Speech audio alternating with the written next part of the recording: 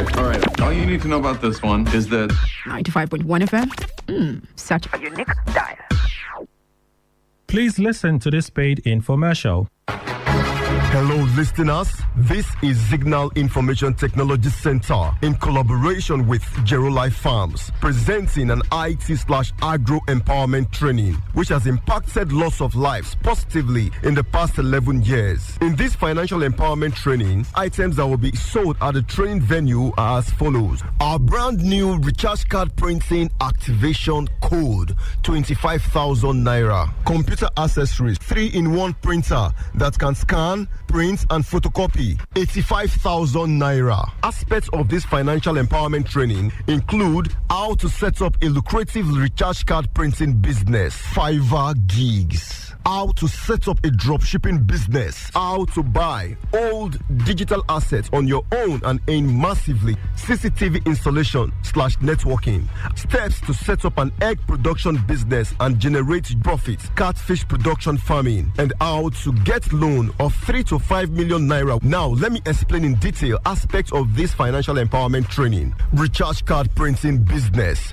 After years of research and brainstorming several reliable recharge card printing options, we have finally succeeded in developing an interface via which anyone can print recharge cards instantly by using our recharge card printing activation code. Our newly developed recharge card printing activation code enables users to print all denomination and network of recharge cards conveniently using their mobile phones or laptop. The recharge card printing activation code costs 50,000 naira at our office, but we will be selling for 25,000 naira only at the training. You also get instant e-pins at the cheapest rate you can ever imagine. In this training, you will learn how to start printing recharge cards on your own with a mobile phone or laptop. Any mobile phone with Bluetooth and wireless can be used. A printer and our recharge card printing activation code. Wireless printers will be available for sale at the training venue for 85,000 naira. Come purchase any of these items and start business right away. We will conduct live practical using our printer and our recharge card printing activation code to print recharge cards and share randomly to attendants. It will be practically done. The good thing about this update is that you don't need to pay any registration fee with any of the telecommunication network. All you need is our brand new recharge card printing activation code, which costs 25,000 naira. More so, with our recharge card printing activation code, you can now access our portal to buy data bundles, pay electricity bills, cable TV payments such as DSTV, GoTV, StarTimes, and so on at distributorship rates, highly discounted, so you can make profits in return. How to set up a dropshipping business. A rapidly growing branch of e-commerce is dropshipping, a retail method of selling online without ever physically handling the stock. Instead, you will order products from your suppliers when you receive orders from customers. You could sell phones, laptops, printers, clothes, cars, many items as possible. No capital is needed to set up this business since you don't buy products and stock. Products are delivered directly from suppliers to customers, saving on upfront investment and storage for stock. Come learn how to get started and earn massive profits anytime you sell. You will also learn how to set up a mini importation business where low-cost items can be purchased and sold at affordable price. Website where cheap and quality items are sold will be displayed in the training. Another mind-blowing package in this training is Fiverr. Are you a specialist in video editing, graphic design, web design, market research, to mention but a few? Providing gigs on Fiverr is where you offer your service at fixed rate. This service can be anything like video editing, graphic design, market research, to name a few. Anybody who needs this service can place an order with you, whether as an individual or a company. Gigs start from $5 but can reach anywhere up to $500 depending on how specialized the service is that you are offering. With 5.5 million buyers and an average of 50 million transactions monthly, offering freelance service on this site is a fantastic way to make money online. The site provides you with excellent exposure, meaning there is no need to spend money on marketing. Come learn how to get paid heavily rendering your service online. How to buy old digital assets on your own and earn massively. In this training, you will learn how to buy old digital assets, buy and hold any of these digital assets for 6 months or 1 1 year or even 2 years. We will teach how to buy the right assets capable of yielding high returns few months after the forthcoming halving. Inflation is on the rise and we need investments that can edge over inflation. You can buy and sell digital assets such as USDT Tether, Perfect Money, Doge, and gift cards on our website at www.zitcexchange.com. I repeat, www.zitcexchange.com, or at our office at 74 Aba Road, opposite Government Craft Center, beside Wema Bank, Port Harcourt. CCTV installation/networking. CCTV is a system that allows you to keep an eye on what's going in and around your business. Cameras and monitors enables you to view events live and record archive footage for later reference. Training on how to install CCTV camera at our office usually costs around 150,000 naira, but we have decided to teach at this forthcoming training for free. You will also learn how to view your home and business place with your phone from any part of the world. Steps in setting up an egg production business and generate profits. Come and learn the requirements in setting up an egg production business, that is poultry. Do you have capital and in search of a very lucrative business to plug into? Then choose layer farming. This is one business that generates profits like you are packing osusu. With 3.5 million, you can set up a 1,000 capacity layer farm using battery cages for egg production, and you can be sure of generating 180 to 240,000 naira profit monthly within the next 18 months. After the laying period, birds can be sold off as old layers at a whopping sum of 1,800 naira per bird or even more. Now let's assume 900 birds were left after laying for 18 months. That will amount to about 1,620,000 naira profit from bird sales. It is a win-win in this business. Demand for egg is high and you can be sure of selling off your produce every day. We can help with supply of battery cages, birds to your farm if you have an existing space. No experience is needed on how to raise your birds. We will teach you the best option to take and start reaping profits within the next 2 months of your investment. Catfish production farming. Introduction to catfish farming and how to start with tarpaulin and egg pond and maximize profits. This business doesn't require much expenses, but it's highly profitable. Come to this training to learn how to set up a catfish farm using tarpaulin, even in the comfort of your home or a given space. Now, lastly, in this training, we will introduce diverse ways you can acquire loan. The good thing about this loan is that it's very convenient to pay. You pay monthly 10% of what is collected within 6 months. Training fee and soft copy materials cost 5,000 naira only. This training will hold in Port Harcourt and it's for everyone, including those who don't have idea on how to use computer. Venue: Park Hotel, Rumola Junction, opposite flyover, Rumola, Port Harcourt. Venue once again is Park Hotel, Rumola Junction, opposite flyover, Rumola, Port Harcourt. Date: Thursday, 7th March and Friday, 8th March 2024. To be part of Thursday training, which is on Thursday, 7th March, SMS Thursday to 091 317 418 35.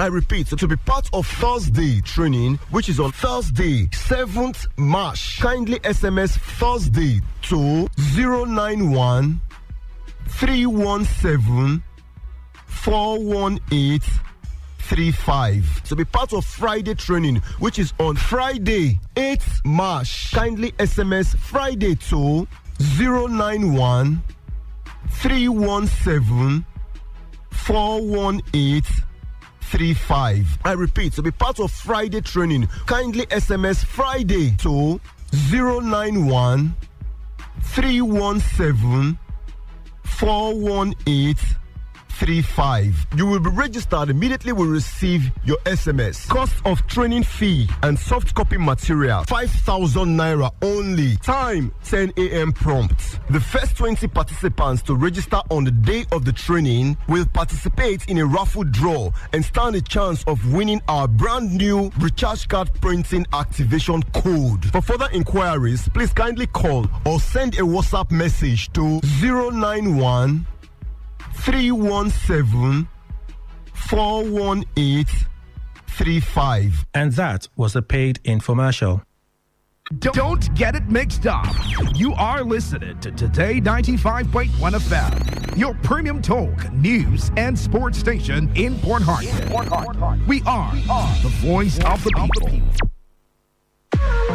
What's a successful business without sales? And what is sales without an audience? Well, do you know that you can reach 8 million listeners across 6 states in 2 geopolitical zones all at once? How? With Today 95.1 FM, you can get millions of people to know about your business. And what does that mean to you? More sales. Call 081 389 2850 now for more information.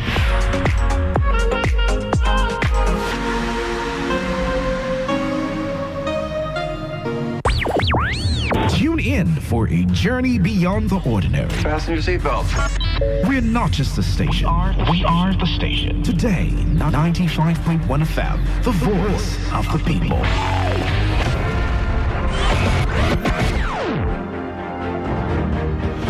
Okay, welcome everyone to the Sunday Gospelration Show. We're live on Today 95.1 FM, Port Harcourt. All right, Kelly Kemenjima is my name. I said it correct, right? I feel like I said something wrong. I said Today 95.1, yeah? And I also said Sunday Gospelration Show, yeah? My head is telling me, giving me a different vibe, a different signal. You know, that happens, yeah? For all of us that are human beings, not all of us that are extraterrestrial beings, okay? Every once in a while you feel like, is that what I said? I hope that was what I said. And I know you have a habit of just reaching out if you want to say, Kelly, you said the right thing. You didn't say anything off. Please send a message, okay? I'll gladly appreciate that. Before we jump in, and then the activities will just take us away, let me say a happy birthday to Ugboma Ogu, okay? Ugboma Ogu. It's a birthday today. And a special someone is wishing you a special happy birthday. The message puts it this way. One Paul Emeka Chimodo. Why is it one Paul Emeka Chimodo? It can just be from a special somebody, Paul Emeka Chimodo. Yeah? It doesn't have to be so complicated if you ask me. But this is what Paul prefers that I say. So I'm going to say it the way Paul wants it to be said. All right? So happy birthday to you, Ugboma Ogu. Paul is wishing you great days and blessings ahead. It says I should add Al-Haji and Bishop. Now, I'm saying it the way he mentioned it to me. So you know. How can one be Al-Haji and still be a bishop? Maybe it's an AKA, all the same. All right, so Al-Haji, Bishop, okay? Ugboma Ogu. Happy birthday to you. It's coming from Paul Emeka Chimodo. And of course, we from 95.1 Today FM. We wish you a special day and we pray that you will enjoy many more great years of fun and celebration. Happy birthday one more time. Okay, so let's go to our conversation on Gospelration now. Quite a lot to talk about. A lot of things to talk about. We've already had about 18 minutes taken off the show. Well, we'll make it count. All right, we'll make it count as usual. So we'll do this till almost 10. And then 10 to 11 will be time for Moment of Truth. And 11 to 12 will be time for us to look at the papers. And then I take my stuff and I get out of the studio after the world news at noon. Okay, so we have roughly 4 hours together, or 3 hours or so from now together. Yeah, 3 hours together. It's going to be great. All right. So let me call out the numbers for messages. If you want to send a message. I saw some messages for Grateful that dropped later on. I will read them. Okay. I will read them during these sessions. Okay. I will read them. 0701 9339 962. Again, 0701 9339 962. That you can use to send a message across via SMS traditional portal, or if you prefer to do a WhatsApp message, use that number in reacting to what we will talk about. Okay, post already up on Facebook as it is on X. X Today FM 951, X Today FM 951, whereas on Facebook, Today951 FM. All right, posts already there. So for Gospiration, we're looking at two things. But before that, I'm a bit of a busybody. In a good way, I mean. I like gossip, the gist. Who said? When was it said? Is it interesting? Should we talk about it? So the things that are religious in nature, yeah. But the things that I feel, could make somebody just giggle or maybe frown, still religious wise, I share with you. I try to just gather all of them from the last time I was here to the next. I just gather everything together and then I put it out for all of us to listen and enjoy. So let's begin with this one. I have a number of them. As usual, I have to split them between now and 10 and 11. All right, I have to split them in 3 parts. So let's begin with the first set. Kenneth Copeland, one of the richest preachers on earth, was somewhat queried about his wealth. A lot of you have natural, all these things. They'll query, who are you? Why is the pastor this wealthy and so on? I realized some years back that the man is in oil. Oil was found in his property, and that catapulted him instant to the wealthy status that he is right now, right? But there are still questions. Why is he using a private jet? Why is he doing this? Why is he doing that? Anyway, take a listen to some of the positions he shared when he was somewhat hijacked by a reporter just around his driveway. Take a listen. The main reason is because of the need. If I flew commercial, I'd have to stop 65% of what I'm doing. Let me give you another example. Last May, I was scheduled for Lagos, Nigeria. That's a long ways. I had a week off, and I was scheduled for Peru. I'm a very wealthy man. You're a very wealthy man. Yes. Yeah. And some people would say that is it appreciated? May I add something to that? My wealth doesn't come from offerings alone. Because you sell things, books and DVDs. Yes, and I have a lot of natural gas on our property. Didn't know that, did you, babe? Now I do. Yeah, you do. Isn't that wonderful? I am one of the women of God who thinks that before you marry a man, you must see it. You must see it, you must hold it, you must feel it. So that's the second one. My laptop seems to be acting up. It wants you to hear it. So let me just play it so you hear it. That's the second one. This one was hot. Very hot this past week. Let it play again. I am one of the women of God who thinks that before you marry a man, you must see it.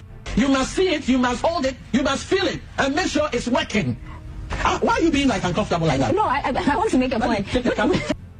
Who wouldn't be uncomfortable when you hear a preacher make that kind of point? I guess you know what she was referring to when she said, it's like, you must see it, you must feel it, you must hold it. You must hold it. So what's going to happen after holding it? By the way, the kids will need some kind of parental guidance when they listen to me. I can be a little naughty sometimes. So please, tell the child that, explain it somehow to the child. Don't lie to them. Just explain it somehow so the child knows what they are talking about. All right? So that's a pastor on perhaps for an interview trying to make some kind of a point. Well, let's just confirm that in this age that all the weirdness is beginning to turn out to be normal, just be sure that if the person says he's a man, the person is a man. Well, I guess we should say the same thing for if the person says she's a woman, we need to confirm that the person is a woman. In that case, how do you confirm? Okay, just don't feel it. Just look at it and move on. Right? All right. Let there be peace. And then Odumeje gets a scolding. This time it's from Pastor Bolaji Do. One, okay? But there's a heavy one coming shortly. Okay? How many saw that pandemonium disaster video? Our video was something else. Flavor and Odumeje. Wow. I see some of his videos and I'm freaked out of my mind. I'm like, how? It's like he's trying to minister to someone. The person is saying the right thing and he's saying the wrong thing. The person is trying to repeat it so he gets it. And Odumeje is not just getting it, he's just saying something else. I'm like, is it so complicated that you can't even say what they are saying as the thing afflicting them? Anyway, listen to Pastor Bolaji Idowu of the Harvesters Church. Take a listen. Yes, you do. Let me drink water. I am the wall. I am the light. I am the this. I have powers that I have not used. The goal is deception. It's the oldest trick in the book. And this is why a generation that thinks that the whole essence of the Christian faith is manifestations will be prone to deception. A generation that is craving for miracles, for signs. They came to him, they said, give us signs. He said, this perverse generation, what other sign do you need? Apart from the sign of Jonah. What other sign do you need? If the sign of Jonah cannot convict you that I am the Messiah, what other sign do you need? A generation that wants to teleport. A generation that wants to go through walls. These spectacular things are nice, but that's not the essence of the Christian faith. Many of us don't brood over certain things. As Philip teleported, he still died. Philip died. Peter's shadow, the Bible says Peter's shadow healed the sick. That scripture troubled me. The Bible says that people brought their sick to the road, that peradventure Peter's shadow will fall upon them and they'll be healed. Do you know what peradventure means? Mistakenly. Peter was not going about saying Shadow Healing Ministries International. That's why some young men will never have the anointing, because they will build a camp around it and try to make themselves God to their generation. Peter was living his life. The Bible was telling us that it was Peter's normal life, but people suddenly found that if Peter's shadow is cast upon the sick, people get healed. People now started waiting for him. They said, Peter, there NRA Junction. So they now say, okay, we'll go with him.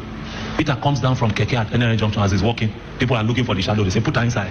Then he began to spread. I know a young man. If he has that kind of anointing, protocol will be holding the shadow. Some will begin to charge 10 minutes in the shadow, 150,000. 10 minutes. If you want to stay longer in the shadow, I'm not sure you can afford it. But Peter just lived that life normally. And yet when he wanted to die, with that level of miraculous, they cut him asunder like meat, and heaven did not panic. So that's actually isn't Bolaji Idowu. I'll play that later on. I mixed that up. That's from Evangelist Kesiana. So he just used Odumeje as a reference, okay? But quite the message, really quite the message there. Let's go to our conversation proper. It's now 9:27, 3rd March 2023. Well, welcome everyone. Let me begin with the one that is trending hot right now. It's not a new video. There was once also that Pastor Kumuyi was trending, and I had to ask some insiders in his church. I said it's not a new video. He didn't say this recently. It's been there, but somehow things it's just brought into circulation, and then like wildfire, it catches on every other person's smartphone, and every other person is talking about it. We're not talking hours. We're talking of perhaps minutes. It just boom. It's all over the place, right? So in this case, Pastor Williams Kumuyi, is speaking of offerings. Is it a paradigm shift? I don't know. But take a listen. In case you've not heard it, take a listen. I think we have parts of it or all of it on social media as well. Take a listen. Nothing happened. He died. Look at all this offering we're collecting. This church has silver and gold. I learned of a preacher somewhere were having their church service, and he said, now we're going to collect offering.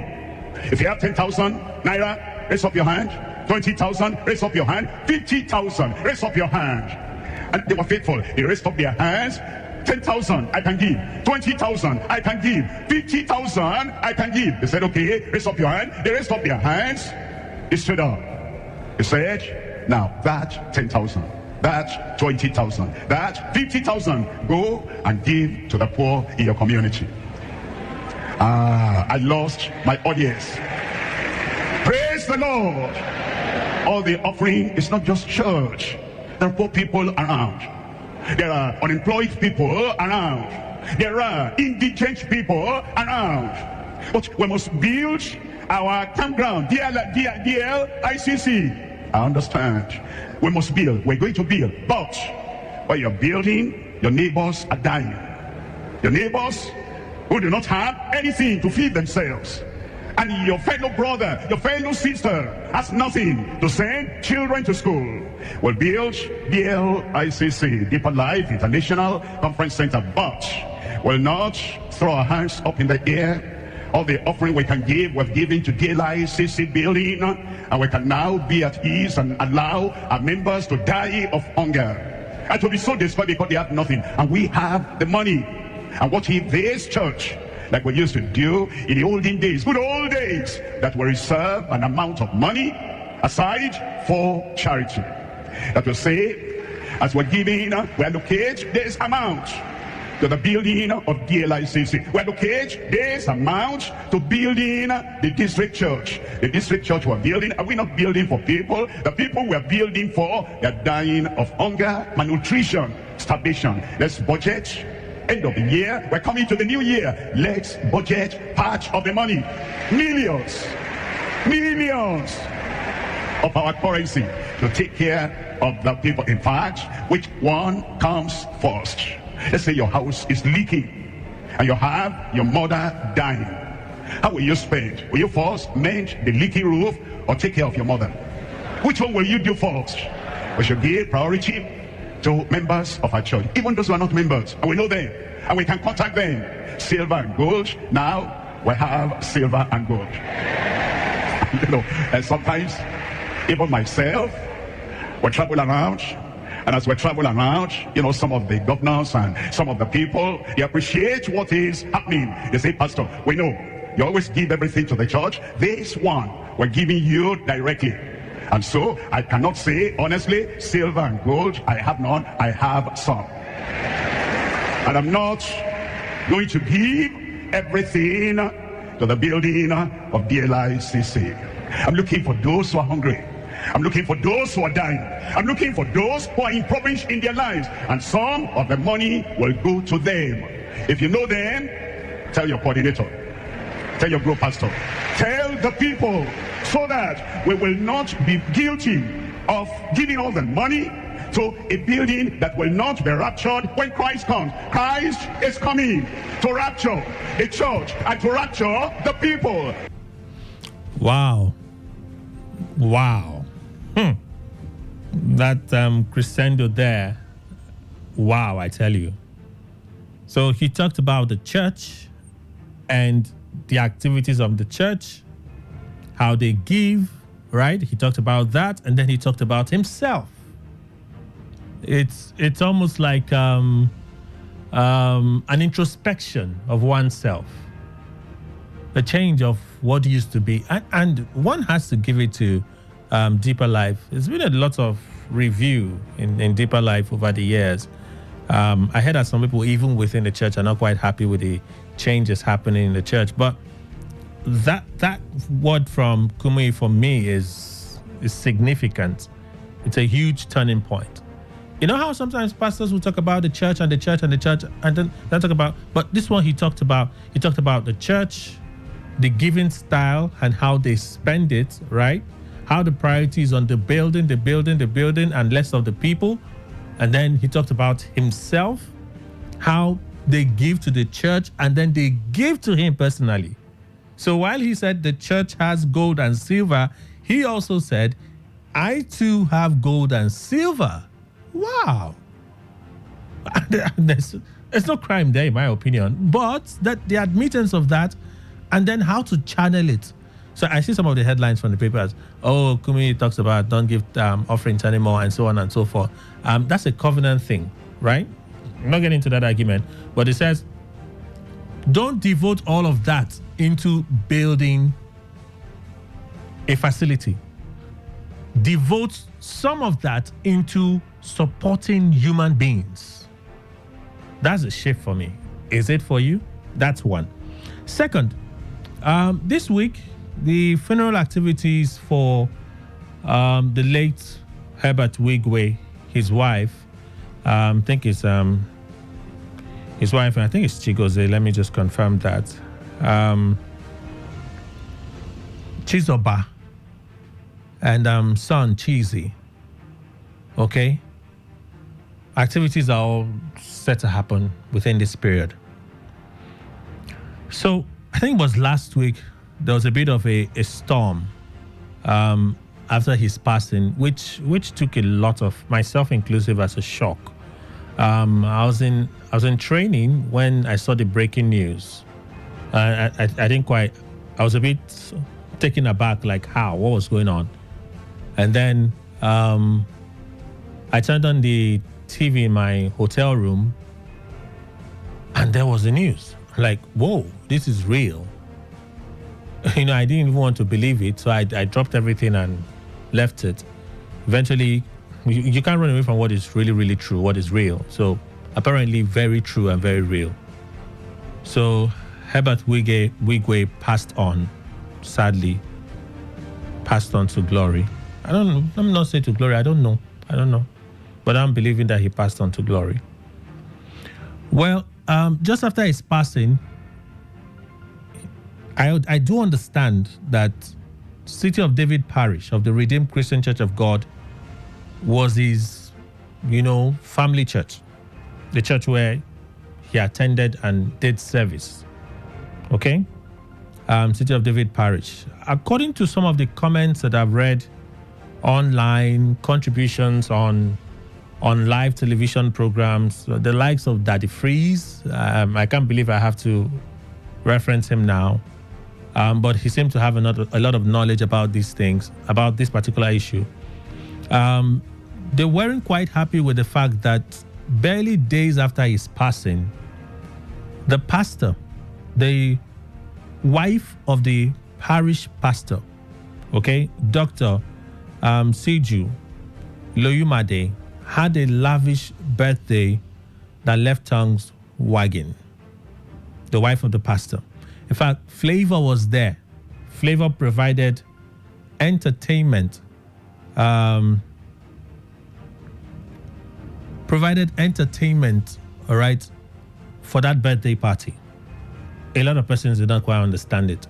Why? Not just that Wigwe did service there, but from some of the accounts that I've been reading, they say he was their benefactor. Hugely their benefactor. They said when they needed to complete the building, Wigwe was the one that gave them access to loans and grants that enabled them complete the building. When they had issues with rent, Wigwe was the one that came to their rescue. When they had, they have a school. These are from the things I've read and the things I've been listening to. They also have a school, and when they were unable to pay salaries as a result of a downfall, who was there to the rescue? Herbert Wigwe. They said he was literally a lifeline. I don't want to say the lifeline, a lifeline for that parish of the Redeemed Christian Church of God. So a lot of persons were very offended that his memory will be treated that way, or perhaps his contributions and his time will be treated that way. That the birth, in fact, Daddy Freeze put it categorically. He said the birthday could have just been cancelled in honor of Herbert Wigwe, because he contributed perhaps even to the wealth, even to the money that the pastor has. They said perhaps he contributed to it. So you honor that person by at least just staying low. This birthday we planned it, but we can't do it now. You'll be insensitive of us to do this birthday now with the passing of Herbert Wigwe. So some of the contributions in this story, the part of this story that is even intriguing is his family, they've released the burial plan and they left out the City of David Parish. So this gives a lot of voice to those claims that indeed the church disregarded the family by the wife of the pastor going ahead to celebrate that lavish birthday. to bring flavor to a show is not beans. It's serious. And we're dancing, happy. It was like a real celebration, like nothing significant had happened. And the only thing was, a man like Herbert Wigwe had just died in a very tragic way, himself, his wife, and his son. And that's one that greatly supported the family and that church. So, the City of David Parish of the Redeemed Christian Church of God in Lagos will not play any role in the funeral service of late Herbert Wigwe, the former Chief Executive Officer of Access Holdings PLC. He died in a chopper crash in the U.S. We know all of this. After his death, the wife of the parish pastor, Dr. Siju Oluyomade, held a lavish birthday that left tongues wagging. Distinguished personalities rejoiced with the pastor's wife at the party, which took place at the Echo Hotels and Suites, Victoria Island. Check that out. Some persons expressed displeasure that she held such a party barely weeks after the tragic death of a prominent member of the church alongside his wife and son. Some contributions: R.I.P. Herbert Wigwe, live your life to the fullest while you're here. People only care when you're still around. Another one said, put this message: this is the pastor's wife of late Wigwe's church, or more. Some of the reactions: pastor's wife of late Wigwe's church, or more.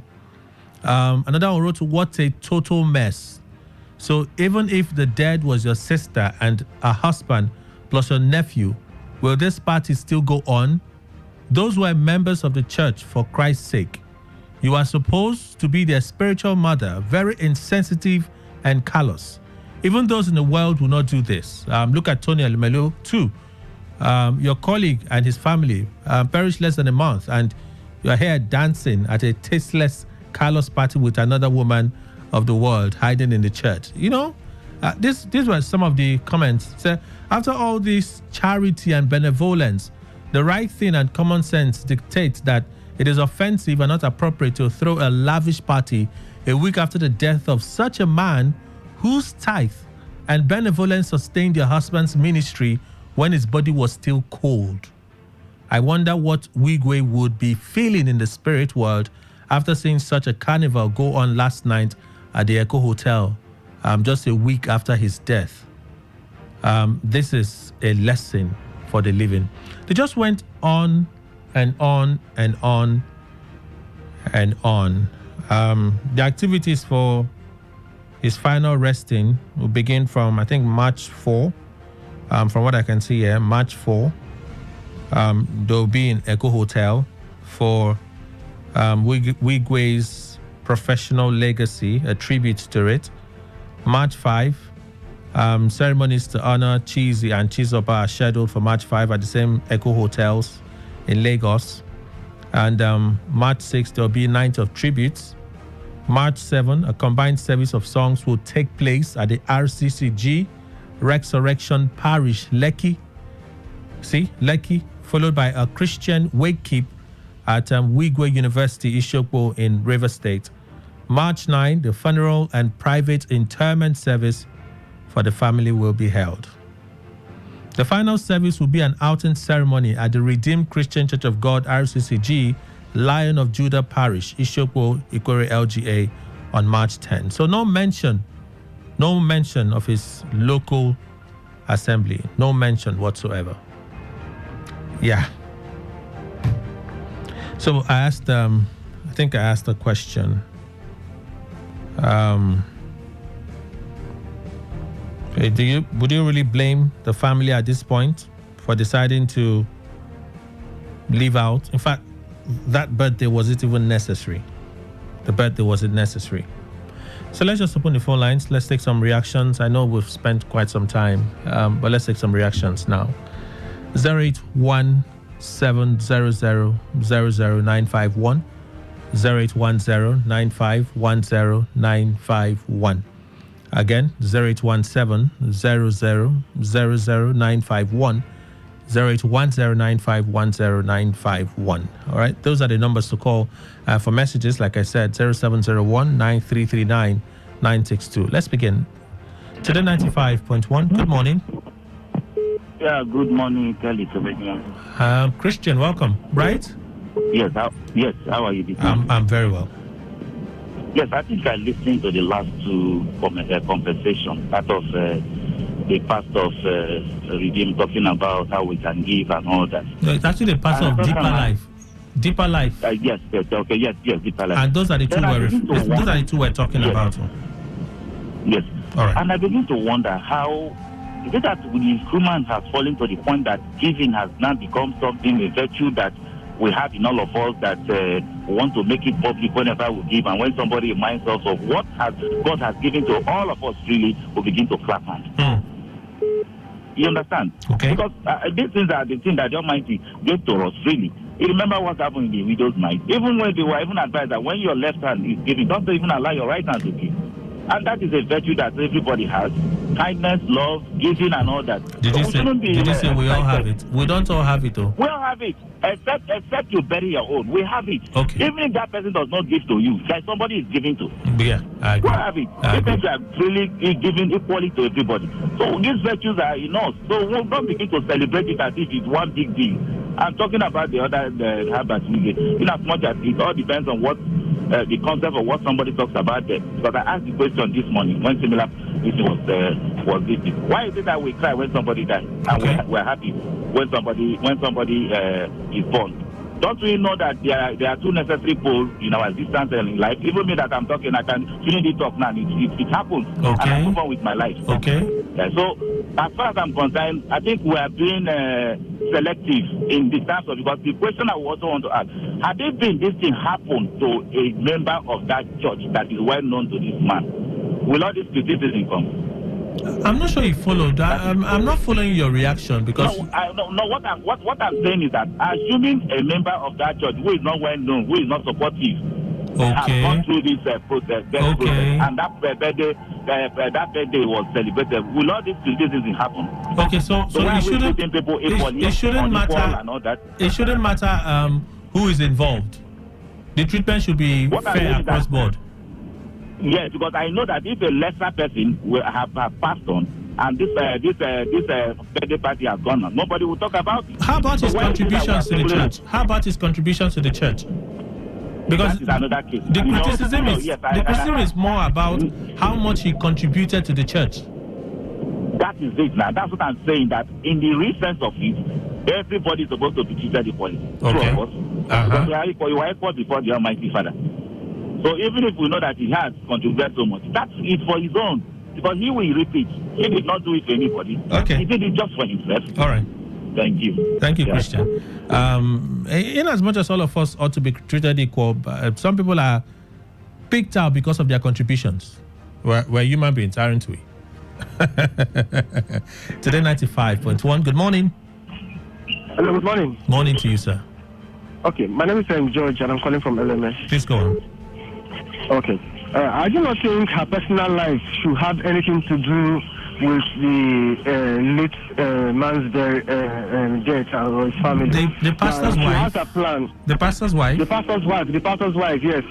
Now, why I said if she has a personal life to live, it's not a church that had a crusade or the church is putting up a concert and it happened and the family are not punishing the church. This is her personal life. And one thing about Redeem is that they could transfer the man and the wife to even Port Harcourt. They could transfer them to Wood. It has nothing to do with what people are holding them to. Okay, now, how about you go? We all love him. We all enjoyed what he has done. He died. How many of us starve of ourselves because Herbert died? How many of us did not take our bath? How many of us did not brush our teeth? How many of us sat down like David and we have sackcloth because Herbert died? But we could drag the woman out because she's celebrating. Let's not drag her into these things. These things are beyond. Except they have a problem with the church or the woman and the husband before, no problem. But if that's the case, if we were to link the family's decision to leave out that church, would it be a right one? Well, is that a right one for the family? They have their decision to make. They have whoever they want to honor. But I do not think if Herbert was alive, he would have ignored his church, irrespective of what happened. So we should follow the step of the man we think we are trying to help. And when it comes to giving, I want to talk about giving as well, just like Pastor Kumui said. Yeah.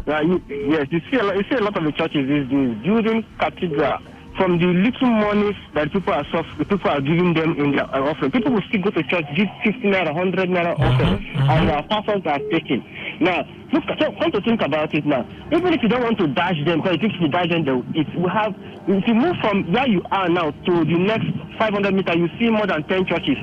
What if all those churches were to be factories, industries, producing pure water, producing fish farm or poultry, and employ their members? We'll be talking about hunger in the society. These people will still bring the offering from their salary. But because we have this mindset of consuming, poor man money will still come in the name of God. All right. So how many of these churches is transporting, which jet is taking this money to heaven? Where is the end point of all this offering and tithes? Thank you. May God help us. Thank you so much. There you have it. Another reaction. Let's take another one. Some mild reaction to the story. 0817-000951, 0810-9510951. Good morning. Hello, again. Morning, Tony. Please go on. Yeah, good morning. Yes. And what the Deeper Life pastor said is correct. You see, let me give you just a minute. I'll give you a story. I was attending one of the big... We need to make the story quick if you're reacting to two stories. If it's just one, then fine. I was attending. Yes. So as I was attending, they wanted to build a church, a big church. And people in there, we are suffering. I mean, poverty is all over their faces. Even the core members who are contributing to the church, they are doing with nothing. They are hungry. They are building millions of. I told them that is one of the things that made me have problem with them. I'm a man that when I see something, I say it, and just because this is a man of God or a celebrity, and these people are taking it so serious, and that is the truth. So why is building church when your members are hungry, dying in droves? Then they are building churches. Of what is it? Of what is it? Is the church? The church is not human being. All right. The church cannot be raptured. Okay. So you look after your members first, or you use part of the money to build a church, and I mean the upkeep of your members. You can't use all the money for church, building a big mansion, and all right. It's wrong. Okay. That's the thing. Sorry, thank you. I'll read some messages and take some more calls. We have a few minutes, so I can do some more calls before we get anywhere close to 10 a.m. this morning. Chile Edwin says the church is a scam with nothing to do with our traditional African traditional worship. Traditional African traditional worship. That's to a degree, I suppose. Today 95.1. Good morning. Yeah, Mr. Zion. Good morning to you and happy Sunday. Welcome, Mr. Zion. Please go on. When I got this message from Reverend Kumuyi or Pastor Kumuyi, okay, I knew we are now getting it right. So you believe there's a shift? There's a shift? Yes. Because even the gospel or the Bible was so explicit about the tithes and the offerings. Okay. It was direct. Let there be meat in my house. It did not say, let's go and buy cars. Let's go and build church houses. Let's go and buy shares. No, that is not what the tithe and offering are meant for. Even in the Bible, they never have used the offering for those purposes. Rather, when it's time to build house, they contribute to buy the land. They contribute to build the house, like the story of Ananias and Sapphira. Is it not so? But today, pastor will say, bring ye forth your tithe and offering, yet there is no meat in the house of God. So I think Pastor Kumuyi has contacted. Okay. So he's now preaching the end time message, which means he's now making it right, because he's now preparing his way for us that are here. Because when he leaves, he will not go and say, oh, who's going to preach the gospel? Let me go back. God will tell him, no longer go there. People like Mr. Zion are still there. People like Kelly is still there. The tithe and offering for now is to build industry. For now is to buy food in the church. Buy low-cost buses on the street of Port Harcourt. All right. So that people can be entered subsidized bus or even free transport provided by the church. That was the purpose of Jesus. All right, Mr. Why he came on earth. All right. So God bless Pastor Kumuyi, and we should not take this message for granted. Okay. Thank you so much for reaching out. Ikechukwu Sterling, nobody will love you to the point of laying down his or her life except Jesus. The wife of the RCCG City of David Victoria Land did extremely what is not expected of her. She could have postponed her birthday or even cancel it if truly what they preach about love is what is in them. Wigwe is not a small member. Talk more of not being significant in that church and his financial activities. He deserves maximum respect, just as Jesus left all he's supposed to do to visit the home of Lazarus because Mary and Martha were his friends. The birthday, not necessary. Kumiri and his sermon will just be there, no true reflection. Can he sell off his exotic cars and buildings to feed the neighbors? Remove the plank from your eyes before removing that of others. There must be poor in the land, but do what you ought to, and let the people see it and learn from you without saying it. Okay. So you want more to be done. Okwandobina says, situation is very regrettable and unfortunate. Which of the situation? Are you sure you're reacting to what we have posted here, or you're reacting to something else? Let's see if we have a contribution on X. All right, I see this one. Christian Jebosi says, for Pastor Kumuyi, not a shift in message, but being sensitive of the times we're in. Today, 95.1. Good morning. Hello, Kelly. Hi, good morning. Good morning. Mr. Marcus from Port Harcourt. Please go on, sir. I want to repeat Kumi's suggestion or direction. Okay. It's asking people to use, to shun, going to do offering in the church. Instead, they should use it and help the poor masses. Am I correct? Well, not entirely correct. Repeat what you said. Well, let me just summarize it quickly. Rather than give all of it to build the church, use some of it to support human beings in need.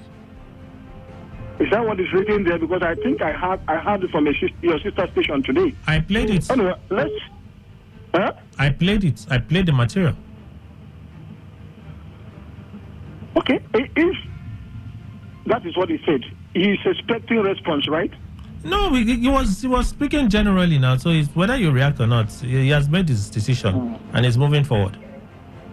And assuming people react, you can. That's what we're talking about. Imagine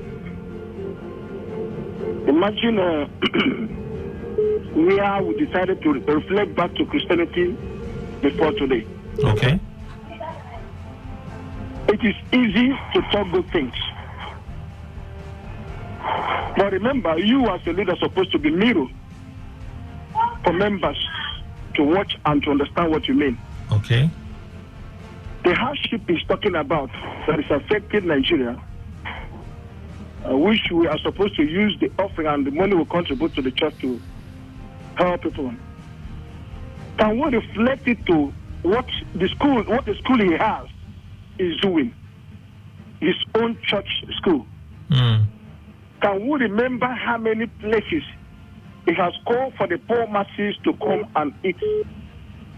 Under this time, they are hungry.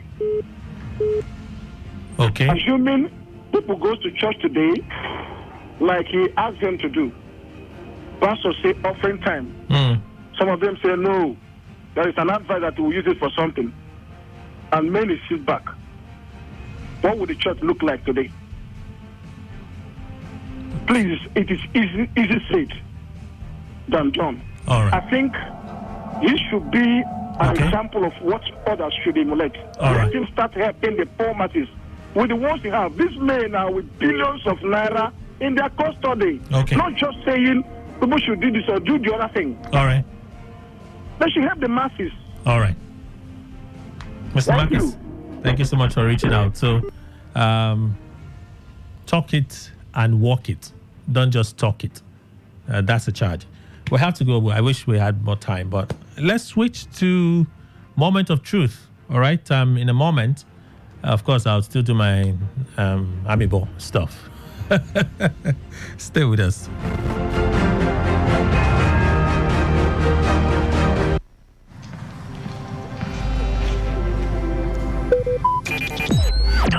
Talk radio. I listen to a lot of talk radio. 95.1 FM.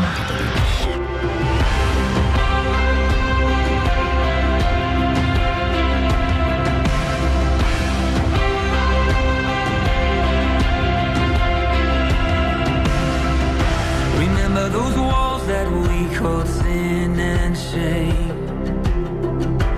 They were like prisons that we couldn't escape. But he came and he died and he rose. Those walls are rubble now.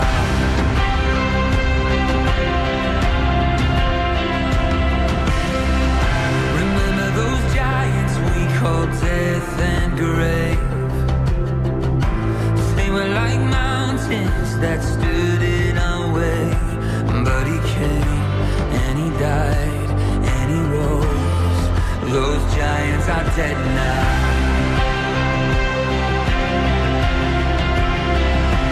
This is our God, this is who he is. He loves us. This is our God, this is what he does. He saves us.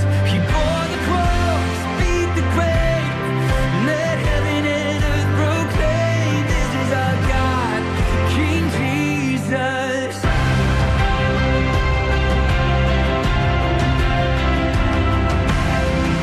Remember that fear that took our breath away. Faith so weak that we could barely pray. But he heard every word, every whisper. Now those altars in the wilderness tell the story of his faithfulness. Never once did he fail, and he never will. This is our God, this is who he is. He loves us. This is our God, this is what he does. He saves us. He bore the cross, beat the grave, let heaven and earth proclaim. This is our God, King Jesus. Who pulled me out of that pit? He did, he did. Who paid for all of our sin? Nobody but Jesus. Who pulled me out of that pit? He did, he did. Who paid for all of our sin? Nobody but Jesus. Who rescued me from that grave? Yahweh, Yahweh. Who gets the glory and praise? Nobody but Jesus. Who rescued me from that grave? Yahweh, Yahweh. Who gets the glory and praise? Nobody but him. This is our God. This is who he is. He loves us. This is our God. This is what he does. He saves us. He bore the cross, beat the grave, let heaven and earth proclaim. This is our God, King Jesus. He bore the cross, beat the grave, let heaven and earth proclaim. This is our God, King Jesus. Oh, this is our God.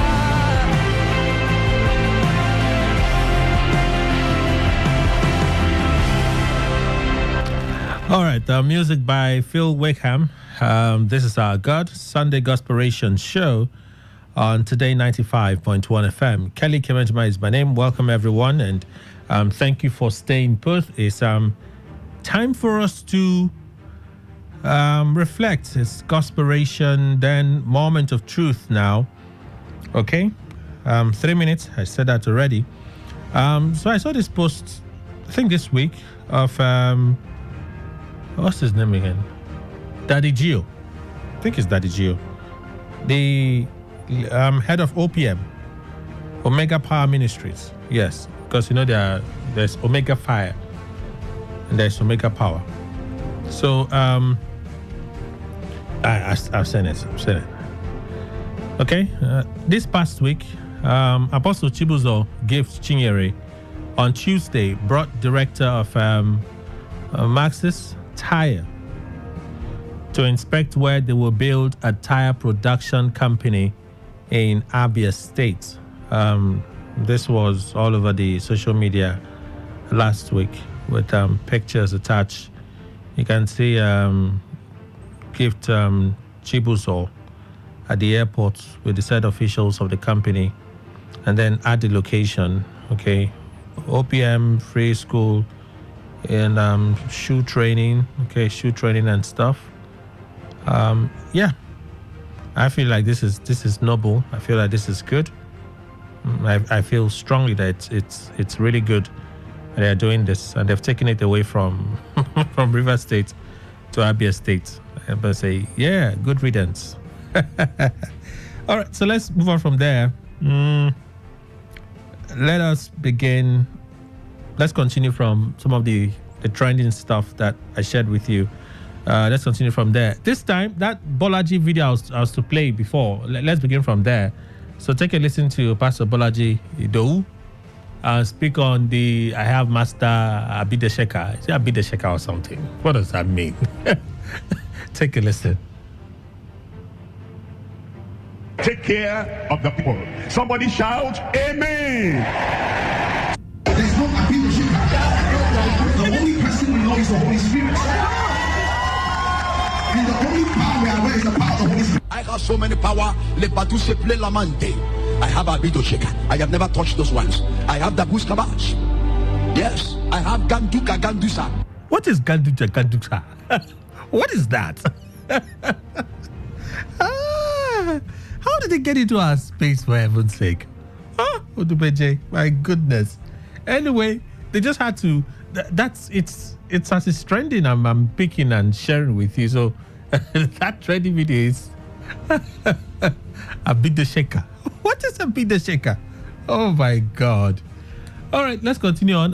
A pastor in Ghana is apparently lamenting the preferential treatment and seeming progress of Nigerian pastors even in Ghana.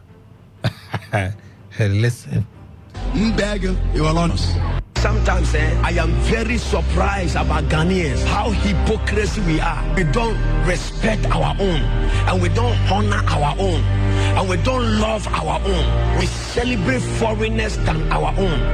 But there's no foreigner that will celebrate Ghanaian. Look at how Ghanaian members and Ghanaian Christians follow Nigerian pastors and respect Nigerian men of God and even Ghanaian pastors. That's why all our prophets, that's why all our men of God, as if we don't have anointed men of God in this country. After every prophet in Ghana is considered as fake, every anointed man of God. So for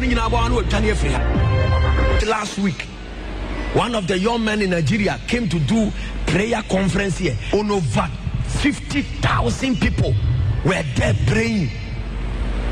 Ghanaian too. But let me tell you, do you know there is no Ghanaian pastor that will go to Nigeria to have that crowd, not even 10%. Nigerians will never. That's why there is no bigger Ghanaian church in Nigeria. Nigerians respect and love their own. As I'm talking to you, my brother just sent me a text message that he landed in Ghana. He's also coming to do a crusade now, and go and see thousands of people who are gathered there. We have this anointing in this country.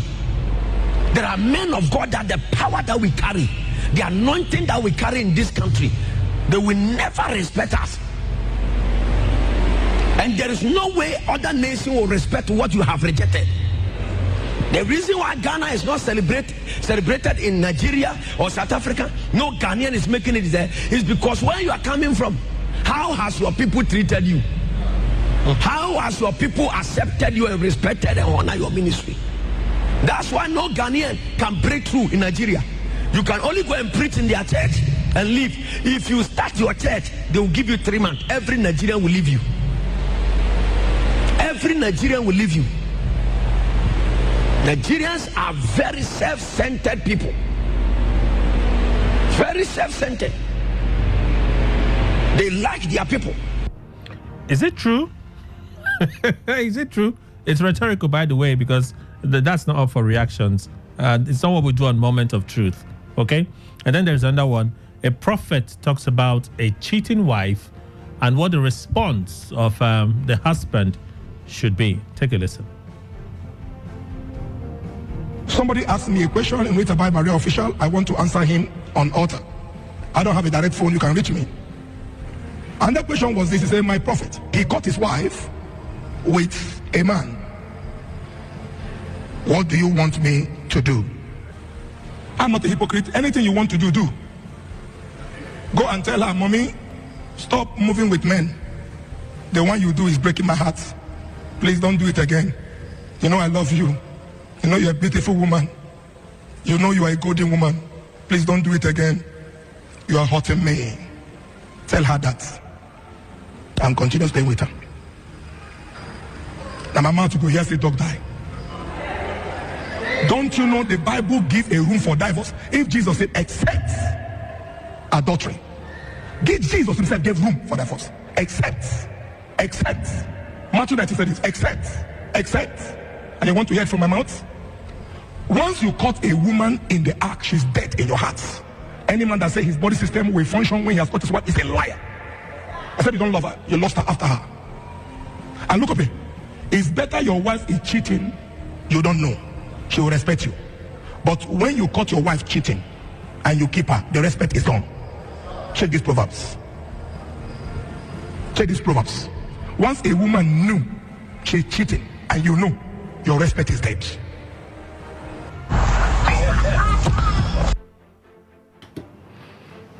Okay. And then for our conversation proper. So normally we'll read the story, yeah? But today we're going to allow you to listen to it. And I'll still read, okay? As we get along at the intervals, I'll read the story. So a trending issue, the judge decided to put it up on social media.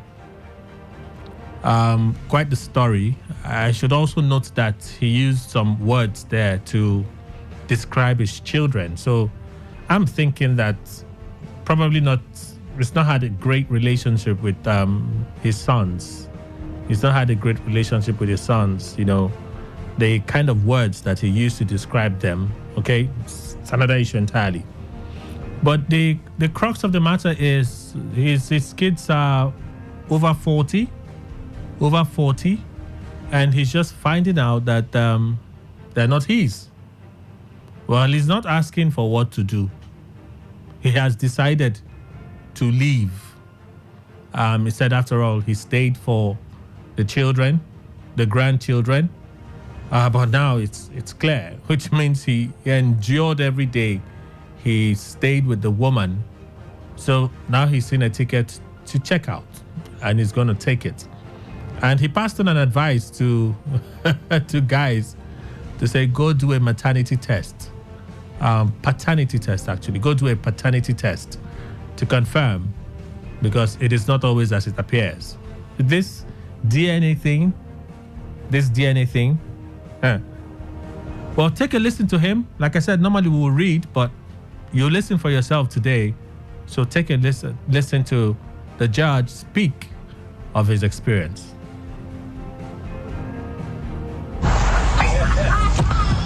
I have been married for 51 years. Got 2 sons, 42 and 40. Damn deadbeats. I'm still supporting the little boogers. Needed to take a test to see if any of us had a kidney good enough for my brother. Found out something interesting. They ain't my kids. There's somebody else's.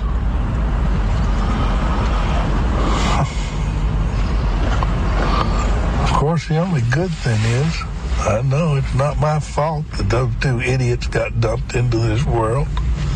Hell, I thought they took after their mother. Instead, they take after the plumber or the postman or the milkman, or, yeah, they were milkmen back when they came around. I mean, God only knows.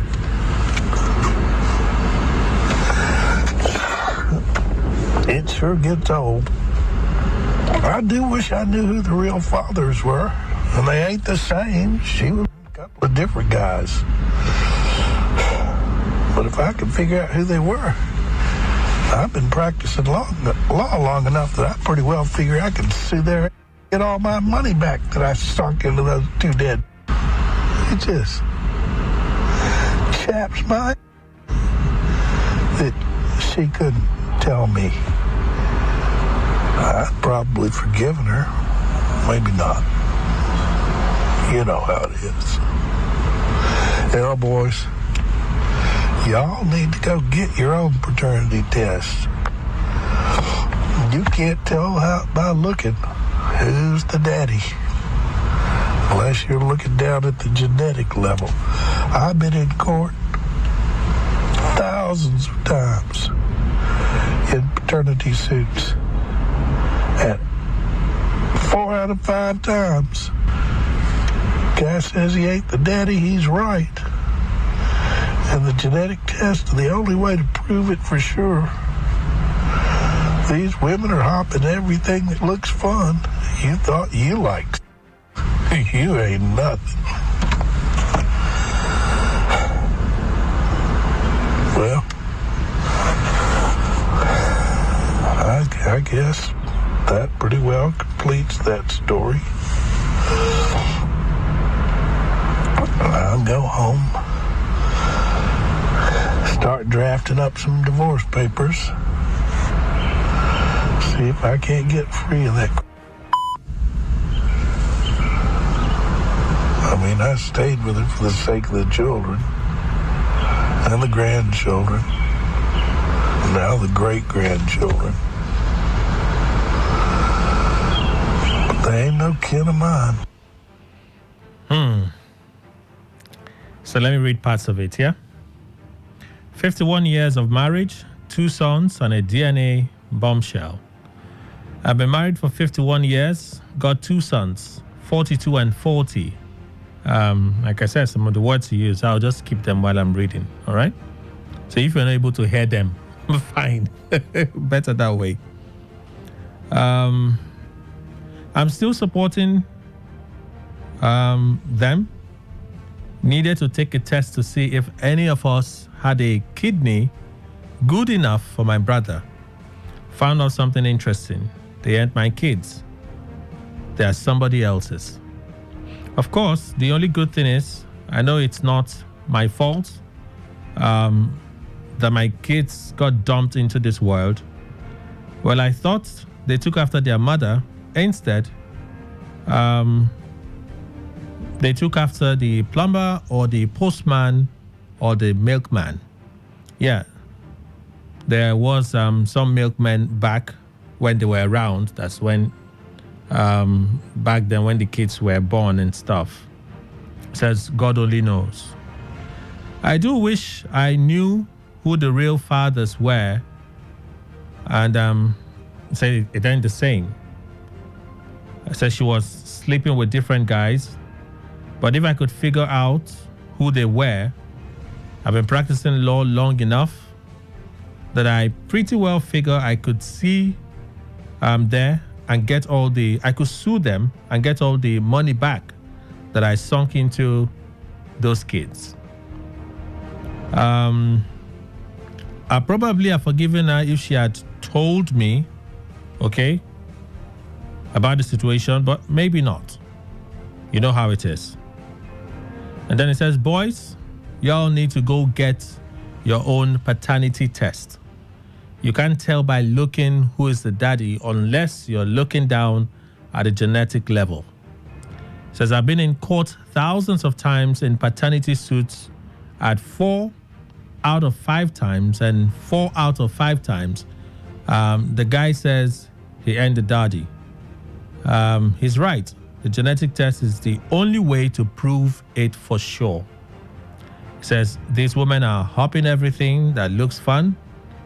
You thought you liked it, but you ain't nothing. Well, I guess that pretty well completes the story. I'll go home, start drafting up some divorce papers, see if I can't get free of this whole mess. I mean, I stayed with her for the sake of the children and the grandchildren and now the great-grandchildren.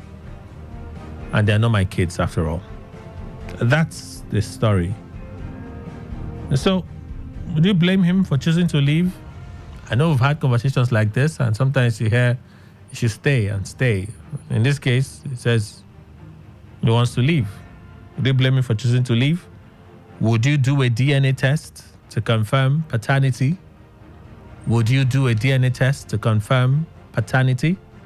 So it's a little different. We're not asking for judgment, advice and stuff. These things are real life. That's the man's story. 51 years of marriage. And in that 51 years, he lived in the deceit of having children for well over 40 years. Yeah, because if the kids are 40 and 42, so well over 40 years, he lived with that lie that there is sons. And he probably would not have known, if not for the kidney issue affecting his brother, that required them to do a test to confirm a match for that to happen. 51 years to get this information. Some of you may have seen this video on social media. He looks pretty chill. It's an elderly man. If you add 51 years married, when did he get married? So it gives you an idea how elderly he is. So what happens to him next? That's a big question for me. What happens to him next? In fact, some of the words that he used in describing her and the sons, it's just another issue entirely. Okay, so let me take some of your reactions on this saga. 0817-0000951, 0810-9510-951. Again, 0817-0000951, 0810-9510-951. Today 95.1, good morning. Yeah, good morning, Kelly. How are you? Very well, in Kimbillion. Welcome. Thank you, my dear. Happy Sunday to you. Happy Sunday, sir. Yeah, Kelly, for me, listening to your intro, to me, the man should overlook and move on and continue his life. His health is very, very important for now. So he should leave now. He should leave, yes? You say? He should leave. Yeah, no, what I mean is to forget about the issue. You understand? I don't understand. No, that is, you should leave about whether it's the father or this, DNA or not DNA, thinking about the children. You should just continue on. No, yes, there's no need for me, because if you check, it wasn't, in as much as he's a lawyer, it wasn't too smart enough.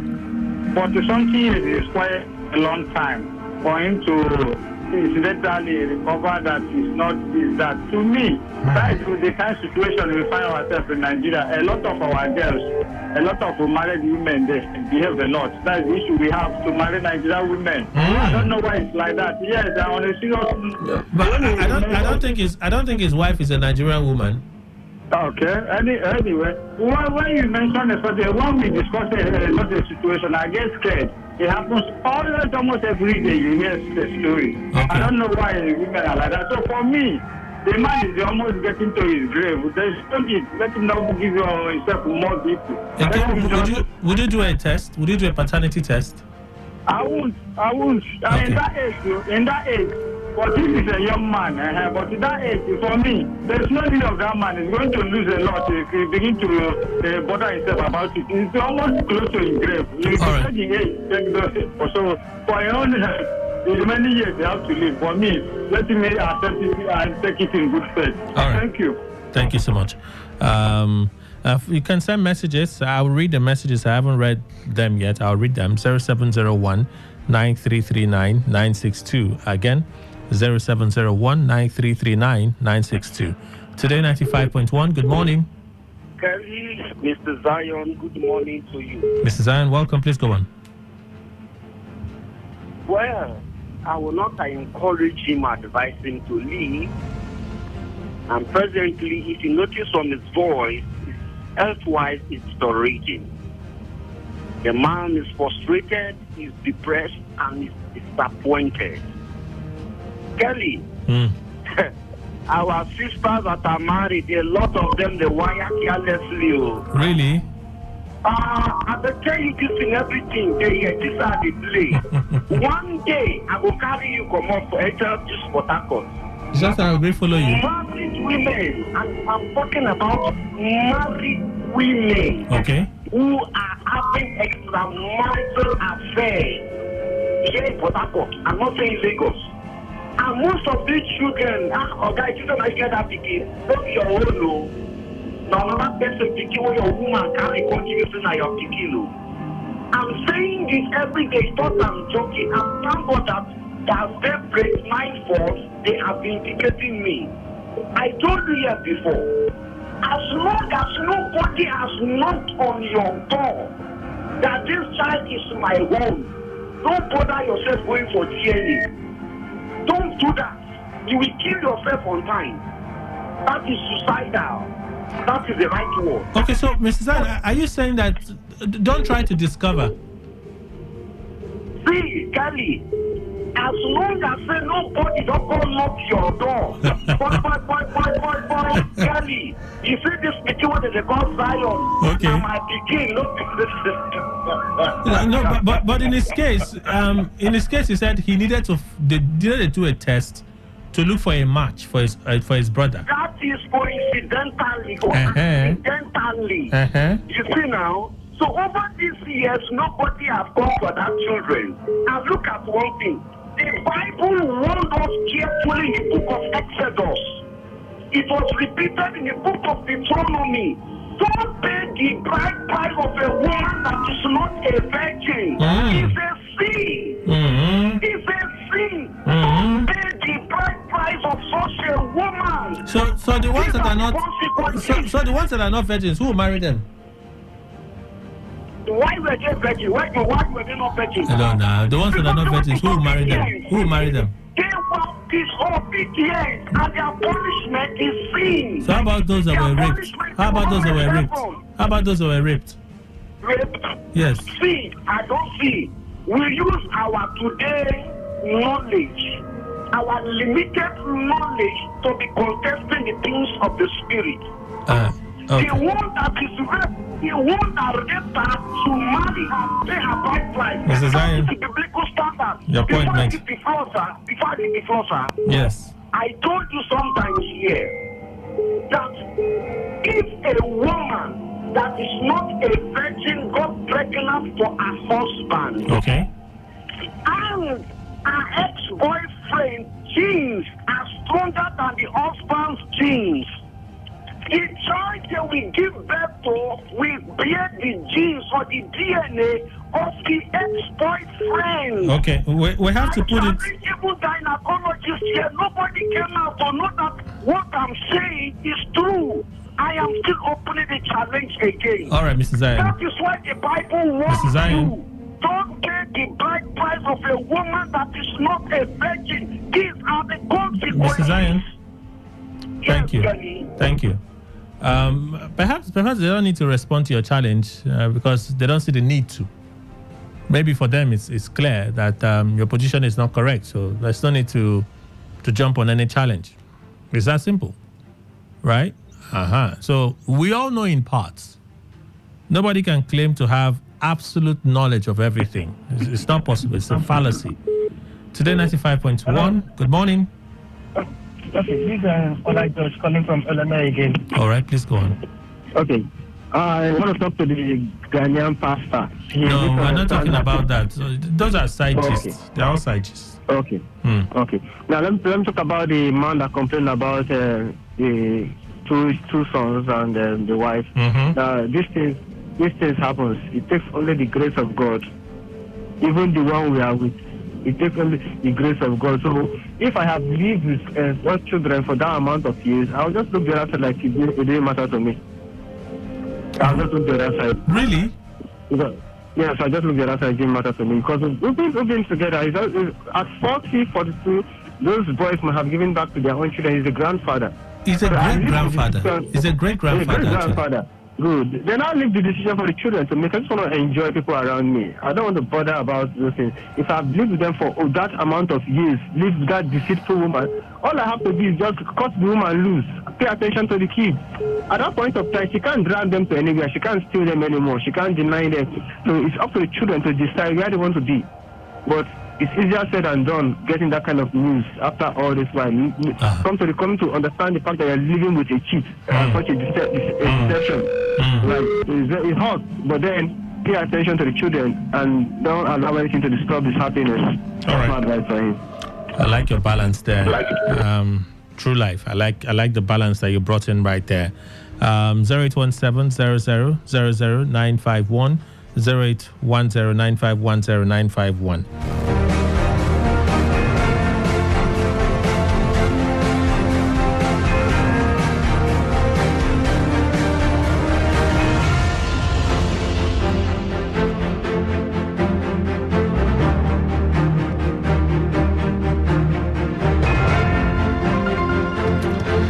Let me say thank you to my engineer that just walked in to help me because I've been struggling here.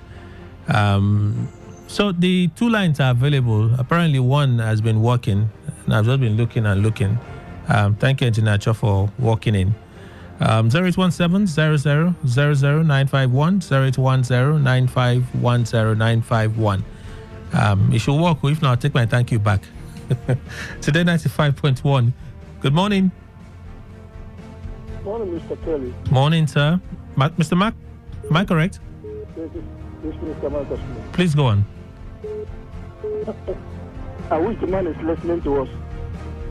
The man doesn't want advice, so he has decided on what he wants to do. If I'm in his shoe, I wouldn't want to kill myself, neither bother myself over what has happened, because at his age, he doesn't need much pain or more pain added to the one he's going through now. He's not less than 50, 60 of age. Okay, yeah. Concentrate on his life. Yeah, that's correct. Assuming take himself as somebody who adopted children from outside and has taken care of them to that age that they are now. Let him relax his mind and face his life. Another thing I want to say, Kelly. I can't recall where in the Bible, that's not which word is not real here, where the Bible said, don't marry a virgin girl. I can't recall, as a Bible student, somebody should quote exactly, not saying Deuteronomy. Deuteronomy is too big. Quote exactly where God said that his disciples, his servants, should not marry a girl who has been disvirgined. It's not scripture. All right, Mr. Marcus, thank you so much for reaching out. I guess somebody has a response to that. I've just refused to say anything. It doesn't mean I agree, but there are some things that you just let go. It's a person's opinion. His opinion is not law, by the way. So it's his opinion. He has a right to that. Okay?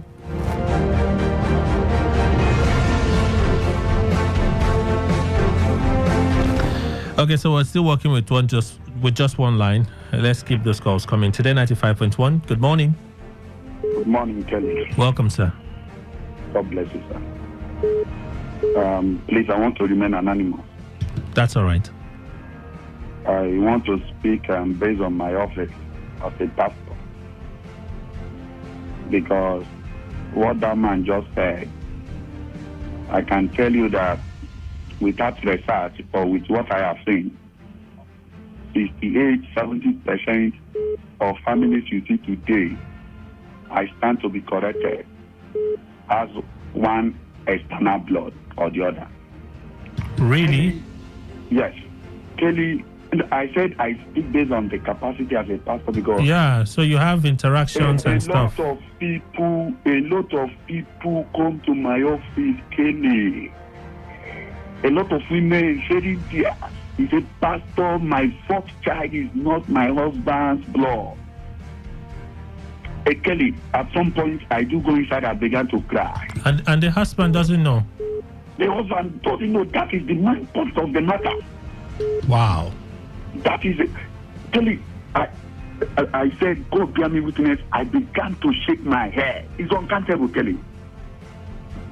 I began to say, women love telling pastors the truth.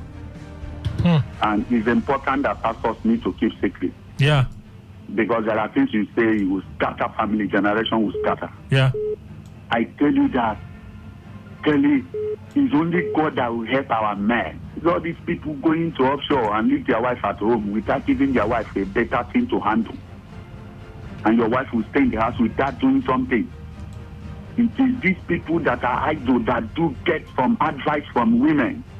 And if you have seen that you have not been able to pregnant your wife, I'm speaking based on experience, for some time, 2 to 3 years, please make sure that you are careful whenever you are about to accept any baby, because some of them said for some years we got married and there was no issue. I got to look for a way.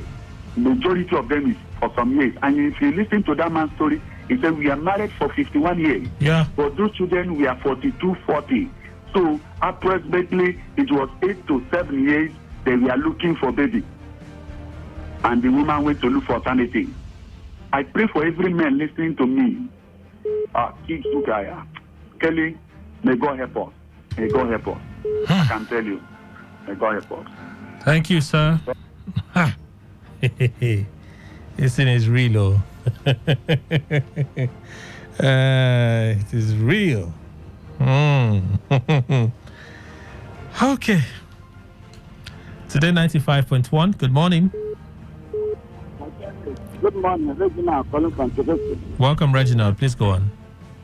This line have not been favorable to me all this while. So sorry. Yes.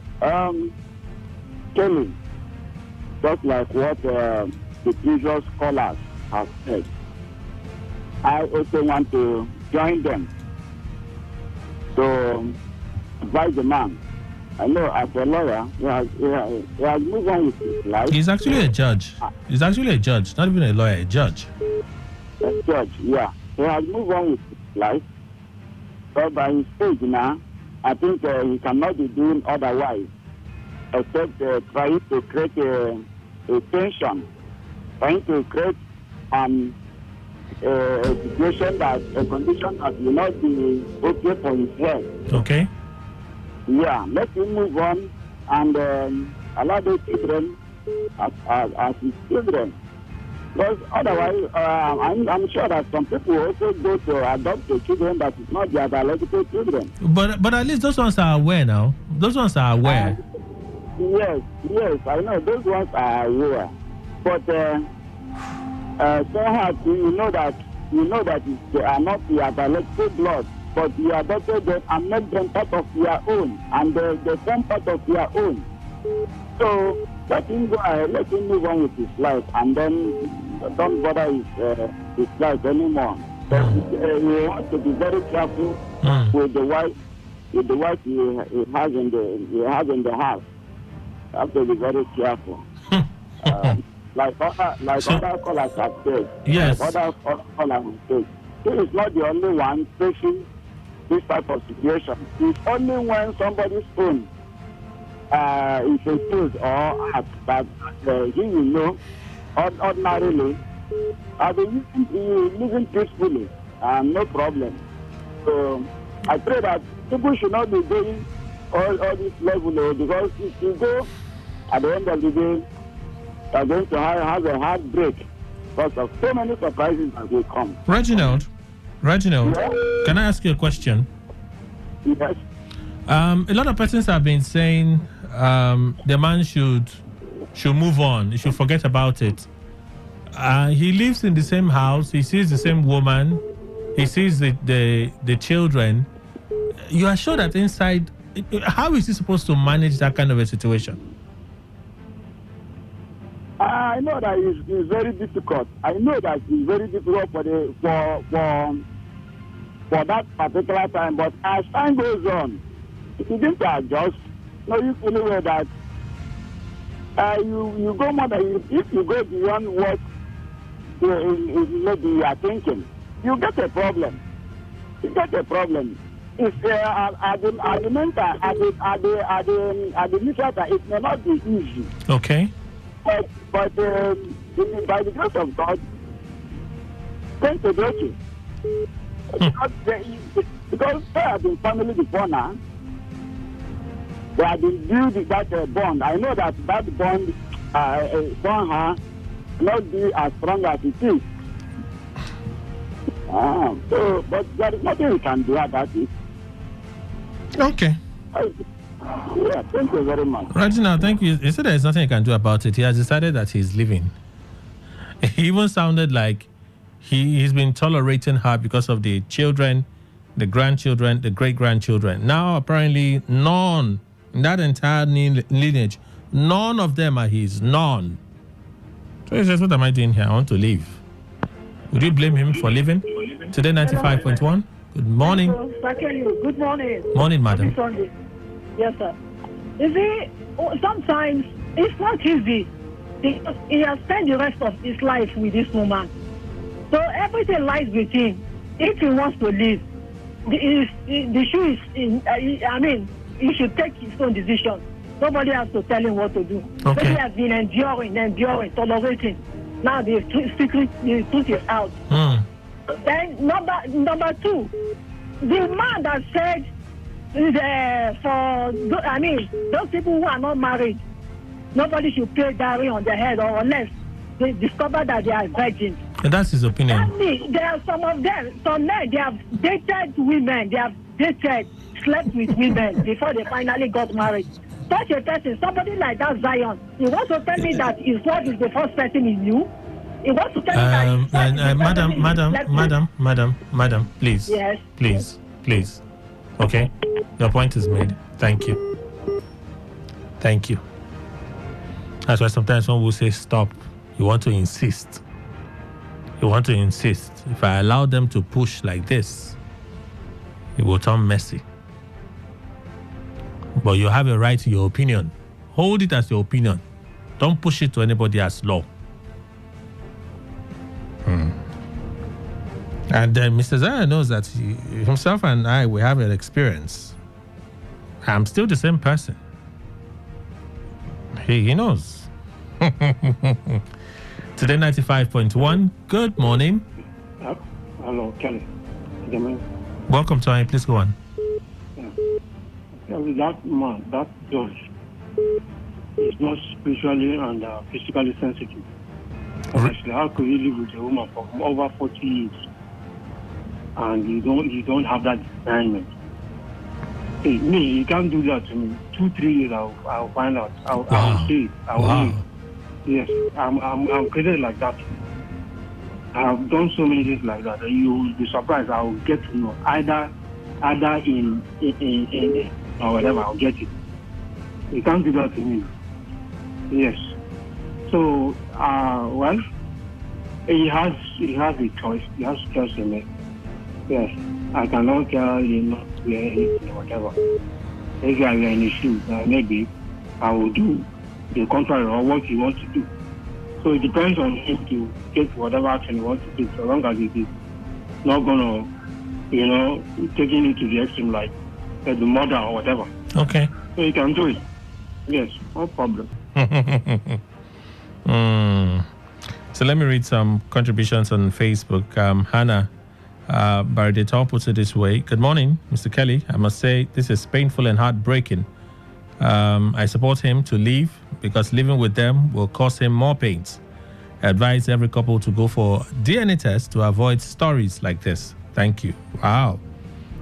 Chile Edwin says it's not African to do a DNA test and we must learn to practice African culture.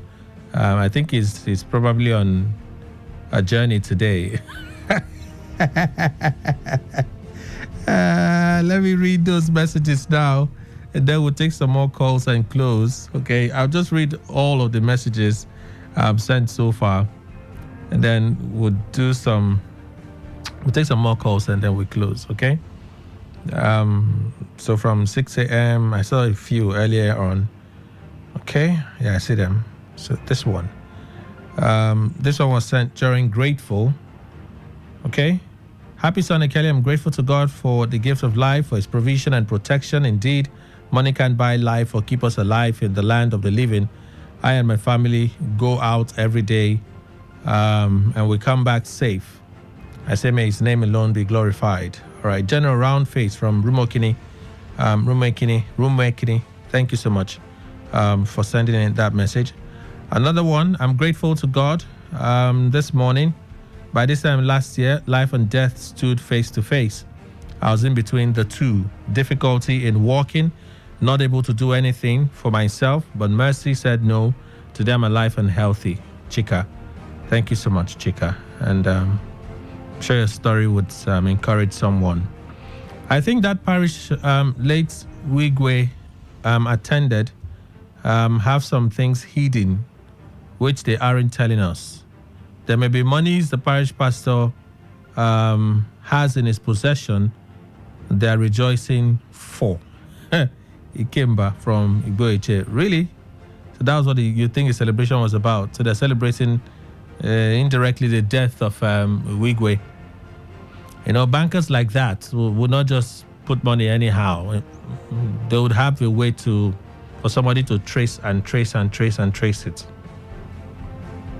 The pastor talking about Nigeria and celebrating a Nigerian pastor. Okay, this is side gist. We don't take reactions to side gist.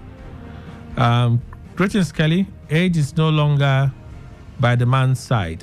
Even without being a lawyer, you can sue and reclaim all that you spent taking care of another man's child. You can abduct. You can abduct a child. Okay, that's adopt. You mean? You can adopt now that you're still alive.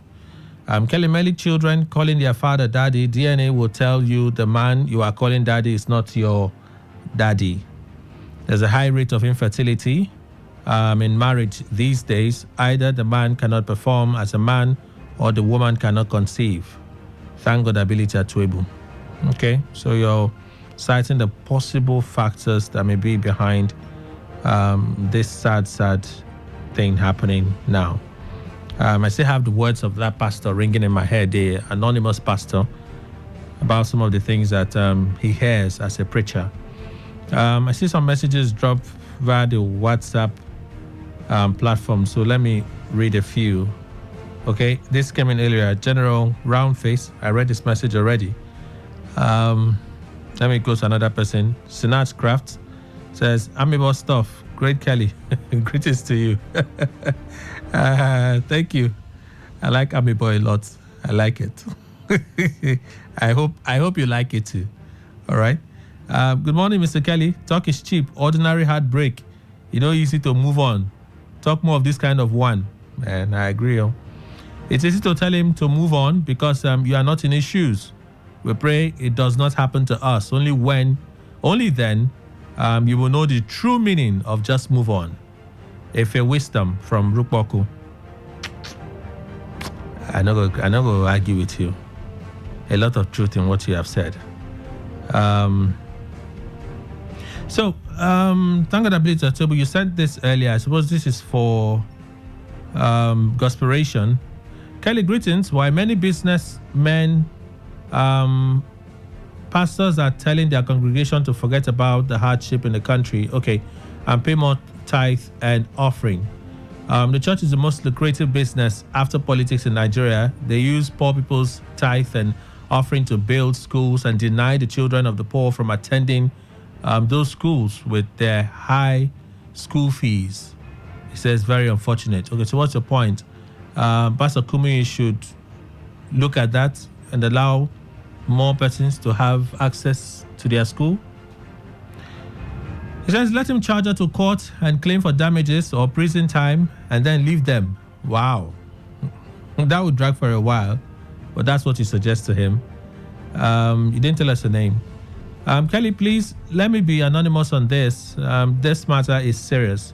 I have a matter in my hands. As a lawyer, a client asked for my advice on what to do. That two of her 4 children do not belong to her husband. The thought of it is killing her. She therefore wants to either kill the 2 children silently or kill herself. What? I have advised her to divulged the information to her husband. That is all I could do at that moment. I do not know her from Adam, neither do I know the husband. I don't know what she has done since she left. This thing is real. This thing is real. My brother. Wow. What can we say? All right, let's take some more calls before we close. 0817 00951 0810 9510 951. Good morning. Hello, good morning, Kelly. Morning, sir. Welcome. Okay. The name is Alvin, calling from you. Okay. About what you're discussing. Oh, so sorry. Please call us back if you can. 0817 951 0810 9510 951. Numbers to call, all right? 0817 951 0810 9510 951. And I just imagine if, there would always be this perfect piece that fits and makes the entire puzzle whole. Sometimes I just try to imagine, but it doesn't work that way. Because I have a unique design, you have a unique design. There are certain constants that we can use to measure, to say, okay, this is to this percentage, this is how this person will react to this. Because there are some things that are pretty much generic with all of us, right? But even with that, one cannot be 100% certain that this is how certain things will turn, or this is how, if you react this way, this is the reaction you get. It's always not 100%. But I do know for a fact that a man of that age, this could kill him very fast. This could kill him really, really fast. So I just wonder how many more years he has left. If he has endured living with the woman, imagine he has endured living with the woman because according to him, that's the situation. He's endured because of the children, the grandchildren, the great-grandchildren, and then now he discovers that none of them, none are of his blood, none whatsoever of his blood, right? So he graduates from the first level of enduring to real frustration. That frustration can make him lash out unnecessarily at the kids, the grandchildren. Let's even imagine if the kids are a problem, you have the grandchildren, then the great-grandchildren. You could just turn nasty. So I was driving to the office this morning, and I know it's somewhere, but I was just thinking, where did I keep this thing? And the scenario, a weird scenario played, because that's what is really valuable to me. A weird scenario just played in my head. What if someone threw them away?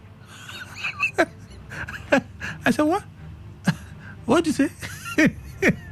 I'm telling you, what if someone threw them away? I'm like, you don't. I just said, I'll look for it. When I get back, I'll go look for it. I'm sure I put it somewhere.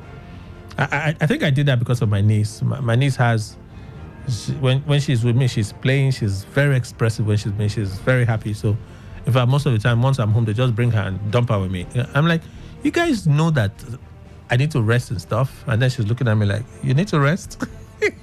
Come on, let me distract us a bit. Okay? And then she looks at me with all that, and then we start playing. Oh my God, I love my niece. And then we play and play and play. She's laughing, I'm laughing. I'm laughing and my head at the back is aching. I'm telling you. Anyway, so she has a habit of looking for my books. And then she's looking for paper, more like. She's looking for paper and she wants to just tear them. She's a child, so she wants to express herself and play. So because of that, I just remove my study materials and all of those stuff. I just take them away so she doesn't get any access to them, So maybe that's where I moved it. I moved it to somewhere else, and I just can't remember where I moved it to. Most likely my situation right now. Why am I telling you this story? The anger you feel when you know that someone did something to you something that really mattered, they took it away from you. You know, you could almost want to do certain extremes to make your point. Right? You really would. If you had your way, it could be that kind of situation for this man. The pain, the frustration, the betrayal, the anger he would feel right now. Is that a situation where somebody will tell him, calm down, just say no? Well, for me, first thing I'll just say is just leave the house first. And not the long term, interim, just get out of that space. Go where you can have your head cleared, right? Perhaps be with, at his age now, would he have friends that are still available, friends that are still around, that he can talk to? That's another thing entirely. But you see, these things you can only just imagine.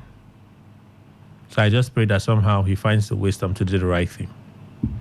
That's our show, everyone. From 11, we're here for the papers today and the trends. We'll begin with the trends from 11, okay? And then I'll just take you through what the prints have, take some of your reactions, and that'll be it. It's Today 95.1. Stay on this dial. Talk radio. I listen to a lot of talk radio. 95.1 FM. What's a successful business without sales? And what is sales without an audience? Well, do you know that you can reach 8 million listeners across 6 states in 2 geopolitical zones all at once? How? With Today 95.1 FM, you can get millions of people to know about your business. And what does that mean to you? More sales. Call 081 389 2850 now for more information.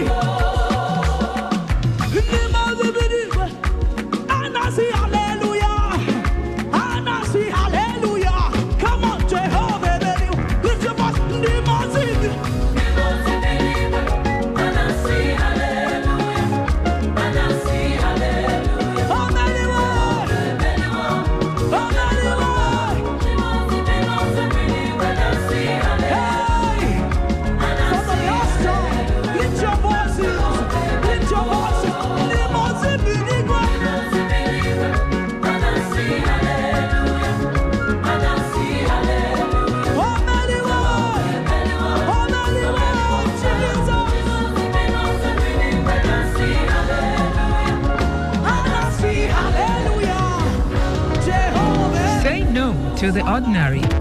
Embrace the extraordinary.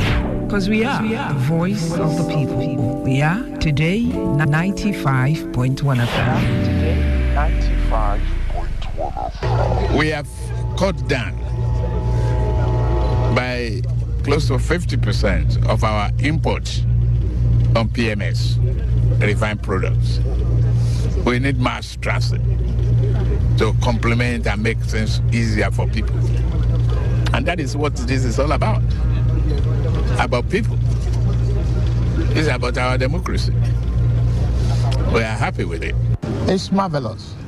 It's a detailed, well-detailed statement of history, culture, and growth, and economic opportunity. And it is great to document this kind of culture from beginning of history, the beginning of civilization, the collaboration, the challenges, and the perseverance of leadership. Excellency, Nigeria also has similar background like this. How do you reconcile that? Well, we still have a long way to go. That's all I need to say. Thank you very much. For now. Thank you very much, Excellency. I'm glad I'm here. It is a great honor. You learn every day of your life. And you see the beginning of nationalism, patriotism, and various challenges along the way.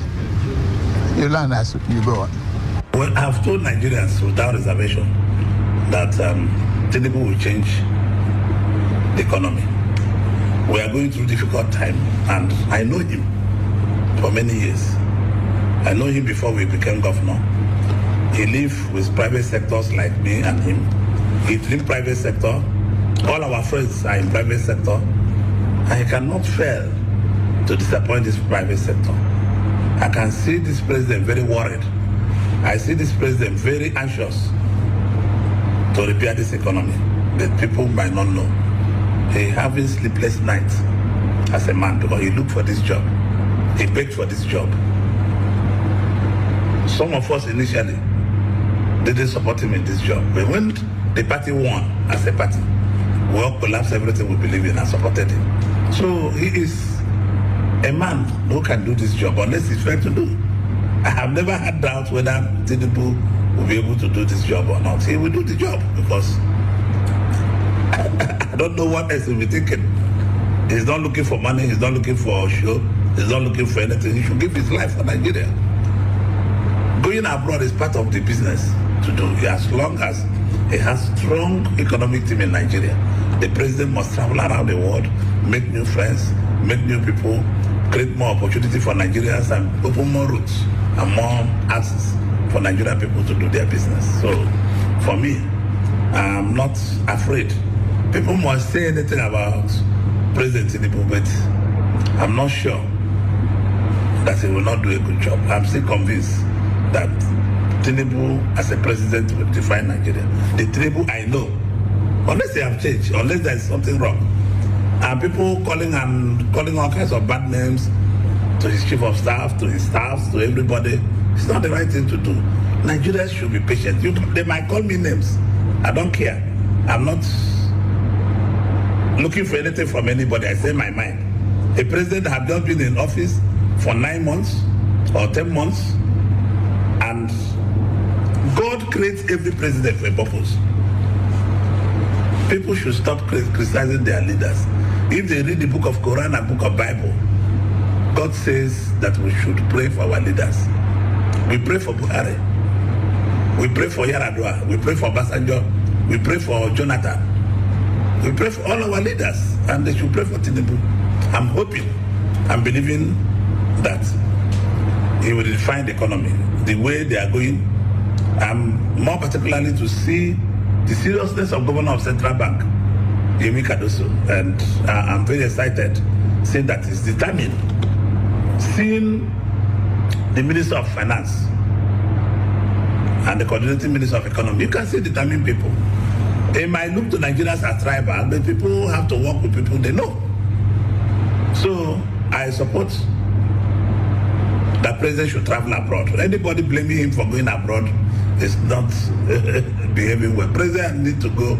Our president is like the chief marketer of the country. He needs to go and look for business for the country and come back home and harvest the investment opportunity has come for our country. So I believe that Nigerians, as I told them 2-3 months ago, they should give President 2 to 3 months to check his report card. And I don't want to say anything more than that. He was my colleague as governor. We worked together. And to the pride of Ibere people, I can tell you, in the whole of Southeast, it's only in Ibere, Tinubu have slept twice. In the Southeast, he has never slept any other place in the Southeast.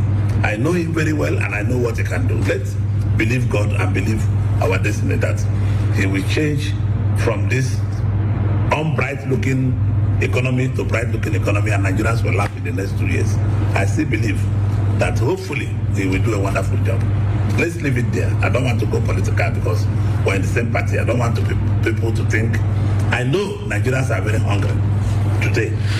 Maybe next tomorrow Nigerians will not be hungry. They'll be smiling from what we have in port. Both the National Assembly, the legislature, we are working very hard to support the executive to make sure that the economy turns immediately and security of Nigerians and the people of Nigeria is safeguarded.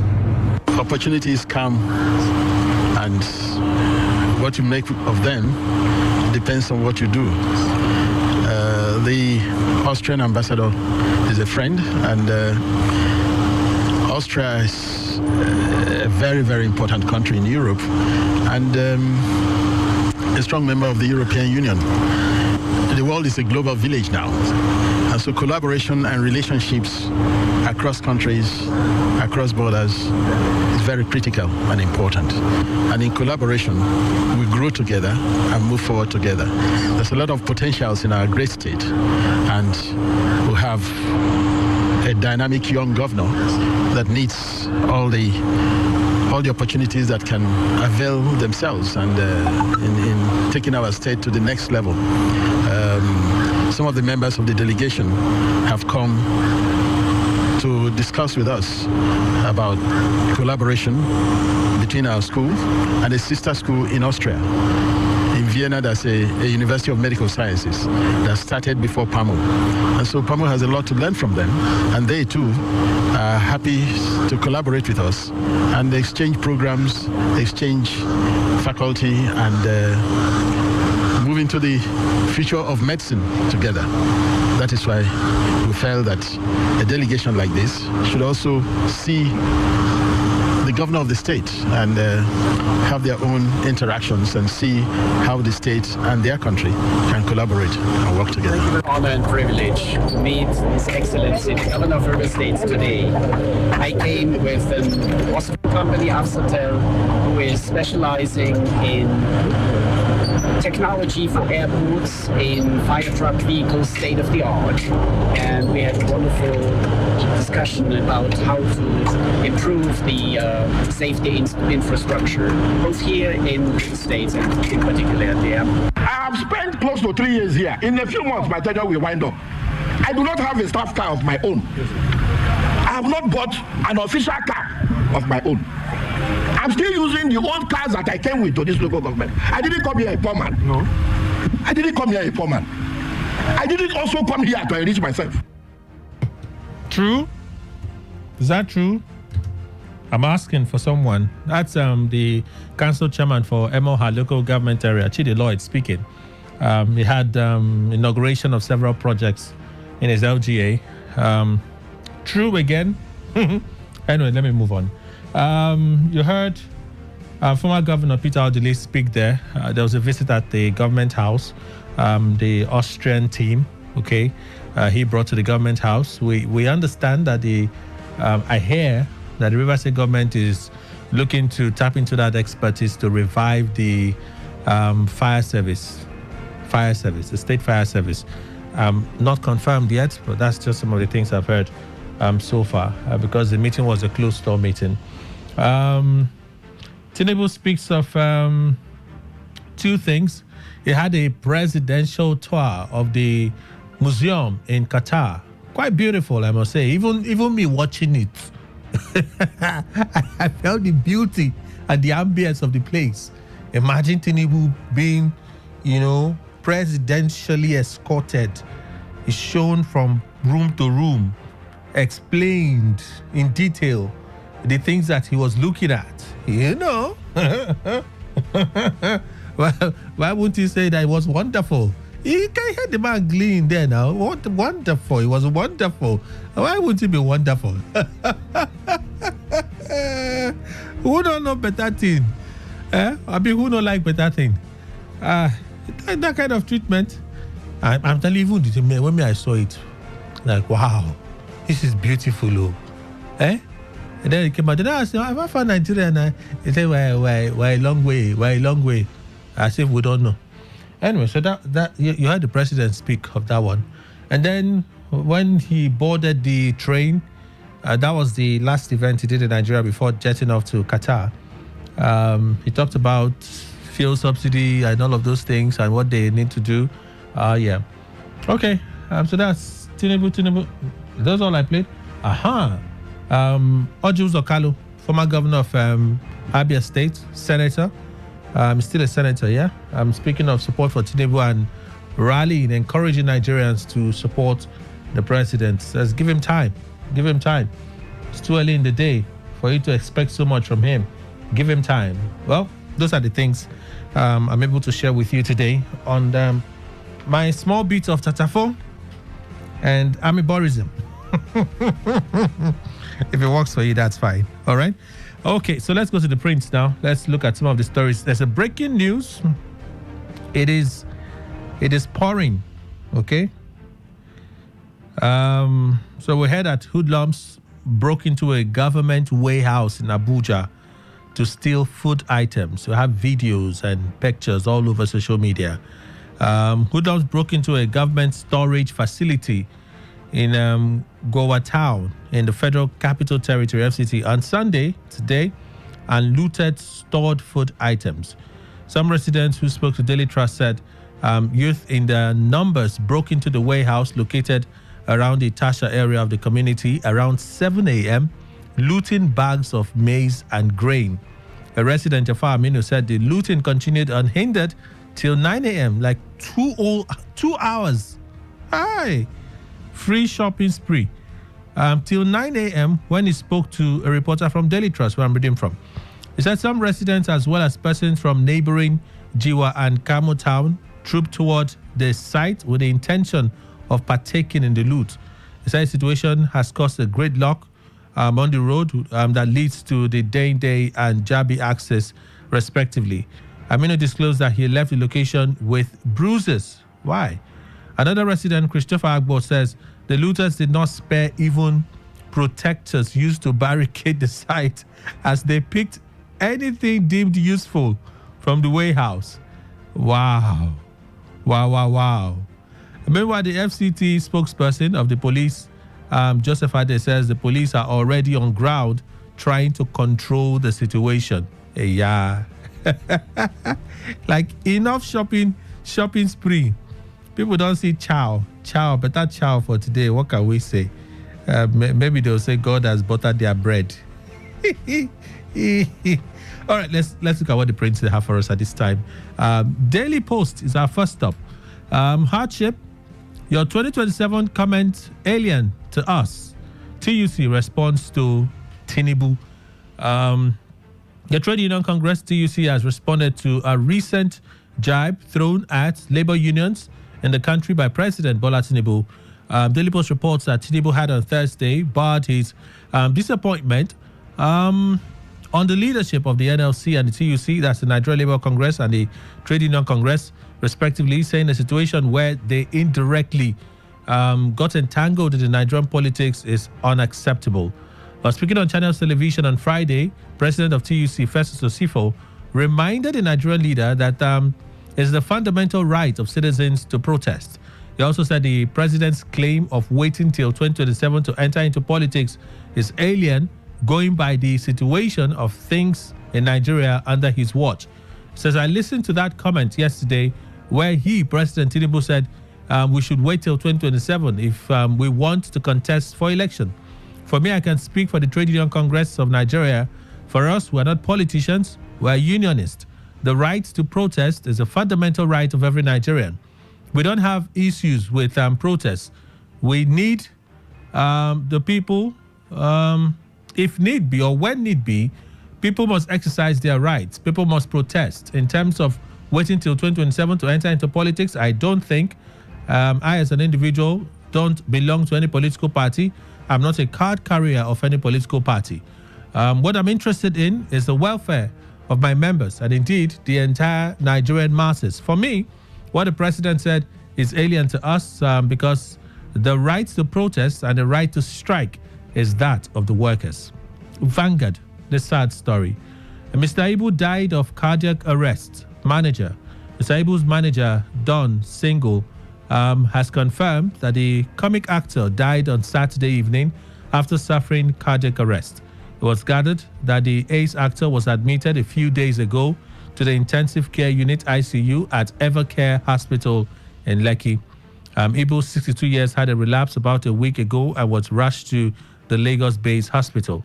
Following his passage, Mr. Ibu's colleagues and admirers have showered the comedian with tributes.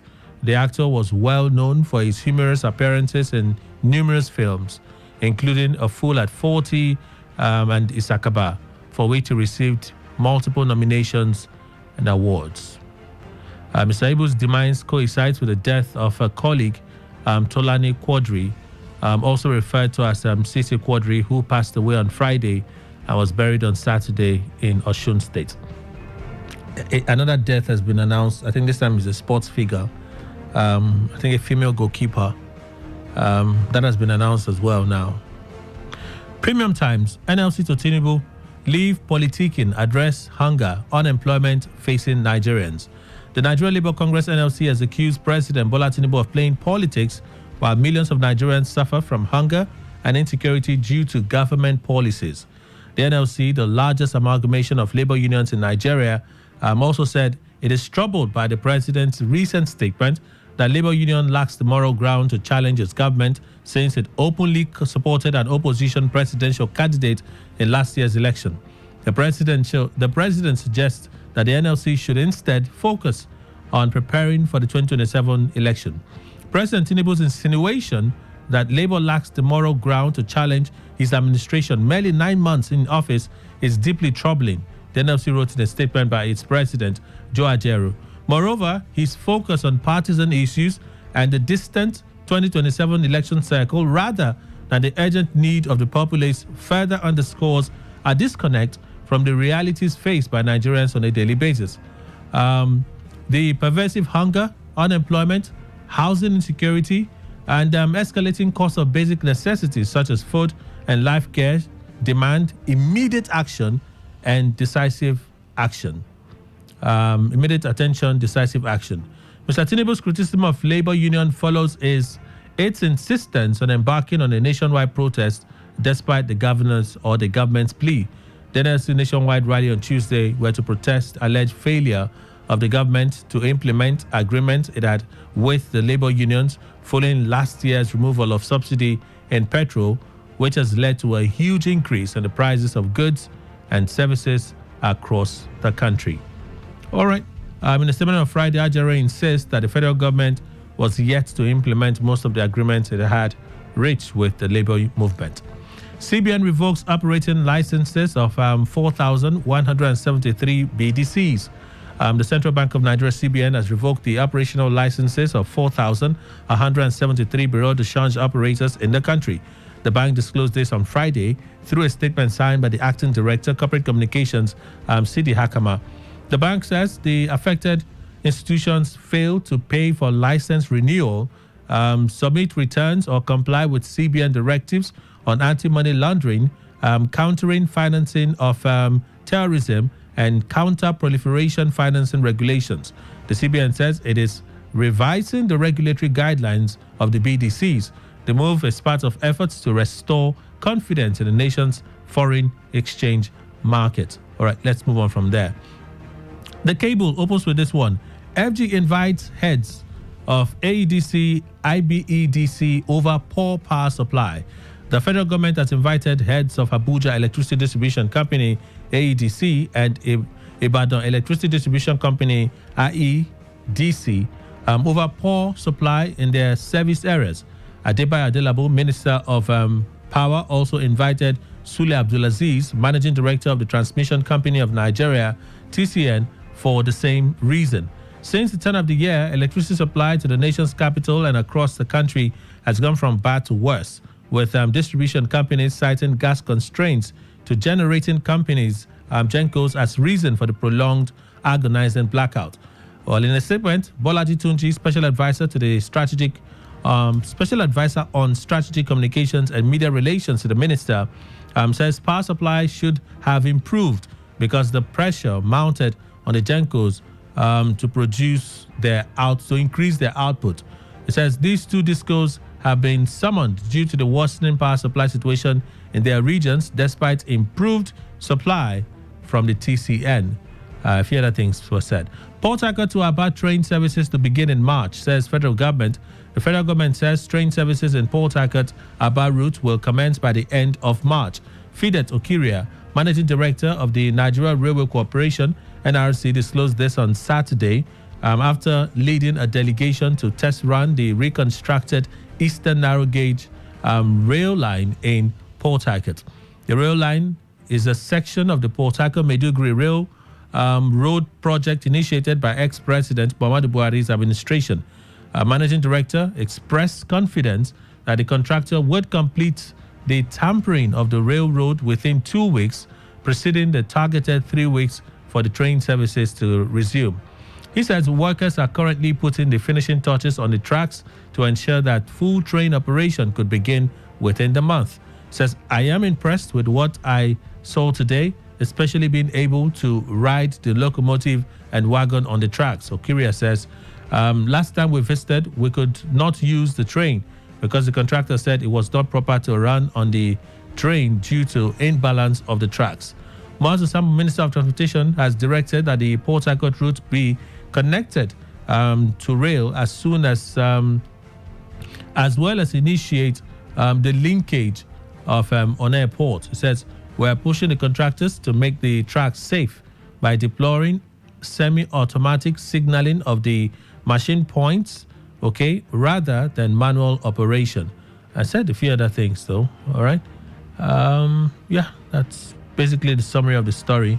Let's move on to Daily Trust as it opens with this one. Shettima assures of new strategies to combat insecurity. Vice President Kashim Shettima is assuring Nigerians that the federal government will deploy new strategies to fight banditry, kidnapping, and other security challenges in different parts of the country. The Vice President stated this after he held a closed-door meeting with former President Muhammadu Buhari at his residence in Daura, Katsina State on Saturday. This assurance came a day after the Katsina State Governor, Malam Diko Umaru, appealed to the federal government to deploy more men and resources to support the state in its trying times of incessant banditry attacks. Shettima says the federal government would deploy all the resources and expertise needed to restore security and lasting peace in the affected areas. He also said the Tinubu administration is determined to fulfill its campaign promises to Nigerians despite the economic challenges, while urging Nigerians to continue to support and pray for the president. All right? Still from Daily Trust, rehabilitation work still ongoing at Port Harcourt Refinery. Okay. Rehabilitation work is still ongoing at the Port Harcourt Refinery. Correspondent learned yesterday at Alesa-Ileme, the location of the federal government's multi-billion naira refining company. The Nigerian National Petroleum Company Limited, NNPCL, had said last month that about 84.4% of that work is completed at the fifth refinery, which had been at the fifth refinery, while all mechanical aspects of rehabilitation work is also complete. Sources at the refinery told correspondent of Daily Trust that sandblasting of all the pipes that would connect the refinery to the crude oil tank farms would be complete within the week. A source at the refinery who works in one of the contracting firms said many of the tank farms had been stocked with crude oil, awaiting evacuation through the pipes to the burning furnace. It says the old refinery, that is the fifth, was completed in December 2023, but there are other areas that need to be complete because at that time they had not tested the flare line. When the minister visited the refinery recently, they tested the flare lines. That is the line that burns the gas. The Port Harcourt refinery, which is a subsidiary of the NNPCL, is composed of 2 refineries with the capacity of refining 210,000 barrels of crude oil per day. All right. Chad Junta chief announces intention to contest presidential election. Can you believe it? Is it news? Not really. Chad Junta chief Muhammad Idris Deby, who took over in 2021 after the death, on Saturday announced he would contest a long-awaited May 6 presidential election. He put out this message: I, Muhammad Idris Deby, I'm a candidate for the 2024 presidential election under the banner of the Foreign Nation Chad Coalition. He said in a speech, Deby took power after the death of his father, veteran leader Idris Deby, in 2021 while fighting rebels. And then Tribune opens with this one: rehabilitation work ongoing at Songhai Farm, River State government. In what seems like a response to a general clamor in the state, the River State government has announced that massive work is ongoing at the Songhai Farm style local government area to reactivate the model farm. State Governor Sir Simnalai Fubara made the announcement on Saturday during the Simplified Movement Thanksgiving service held in honor of his Supreme Court victory and landslide victory at the polls in 2023, represented by a leader of the Simplified Movement in River State and former member of the River State House of Assembly, Honorable Evans Bapaka ABP.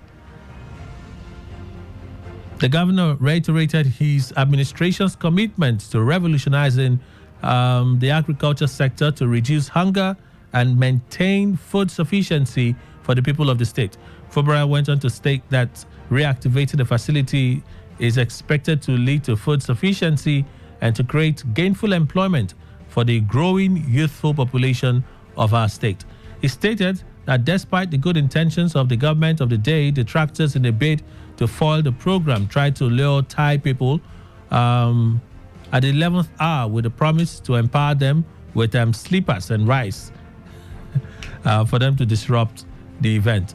On his part, the vice chairman of the PDP, the People's Democratic Party, PDP, in Rivers West Senatorial District, Honorable Robinson Ewo, said that Governor Fubara is a good man as he keeps prioritizing the people's interest in infrastructure delivery, healthcare, development, education, and other critical sectors of governance. Went on to highlight how the visionary leadership of the governor provided a appreciable cushion against the harsh economic conditions for the citizens and residents of the state, really. He added that contrary to how the last administration diverted public funds and properties into personal estates, Governor Fubara, being a noble and a civilized man, would never embrace such a primitive lifestyle. And then from the Punch newspaper, government begins prosecution of INEC officials, others for electoral fraud. The federal government, through the Nigerian Bar Association, has commenced the prosecution of some staff members of the Independent National Electoral Commission, INEC, and political party members indicted for various electoral offences during the 2023 general election. Electoral offences remain a major threat to credible, free and fair elections in Nigeria, as they often heighten political tension and trigger violence. Following the February 25, 2023 presidential and National Assembly elections, the immediate past Inspector General of Police, Usman Baba, said over 700 offenders were arrested by men of the Nigeria Police for violating electoral laws. INEC had on May 2, 2023 said it would prosecute 215, handed over to it out of the 774 persons arrested for various electoral offences by the police during the polls. The commission said it is partnering with the NBA, which offered pro bono legal services for the effective prosecution of the electoral offenders. Now, out of the 215 case files received by the commission, 196 cases are electoral offences and are being handled by INEC and the NBA. So the National Publicity Secretary, NBA, Habib Lawal, told correspondent of the Punch on Friday that 196 suspects, including INEC officials and members of political parties, are being prosecuted for various electoral offences such as vote buying, arms possession, and others committed during the 2023 poll. Let's move on from this story. FGI's 2.5 million barrels daily crude production. Brent, which is the global benchmark for crude oil, witnessed a rise in price in the past 3 days, crossing $84 per barrel on Friday after trading for an average of $80 per barrel in the past weeks.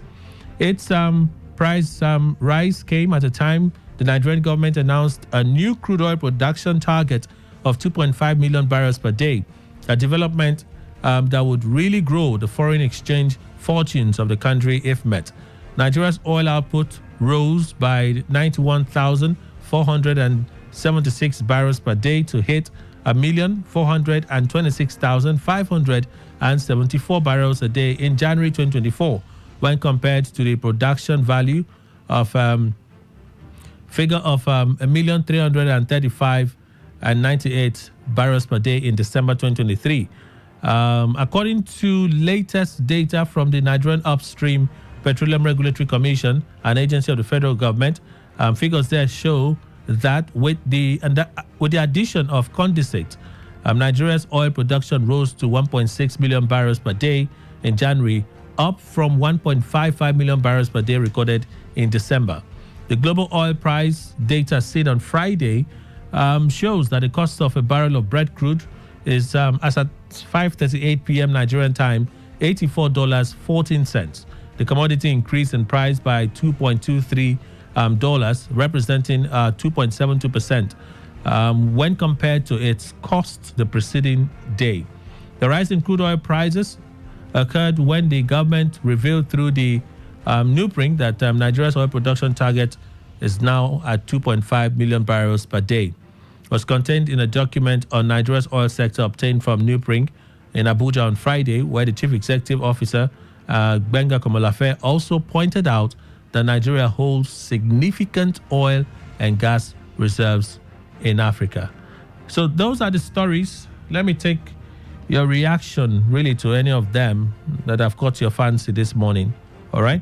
So 0817-000951, 0810-9510951. To put in place if you're a serious country.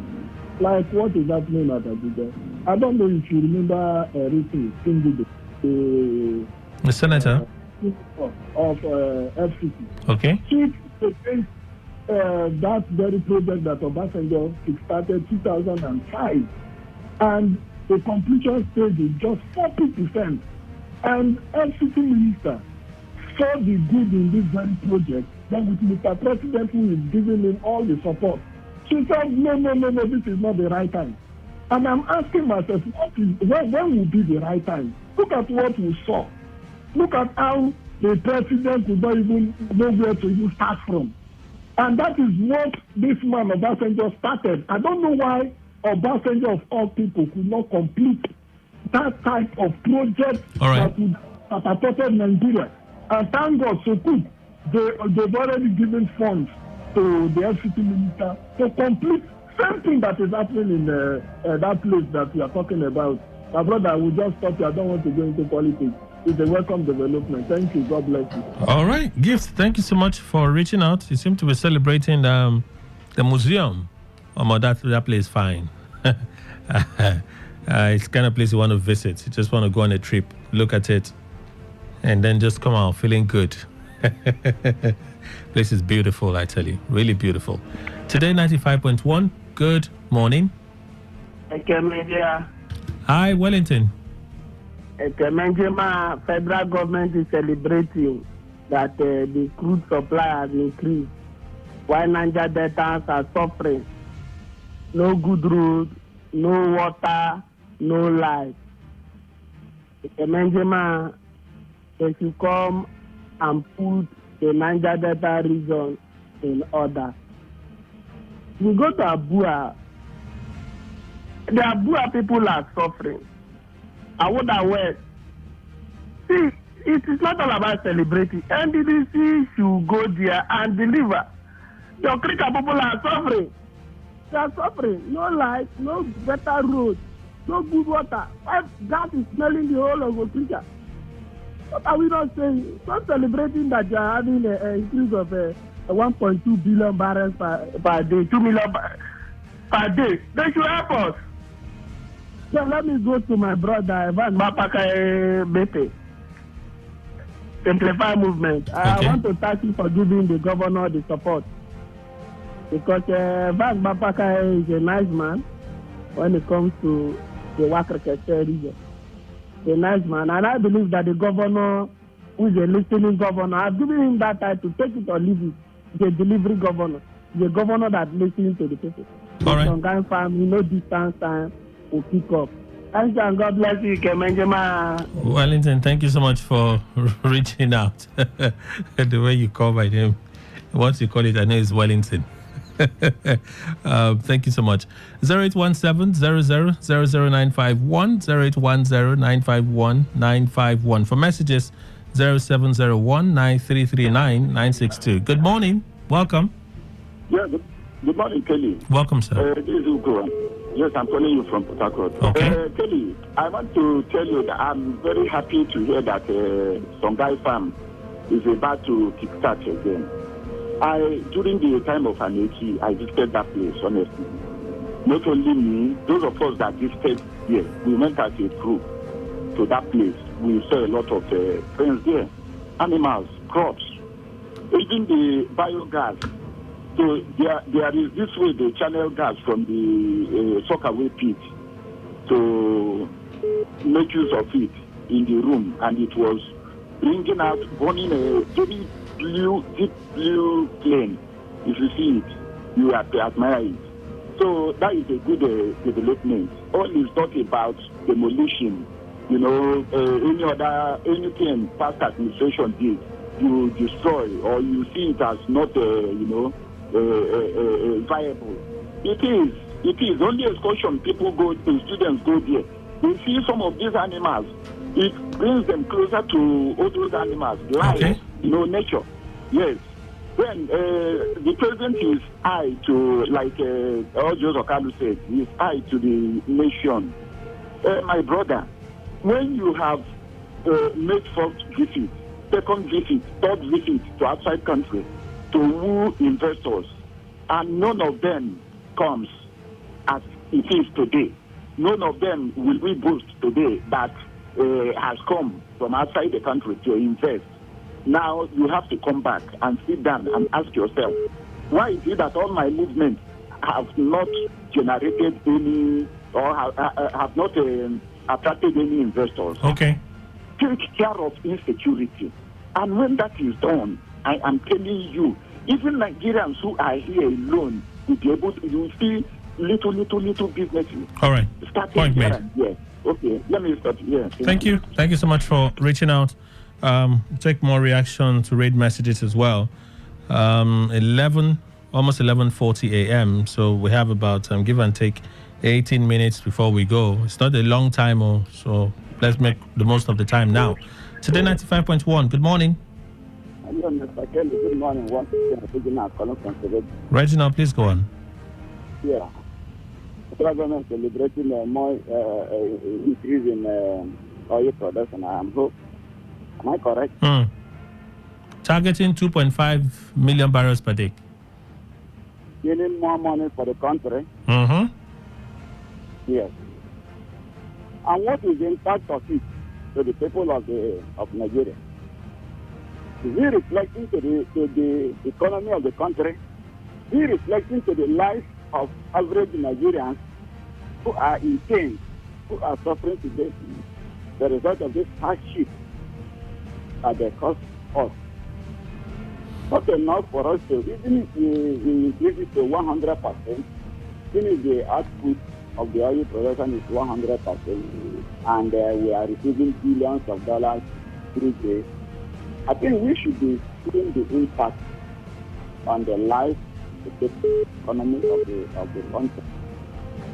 Creating impact of everything we do. So, for me, that celebration is not welcome. Okay. They should put it to peace so that it can keep. Let me also look at the Vans city. Quickly, Reginald. If I remember very well, these are a group of people who are very close to the former governor, Wiki, who will also singing him on daily basis.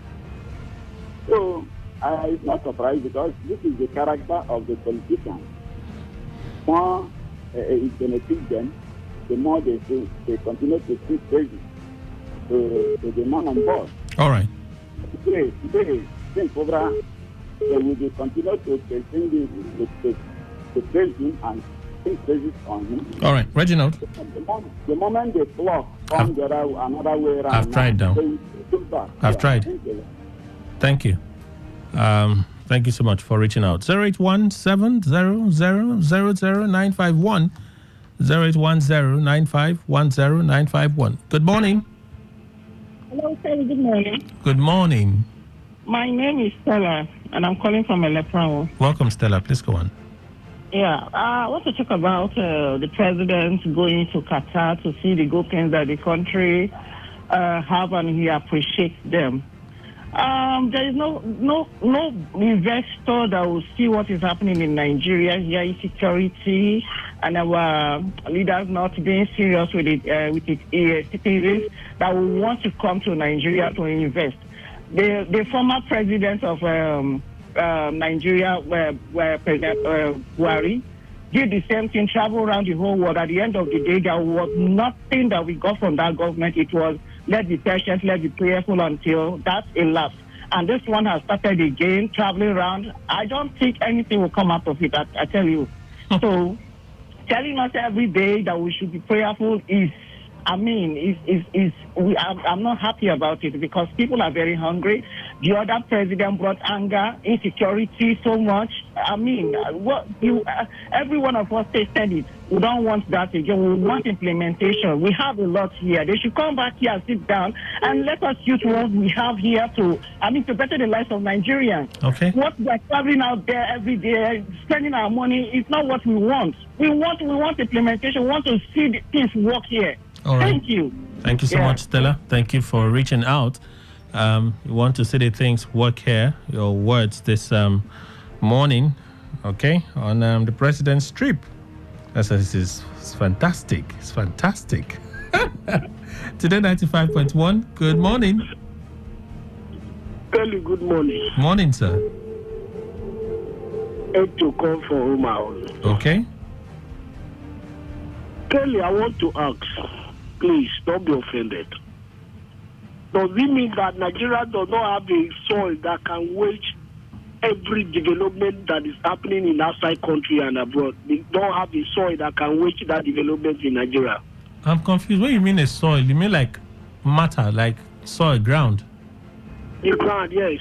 Maybe some of those, like like Qatar, so you see some kind of infrastructure, some kind of a tall building that we do. We even have a better terrain. We do, right? We even have a better terrain. For some of them, they have to create those terrain to build the things that they want to build. I know this, but I just want to ask. My brother, I pray for them for a long life and more prosperity for Tinubu. This is how we pray for Buhari. A long life for them to continue traveling and traveling and traveling. Don't be their fault. Don't be their fault. Don't be their fault. Thank you, my brother. As I'm talking to you, I'm talking to you with pain and anger. Don't be their fault. Okay.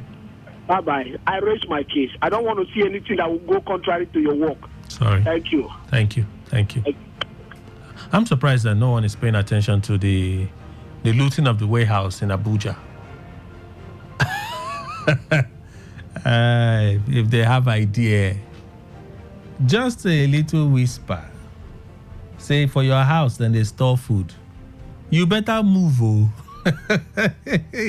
If somebody should see where they were evacuating cartons from a truck into your. I think yesterday there was this piece of news that another food truck was attacked in a part of the country. I just did not follow up on that news. There was that piece of news. Last week it was a Dangote truck attacked again. The desperation is increasing. So you better just hide when you want to evacuate those cartons from wherever it is to your home, because they will come for your house. That's what's happening now. It's a trend. Today 95.1. Good morning. Hello, good morning. Welcome, sir. My James the talk, and if nobody want to talk about the looting for what they happen for Abuja. I was just thinking out loud. What you want me to talk again now? Where men they're hungry. Go on, no one discuss that kind of thing. Make them go on. I like them like that. Thank you. Wow. Okay. 0817-000-951, 0810-951-0951. So let's go over some of the stories we shared with you today on the newspaper review segment. Not today's quest, the Sunday Gospelration show on 95.1. Let's quickly just go over it. I'll just call the headlines and we'll go over the body of the story. Hardship, your 2027 comment alien to us. TUC response to Tinubu. That's one. It came from Daily Post. From the Vanguard or Guardian, Mr. Ibu died of cardiac arrest. His manager is making this revelation. Mr. Ibu died of cardiac arrest. His manager making that revelation. And then Premium Times, NLC to Tinubu, leave politicking, address hunger, unemployment facing Nigerians. Also shared this story with you. CBN revokes operating licenses of 4,173 BDCs. Did you see those the names of some of the BDC operators? There's a JJ Okocha BDC. Really, there's an Austin JJ Okocha BDC. It was trending, I think 4 days ago on socials. Like, it's quite interesting. Funny names, very, very funny names. Were they approved? Were they among those that the CBN just decided to withdraw licenses? They say it's non-compliance. Non-compliance. You know, in Nigeria, anything is possible. Somebody may have just looked at that trend and said, this is embarrassing. Why didn't they keep quiet? They should have kept quiet. Withdraw their license. Anything is possible. Doesn't mean that is exactly what happened, though. So that's the story of the CBN and the BDCs. The cable is our next stop. FG invites heads of AEDC, IBEDC over poor power supply. Somebody say, how come PHEDC was not invited? I don't know. I'm not part of the minister's team that made a decision on who to invite. We go to the 95.1. Good morning. Yeah, you can make more. Hi, Tony. Welcome. Please go on. What do you want, Carlo? Making a case for that we should enjoy with him, that he knows him as his own counterpart when they are all in. But that's not what we want to hear. We've been hearing this for a long time. When I hear this, it makes me pretty annoyed. It gets me pretty annoyed. Every time enjoy. When you enjoy, are you enjoying? Are they enjoying? They are living a lavish lifestyle. Why don't you dare come down a bit so that we understand that yes, they feel our pain. That is the only way the masses can endure. But when they see you as a father, as the pilot of the nation, is gallivanting, going up and down, using, spending, buying jeeps and exotic jeeps. Well, then you are telling them to endure. When some of them have even a square meal to eat, I mean, how does it sound in their ear? I don't know when they talk, whether they don't. I mean, they should listen first before they talk. It's not okay. This thing has been going on. Endure. We've not seen headway. 9 months down the line, you said you not. No result. We don't see any positive result yet. We are not talking about 100% result. But what is the 5% result now? That's the question. Thank you. Thank you so much, Tony, for reaching out. Let me continue on. From the cable, Port Harcourt Aba train services to begin in March, says the federal government. That's another story we shared with you today on the newspaper review segment. Making our way over, Daily Trust, Shatima assures of new strategies to combat insecurity. Okay? Said that in Katsina State, went to pay a visit to former President Muhammadu Buhari. Rehabilitation work still ongoing at the Port Harcourt refinery. When will it be done? When are we going to have refined products roll out of the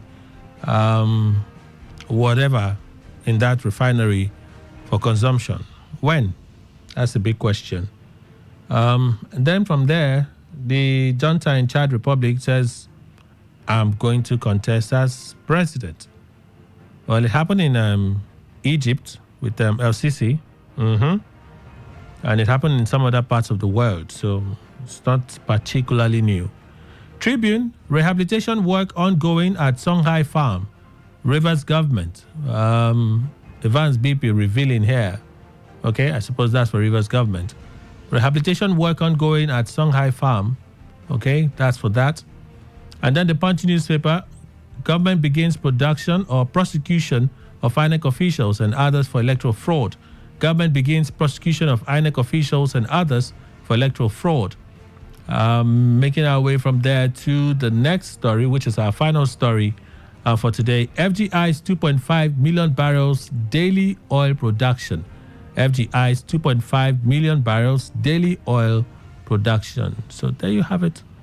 Those are the stories for today. So let me read, I think, a message or two that just dropped. SMS portal. So let's do justice to them. NNPCL and Tinubu told me that they were going to flood the market with fuel from the Port Harcourt refinery after Christmas and the New Year breaks from the 4th of January.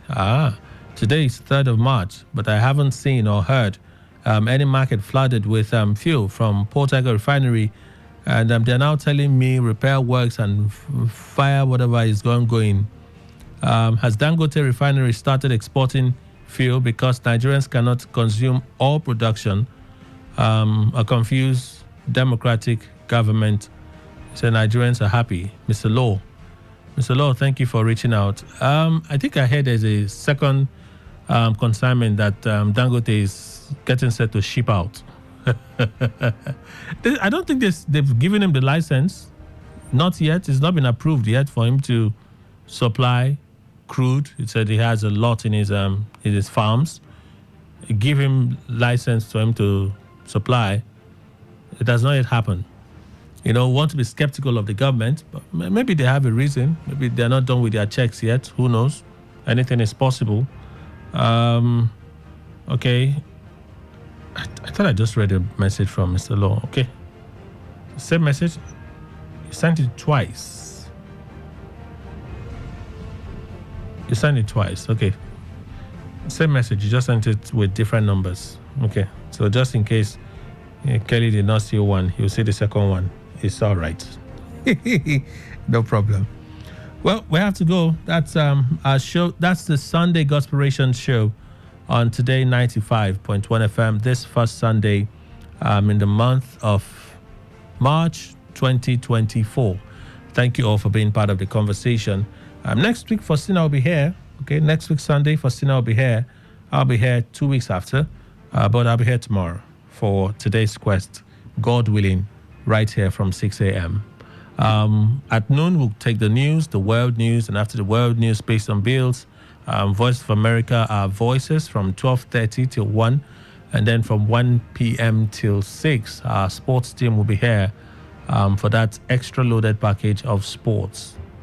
All right, so stay on this dial. Good morning. Yours truly, Kelly Kimejima, signing out.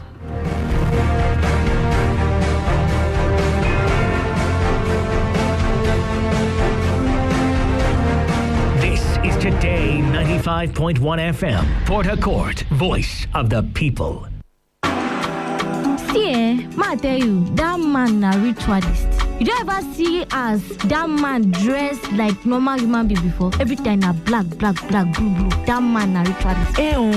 Just leave them. Now so those people will come from that place. Now so them behave. You see this our neighbor. You see that fair guy where they always they carry laptop up and down. If you observe, you know they go work in the morning, but every time you go they change car. But I don't they observe and since. I know they there. Now for you. But me I know say, people where they come from that area. Now so all of them they behave. You don't get with anybody if you tell me. Now ain't drunk. What is it with all the hate and the way we talk? Hate speech does no one any good. It only makes a bad situation worse. The aim is to stir more hate and anger rather than bring us together. All they want is to set you against your neighbor or even your brother. Will you let them? Hate speech is not just criminal, it is intended to destroy you. Shun hate speech. No one truly benefits. A message from Today 95.1 FM, the voice of the people.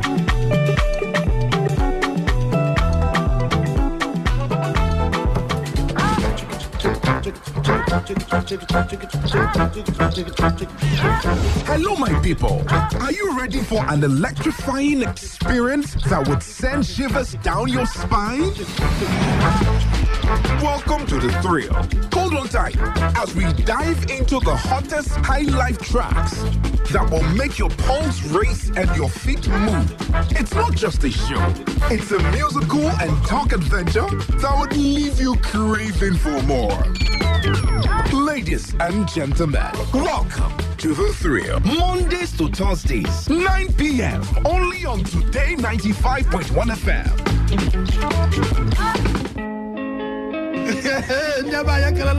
What in the happen, like? They say wahala need Now this one wahala be like bicycle. They just say Waiting the happen. Now for Today 95.1 FM, 5 p.m. Monday to Friday, bomb quem. Now here you go here. Waiting the happen for Niger and Obodo the world. Now that time where we they bring you Ogbonga to them, we go shock you. You go wonder say a person do like this. Now so we they bring them can give you acid the hot. Now where would they find way to sweep this country? Don't run. Because their blood in the chopper. You say this one. No worry. When time I reach, I'll say I want to take it. I can see where they go. Homeland is homeland. Me, I go open gate for them. Now me go be get man at that time for airport. Waiting they happen. Make you know Miss Mazi Ike God Ike Machuku and MC Kuro for waiting they happen. You go enjoy yourself. No forget to say woman they chop our recharge card woto. I don't tell you say this place na education center. As you sit down here with us from Monday to Friday, you go enjoy waiting they happen. Waiting they happen. Make you no miss them at all. But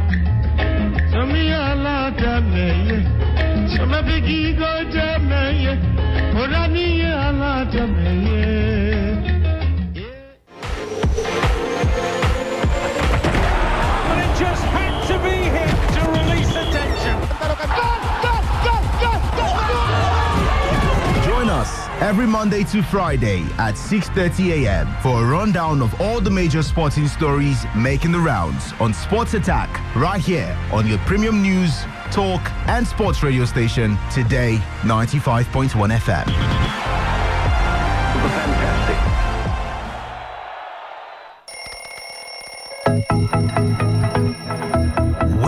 Wake up to today's quest, where breakfast on the radio is full curse. We start with some motivation to ignite the spark in you for a great day. Then a full interactive sports show on Sport Attack 6:30 a.m. Unbeatable and concise news reports on the world news at 7 a.m. And our newspaper review segment now 7:30 a.m. Oh yes, 7:30 a.m. The scoops and the commentaries with my esteemed panelists. Today's quest, 6 a.m. to 11 a.m. on Today 95.1 FM, Port Harcourt. Miss it, you miss out. Whether it's happening in Port Harcourt, South, Nigeria, or around the world, we've got you covered. On air, online, delivering balanced news and unbiased analysis. Today 95.1 FM.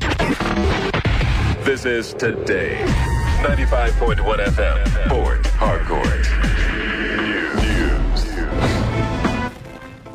A very good afternoon to you. This is the World News on your premium talk radio, Today 95.1 FM, Port Harcourt. I am Kelly Kemenchima. The headlines. Navy intercepts Ghanaian vessel with 20 million litres of stolen oil. Federal government reveals plans to introduce new strategies to fight insecurity. FCT residents raid Nema Way House over economic hardship. On the foreign scene, Chad's interim leader disclosed plans to contest for presidential poll. Now the details. The Nigerian Navy ship Beecroft Operation Delta Sanity has arrested a Ghana-owned motor tanker, Sweet Mary, involved in suspected crude oil theft. The vessel was arrested 174 nautical miles off the coast of Nigeria, approximately 320 kilometers, heading to Benin Republic. A statement by the NNS Base Information Officer, Lieutenant H. Ibrahim, revealed that the motor tanker Sweet Mary vessel had 13 crew, 1 Ghanaian and 12 Nigerians on board at the time of the arrest. The flag officer commanding Western Naval Command, Rear Admiral M.B. Hassan, was quoted in the statement as saying that the vessel was carrying about 2 million litres of the suspected product without approval and had switched off its automatic identification system to avoid detection on February 25, 2024. Hassan also stated that the infraction necessitated the deployment of ship ABBA to investigate the vessel, which was later found carrying products suspected to be crude oil, and NNS Sokoto to double up the search and interdict the vessel. Vice President Kashim Shettima has promised new strategies by the federal government to check the insecurity challenges in parts of the country. Shettima, who made this known after a closed-door meeting with former President Muhammadu Buhari, said the federal government plans to deploy new strategies to deal with armed banditry, kidnappers, and others. The Vice President said they will spare no resource and expertise in restoring the security of lives and property in all parts of the country. The Vice President had led a delegation of government officials to pay a condolence visit on the people and government of Katsina State and a courtesy call on former President Buhari in Dora. Shettima said the visit was to enable government to commiserate with the people of the state on the heightened offensive from terrorists. The federal government has threatened to sanction foreign airlines that fail to comply with the directive to release low inventory tickets within weeks. Recall that the Nigerian Civil Aviation Authority had met with airline operators, the NCAA, Foreign Airlines, and the National Association of Nigeria Travel Agencies in Abuja last week, where the directive was handed down. During the meeting, the foreign airlines pledged to enhance transparency in air ticketing processes by releasing low inventory tickets, making them significantly more affordable for the Nigerian middle class. However, findings show that not all the foreign airlines had complied with the directive. The Director of Public Affairs and Consumer Protection, NCAA, Michael Achimogu, said in an interview that defaulting airlines risk sanctions. Reports reaching us has it that some residents of the Federal Capital Territory, FCT, have looted a way house reportedly belonging to the National Emergency Management Agency, NEMA, over the current economic hardship across the country. It was gathered that the warehouse is situated in the Phase 3 region of the FCT area of Abuja. Confirming the incident, the spokesperson for the FCT command, Josephine Ade, said the situation is now under control. The Federal Executive Council, FEC, has been called to review plans to merge the National Biotechnology Development Agency, NABDA, and the National Center for Genetic Resources and Biotechnology as National Biotechnology Research and Development Agency, NBRDA. The FEC, in order to enhance efficiency in the federal service and reduce the cost of governance, decided to implement the recommendations of the Steve Orosai's report on the restructuring and rationalization of the federal agencies, parastatals, and commissions. But the Executive Director of Health of Mother Earth Foundation, HOMEF, Nimo Basi, while highlighting the concerns about conflicting roles of the agency, said the NACGRAB has a robust and distinctive role to regulate the seed, livestock, and fisheries industries, which he said means a clear conflict of mandates with NAIAB. with NABDA. Bassi, in a statement by the head of Media and Communications, Kome, applauded the government's effort at restructuring and rationalization of federal agencies and others, which will address the long-standing issues of regulatory overlaps and foster implementation and accountability. Bassi further stated that in the implementation of the Federal Executive Council decisions, there is a need for a critical review of the current mandate of all agencies, parastatals, and commissions to be merged to ensure adequate institutional support, including budgetary allocations and concrete implementation plans. You're listening to the World News on Today 95.1 FM, the voice of the people. After this break, more news, foreign and sports stories. Do stay with us. Every day, every hour, when the big stories break, depend on our 24-hour news team to bring you the latest. Today, 95.1 FM. We thank you for staying with us. Rivers State Governor Siminalayi Fubara has commended the state command of the Nigeria Security and Civil Defense Corps, NSCDC, for their tireless service in ensuring security at all levels. The governor, who gave the commendation during the 2024 World Civil Defense Day and passing out parade of the NSCDC 2022 regular intakes at the command headquarters in Port Harcourt, said the vision of the founders of the NSCDC is not misplaced. The governor Fubara, who was represented by the secretary to the state government, Tammy Donagogo, said the agency has sustained rigorous support to the Nigerian military and police forces' holistic peace initiatives in the country and Rivers State.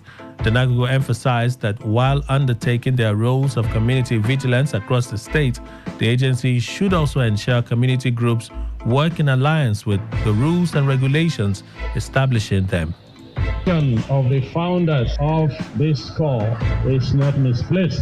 You have so far shown that you can indeed support the military and the police to ensure that there is holistic peace and security in this country and indeed in Rivers State. Know that your core functions of protecting national assets, you have been doing it. But here in Rivers State particularly, where we have a lot of oil pipelines, we urge you to continue to redouble your efforts. You to know that we need you to continue to do it and to continue to do more, protecting national assets. The governor further applauded the new recruits for their courage to accept the call to national service, persuaded them to remain resilient as he prayed more young personnel from Rivers State would also take up the challenge to serve. The zonal commander, Zone L, Rivers State, Anekon Udeyop, reiterated that the wish of NSCDC is to stamp out crimes and criminality in the country and ensure that Nigerians are safe, noting that the Corps will continue to work so that its officers are disciplined, exemplary, motivated, and poised for maximum exploits. A former member of the management board of the Niger Delta Development Commission, NDDC, Caroline Nagbo, has been criticized for a comment against the hydrocarbon pollution remediation project, HYPREP. Caroline Nagbo had, during a visit by the representative of Rivers State on the NDDC board to flag off a project in Bane community in Kana local government area, compared the project to the activities of HYPREP in Ogoni land. Nagbo, who is also an APC woman leader, insisted that Ogoni people, in particular the people of Bane, are not happy with HYPREP for allegedly not attracting meaningful projects in the area and advised them to learn from the activities of Tony Okocha. And I want to use this opportunity to pass to HYPREP. The HYPREP should wake up. Bane people are not happy with HYPREP.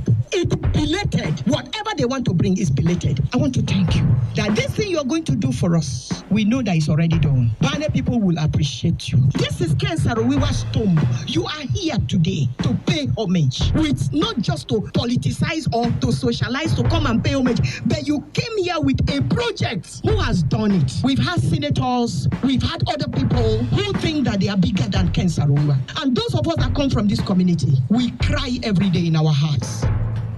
The president of Ogoni Youth Initiative, Sive Miabi, Oscar, in reaction to the comment by Caroline Nagbo, described it as shameful, coming from someone who he claims was a member of the board of the NDDC, but was not able to attract a simple project to Ogoni land. Baby Oscar, while expressing concern on how Ogoni's stock down on high prep, said it is time for Ogonis to come together to know that high prep is not an individual project, but Ogoni project, and Ogoni should stop talking down on the project. It is unfortunate that in Ogoni land, the likes of Caroline Nagbo still parade herself in a way that actually do not attract any meaningful development to Ogoni people. I want to remind Caroline Nagbo that she was once a board member of NDDC. And as we speak, nothing tangible has been recorded that he attracted to the people of Ogoni. It is unfortunate that Caroline Nagbo will use the name of high prep to compare or to compete with the kangaroo projects or a kangaroo visit of Mr. Tony Okocha, the state reps of NDDC in Bane, comparing an agitated or a project like high prep to the kangaroo visit of Tony Okocha is unacceptable. It's condemnable. The paramount ruler of Alakaya community in Akpo Kingdom, Obiakpo local government area of River State, Vincent Igwe, has called for peace among his people. The Ienwe Ali Alakaya, who made this call while officially accepting the new Community Development Committee led by the chairman, Icheu Ezebuon, and the secretary, Ejimele Frank, urged them to ensure that peace and thorough development of the community are achieved. Ezeigwe, who expressed belief that the committee will deliver, asked them to ensure that their activities reflect the idea of togetherness and unity. To give them full power to work for Alakaya and to handle the affairs of Alakaya, to do like other communities, seeing what belongs to Alakaya and bring it home, seeing about our children welfare and doing the good work that requires taking care of the roads, taking care of the schools, taking care of what is good to do as a CDC, maintaining peace where it's necessary. We have hope that the men whom we brought are men of capable and integrity, that they will lead us to the promised land and they will not fail us. Any person who is connected with Alakaya's affair, who sees them, should open his door. Also speaking, a member of the Alakaya Council of Chiefs and Elders, Chief Samuel Ajim, assured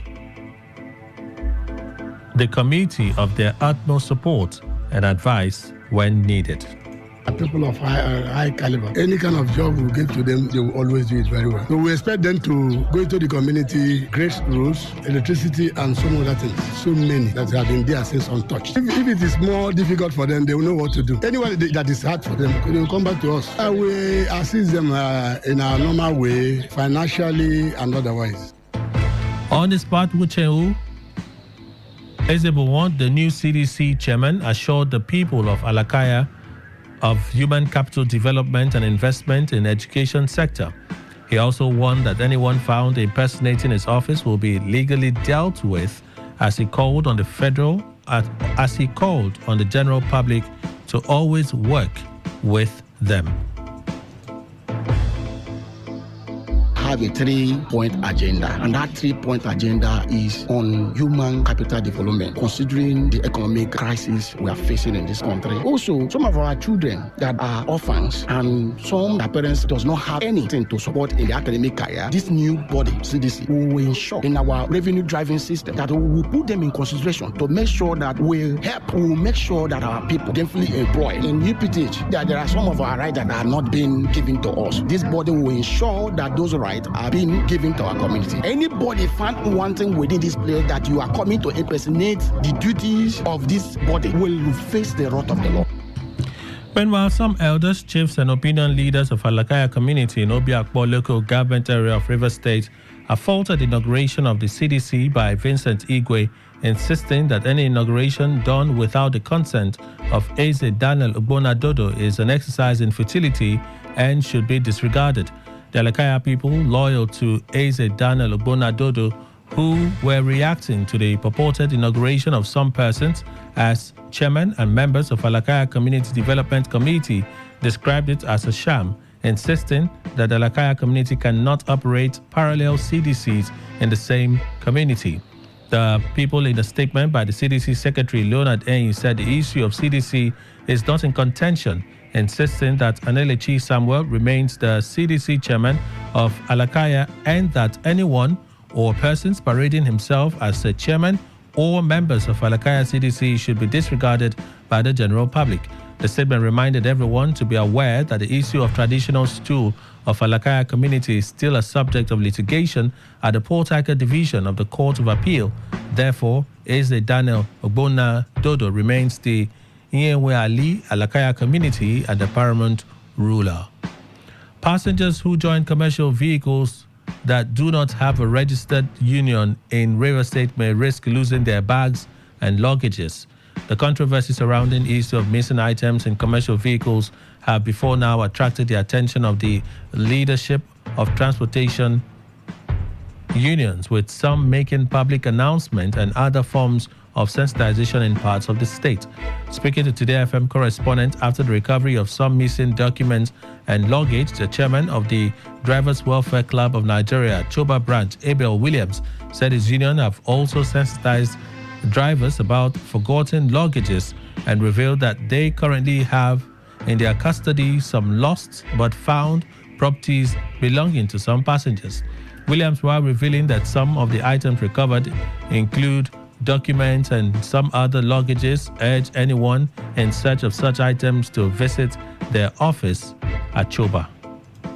And orientate our drivers, we sensitize them on the issue of commuters forgetting luggages in their vehicle, returning it back to our office for easy access and collections by the commuters. So please, whenever you're flying or entering any vehicle, flying Choba to Maitri or Choba to Rumola, that has this very big white sticker at the windscreen, that's our union vehicles. So whenever you forget any of your luggages in these vehicles, please just do it to come to opposite Magistrate Court in Port Road, Choba.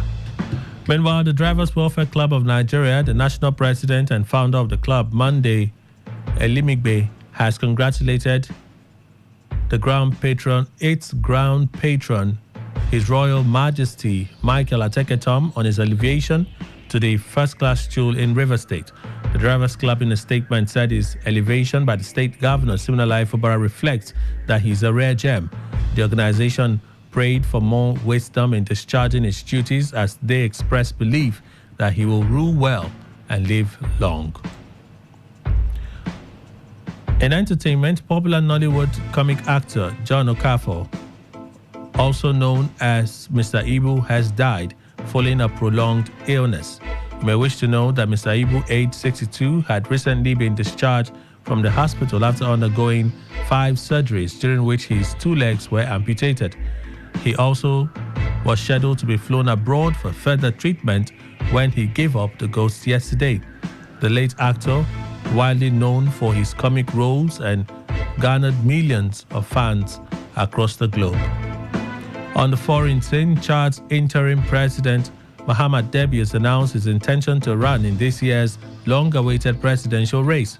His candidacy was endorsed by representatives of the political groups that make up his coalition for a united Chad, which claims to include over 200 parties. He said it took some time to reflect on so many things before accepting to make the move.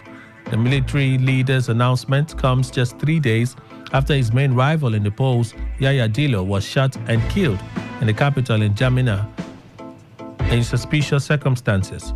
You may wish to know that Deby seized power in 2021 following the death of his long-ruling father, Idris Deby, who was killed in clashes with rebels. Elsewhere, Russia's Foreign Minister Sergei Lavrov has revealed that additional weapons will be deployed in Russian regions to match the threats that may appear on the territory of Finland and Sweden following their ascension into NATO. Lavrov made this revelation on the sidelines of the Antalya Diplomacy Forum in Turkey, where he noted that they have concluded the plans. He said additional weapons will be located, stationed and deployed there, stressing that it will be adequate to the threats that may appear on the territory of Finland and Sweden. Recall that Hungary's parliament on Monday approved Sweden's bid to join NATO following the final hurdle for the Scandinavian country to become the Transatlantic Military Alliance 32nd member. To end the news, here is a summary of the major stories. The Nigerian Navy has intercepted a Ghanaian vessel with 20 million liters of stolen oil. The federal government has revealed plans to introduce new strategies to fight insecurity. You heard that residents of the Federal Capital Territory, Abuja, raided the National Emergency Management Agency's warehouse over economic hardship.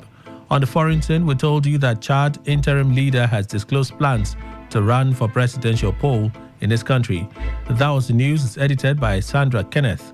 For comments and inquiries, please call 0818-389-2850 or send your mails to news@todayfmlive.com.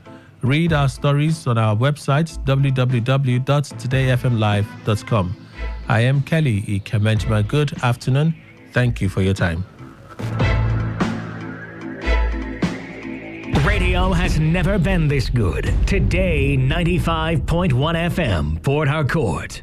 Please listen to this paid infomercial. Herbal Heritage International, the Kokoroko, for herbal medicine, when they produce strong, correct medicine, they take it, they support with country healthcare system. Countryman, correct, holistic, ogbonge herbal medicine, they we know they come out for public anyhow, like a big basket. Full ground, as every Christmas have been boundary. Sickness self sabi medicine will pass them. After all, monkey smart now because tree near tree is a forest. Heritage International will use the technology of computer testing machine to see and know before attacking that your health condition. We don't become Obarumba for your life with the correct treatment. Therefore, whether definition or without definition, make you visit Herbal Heritage International. Offices way near you. Herbal Heritage International. Now you. Hello and welcome to the program Roots and Herbs.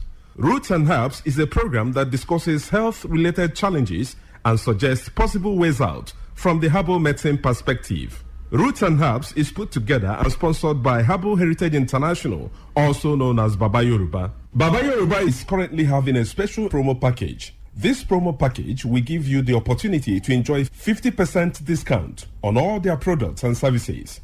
This offer runs while the stock lasts. At number 24 Ikwere Road, Mile 1 by Education Bus Stop, Port Harcourt. Number 24 Ikwere Road, Mile 1 by Education Bus Stop, Port Harcourt. This promo package will give you the opportunity to enjoy 50% discount on all their products and services. And at the same time, it will give you the privilege of meeting Baba Yoruba himself at the venue. For details and inquiries, the telephone number to call is 080 33 111 946. I repeat, 080 33 111 946. 080 33 111 946. On today's edition of the program, our topic for discussion is staphylococcal infection. And I have with me in the studio Dr. Otumba Abiodun. Sir, you're welcome to the program. Thank you, Mr. Moderator. Staphylococcal infections do occur in the body system when Staphylococcus bacteria enters into the body system and spread within the body system, destroying body cells. Staphylococcus bacteria are majorly of three types that can afflict men. But of these three, the most pathogenic in nature, that is the one that is capable of causing diseases easily in men, is the Staphylococcus aureus, because it is capable of invading body cells, destroying them, causing different pathological changes in the body. When Staphylococcus bacteria spread in the body system, there are a number of changes that one can experience. This can result to burning sensation within the individual, and this can be seen as fever from time to time or a situation where there is certain hotness coming from within. There can be skin manifestations in staphylococcal infection that can be given one periodic boils or rashes all over the body. In some people, such rashes can come around the pubic region or even leading to boils that can lead to blisters or even ulcers on the skin. It is possible for one to experience persistent headache in staphylococcal infection because the body fluid is already contaminated. Staphylococcus, as we know, is a form of bacteria. Any bacteria that is capable of spreading in the body system can lead to reactions in the body that can further damage body tissues. And when this occurs, it is possible for one to experience joint pains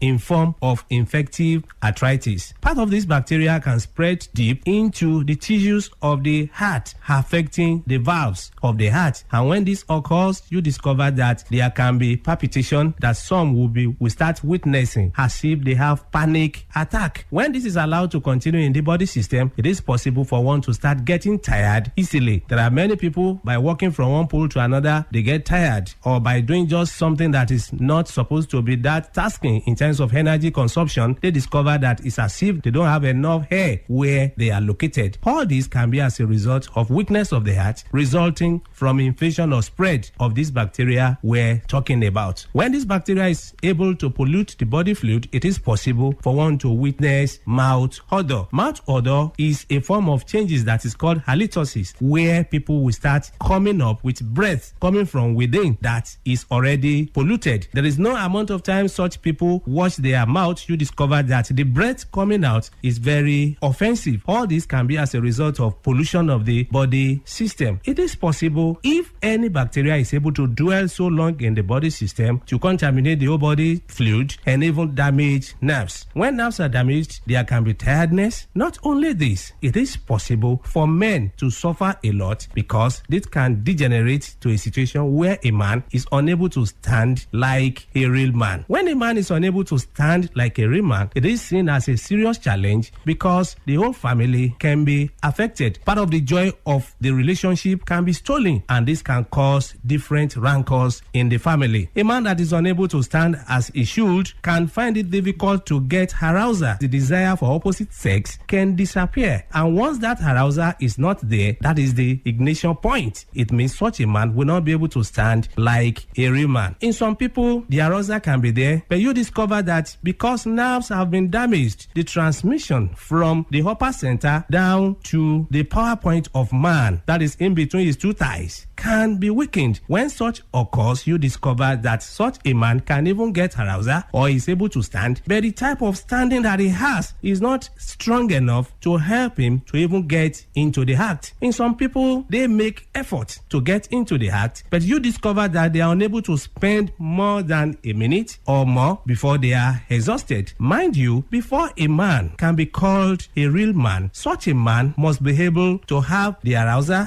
as desired and also be able to sustain the energy he has been able to gather for a considerable length of time. That is when such a man can be able to make his partner happy when it comes to man-to-woman interaction. So such men do suffer from this from time to time. It's after knowing the root cause of the challenge that one will be able to know the right step to take for one to be totally free. Whenever you experience anything that we have been able to mention or other things, it's very important for one to visit a competent healthcare giver who will be able to run tests on one and pinpoint where the problem lies and provide solution. For more enlightenment and advice, the number to call is 080-33-111-946. I repeat, 080-33-111-946. Thank you all. All right. You've been listening to the program Roots and Herbs. Roots and Herbs is a program that discusses health-related challenges and suggests possible ways out from the herbal medicine perspective. Roots and Herbs is put together and sponsored by Herbal Heritage International, also known as Baba Yoruba. Baba Yoruba is currently having a special promo package. This promo package will give you the opportunity to enjoy 50% discount on all their products and services. This offer runs while the stock lasts. At number 24 Ikwere Road, Mile 1 by Education Bus Stop, Port Harcourt. Number 24 Ikwere Road, Mile 1 by Education Bus Stop, Port Harcourt. This promo package will give you the opportunity to enjoy 50% discount on all their products and services. And at the same time, it will give you the privilege of meeting Baba Yoruba himself at the venue. For details and inquiries, the telephone number to call is 080 33 111 946. I repeat, 080 33 111 946. 080 33 111 946. I repeat, 080 33 111 946. Let's take our sponsor's message. Don't go away. We shall be right back. Herbal Heritage International, the Kokoroko, for herbal medicine, where they produce strong, correct medicine, they take it, they support with country healthcare system. Quatliman, correct, bekelistic, ogbonge herbal medicine, they know they come out for public anyhow, like a big basket. Full ground, as every Christmas have been boundary. Sickness self sabi medicine will pass them. After all, monkey smart now because tree near tree is a forest. Heritage International go use the technology of computer testing machine to see and know before attacking that your health condition. We don't become umbarumba for your life with the correct treatment. Therefore, whether definition or without definition, make you visit Herbal Heritage International. Offices way near you. Herbal Heritage International. Now You're welcome back to Roots and Herbs. Roots and Herbs is a program that discusses health-related challenges and suggests possible ways out from the herbal medicine perspective. Roots and Herbs is put together and sponsored by Herbal Heritage International, also known as Baba Yoruba. Baba Yoruba is currently having a special promo package. This promo package will give you the opportunity to enjoy 50% discount on all their products and services. This offer runs while the stock lasts. At number 24 Ikwere Road, Mile 1 by Education Bus Stop, Port Harcourt. Number 24 Ikwere Road, Mile 1 by Education Bus Stop, Port Harcourt. This promo package will give you the opportunity to enjoy 50% discount on all their products and services. And at the same time, it will give you the privilege of meeting Baba Yoruba himself at the venue. For details and inquiries, the telephone number to call is 080 33 111 946. I repeat, 080 33 111 946. 080 33 111 946. Until we come your way again, remain blessed. And that was a paid infomercial. Radio has never been this good. Today, 95.1 FM, Port Harcourt. Okay, all right. All you need to know about this one is that 95.1 FM? Search for your next dial.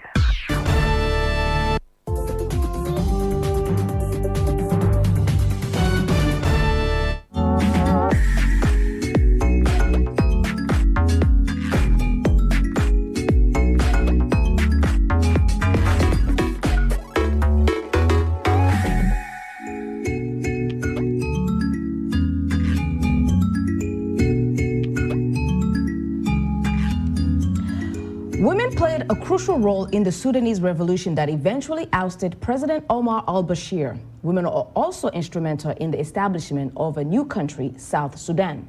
They are now calling for an end to fighting and hostilities that have persisted in both countries. Today we hear the voices of many women in Sudan and South Sudan who are advocating for peace and stability. Hello and welcome. I'm Oriani Tangishaka and this is Our Voices. In studio with me, of course, are my co-hosts, Simenyesh Yakoye and Jeannie Niwa. Ladies, the case of Sudan and South Sudan, it's women who are, complaining about their voices not being heard. And it's very similar to many countries that are going through instabilities, isn't it? Well, just to touch on that resistance, Sudan is resistant. Women, to me, they're a great example as women standing as one. Compared to other countries, I'm from the DRC, we don't see the resistance, women being in a resistance or opposition or marching as one, just, like we see in Sudan. So to me, they're a great example. But as far as them having a voice, I understand that totally because they're not in leadership position. That's true. I agree with you. Like, these women have been, key in these revolutions, and they had an important role in shaping some of the historic events both in Sudan and South Sudan. However, in my view, once these revolutions are done, like any other civil societies, women are also pushed out. They are the ones organizing rallies, protests, demanding justice. But when it comes to, formal peace negotiations or government formations, we don't see them. But, any economic development or social development or sustainable peace cannot be attained excluding women. In fact, I think it would reverse even any progress made. Right. Oh, yeah. I mean, what we're talking about is that sometimes we see systematic repression of women in the negotiation at the decision-making table. And that's what we're talking about today. How can their voices be heard so that they can contribute to the changes in their countries?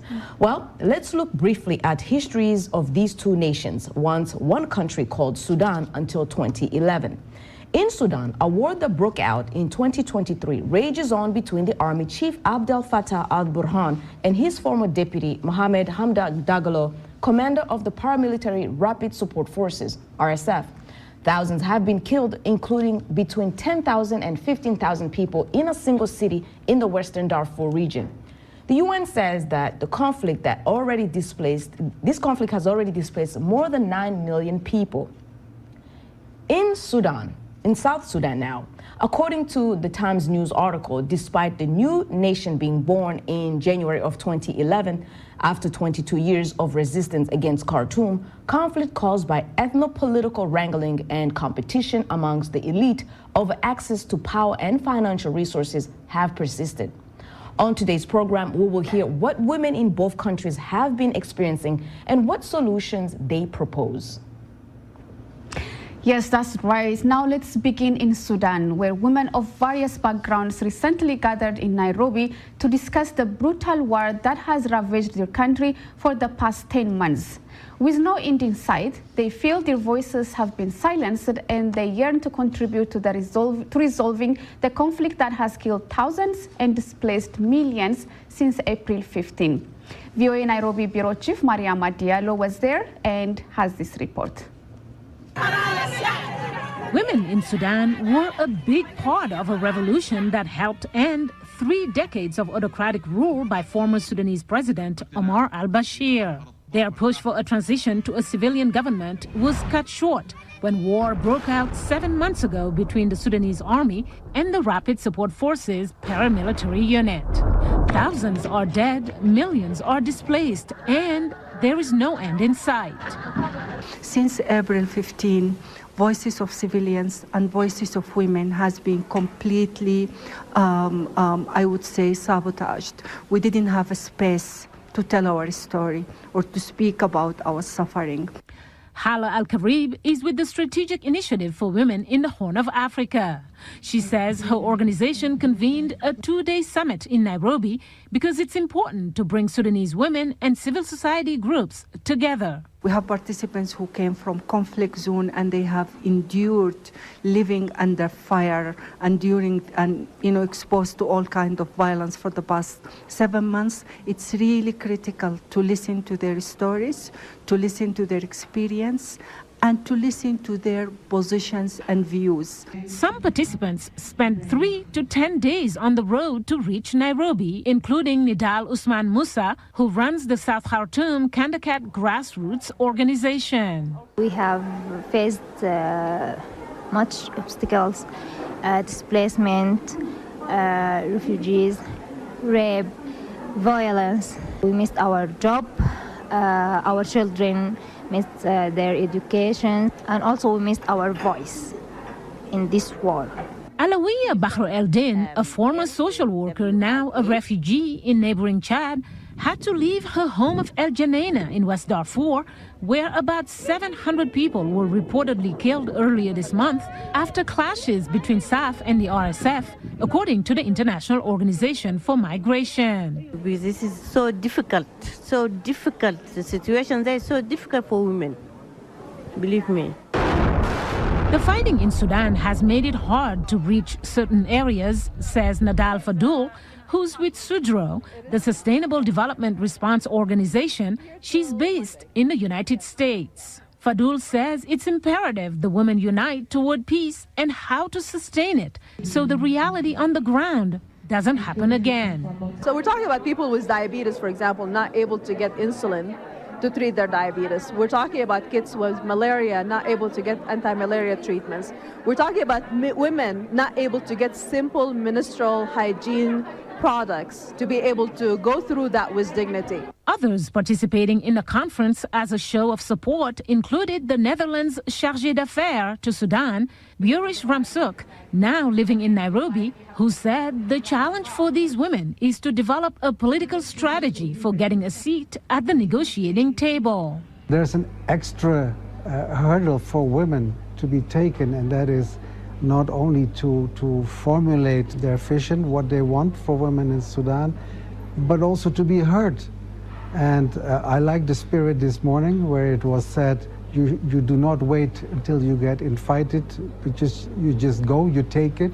Mariama Diallo, VOA News, Nairobi.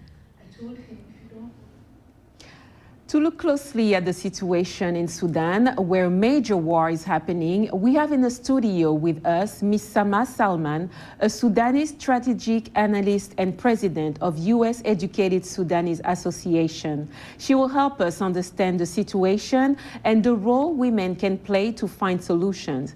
Ms. Salman, welcome to Our Voices. Thank you so much for having me. Sure. Can you please tell us what are the main concerns or the main issues for women right now in Sudan? Yeah, as you know, Sudan is experiencing an extremely tragic war at the moment. And for women, it's extremely devastating. And so I would say there are three major concerns. The first is, as we know, the displacement crisis in Sudan. Sudan has the largest number of displaced people in the world. And women form the majority of refugees, Sudanese refugees. If we look at, for example, Sudanese women crossing from West Darfur into Chad, women form 90% of these refugees. The second crisis is a security crisis. Women are being raped, they're being kidnapped, and they're being sexually abused. So women face extremely challenging situation, sometimes terrifying circumstances. Yeah, definitely. As UN says, 9 million people, that's a lot of people to be displaced. Now, when we look at a situation like the summit we just saw in Nairobi that just took place recently, what can we expect from these kind of summits? Are women organized strategically enough to bring them to the negotiation table when the time comes? This is a really important point. And what we know about women's participation, political participation, is that during Sudan's revolution, women formed at times 60 to 70% of protesters. When it comes time to negotiate and political leadership and political decision making, you'll see women's participation at less than 10% at these tables where decisions are made. So historically, women have not had the same investment into their capacity, the capacity of women's organizations, and they're just starting to catch up. Okay. I was also reading an article on The Guardian where it was referencing that during the 2005 negotiation between North and the South, women had a part in preparing, technical documents. But when it came to actual formal discussions, women were forbidden by the government to even board a plane so that they can take part in these formal negotiations. Now, 20 years later, what has changed? How would you evaluate women participation? Unfortunately, not much has changed, and you'll still see a very similar situation. You'll see it in, the optics of some of these congregations, as you mentioned, in Nairobi, in Addis, in Cairo, in Kampala, where you might see one or two women in a room that is really the majority comprised of men who are, at the forefront of these negotiation processes. So how has that impacted, bringing a peace in Sudan? I think that this has really been detrimental in many ways because women are the social fabric of Sudan. You're seeing a very critical moment in Sudan's history where Sudan is starting to fracture along ethnic lines. I mean, Sudan has always had these problems, we know, since independence and throughout its many wars and up to today. But in order to keep Sudan together, for the hope that we have to keep Sudan together, it's the women who are keeping the social fabric intact. And I guess the question is, especially really, I want to say educated, but what's keeping them? Is education one of the things that maybe keeps them from being at the leadership positions, at the leadership level? Is that something that plays into the factors? I think that it's structural. I think that in terms of the way that governments, positions, political parties are organized, you see a lot of times that women, it's very difficult for women to come up through these organizations. Even though you have political parties in Sudan, you don't have the meritocratic. Okay. It's more of lines of succession in some of these political parties. So you'll have maybe,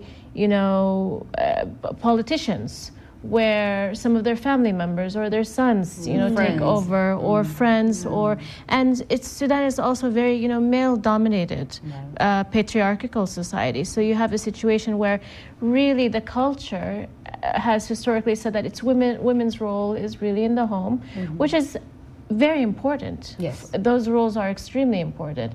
But at the same time, you have a separation in society where women are not invited to the table. Decision-making. That's a good important point to make. But unfortunately, we'll have to stop here. But thank you so much for joining us, Ms. Thank you for Salma. having me. Coming up, we are going to continue shedding the light on the situation in Sudan, and it's time for a break now. When we return, we'll shift our focus from Sudan to South Sudan, where ethnic tension has often caused the loss of life. As usual, we ask you to share your thoughts on this topic on our social media platforms at VOA Africa. We are on Facebook, Instagram, and X, formerly known as Twitter, and use the hashtag VOA Our Voices. We'll be right back.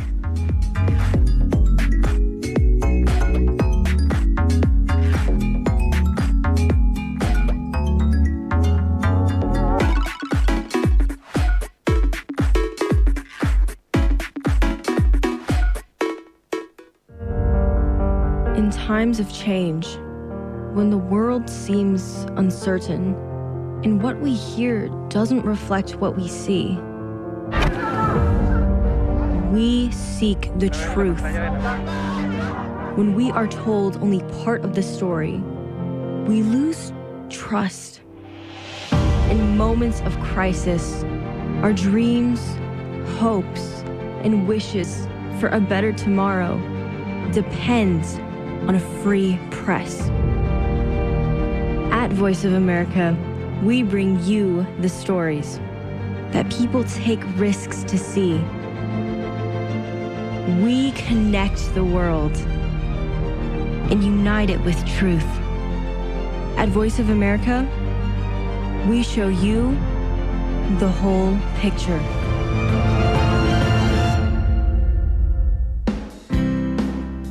Health, wellness, sport, beauty, medical breakthroughs. Healthy Living cares about your well-being. What are the main health concerns in Africa and around the world? Find out the latest on coronavirus. Connect with our experts and ask them questions. How long does the virus stay? Join me, Linoch Mudu, in Washington, every week on Healthy Living, right here on VOA. You're watching VOA's Red Carpet. My name is Jackson Vunganyi. Thank you so much for joining us each week right here on Red Carpet. We bring you the latest in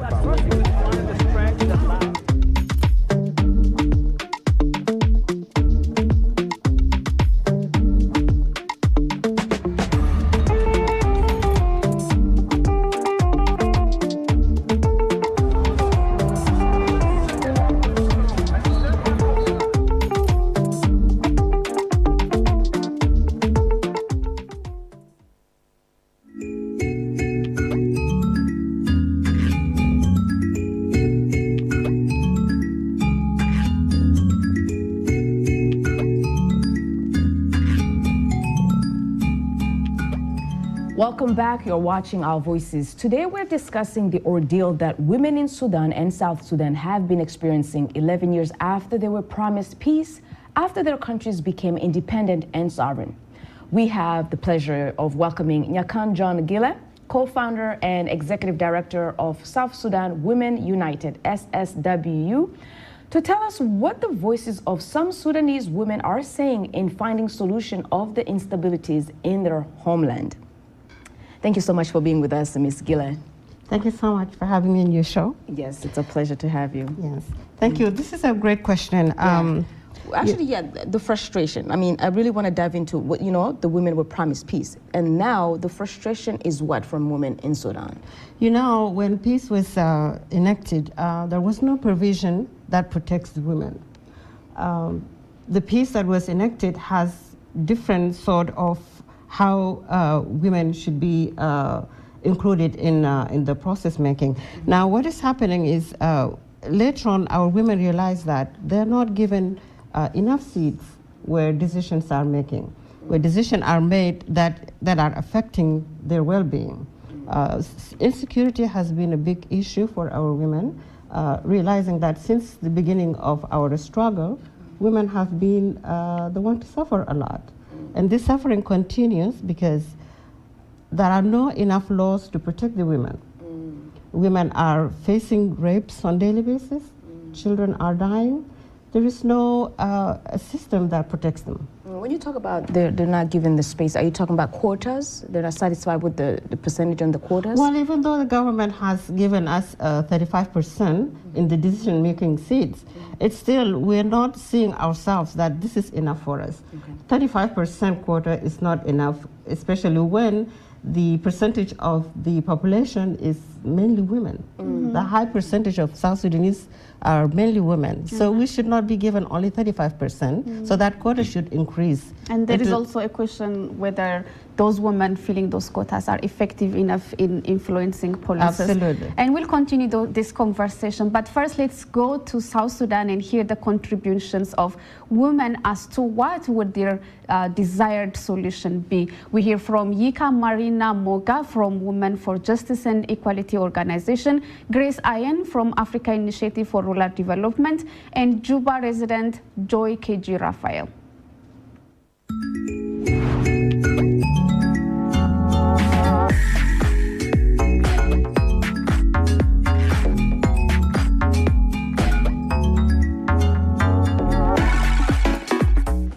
Women have been able to encourage the men to reconcile, and also women have been taken up to communities to solve issues. For example, in the courts, as we know, women are a bit soft. They tend to reason out things easily and then slowly by slowly. So with this, they have been able to come up with ways that they can talk about peace in their communities and how to reconcile different communities. With this, even they've come up with ideas that if we tend to intermarry within our communities, at times the peace comes in because the conflict tends to reduce. If you find that your neighbor marries off your child, automatically the peace comes in. So women have been able to do that in our communities and our country as South Sudan. When 2013 war erupted, women sat down. They called for arbitration meeting. They called for the meeting, and in that meeting, they were having some difficulties because Nuer community were hosts in the POC, and when they were released from the POC, there was no mean of getting water. So women sat down, then they discussed on where they can get back to normal, because by then they were sharing things like a borehole. Then when war erupted, everything were stopped. Then when they sat down,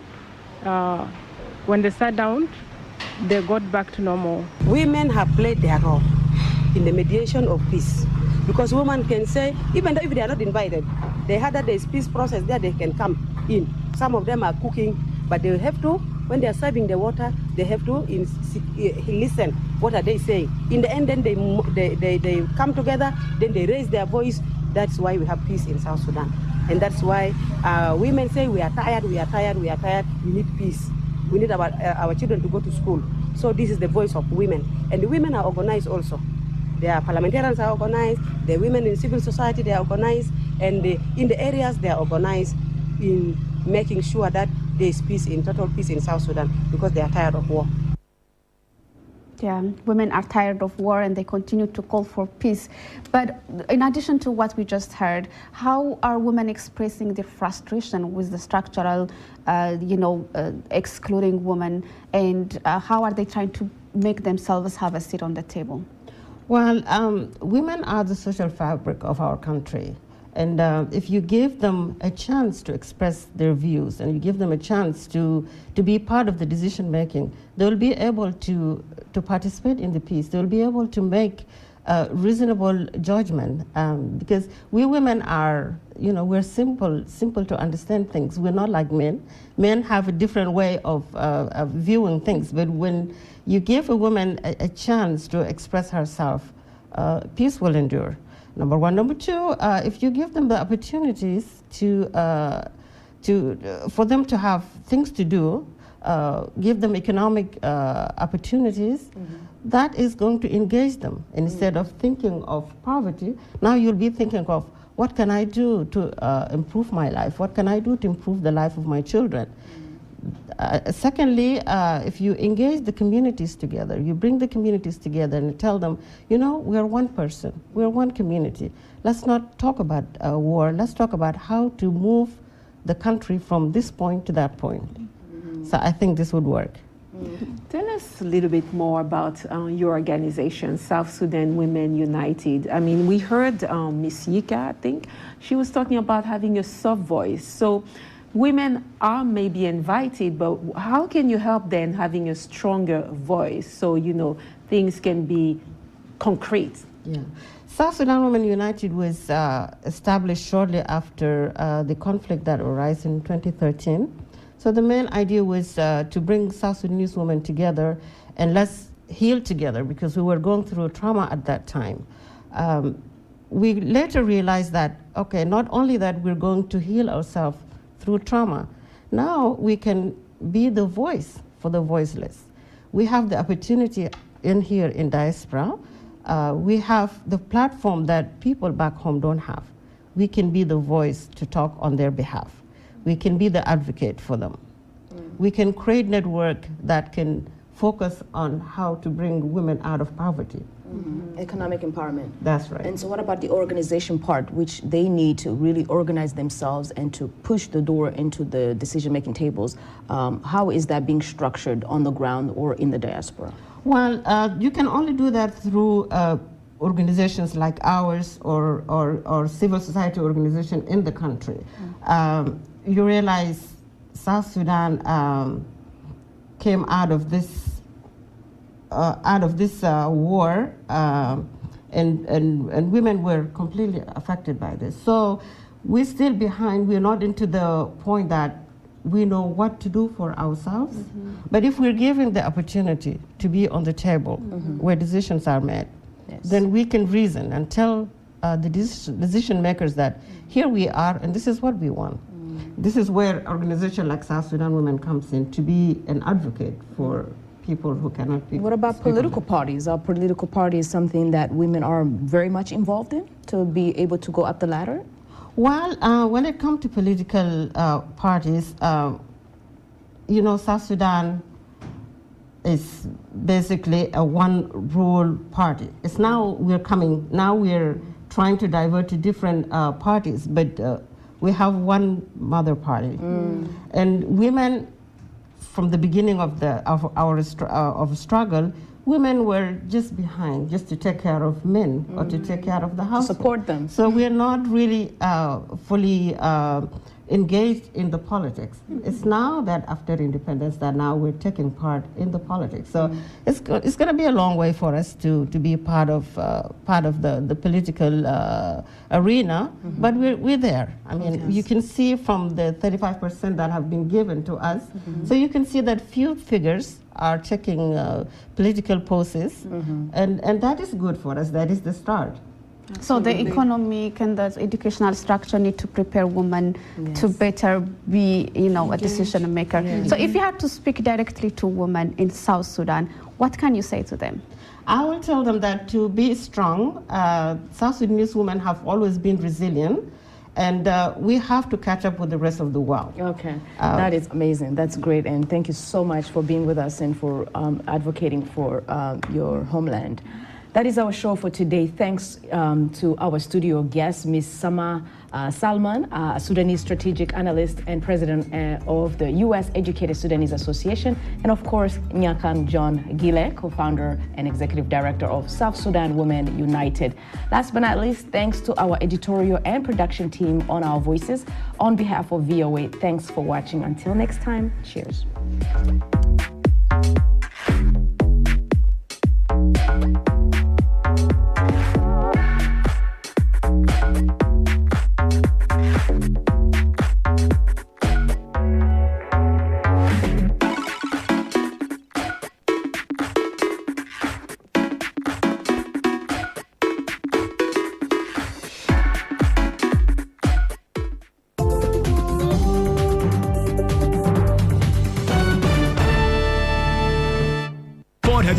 Are you ready? Today, 95.1 FM, the voice of the people.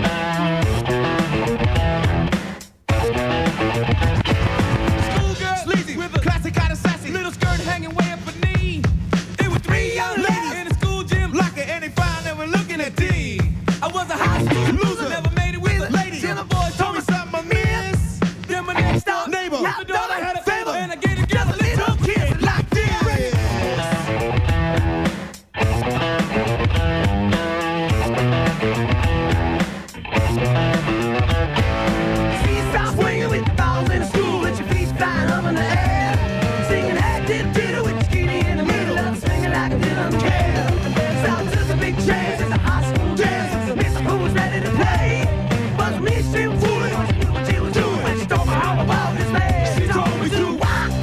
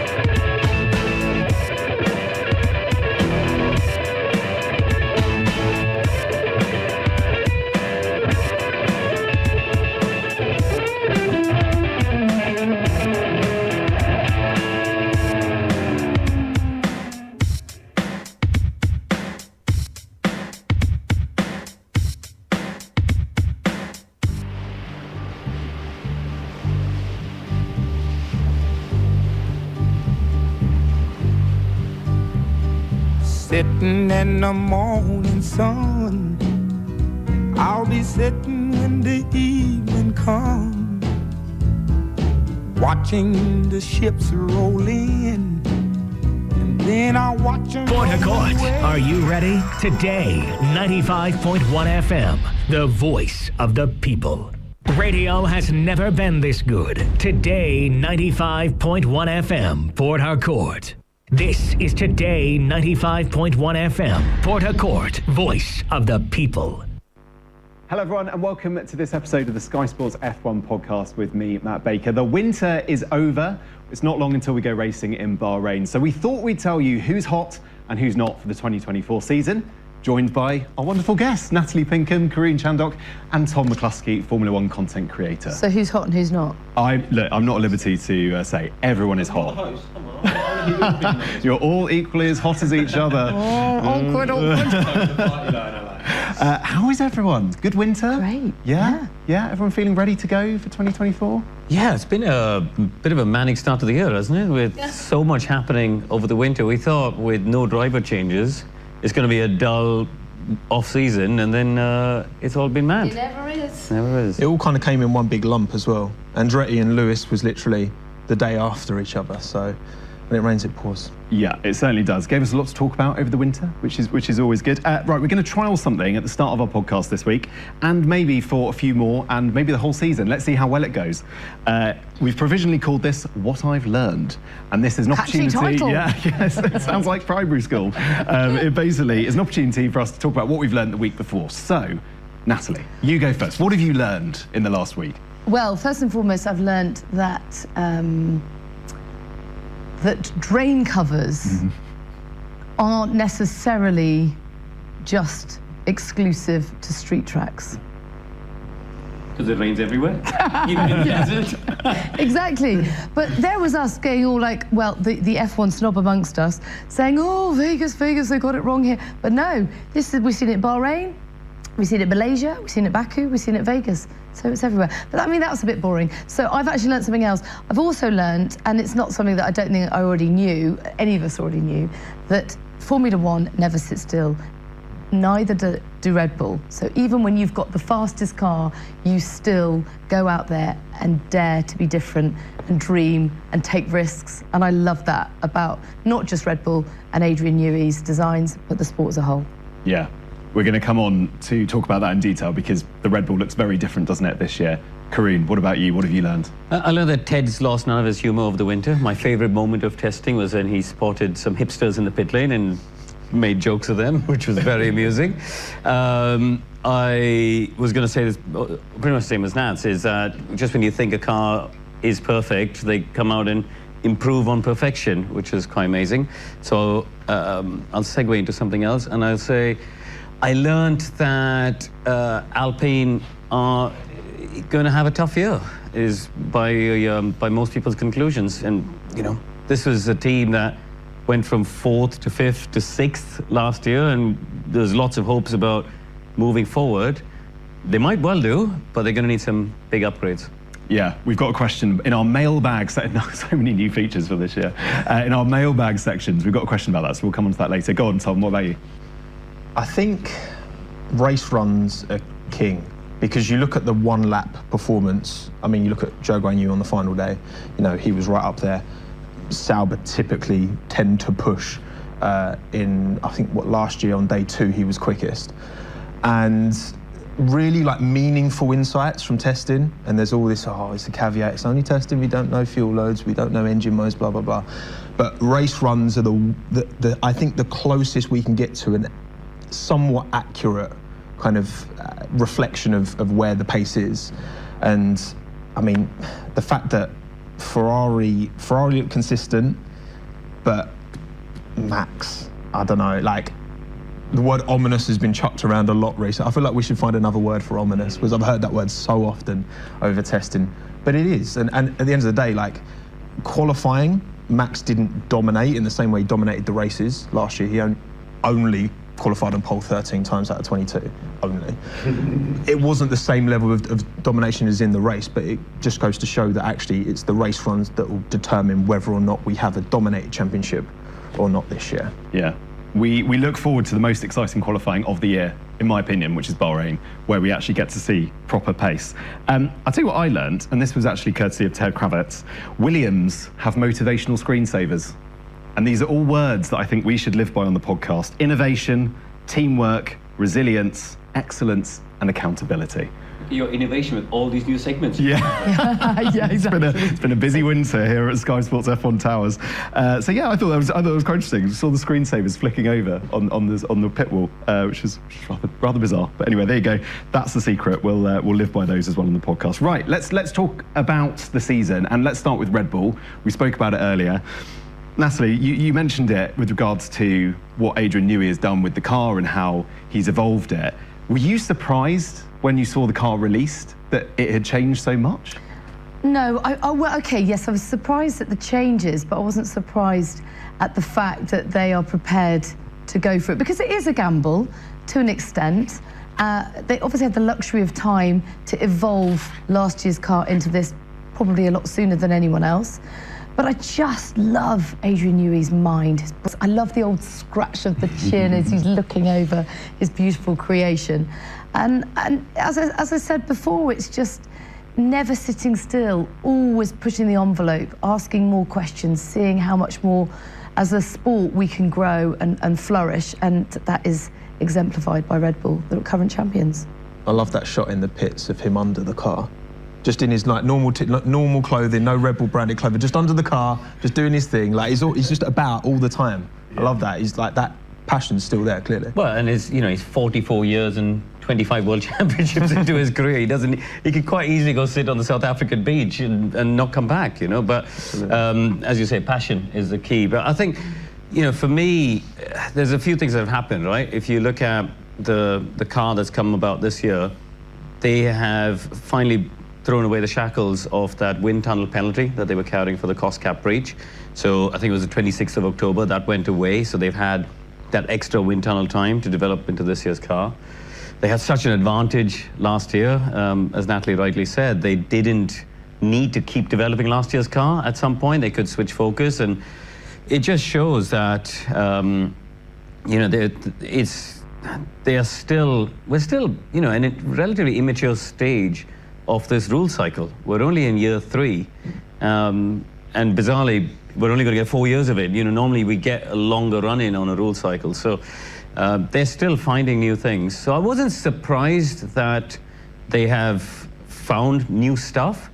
I think I'm surprised that of all the teams, they seem to have made the most progress.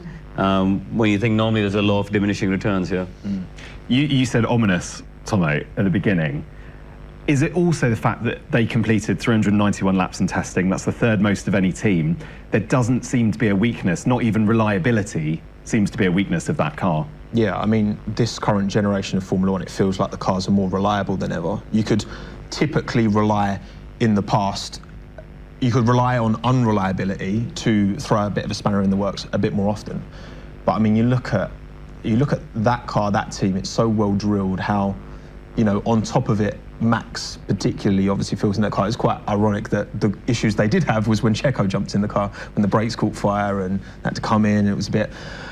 And you look at other teams, and I think across the board, I mean, everyone was pretty reliable. There wasn't some absolute howlers like we've had in the past. Alpine, not great, but I mean, was it Williams 2019? And they didn't even have the car ready and missing. Oh, coming into testing, yeah. I'm sorry, I thought you meant the year as a whole last year. I felt for Alpine all year. That was a shocker. Yeah, not ideal. And they're down on power as well, so they've got to do even more to compensate. But yeah, it was, I think across the board, everyone felt pretty happy coming out of testing, but Red Bull just, again, that ATR penalty just didn't, because they could offset so early last season, they've still been able to innovate loads. I think we have to talk about the elephant in the room, isn't it? Is obviously the noise around Christian that's going on here, and there is an ongoing investigation that's all unfolding. But the point is that noise hasn't distracted the technical team, and I think that could have been a very destabilizing factor. Absolutely. It's obviously come up recently, and most of the car has been designed and developed prior to all this getting public. But you would imagine before it became public, inside the team, there was probably things going on. It's impressive how Jonathan Wheatley and Tony Burrows, who run the test team and the race team, they've just put everyone's heads down. I saw there was some shots of Jonathan organizing all the mechanics together, going through their usual end-of-day meetings. They're just carrying on business as usual. Whereas, for the rest of the world, Red Bull could have wheeled out Taylor Swift on the rear wing of the car, and still everyone was looking at Christian Horner last week, and I think it was, so I think that for me is going to be, when we get to Bahrain, and we're all getting on our flights fairly soon to go, that's going to be a big thing this weekend, is how much of a distraction is it for the team as a whole? I mean, I will actually come back to you on one point there. Taylor Swift? Yeah, Ted Kravitz would have only been looking at Taylor Swift. Really? He's a massive Swiftie. Is he? How do you not know this about Ted? He is a when the rumours came out about her with Fernando, I've never seen his eyes go so wide. That was great fact. Joyous news. Cannot wait to talk to him about that. I can't believe you don't know that. You mentioned Alonso, Natalie. This is what he said last week. Okay. 19 drivers now believe that in the paddock. How are you approaching this year, and how do you approach trying to race Max Verstappen? It's a really interesting point, because I think that shift in mindset is actually crucial for Checo. He came into last year saying, I'm going for the World Championship. And then obviously the middle section of the season fell away from him. He was able to get a bit more momentum towards the end, which obviously secured his seat going forwards, which was great for him. But I'm thinking a bit like Valtteri with Lewis. When you change your approach, it changes the dynamic in the team, kind of changes everything. And in a way, there is a calmness to that acceptance. And perhaps that's where Sergio has to be coming into 2024. Like, it can't be easy being Max Verstappen's teammate, can it? But if you're able to approach it slightly differently and just go for the best version of yourself, control the controllables, and try to maybe get a handful of wins and some very strong second finishes, so that you do bed in the constructors for your team, but also that number 2 spot for you. I mean, it can't be easy, because you tell me as a racer, you never want to accept coming second. And honestly, looking back in history, I don't think any driver apart from Eddie Irvine has managed that. If I think of Rubens Barrichello, Giancarlo Fisichella, you think of David Coulthard against Mika Hakkinen and McLaren, effectively they were all number 2 drivers. But in January, when they got to the new car, the new season, they all thought, this could be my year to be a challenger. Well, look at Nico Rosberg. He was able to go into that season saying, actually, maybe this will be my year. And it was. Yeah, but so stranger things can happen. I think it's a bit different, because I think Nico was closer to Lewis than Checo's ever been to Max. So I think, I think you look at Irvine's case, in '96, he didn't do any testing. Literally, he was just on the beach. Michael did all the testing, week in, week out. The only week Eddie got to test was when Michael was moving house, and they gave him a week off. But Eddie accepted that, listen, if I'm a number 2 at Ferrari, I might win some races, and something will happen to the number 1 driver, and I'll get my day. And that's still better than being a number 1 driver in a midfield team and not winning any races. So I think it's a mentality shift that needs to happen. I think Natalie's hit the nail on the head. It's you have to accept. Listen, being number 2 to this guy, there's no shame in that. There really isn't. He's one of the greatest talents ever in the history of F1.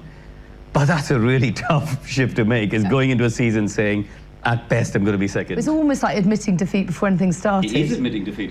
But actually, it could be the best thing for your career. And his mental health, frankly. Yes, and for the team. Yeah. And never throughout a driver's career up to the point of Formula 1, where you're racing in junior formulas, where everyone's got the same machinery, that mentality is never going to be a thing, because you're always going to you have to back yourself in equal machinery. Whereas with Formula 1, not only is obviously you've got different teams, but also vastly different. We know that Max really likes to drive it on the nose, and there's certain drivers who you'd be like, well, they could theoretically extract performance from a Red Bull, but then there's other drivers who like a bit more understeer. And also, like, Max and Checo are in very different stages of their careers. Like, there's a good, 6-7 years between them, I think, in terms of age. And it's almost like if Checo was the same age as Max, and in the same stage of his career with like years ahead of him to go, maybe it would be a bit different. Like, to accept that you're just going to have to be number 2. Yeah, it's like it's now or never. I mean, we saw Checo take that approach at Mexico last year, where it was like, I'm just going for it.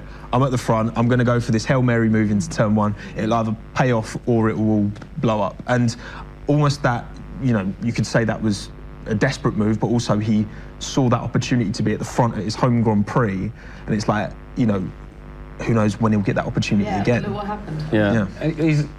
The tricky thing for him is he also got Daniel Ricciardo coming out of the Natalie Pinkham School of Positivity hanging around. And if he lets his chin drop too much, the team will have a think about that, because Daniel... Sorry, go Yeah, on. no, but Daniel, you know, this is a big year for him, because he had a great race in Mexico, the one you mentioned, against Yuki, but actually he was out-qualified by Yuki 4-3. We cut him some slack because it was disrupted with a broken hand, of course. So I think this is a big year for Daniel to come back. He's got to hammer Yuki, hasn't he? You know, I think the Red Bull have been pretty open about the fact they don't see Yuki as a driver for the top team. So therefore, by definition of that, you'd have to say Daniel's got to hammer Yuki this year and then put himself in pole position for the top team. So a big year for him. And crucially, I think if he did go back into the top team, he would have had that shift in mindset that he is prepared to play second fiddle to Max Verstappen, which he wasn't happy to do first time round. Yeah, very interesting. All sorts of driver switches could be happening. We've got another question about that next in the mailbag later. So much to talk about. He's never going to make that flight to Bahrain. Right, let's talk about Ferrari, because my understanding, on the basis of testing for what I saw, was that it actually looked a pretty good test for Ferrari. And from looking at their weaknesses for the last couple of years, race pace, tyre degradation, were there signs, Karun, that in... Signs, get it? Signs, very good. Were there signs in testing that technically on the car, they might just have turned a corner? Well, first of all, they seem to be attracting themselves to drain covers more than anyone else. I think they are better, but you would expect that. Are they a Red Bull beater? I don't think so. You know, if you look at Max did a race run, there was a 17-lap run he did on the final day, and he basically had no tyre deg. You know, he was, and to explain to people at home, you look at the trend from the early laps versus the later laps, and he was basically doing the same lap time, whereas most people would lose up to a second. Some people, you know, Oscar Piastri, for example, lost over a second. So that tells you that there's more in the tank with the Red Bull. I think the Ferrari is very good in slow speed corners. They seem to be able to rotate very well in the slow speed. They uniquely have the pull rod rear suspension, which is, I think they're the only one apart from Williams to have that. It's all to do with aero anyway, but if I look at the sector times, they were consistently very quick in the last sector, which is 2 slow-speed corners, basically. So I think they've got a lot of potential there.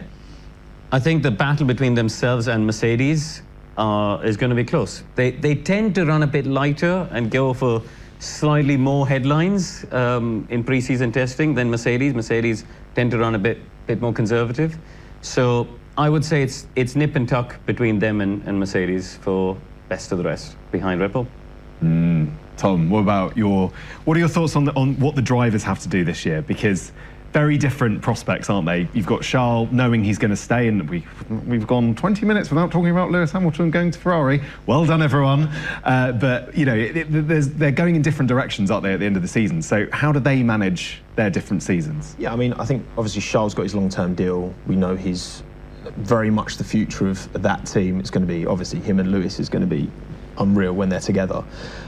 Carlos, it's going to be interesting, isn't it? Like, when do they start to kind of close Carlos out of certain meetings and certain discussions around the car? Because we know that Carlos he outscored Charles in their first season together at Ferrari. You know, he got that win last year. We know that Carlos, like for me, going into from last season, that was the perfect driver pairing. There was enough of a gap between them on pace that Charles typically had the edge over Carlos, and even when they got a little bit, you know, techie with each other, you know, at Monza, they did just keep it clean, just. So I think that, look, I think Charles is going to have an incredible season. I think Ferrari are looking very good in the same way that it's funny how Haas had the same issues as Ferrari, just at a different level. You know, they both qualify well and they both fall down relative in the races. But I think, you know, Fred's got that season, you know, he's got that season of experience at that team. And I think just Ferrari is such a it's really hard to kind of throw your full weight of support behind Ferrari because they've just, so often they've come so close. You look at the Vettel era and how often like he was close to Hamilton but never quite got it done. But it feels like there's a second coming. For me, Ferrari, I'm quite confident they're going to be second best this year, team-wise. But I mean, check how many out-qualified Leclerc 5 times last year in 22 races. So one lap pace isn't an issue. And actually, I feel like that's where the emphasis was on this test, you know, shifting away from that single lap dominance to those longer race runs. I'm really interested in the dynamic between the two drivers. I always am. I'm fascinated by this idea that Charles has to really bed in and really assert himself now within the team because he knows that this 7-time world champion is going to be joining him. So it's almost like, you know, asserting himself to the extent that, you know, I am your number one, you can buy into me and believe in me. And then Carlos has got to really, well, he's put himself in the shop window, isn't he? And say, right, where next? Everyone's talking about Audi from 26 onwards, but what does he do for that holding year? So, yeah, it'd be brilliant to see, but I think my takeaway from testing was that they looked stable, they didn't look like they were making mistakes out there, so the car looked easier to drive, and there was a sense of sort of cautious optimism amongst the drivers and indeed Fred that this was going to be a better challenger for 24. There's a fascinating dynamic between Leclerc and Ferrari at the moment, isn't it? Because they first handed him a vote of confidence saying, we're getting rid of one of you drivers. Guess what, Charles? You're staying, so, you know, good job, you've done a great job. And oh, by the way, we don't think really you're going to be our #1 title contender. We're going to bring in the most successful bloke ever to be our #1. Yeah. And it's a bit of a slap in the face there. So they've sort of given one hand and taken away a lot with the other. So, and you always feel that dynamic there. You feel that Charles was always kind of like teacher's pet with Fred, but now, oh, hang on a minute, Lewis and Fred have got even more history than you two have. So who's going to get on best with the boss? But this is Ferrari, right? This is Ferrari. This is the team. This is the only team I think that could maybe make that work in some way, shape. Really? I don't know. Yeah, no, I'm going full delusion crew. Explain. So when Lewis was announced at Ferrari, I remember seeing all of the memes about that. Oh, Ferrari gonna like mess up his pit stops, and you know we are checking all this. They released the wrong promo video. With a slow pit stop. That was great, right? But they were like 3rd best. No, sorry, the DHL fastest lap thing that they cover over there is Red Bull. Then it was Ferrari. They were ahead of McLaren even over the course of the season. Operationally, I think Fred has really sorted out that team in terms of like them making those kind of mistakes, those strategic mistakes and pit stops. We didn't see anywhere near as much of that from Ferrari last year. This is why I'm saying it's hard to like throw your full support behind Ferrari because there's so much historical, but I think Fred is turning that ship around, I really do. Fingers crossed. Fingers crossed. Big hopes for Ferrari, of course. Another team with big hopes, Mercedes. Big year for Mercedes. Obviously, Lewis Hamilton's last year. Karine, I wanted to ask you a question about a quote that I saw from Lewis Hamilton. Right, he said the car was much more enjoyable to drive. Now, as a racing driver, so my VW Polo, for example, lovely car to drive, right? But it's not quick. So what's the balance as a driver where you get a car and it's nice to drive, but in 2022, for example, they had a porpoising car bouncing up and down, and yet it still won them a race. So it's still quick. So what's the balance between a quick car and a nice car to drive?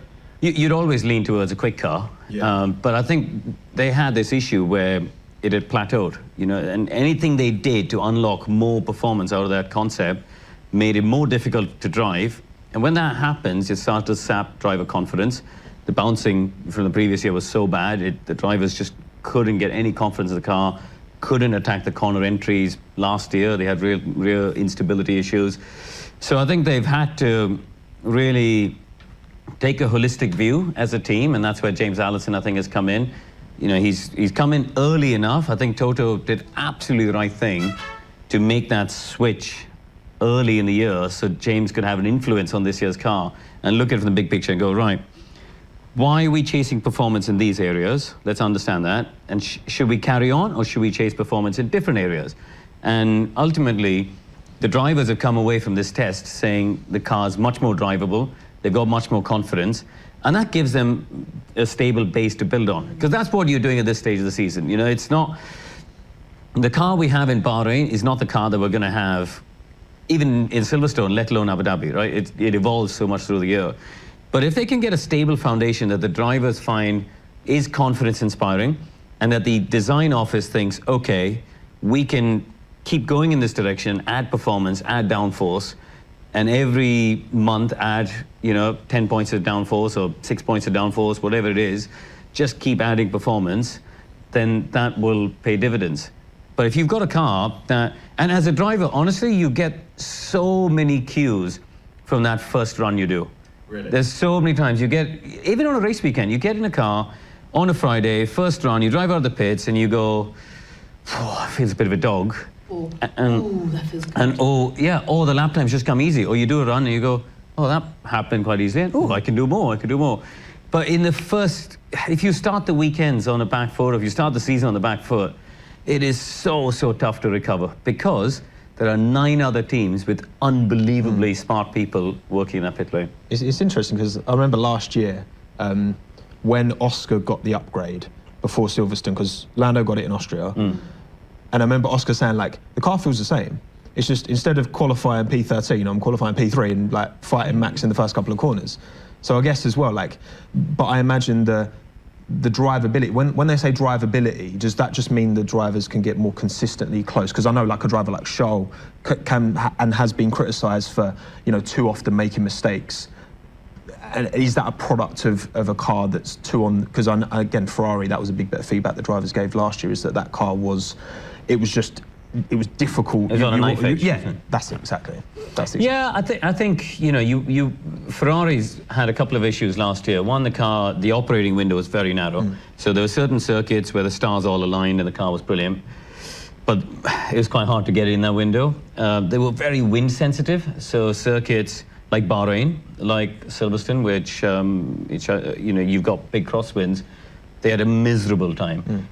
Looking at the test last week, and I traded texts with some of the engineers, they've managed to just make it a bit more benign in terms of wind sensitivity, which I think will be very good for them across the year. And it means that it might have also opened up that operating window. So one of the issues Ferrari have got is the 2 drivers drive differently.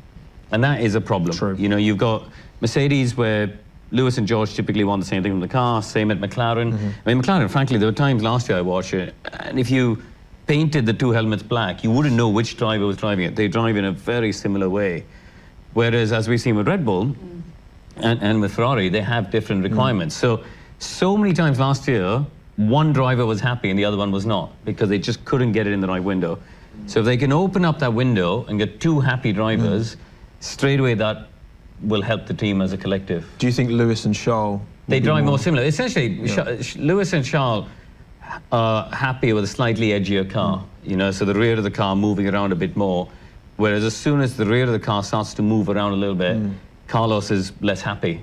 So races like Singapore last year, where they had an inherently understeered balance, Japan, there were certain races where the balance just favored one. You started to see bigger differences between, one way or the other. So I think that's the big thing for Ferrari, is to just widen the envelope that the car can work in. Maybe Sainz and Checo is the perfect driver pairing at the right team, because then they can just build around that philosophy, the way them 2 drive. It's a bit bizarre that's not considered more, almost, with driver pairings, but I guess it doesn't. Well, it's just another factor, isn't it? Yeah, it's just another of the many factors of getting a good driver pairing. And ultimately, the number 1 factor is how fast are those drivers. Yeah, fair enough. And they can sort the rest out. Yeah. Now, let's talk about Lewis and George's season. And Lewis in particular, I thought at the beginning of the season when we got the Ferrari news, I was like, oh, this is really strange timing. Why has he done it now? But actually, now the dust has settled, I almost think it's really smart, because we're not going to talk about Lewis going to Ferrari every single race weekend. Well, we might. Do you think we are? I can't see. I've been thinking about this. I mean, you yourself said we've gone 20 minutes because it's a miracle. Yeah. It's all that everyone's talking about. And I think we will talk about it throughout the year, particularly if, for example, Mercedes out-qualify and out-race the Ferrari. They've got, oh, have you made the right decision? What if this car is actually going to deliver that elusive 8th world title? I mean, I think that he's the biggest name in the sport with the most titles, and he's going to the most iconic team in Ferrari. I think we're going to be talking about this forevermore. What I am fascinated by, going back to those driver dynamics, is what George does now, because he's really got to blossom and grow into that #1 role. And again, much like with Carlos at Ferrari, we're going to see Lewis just start to be edged out of those development discussions within the team. And what a hard thing to do when you've been either powered by or driven for Mercedes for 26 years. It's in his DNA,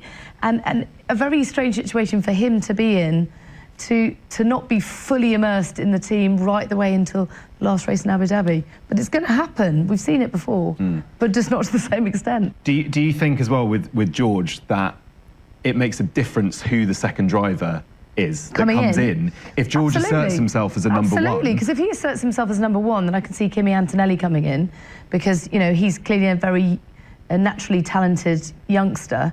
But if George doesn't, and he falters like we saw a couple of times in 23, then will they turn to a much more experienced Fernando Alonso, for example? Or you could go with more of a level playing field and an Alex Albon. I mean, for me, they're the three standout candidates, or indeed Sainz. I mean, that would actually make a lot of sense, just to do a swap for 2025, but then it depends if Sainz wants to move on to Audi for 26, or whether he, you know, could well stay at Mercedes. I think the question to be answered is actually the one that Nats has asked, which is, what does establishing himself as a #1 mean? What would actually entail him saying to the team, I am an established beating #1. Lewis? Exactly. And I think that is the question that we all need to be asking. Do we think George can beat Lewis across the season this year? He's not been afraid to fight, has it? No. And as the team naturally start to favour him more, you might see that happen.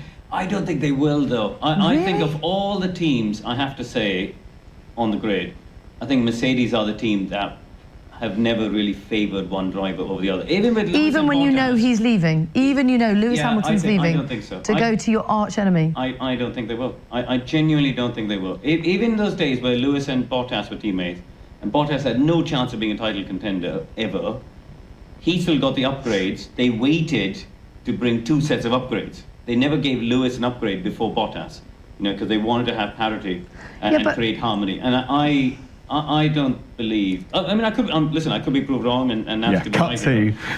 We'll cut to the way through the year. Only because he's leaving. Only because he's leaving and can take so much with him. Yeah, but in terms of knowledge and data, and you know. Yeah, but that's for next year.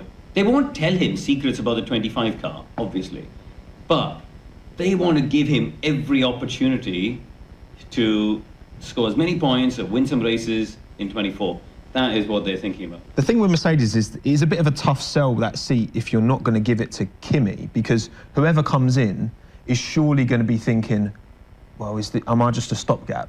Am I a long-term? So Sainz, for example, if you look at Mercedes versus the long-term Audi project, you can certainly make a case that if he wants a shot at fighting for a world championship, then the long-term play on jumping into Audi now versus taking a Mercedes seat, that, you know, you could argue that part of the reason Lewis wasn't offered a longer contract at Mercedes is because they probably maybe were thinking ahead for Kimi Antonelli Isn't that the case coming with in. all F1 seats, and it's about down to you as the driver. Yeah, but Kimi's that, he's the, you know, what is it, Red Bull put Max in the Toro Rosso at 16 when he did that, 17 when he did that first test at Japan, because they didn't want Mercedes to get him.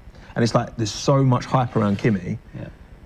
But listen, the Sainz to Audi thing, everyone's gotten very excited because of his dad's link to Audi. Of course. And everyone just assumes he's going to Audi for 2026. I mean, but I just don't see why he wants to go there. And I don't think he wants to go there. I think he will think about going there further down the line towards the later part of his career. But Audi aren't going to win the World Championship in 26, 27, or probably 28. They're not. So, you know, for Sainz, this is the by the time he goes to Audi in, let's say, gets a championship contender in 2029, he's going to be 38 years old. This is the prime of his career. He cannot afford to waste it with a new startup team. He needs to be trying to do everything he can to get in that Mercedes seat. If you're his manager, is that the one you'd be pushing? I'd be on the phone to Toto every single day, sending him every possible metric and spreadsheet of why he is an equal to Leclerc. That is what I would be doing, is banging on the door to get into a top team. I guess the only thing with the 26 engine shake-up, if Audi nail that, there's a huge if, right? But there's no guarantees, and the aero regulations are going to be an evolution, still ground effect, but we don't know exactly how that's going to look. I guess there's always the what if, you know, if Audi do. Yeah, but I think... Or Aston Martin or Honda. But think of... Well, you could go... I think that's his other choice. I think if he doesn't get into a Mercedes for Sainz, I think you'd be trying to get into an Aston. But, you know, what is an Aston seat going to... What seat is going to be available in 26? If you believe Crofty, then Lance is off to play the ATP Tour. Right. But, you know, Fernando Alonso, you know, he looks like he could carry on driving into his 50s, you know, the motivation he's got. I mean, there's always Aston Martin's World Endurance, you know, entrant for next year at 25. For who? Well, the Aston Martin. No, for factory. Lance, for Fernando. Or I mean, I guess it could be for. I mean, Felipe as well. Felipe, chuck him in and all. Let's talk about McLaren and where they stack up. Also, kind of in this best of the rest scenario, also with Aston Martin. Natalie, where do you see this? This seems to be between the two of them, maybe in that fourth, fifth kind of area. Seem to be a bit quieter at this stage, but that's only based on the way they finished 2023. And, you know, we think from Austria onwards how this trajectory was pretty steep. I mean, it was hugely impressive. But then when you compare now to this time last year, and it was all doom and gloom, wasn't it? I mean, they were telling they'd gone totally the wrong direction, and they weren't just managing expectations. They were basically telling us to expect them to be disastrously bad. And they were in Bahrain this time last year, in the first race as well.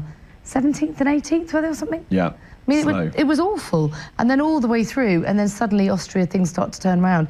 So I think we're only basing our reflections on testing because we have such high hopes for them, given what we know from the end of last year. I still think that they're going to be right up there. I think that Andrea Stella has done a fantastic job. I think they've got two exceptionally talented drivers. Zach Brown is just holding it all together. And they'll be putting themselves under a lot of pressure to do very well this year, and I think they will. And I'm even going to go as far as to say, as Lando's going to finally get that first win in Formula One in 2024. It might take quite a lot to go wrong for Max and Red Bull, and, you know, all the variables that we've talked about already, but I think it's going to happen. I think there's going to be a handful of podiums in there for both of them. Karine, Lando was asked this week, or last week, sorry, at testing, if he had any regrets about signing that contract extension with McLaren. He said he doesn't.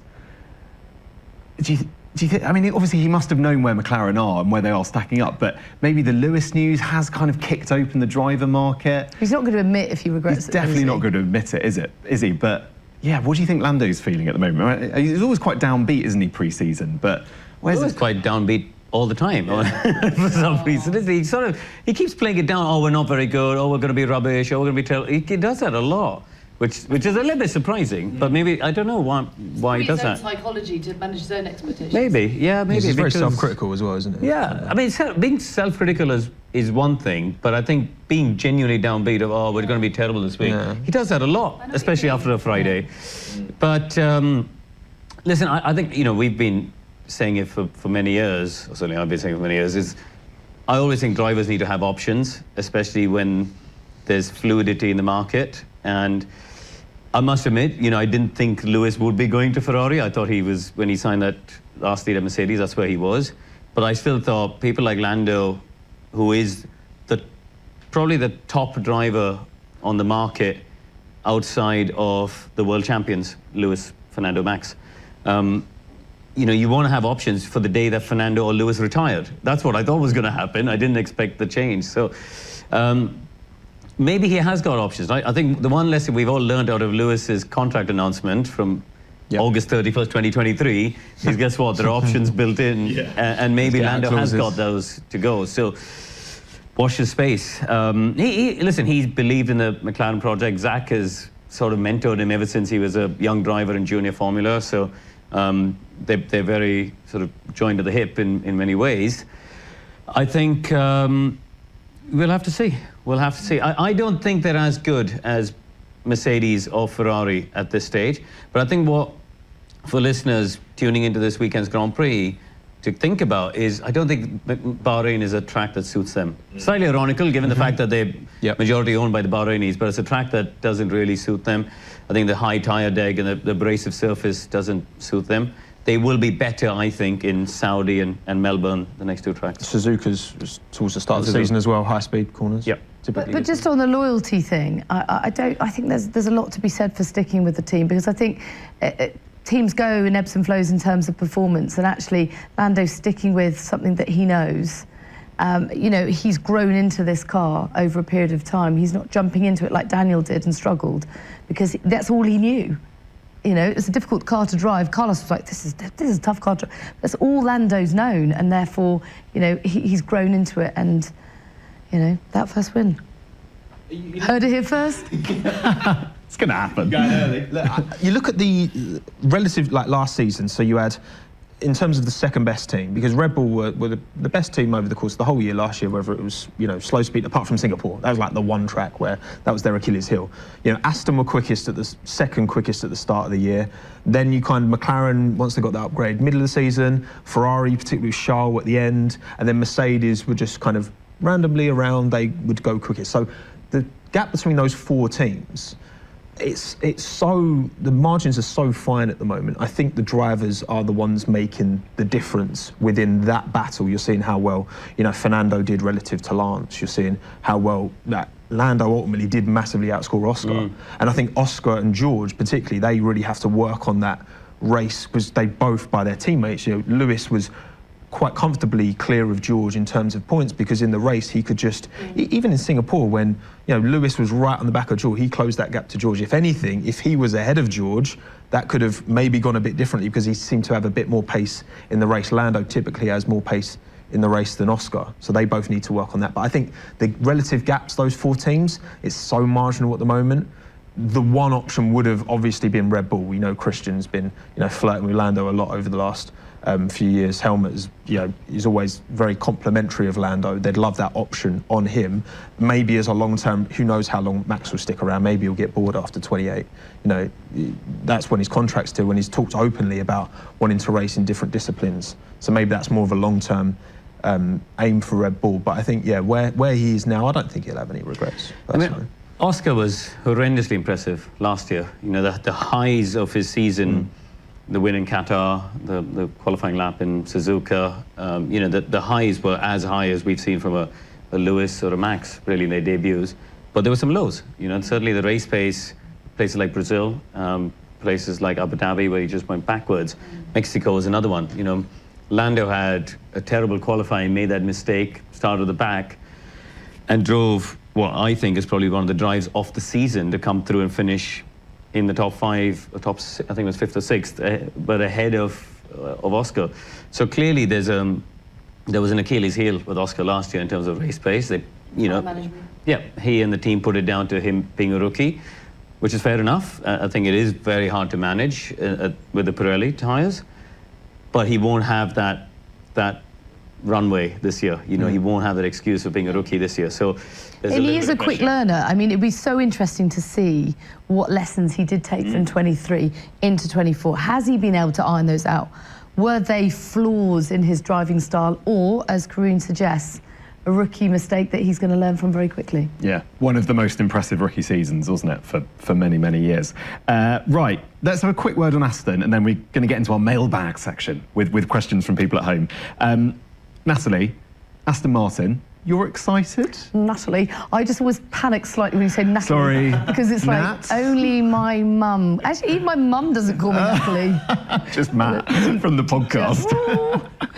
I think Aston, look, obviously, the beginning of last year was phenomenal, wasn't it? And it was brilliant for the sport that they just came into 23 in such style. 6 podiums in the first 8 races for Fernando Alonso. It was fairy tale stuff. And then when you consider, I mean, it's crazy, isn't it? Only a year ago when Paul Lance had that terrible accident, and he still fought through in superhuman effort to race in the car. I mean, it was, yeah, I mean, it was Hollywood stuff. So I think, again, they're a bit under the radar this time round, but actually they looked pretty good. And you talk to Fernando, and he says that he feels better in the car than he did at the beginning of last year. Okay, the cars are all faster in Bahrain this time out than they were a year ago, but he feels better in the car, therefore it's more stable. Do you remember that weird little thing they had in the middle of the year when we're like, oh, they've gone down the wrong direction and they can't reverse back out? It feels like that's a thing of the past now. I'm actually quietly confident about Aston Martin, but again, the differences between the top four are so slight. But it's great. Look, we know Red Bull are right out in front. For me, the fascinating battle is just behind them, tucked in the second through to fifth. Yeah, best of the rest. Right. I promised mailbag, so we have to do the mailbag. Thank you for your questions at home. There were some brilliant ones. We've addressed a few of them already, but I think there's value in still going back on some. So Patrick on Instagram, first question. Are Alpine in as much trouble as some are saying? Who wants to take this? Alpine. Alpine. It's that team, that Enstone-based team has, like, you look at what they did in 2005 and 6 with Fernando. It's so frustrating. There's so many false storms, like you were saying, Karun. They were fourth. They were battling with McLaren in the not too recent past, and all of a sudden now it's, again, they've got their own power unit and they're the only ones running it. So it is quite difficult to get a relative, because everyone else has there's at least 2 cars with the same power unit. The thing is that 26 is an opportunity for them if their power unit is 10, 20 horsepower down, whatever that figure might be. They've got a really good driver lineup. I think as individual talent-wise, I think in Ocon and Gasly as well. But they're at risk of, if they're down in, Otmar got, he got let go when they were, around 5th, 6th, and if it continues to decay, it's hard to see how they turn that around in the short term. I think it's just going to be 2 years of pain until 26, and they really have to, because they're a manufacturer. Renault, the Renault group's huge, and it's like, what's the excuse? Well, the Renault-Nissan-Mitsubishi Alliance is the 3rd largest car manufacturer on the planet by volume. So, finishing 6th or below is not a result befitting of a manufacturer of that size. They should be in here competing with the other manufacturers, i.e. Mercedes and Honda, Aston Martin, people like that. So I think they are in trouble, is the short answer. Just looking at some of the body language and comments from the drivers, they weren't particularly complimentary about the power unit. There's rumors about the car being overweight. There was no point at testing where you saw a sort of standout lap or a standout race run where you thought, ooh, they're going to be in the mix. So it does look like, if anything, they've dropped off further from that group from 2nd to 5th that you were mentioning, instead of getting closer, which is what their ambition. They need to be in that mix. You think back that COVID year when Daniel was qualifying superbly, and he got those podiums in Nürburgring and somewhere else, wasn't it? He got 2 podiums. He was flying. Yeah, the car was flying, and he qualified in the top 5, and that's what they should be doing. If they can't win, and I get it, they may not have the budget or the resources of a Red Bull or a Mercedes or Ferrari, fine, but you should at least be 4th. And I think that's where the expectations of Luca De Meo, the boss of the group, and the board will be. There was a really telling scene. I don't know how many of you have seen the Netflix show so far. There was a really telling. Generally, have you heard that Netflix show? Yeah, have you? Surviving to Drive or something. In that first episode, I think, of Aston Martin, there was a shot where they cut to the pit wall at Alpine, and Otmar Safnauer and Alan Permain are there, both of whom aren't with the team anymore, by the way. And they go, how on earth have Alpine done that? Has Aston done that? Yeah. And the other one goes, well, they've just taken a whole load of people from Red Bull. Well, that's what we need to do. And it's like, yeah, actually, but you can have all the tools in the world, but actually it's a people sport. Yeah. It's a people and brain power business. But instead of that, Alpine have gone through 4 team principals in 4 years. Like a football club, Unbeatable, Bukowski, Safnauer, Fama. Yeah. Come on. So I'm just going to say this, though. 10 months, 5 continents. 24 races, 3 triple headers, 5 double headers. This is a really long season, and we've only had testing. And we've seen it before. We've seen it with McLaren. I mean, we wrote them off this time last year, and look how they ended the season. So don't give up hope. Don't give up hope, Alpine Here we have fans. it, the Natalie Pinkham School of Positivity, as I mentioned before. The next question then might link into your School of Positivity. Ryan wants to know, will Lewis win any races this year? Yes! Final answer. I think so. No. Who invited Sorry, I'm bringing the Lambo. You're going to glass detention. half empty You're going to vibes. detention in school. I've got to do something different, right? No, I don't think Mercedes are going to be... You don't think Mercedes will win? Because obviously last season was their only winless season since, what, 2011, I want to say? So you think that's going to continue? I think Ferrari, you know, Ferrari, McLaren, Aston Martin, it's two, and Red Bull, I think there's... We were getting on so well. You're such a chirpy little character, like enjoying your energy, and now you've just gone... You've gone... Come He's clearly on. a Ferrari superfan. Yeah. Do you think Ferrari will win the race? Yes. Yes. Link to Ferrari. I agree. I would bet on Mercedes winning over Ferrari. Okay. Would you? I would bet on Mercedes finishing ahead of Ferrari this year. It'd be fun to reflect on in 10 months' time. Yeah. Great question, Ryan. Really set the cat amongst the pigeons. James wants to know, is Bono off to Ferrari? Well, I mean, Bono, it would make Lewis's sense. race engineer, will he also go It's with again, Lewis? it's much like a football manager leaving. You take your backroom staff with you. If that's... They know how you tick and vice versa. Why wouldn't you? Yeah, but it's not like the football manager. It's like the star player leaving. I think the football manager leaving is like when Ross Brawn took Rory Byrne and Nigel Stepney took a whole bunch of people to Ferrari. It is a little bit, I suppose Michael went first, but it is a bit different, I think. But I think that's your comfort zone as a driver. I think you have this little bubble, you travel around the world, and it's hard work. You want to know and trust Oh, don't get me wrong. I those think Lewis, around you. No, don't get me wrong. I think Lewis would like him to come. Yeah. I'm not disagreeing with that. Okay. But I think it's So whose decision is it? Ferrari's. But I think Ferrari, if you have to look at what, you know, they sent a screen grab of their sort of senior engineering figures in the team. And I found it really interesting, actually, because I reflected back on something Mattia Binotto was saying when he took over the team as TP, saying how he wanted to build an Italian Ferrari.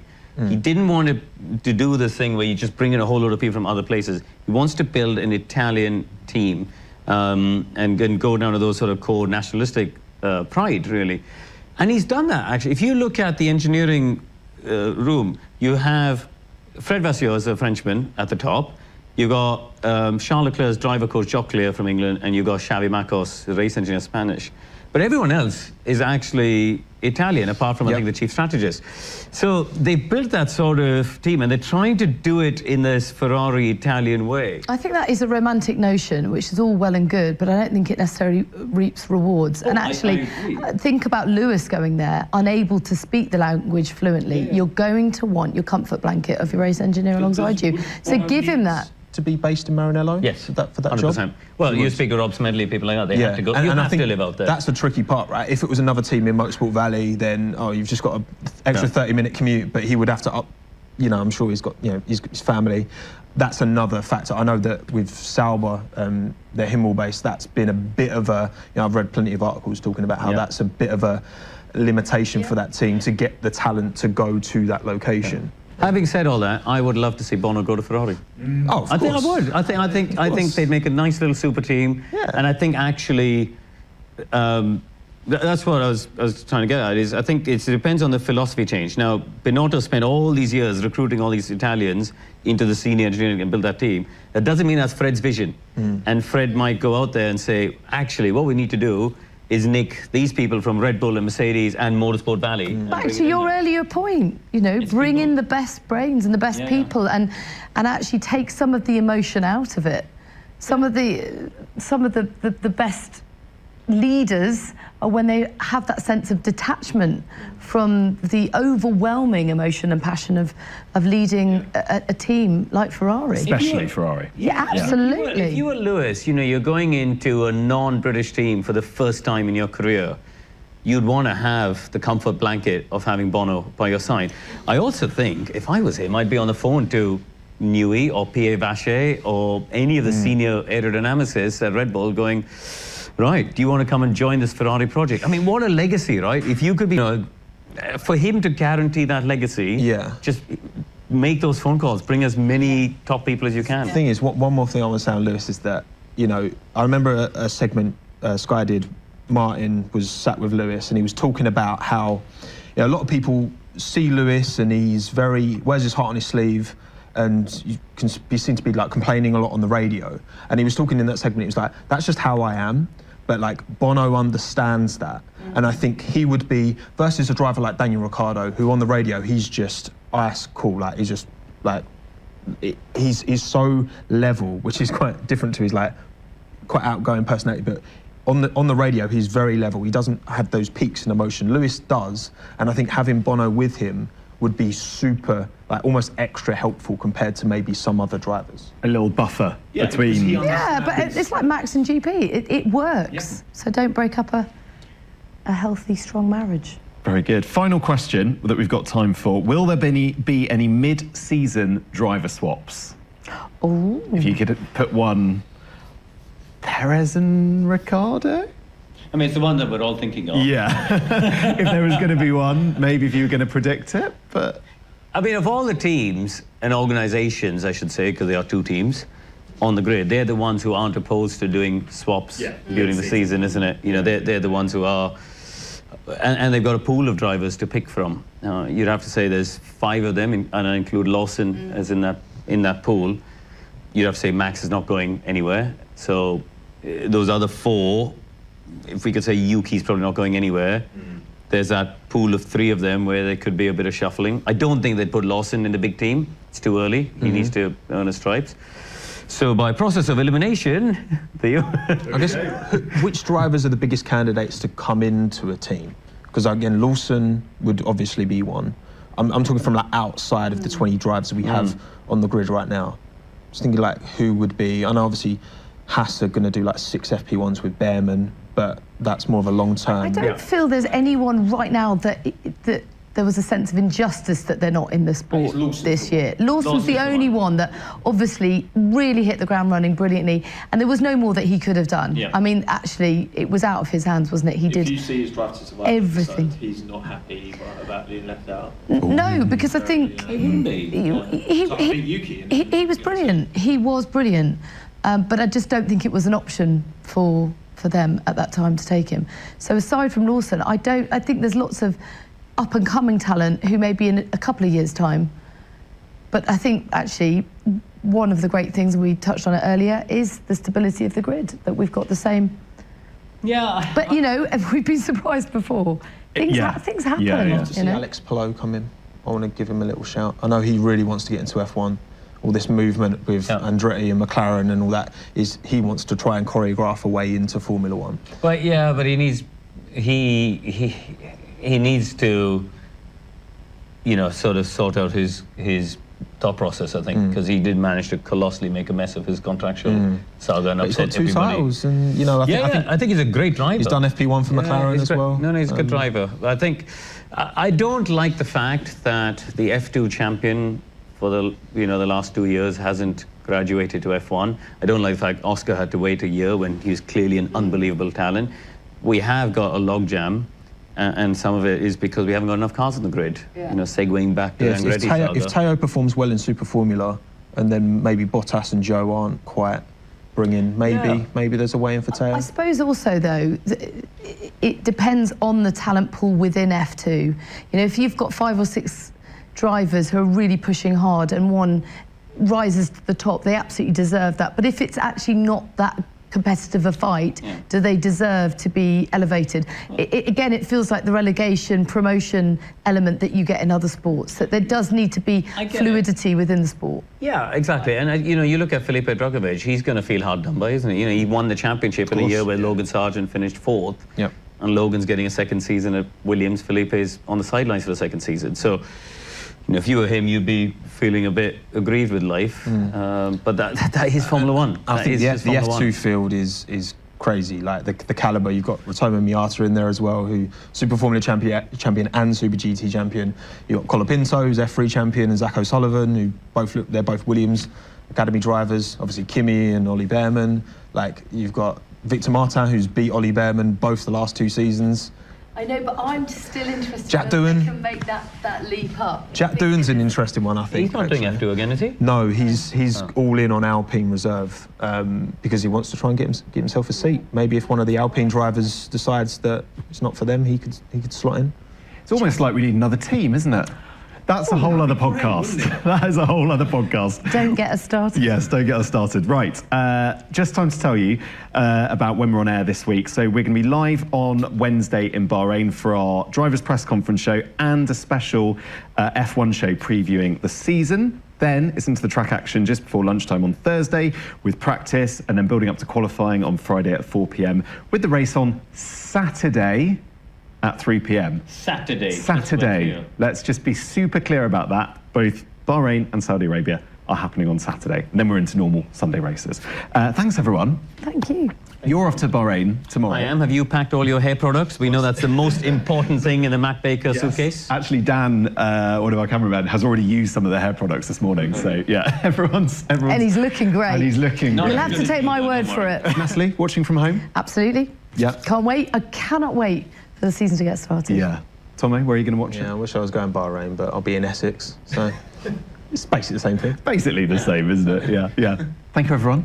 Much appreciated. We're going to be back on Monday, not Tuesday, Monday, because it's a Saturday race. So we're going to be back with the podcast then. Hope you can join us. Bye for now. This podcast is supported by advertising outside the UK. Support for this podcast comes from Wise, the account that helps you manage your money all around the world. Dining in dollars, doing business in baht. Wherever life takes you, the Wise account helps you send, spend, and receive in different currencies fast. It's the easy way to connect all your finances internationally without any hidden fees or exchange rate markups. Min fees, max ease, full speed. Join 16 million customers and learn how the Wise account could work for you by downloading the app or visiting wise.com/podcast. BBC Sounds. Music, radio, podcasts. The Football Daily Podcast from BBC Radio 5 Live.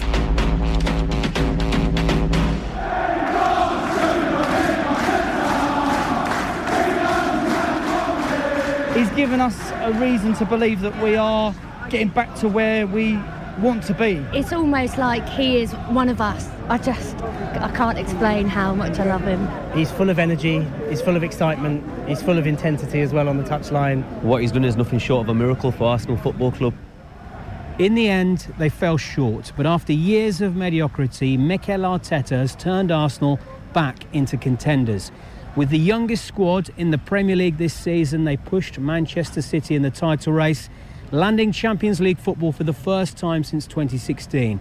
And when you talk to the supporters surrounding me here at an Arsenal game, they're full of praise for the Spaniard in the dugout. Every sort of cheer, chant that we have, he lives it, he breathes it.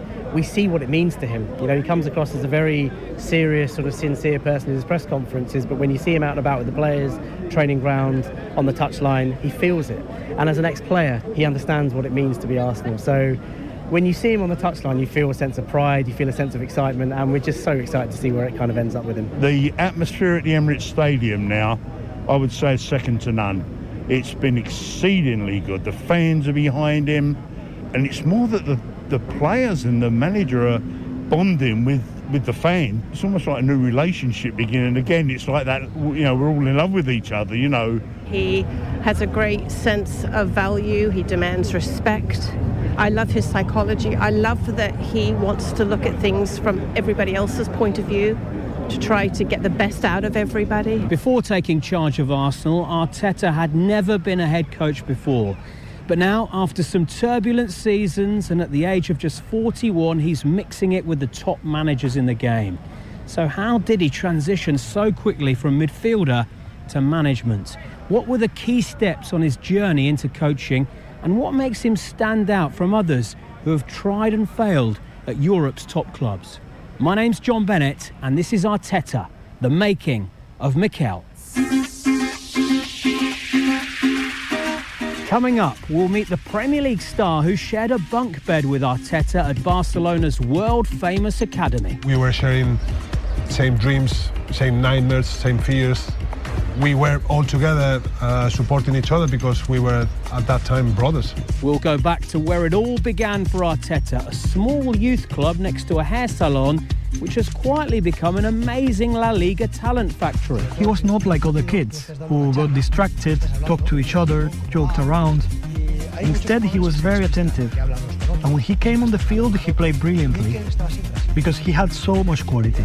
We'll speak to former teammates at Rangers, Everton and Arsenal on the defining moments in his career. Take that responsibility on that young age in such an important game and moment of that decisive title race against Celtics. Yeah, it was impressive. And we find out why the Welsh city of Newport played a part in his success. He's the most educated person we've had probably come through the doors here on any of our courses. I just think it's that level of curiosity and that level of kind of innovation, the way that he thought about things.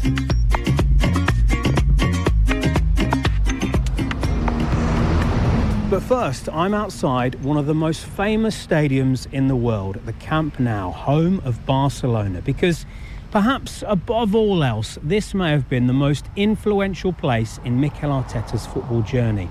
Not the iconic arena, but a small building just outside.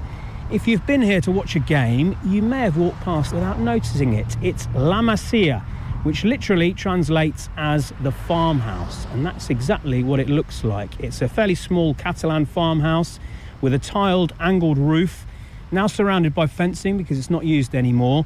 The modern La Masia Academy is over at the club's state-of-the-art training ground, about 20 minutes drive away. But over the past decades, it has been home to some of the biggest and best talents in world football, the likes of Lionel Messi, Pep Guardiola, Andres Iniesta, and many, many more. When they were youngsters, they all slept in the dorm rooms inside that farmhouse building in the shadow of Camp Nou. This is a monument, not just for itself, because it has a lot of history, but also for what Barcelona has achieved, because everything was born here. Ernest Macia, sports reporter from Radio Catalunya. In fact, it was Johan Cruyff, one of the persons who by late 70s made the proposal to the president, Josep Lluís Núñez, at the time, that this should be a place for homegrown players. And President Núñez, in the 80s, he adapted these facilities to allow young players to sleep here, to eat here, to receive the talks from the coaches in here, and then to go to the training grounds. And the teams have walked out and are standing now, and we see another mosaic again all around the ground, the red and the blue. And they open their curtains in the morning and the first thing they see is the home of Barcelona, the stadium, Camp Nou. I mean, to have that right next to them is something really special, to have that so close to the place where they dream about playing one day. Yeah, we can say that they could barely touch their dream. And, well, it helped these guys focus a lot on what their objective was. Most of them wouldn't achieve it, but some of them, yes. And, yes, this is an iconic place. Arteta arrived here at La Masia in his mid-teens. It's a long way from his home in San Sebastian in the north of Spain. He was rubbing shoulders with young players who would soon become household names. In fact, he shared a bunk bed with a goalkeeper who'd go on to play for Liverpool and win a World Cup. Spain international Pepe Reina. We were teammates and then we were roommates. He arrived 1 year later than I did. I was there and I was already settled, and for us to help them, the new ones, to settle down and be right, it was kind of our job. So that's why being a teammate at that time, it was very important, living in the same place. So I tried to help him from the beginning because he deserved. He's an open heart man for everything he does, and a great human being. And it wasn't just the same dorm room, was it? It was bunk beds. You on top? If I'm not wrong, he will remember it worse than I do. I was the one snoring, let's say, and being honest. But because of we were up and down, the people, during the night, they were upset, obviously, for the noise of my snoring. So they started to throw, shin pads, shoes, flip-flops. everything was right. But mean that we were sharing the same bed. Many of them articles, finished in the Mikkel's bed. So the sharing of that bed cost him many sleepless nights and almost our relationship. But it was fun. There were plenty of funny moments, and La Masia is that, is that brotherhood and all that togetherness. We were sharing same dreams, same nightmares, same fears, and we were all together supporting each other because we were at that time brothers. Yeah, you both come from a long way, haven't you? You come from Madrid, he'd come from San Sebastian. You've been there a year longer, but there was homesickness, wasn't there? I guess in that way you both support each other.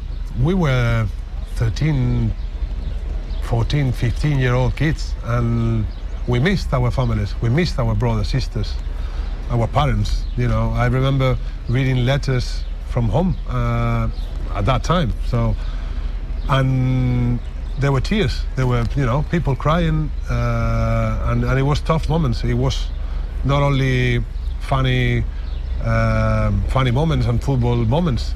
You need to be supportive with your brothers at that time, and Mikkel and I were like that. Is that where you build your resilience that you've both used in your careers? Going through those tough moments, you're competing against each other as well. From those La Masia times, is that where you got the resilience? Probably it's a character you learn there. That resilience, that strong mentality, that determination to get your trophy or your goals. It's something that you need to develop in La Masia because a natural selection. It's as simple as that. La Masia is where Pepe Reina and Mikel Arteta learnt their trade as footballers, but could this place also have been where he picked up the principles which are now serving him so well as a head coach? Just next door to La Masia and Camp Nou is the huge Hotel Sofia. I'm heading there now to meet a man who had a pretty impressive job title during some of his time working behind the scenes at Barcelona, Head of Methodology. It's Paco Cerullo, who is known as a master teacher of physical preparation.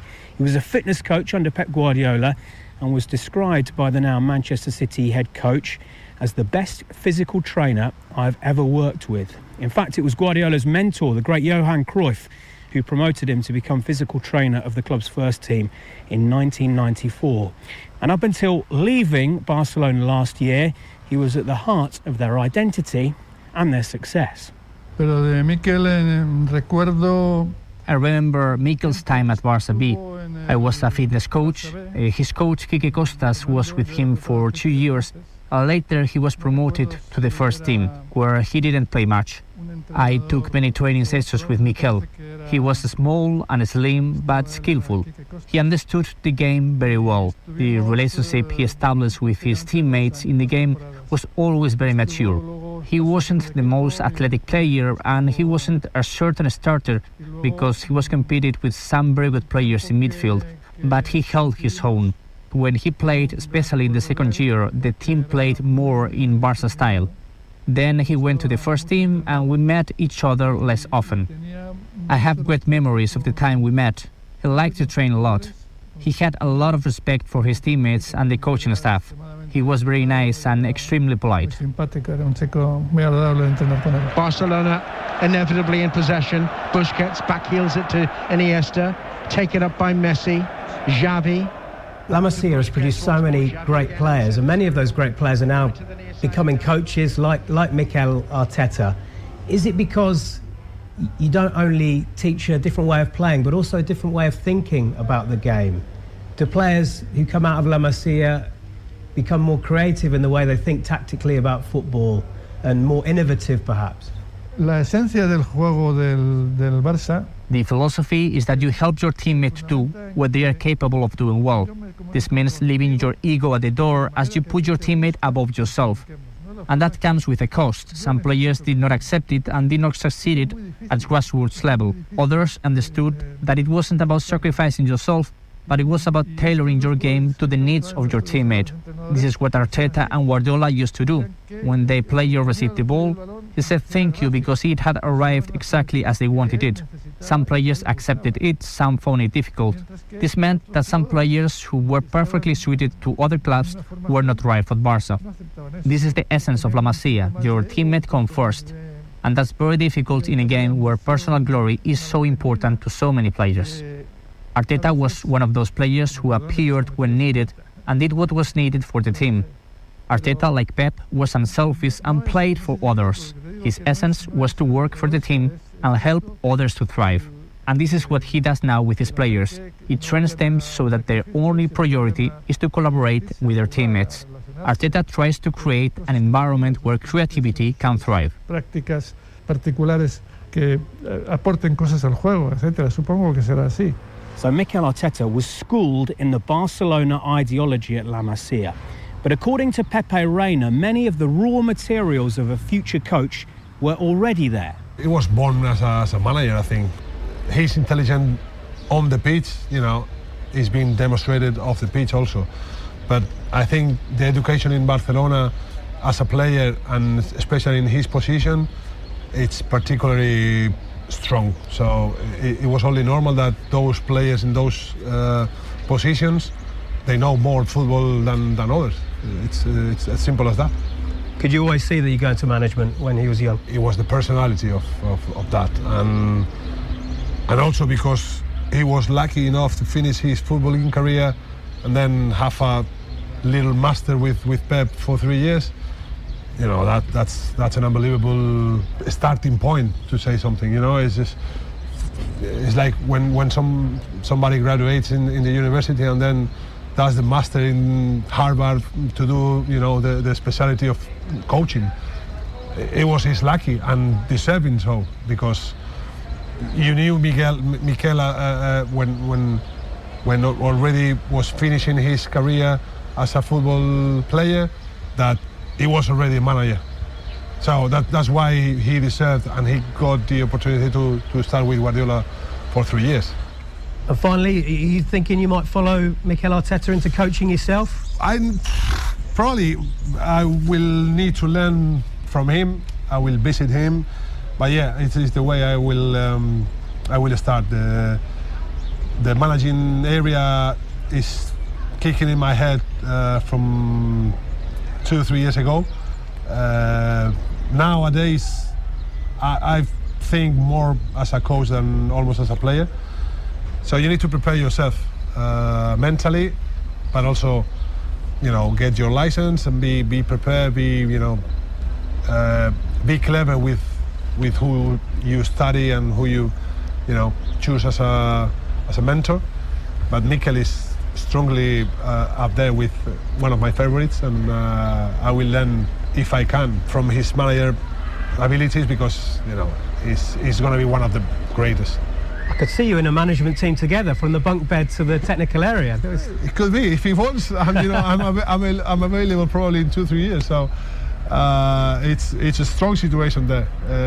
To be together in bumping beds with 40 years of difference, more or less, is gonna be interesting. But of course, La Masia isn't where Mikel Arteta started playing football. It all began here, perhaps on this famous beach where I'm standing now. And if I look behind me, I can see the apartment block where he grew up. I've travelled from Barcelona 500 kilometres north to San Sebastian in the Basque country. This beautiful seaside city is where Arteta was born and raised, and where he joined his first football club.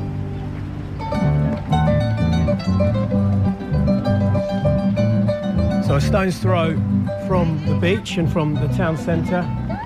Here we are, where Mikel Arteta's football journey started, and not just his football journey as well. An incredible number of footballers have come through this club, Antiguaco.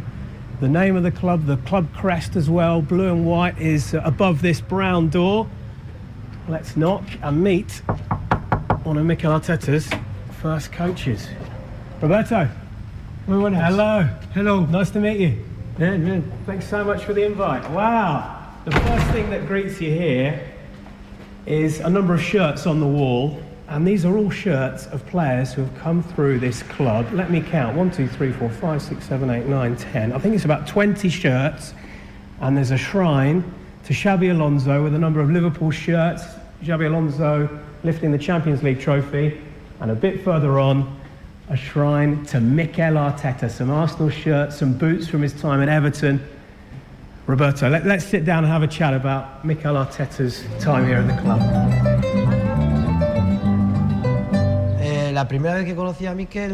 The first time I met Mikel, it was when he was 8 or 9 years old. We played some tournaments in France. When he was really young, he didn't stand out in height or strength, but his quality was head and shoulders above the others. He had a lot of talent. Of all the players I've seen, he was the one with the most quality. I've seen many excellent prospects: Anthony Raola, Xabi Alonso, Mikel Alonso, Aris Aduriz, etc. But he was a midfielder who had something special. He didn't seem very strong, but he had an incredible flair, even if he was small. We played many tournaments with him and Xabi Alonso in the same team. The three of us used to go to France to play in competitions, and it was superb. That was a very good team and players. Strong run forward here for Arsenal, turns it back to Arteta, great chance, and he scores! Mikel Arteta! I was born with a big heart issue that they could not resolve till I was 2 years old because I was too little, and they had to open my heart and go through it. And it was one of the first surgeries that it was done in that way in Spain. So we didn't know how it was going to end up. I was a really lively kid. Doctor was telling my father and mother that he needs to calm down. He's not going to be able to do much exercise with that problem. And slowly I managed to go through every possible stage. I was safe, I was feeling good, and I managed to be a professional footballer. He had some heart issues as a child. He had to have a major operation on his heart. Did you know about that when he came to the club? Was that something that was known? Yes, I knew that he had had a heart operation. I found it out because his father told us about it. In his school years, before joining our club, he was already playing football on the beach in Guipúzcoa. And in those games, he battled hard as his life depended on it. He was born a winner. He ran so hard that he would end up exhausted every day. When he arrived here at the club, he felt less alone. Players passed the ball to his feet, and he started really enjoying the experience of playing football.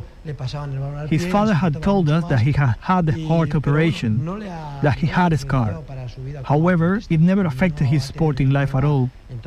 He has never complained or had any issues with his heart. Everything was fine. You've had some amazing players in the past at this club. You had some amazing players in the team with Mikel Arteta, but did he stand out from the rest? Did he have something special about him back then? He stood out from the rest. He had something special. It was nice to see such quality in that tiny body. He was like Messi. You watch Messi's videos and there are many similarities from when they were kids. Mikel had a very good reading of the game. It was as if he was watching the game from above. Ven en el campo lo que la gente ve desde arriba.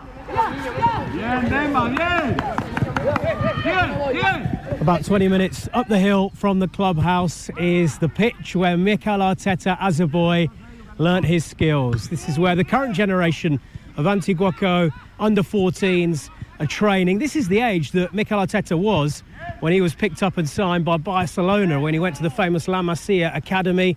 Some great players on show here. You can see the amount of talent that they have here. It's a pitch, it's a ground which is shared by a number of teams in San Sebastian. There's a blue and white stand over in the corner, the colours of Real Sociedad. There's a clubhouse on the far side as well, in a grey building. Some snacks being sold to the parents who are watching the training session. And it's here that Mikel Arteta's skills as a player came to the fore, but also the skills that are serving him so well as a coach and a manager. He really was a leader even back then. These players who play in midfield have a better chance of ending up as coaches Guardiola, Xavi Hernandez, Xavi Alonso, from a very young age, they are already forced to know where the rest of the teammates are, to direct, to close the spaces. As a result, both Xavi and Mikel have been coaches on the field since they were kids. They are natural leaders.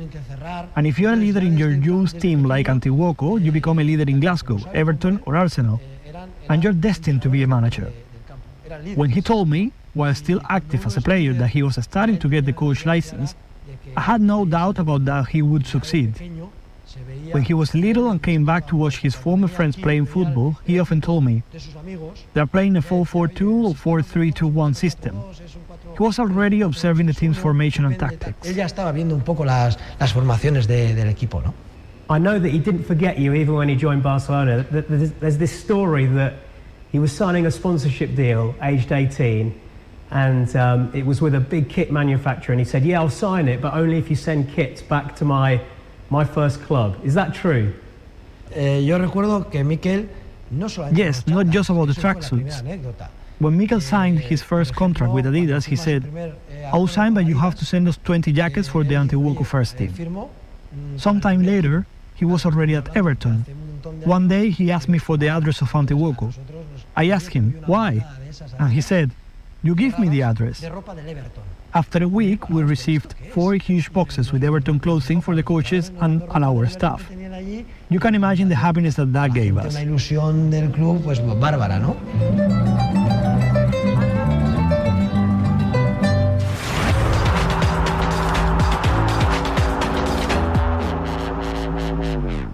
Jill Scott's Coffee Club. We are back. I'm so excited for the second series, Ben. It's going to be so exciting, bigger and better this year. We've got the Lionesses England manager, Serena. Wow, as if we got Serena. I'm happy that I've seen her a couple of times after the Euros. More on TV than in live. Oh. Good to see her now here. Let's not forget as well, Jill, we've got to hear about all your antics in the jungle too. Every now and then, there'd just be a tannoy going, Jill, you are not allowed to leave camp that way. So I was constantly getting in trouble. Jill Scott's Coffee Club. Listen on BBC Sounds.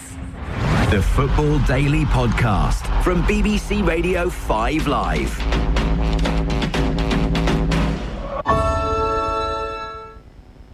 Support for this podcast comes from Wise, the account that helps you manage your money all around the world. Dining in dollars, doing business in baht. Wherever life takes you, the Wise account helps you send, spend, and receive in different currencies fast. It's the easy way to connect all your finances internationally, without any hidden fees or exchange rate markups. Min fees, max ease, full speed. Join 16 million customers and learn how the Wise account could work for you by downloading the app or visiting wise.com/podcast.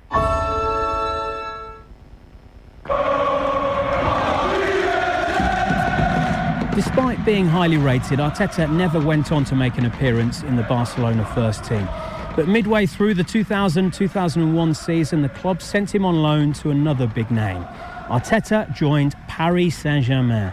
And in 18 months, he impressed in a team that contained huge stars like Ronaldinho, JJ Okocha and Nicolas Anelka, as well as another future Premier League manager, Mauricio Pochettino.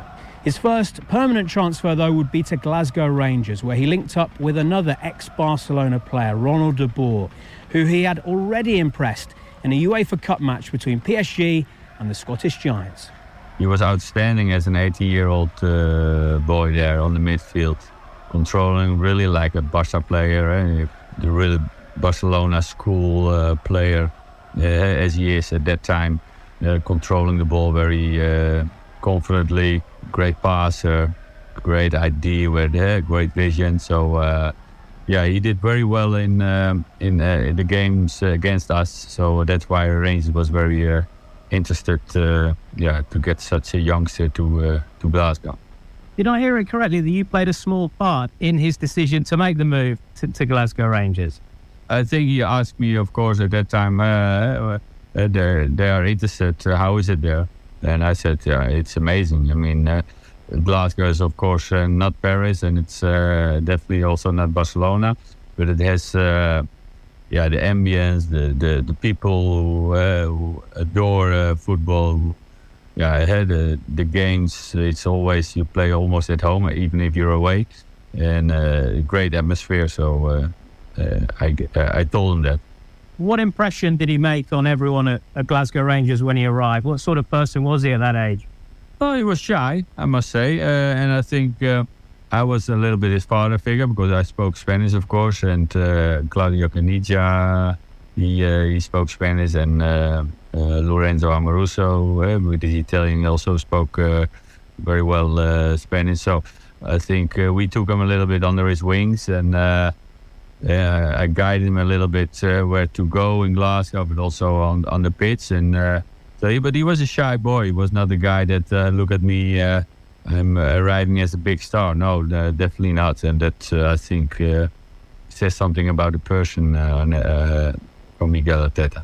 It was at Rangers where the football world first got a hint of Arteta's strong personality, having no fear about taking responsibility in the most pressurised of situations. Heading into the final day of the 2002-2003 Scottish Premiership season, Rangers and their great rivals Celtic were level on points and goal difference, with Rangers one ahead on goals scored. With 92 minutes on the clock in both games, Rangers were 5-1 up at Ibrox against Dunfermline Athletic and Celtic 4-0 up at Kilmarnock. It was so close that a helicopter was poised to deliver the trophy to whoever came out on top. Then Rangers won a penalty. McCann gets it back from the ball. Neil McCann, it's a penalty. Score and the title was definitely theirs. It was a team packed with experience, but a 21-year-old Arteta stepped up. I think Ferguson, Barry was number one, but I don't know, he took the ball and he stood behind it and he took it. Of course he has nerve, I don't think you can deny that, but he was good hiding it probably, and I couldn't really see it, and I barely didn't watch already. Ronald de Boer can't look, he's right in front of Alan McLeish, he can't look at the penalty. Ronald de Boer. I knew how important it was for us. I knew when we scored we were winning, and for me it also meant so much, of course, winning the treble. This could be the championship winning goal if Mikel Arteta can hold his nerve. He can! Rangers 6, Dunfermline 1. That was a big responsibility from him, so he had also that moment that he took charge, and that I think nobody really expected that, but that he was a great player, we knew that, but also to take that responsibility on that young age in such an important game and moment of that decisive title race against Celtic, it was impressive. Mikel, that was a fantastic end to the game. Your nerves never cracked at all? No, it was difficult with these people, with this game, and we were trying to win the league, and was the most important moment of the year maybe, and I was just thinking the ball has to be in the goal and nothing else. Credit to Miguel that he took the responsibility, and of course you have the chance and also to fail, but that didn't happen, so he was the hero. After Rangers, Arteta moved back home, signing for Real Sociedad in 2004, where he briefly joined up with his old Antiguoco teammate Xabi Alonso. But Alonso left La Real to join Liverpool before the start of the campaign, and for Arteta, the move back to San Sebastian didn't work out. He only made 3 starts in the first half of the season before, like Alonso, Merseyside came calling, and Arteta's relationship with English football began.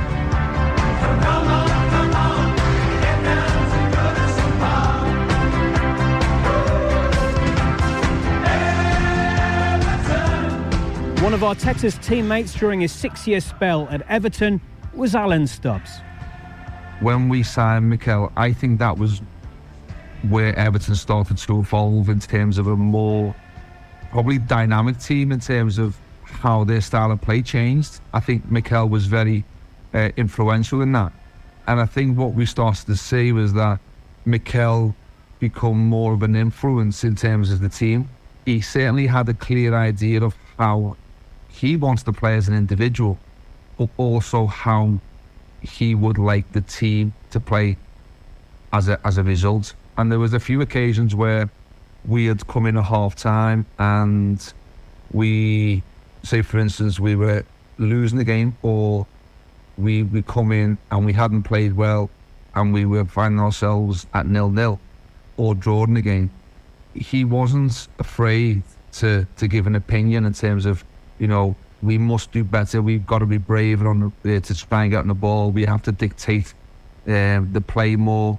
And obviously at that time with David Moyes, he was more of a structured, not get beat mentality in terms of defensively strong, hit teams on the counter-attack, and be very resolute in terms of, well, one of the seasons, you know, at the time we had a record for the most 1-0 wins in the club's history. Goodison, a goal. Conor McNamara. Yes, finally a bit of action here. Everton 1, Manchester City 0. Joleon Lescott has scored it. Arteta created it, drilling in a low ball across the face of the area. Lescott only needed a tiny touch, and he got that to put it through the legs of Joe Hart. I'm just seeing I think if it was up to Mikel, whereas we were very defensively structured and very strong, Mikel would have, I think at times, liked to have seen us win the game 2-0 and 3-0 rather than, you know, play a 1-0 out. And sometimes you can be in that territory of a last minute equaliser or a mistake which leads to that, and he would get frustrated by that. And as a result of that, he started to have more of an influence, you know, and I think he had a clear idea, even at that time as a player, of how he perceived how the team wanted to play. There was times where, don't get me wrong, he said something and one or two of the players have maybe not agreed with that. Because what Mikel wanted to do, he wanted to always be on the ball. Sometimes in a game, that's very difficult to always be on the ball, because have to be realistic. At that time with Everton, we were never ever going to be a team that controlled games of football, but Mikel would always give the arguments, well, why not? Why can't we try? In 2011, Arteta's next move was to London to join a club who needed leaders after suffering one of the most humiliating defeats in their history. And for Arsene Wenger. Yeah, it's been an embarrassing day for Arsenal. Yes, we know they were shorn of all sorts of players coming here to play at Old Trafford, but they never... Swiss defender Johan Giroud was part of the Arsenal team, thrashed 8-2 by Manchester United in August 2011.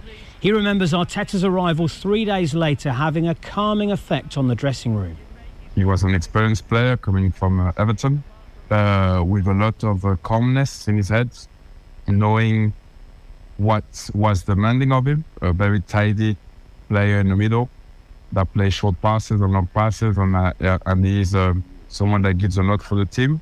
So what stood out is that he was really a leader in a way, maybe not always on the voice, but on his action on the pitch. Ken's going to shoot from 25 yards. Oh, into the net! At the beginning, I remember more of him adapt himself to the team and to the philosophy, but definitely you could see that there was something in his understanding and wanting to learn, being close to Arsene Wenger, and wanting to have the little tips to gain time, to have the solutions before anyone else. So that's something you could see. Yeah. A very intelligent guy and know what he's talking about when we speak about football, but not only about football, but about life as well. Go on,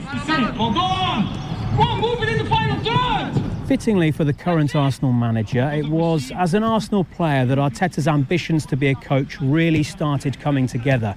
But as well as learning from Arsene Wenger, his education as a manager also took place here, next to a leisure centre and a cricket club 19 miles outside of England. I wanted to get educated as a coach, so I was looking for the best option, and I started to ask some players that I play with that they started the courses in England, in Spain, in France, in Wales, and they talk about Ocean and the West Federation and how organized they are and how clear is the idea of how they want to get the players or the ex-players understand what are the requirements and the changes that they're gonna see when they want to become coaches. Yeah. Okay. I'm in the Welsh city Newport at the National Football Development Centre, where I've come to meet Dave Adams, the Chief Football Officer at the Football Association of Wales. Dave, how are you? Nice to meet you, Dave Adams. Thanks for letting us come down. No problem at all. Welcome to Dragon Park. This is obviously where the home of Mikel Arteta, where he did his UEFA Pro licence. So we'd like to have you here. This looks like a class for him. Was it here where you would have learned? That's right. This is it. Oh, go on. Show us through. Show us through. Lead the way. Here we go. So what would happen here then? So basically, this is one of our classrooms at Dragon Park where we teach all of our coaching courses. This is kind of the centre for all of our coach education courses across our UEFA C licence, B licence, A licence and Pro licence. Mikel came actually to do his A licence, his first course with us, and then across his journey he stayed with us for about 4 years really in total. Spent a lot of time here because he also helped do some sessions with our national teams under 16s when Ocean Roberts was here as technical director, and he obviously engaged unbelievable in the process, and it was great to have him here in Wales. And there were some big names with him, weren't there? Let's go and grab a cup of tea, have a chat, because I want to find out more about this course. Perfect. Dave, tell me some of the illustrious managerial names you've had coming through these doors. Well, it goes back a long way really.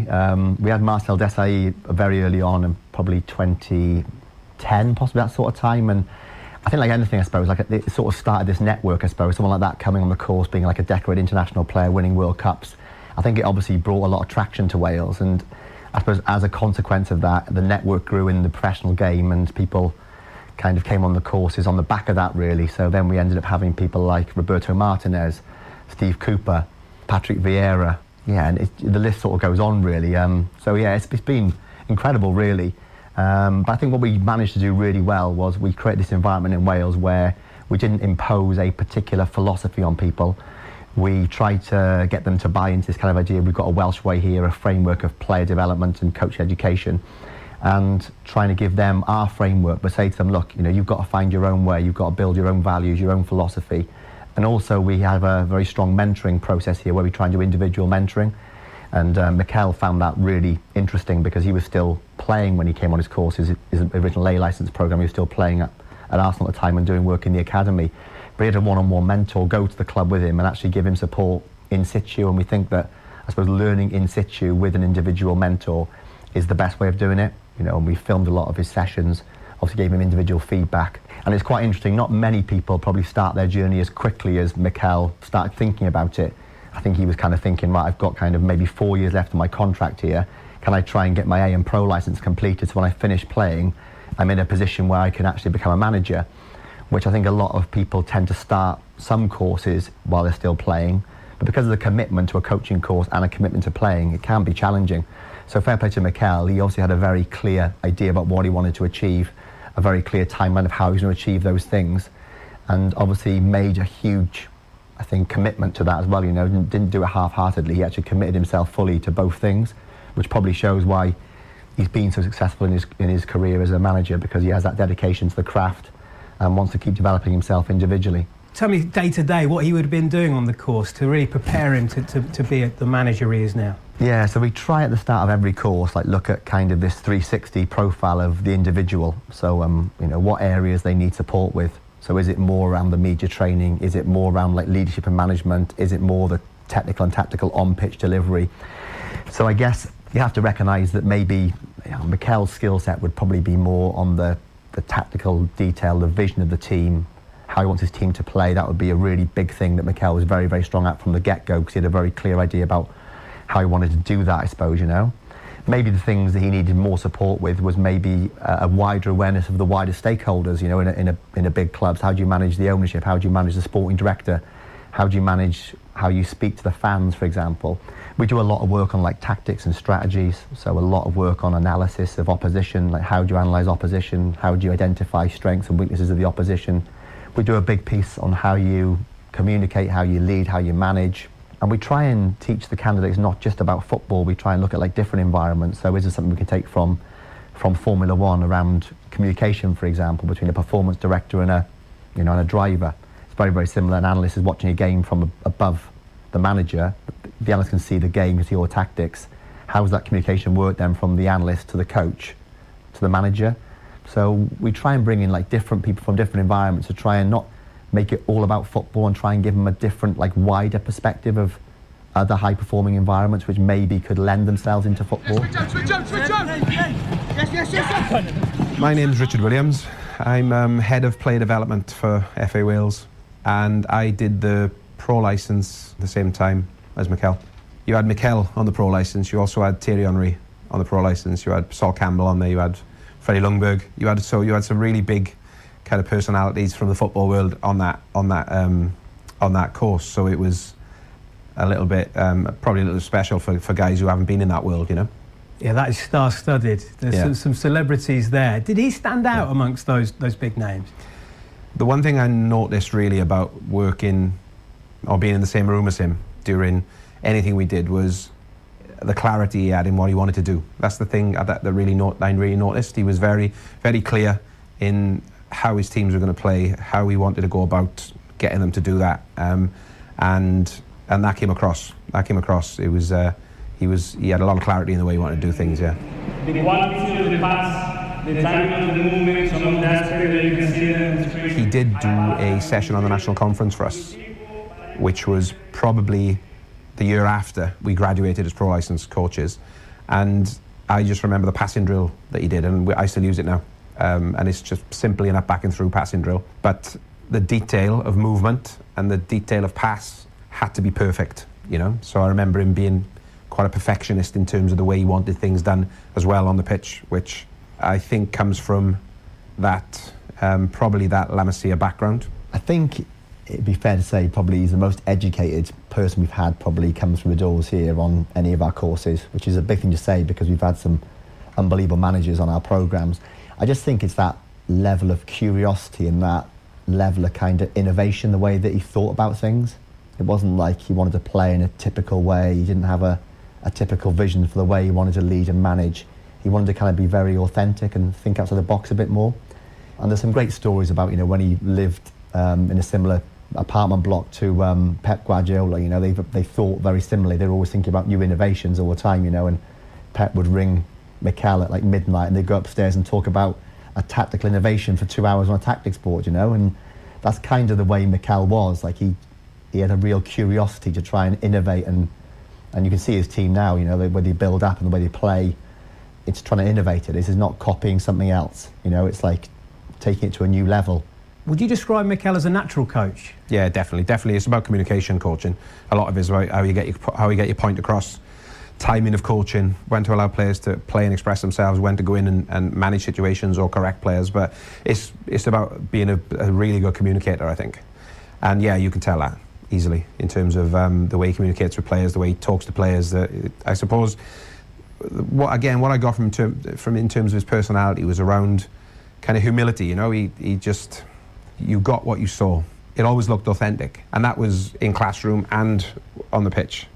It looked like he was authentic in everything he did, and a lot of that would have been, I'm sure, from that Barcelona model, that La Masia model, and also I would have thought then having the opportunity to go and work with Pep Guardiola in his environment and learning. I'm sure he learned a lot from that as well. But it was also about managing people. I think he was really clear in the way he wanted the people under him to work, and obviously the standards need to be really high, but also allowing people to have a voice, you know, and allowing people to be able to work within the environment and do their jobs. Do you know what I mean? But obviously having him as the leader, setting the standard and being out front and making sure that he did it too. To lead properly, you've got to lead by example. At the same time as completing his coaching education, Arteta's coaching career began in 2016 when he was taken on as an assistant by a fellow La Masia graduate. Premier League, Pep Guardiola now has his wish. Manchester City have confirmed. Pep Guardiola was an experienced player at Barcelona when Arteta was a youngster, aiming to follow in his footsteps. Arteta even replaced him during a friendly against Hertha Berlin. Now Guardiola wanted Arteta alongside him to start his first foray into English football after leaving Bayern Munich. Sam Lee is the Manchester City correspondent with The Athletic.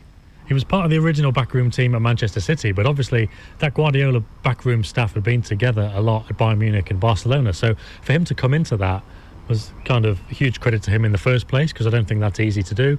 I think Guardiola had used him in the past. You know, when he was at Barcelona and they played Chelsea, he always liked to phone like men on the ground, and he'd known Mikel Arteta and he was like, okay, I'm playing against Chelsea, what do you think? And obviously that was when Mikel was still a player, and I feel like that's one of the big things that he brought to that coaching staff when he joined up with City in 2016 because they also had Brian Kidd. And, Pep would say, Brian Kidd's good for this, and, he'll tell you all the historical things about going to Burnley away or whatever. But Mikel Arteta actually knew what it took to play at Burnley away because he'd done it just before that. He knew the ins and outs of the tactics of other teams he'd played for, teams he'd played against. And I think in those immediate first days, he was really, really useful for Guardiola in terms of, okay, this is what English football is like. Brian Kidd, he's obviously very useful to tell you some of the quirkier details and that kind of stuff, but Mikel Arteta had kind of been there and done it, and he could practically tell Pep what to expect.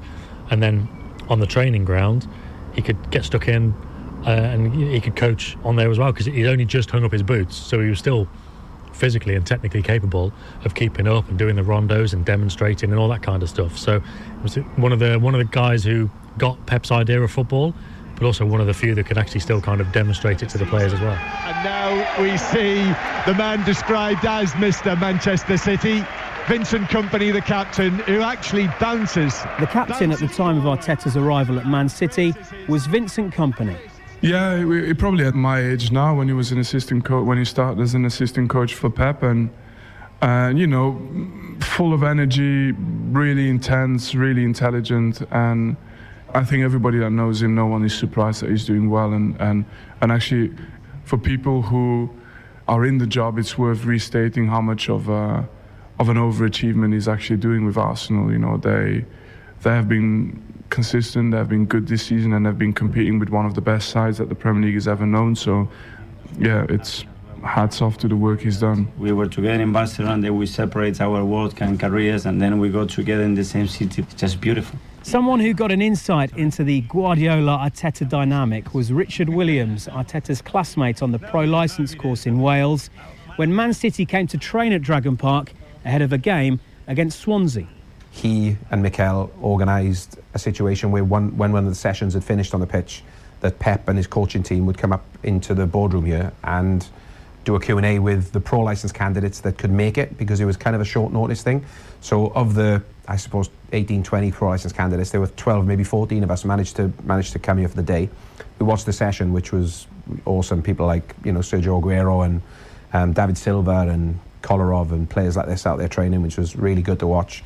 Watching Pep obviously coach the team that day in preparation for the Swansea game, and then doing the Q&A in the boardroom. And the one thing I noticed, which was really good, and this is something I'll never forget, was we set the boardroom up in there were maybe 5 tables, and there was 2 or 3 of us on each table, and then we had the lectern at the top, at the front, for Pep to stand for the Q&A. And he said, no, everybody around one table. So he brought everybody in around one table, and it was Mikel and Pep at the front of around this one table, 14 of us, so it was far more intimate, and Pep wanted it like that, and Mikel the same. But you could clearly see they had a great relationship, because it wasn't formal by any stretch of the imagination. It was really kind of informal. It was an informal chat.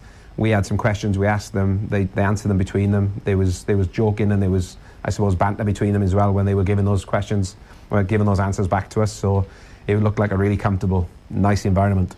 This session you saw of Manchester City day before a game, not many people would have access to that. I'm interested, Did Mikel Arteta take a bit of that session? Did Pep Guardiola allow him to take responsibility? Yeah, he was around it, session? He was around the session, yeah. He was obviously part of the lead into the game, so there were different parts of the session. So there was a small possession session, which, again, we've stolen. Well, not stolen, but we use as well as part of our national youth team, I suppose, Bible of sessions that we use a lot. So they did a session just out here in front of this window, in fact, across the pitch, and Mikel led that one. And then they moved to a bigger session, which was attacking that goal, working on kind of back and through movements, mostly around Sergio Aguero.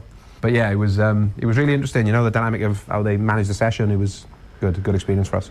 So Mikel, we worked together 2 years, and he will be teach since he was born, his period in England and whatever. So maybe I learned more more of him than Mikel, what we were together. So how similar are Guardiola and Arteta? Let's hear again from 2 people who have worked closely with both of them. Former Barca head of methodology Paco Cerullo and Dutch great Ronald de Boer. I think Miguel learned a lot from Pep, how to address a game, how to think about certain aspect of the game. I think that is definitely, I think helped him as being a manager. And of course, he has his own idea, his own style, probably talking to the players. But if I see Arsenal play, it's a sort of the City too. How they play. They have the same philosophy. Bebido de la misma fuente, ¿no? They both drank from the same cup. They met at Barca, although at different stages, but when they met a few years later, they exchanged views on the game. I think Arteta has excellent communication, team building and motivation skills, but I think Guardiola is a bit more forceful purely because he has been around longer than Arteta. First as a player, then as a coach, and later as a student of different styles of play in the different countries where he has lived. Guardiola seems a little bit more tactically advanced than Mikel. I don't want to say that he's better, but he has more options than Mikel. I don't know if it's because of his knowledge of the game or simply because he has more top players. I don't know Mikel's entire career, but it is no coincidence that when he was at City with Pep, they gelled perfectly. And it is no wonder that now, when they face each other, they know each other inside out. They know more about each other than about themselves. Tanto del contrario como de ellos mismos. Nketiah, who's been on the floor as much as he's been upright today. But every Arsenal player and all of the coaching team led by Mikel Arteta can jump in the air now because they have won the FA Cup yet again, full time at Wembley. Arteta won the FA Cup in his first season at Arsenal, but after that there were some tough times. Successive 8th place finishes before just missing out on the top 4 in his third season following a collapse in their final few games. A few moments to go for Arsenal, but now they're back in defensive mode. And Bruno Guimaraes is going to score! And that's it! Newcastle 2-0 up, 6 minutes to go. Arsenal look down and out.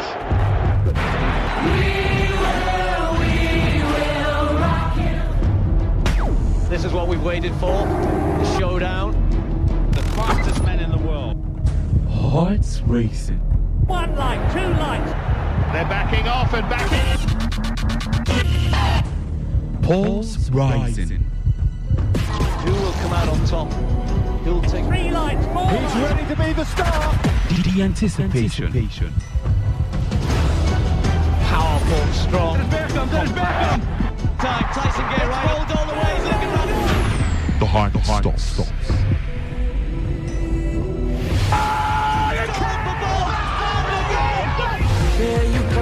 Catch the sports game on Sports Attack Mondays through Fridays 6:30 a.m. and today's Sport Live 3 to 4 p.m. and also on the weekends 1 to 6 p.m.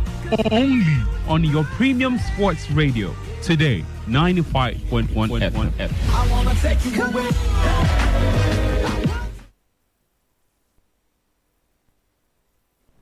My name is Gianni Infantino, FIFA president. For the best of sports, always listen to Today Sports Live on Today95.1 FM, Port Harcourt.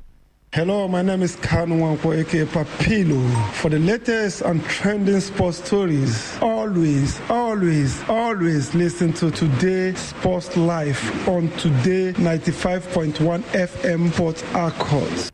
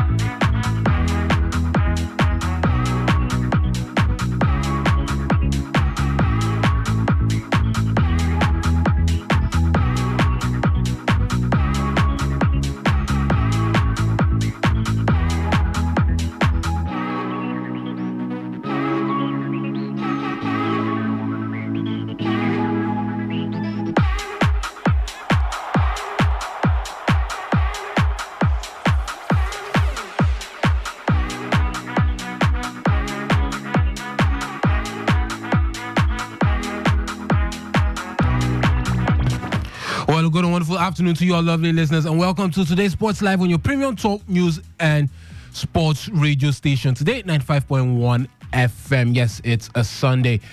And I hope you went to church today. Yes, I hope you went to church today. Chooks is wearing something we're not used to seeing Chooks wear. But we'll get to that actually. My name is Harry Ogogo, and I'm here this afternoon with you as we have a lot on the menu. Talk about boxing, Anthony Joshua and Francis Ngannou. That fight comes up next weekend, actually, March 8th. Francis Ngannou up against Anthony Joshua. And also, let's not forget that Formula One is finally back on our screens with Max Verstappen looking like it's going to be 4 in a row for the man. And let's not also forget that there's a lot to talk about in the world of football. The Manchester Derby today, Manchester City up against Manchester United at the Etihad Stadium. We also have what happened in the Real Madrid-Valencia game yesterday. We are definitely going to look at that and talk about it and dissect it. Was the referee wrong? Was the officiating bad? I mean, and let's not forget that Rivers United, the pride of Rivers, get to play Dreams FC today in the CAF Confederations Cup at the Godswill Akpabio Stadium in Uyo, knowing that a good enough victory could just or might just or will just be enough for them to make it to the quarterfinals of the CAF Confederations Cup. And I'm not here in studio alone to do the talking. I've also got the guys here with me. And let me start off with Benjamin Mina. Benjamin, good afternoon and welcome to the show. Good afternoon, Henry. Good afternoon, Port Harcourt. Good afternoon to the guys in the studio, Port Harcourt and beyond. Good afternoon. It's another good day to talk about sports here. Controversies in the Real Madrid-Valencia game. The referee, lots of talking points over there, and then the Francis Ngannou versus Joshua bout. Quite a fascinating one. Enough things to look at in today's show. Welcome. Okay, great to have here with us, Benjamin. I've also got Young Chooks Chukwuzite here with me in the studio. Young Chooks, good afternoon and welcome. Harry, good afternoon. Good afternoon to my colleagues. Good afternoon to sports lovers in Rivers State and Nigeria. It's great to be here talking about the entirety of sport. Now talk about the controversies in the world of football. I thought it was only on the Premier League we have these referee decisions that are so bad or weird, but we saw it last night in the La Liga game against Madrid versus Valencia. Will you say it's right or it's wrong? You just keep your ear down or tuned to listen. Just keep listening and you get more information and dissect about how the referee should be handling these kind of situations. Okay, and we've also got Ovie Wallace here with us in the studio. Ovie, good afternoon and welcome. Good afternoon, Henry. Good afternoon, the guys in the studio. Good afternoon, sports lovers, Port Harcourt and beyond. As you've already said, we saw the controversy in the Real Madrid-Valencia match, and Chooks has already said it. We already thought it was the Premier League, but now we're already seeing the issues in the other leagues. And then again, you look at Formula One. The season is back and looks like Red Bull and Max Verstappen have started cooking. And then boxing, we can't get to the big match, Joshua versus Ngannou. So it's exciting to talk sports. So lots of topics for us to dissect and jump into. And yes, a lot of topics for us to dissect and actually get to talk about, like I did say or tell you earlier in the show. Let's not forget that you are also a part of us, and the show is not complete without you, as it's an interactive one, and we have our interactive or platforms for you to actually get to interact with us. Yes, we have our platforms for you to get to interact with us.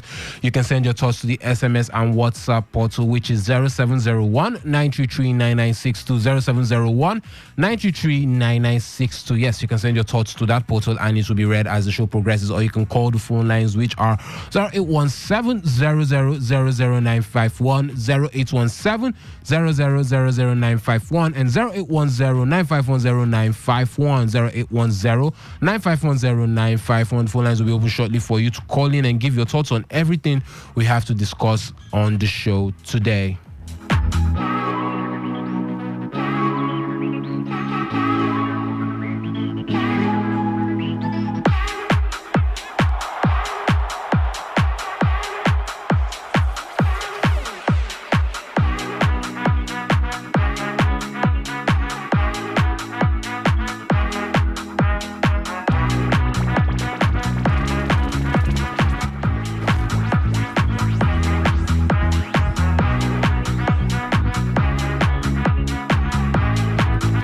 Let's get into the action, and we start off with boxing, where former world heavyweight champion Anthony Joshua has said that he is ready to fight Francis Ngannou, stating that the former UFC champion had a good outing against current WBC champion Tyson Fury. Now the clash between Joshua and Ngannou is billed to take place in Riyadh, Saudi Arabia on March 8, 2024. And Ngannou shocked the world when he dropped undefeated boxer Fury in the third round of their bout last October, but he eventually lost the bout in a split decision. As Joshua said, and I quote, "I just feel to myself, I will always be here and ready to fight anytime." He, Ngannou, had a good outing as well against Tyson Fury, who is the current WBC champion. So I think it will be good for me to see where I am at. And Benjamin, coming over to you quickly now. Joshua coming up against Ngannou March 8th, and we saw what Ngannou did against Tyson Fury in that friendly bout. You might want to call it that. Definitely was an exhibition bout. But I mean, we saw Ngannou drop Tyson Fury to the floor, to the canvas, and a lot of people are actually scared for this man, Anthony Joshua, knowing that he's actually trying as much as possible to build his confidence and take his career back to the level where it was before his losses to Andy Ruiz Jr. and the consecutive loss also to the man Alexander Usyk. I mean, going into this bout, do you think the man Anthony Joshua is in the right frame of mind, and do you think the outcome might end up being in his favor based on what we've seen from these two fighters, Ngannou in the bout against Fury, and also for Joshua, his bout against Leon Edwards and co, since he's been trying to build back his confidence? Well, Henry, if I tell you I'm not scared, then I'm telling a big lie. The truth is, from day one when that fight was announced, I became very scared for Anthony Joshua. Not because I don't believe in the man, no. I believe in Anthony Joshua, what he does and what the future holds for him. But truth is this is a fight against Ngannou. In as much as people would say Ngannou is not, it's a mixed martial fighter before now. It just his first bout was that bout against what's it called? Fury. Tyson Fury, yeah. But you look at the way the man went about that fight.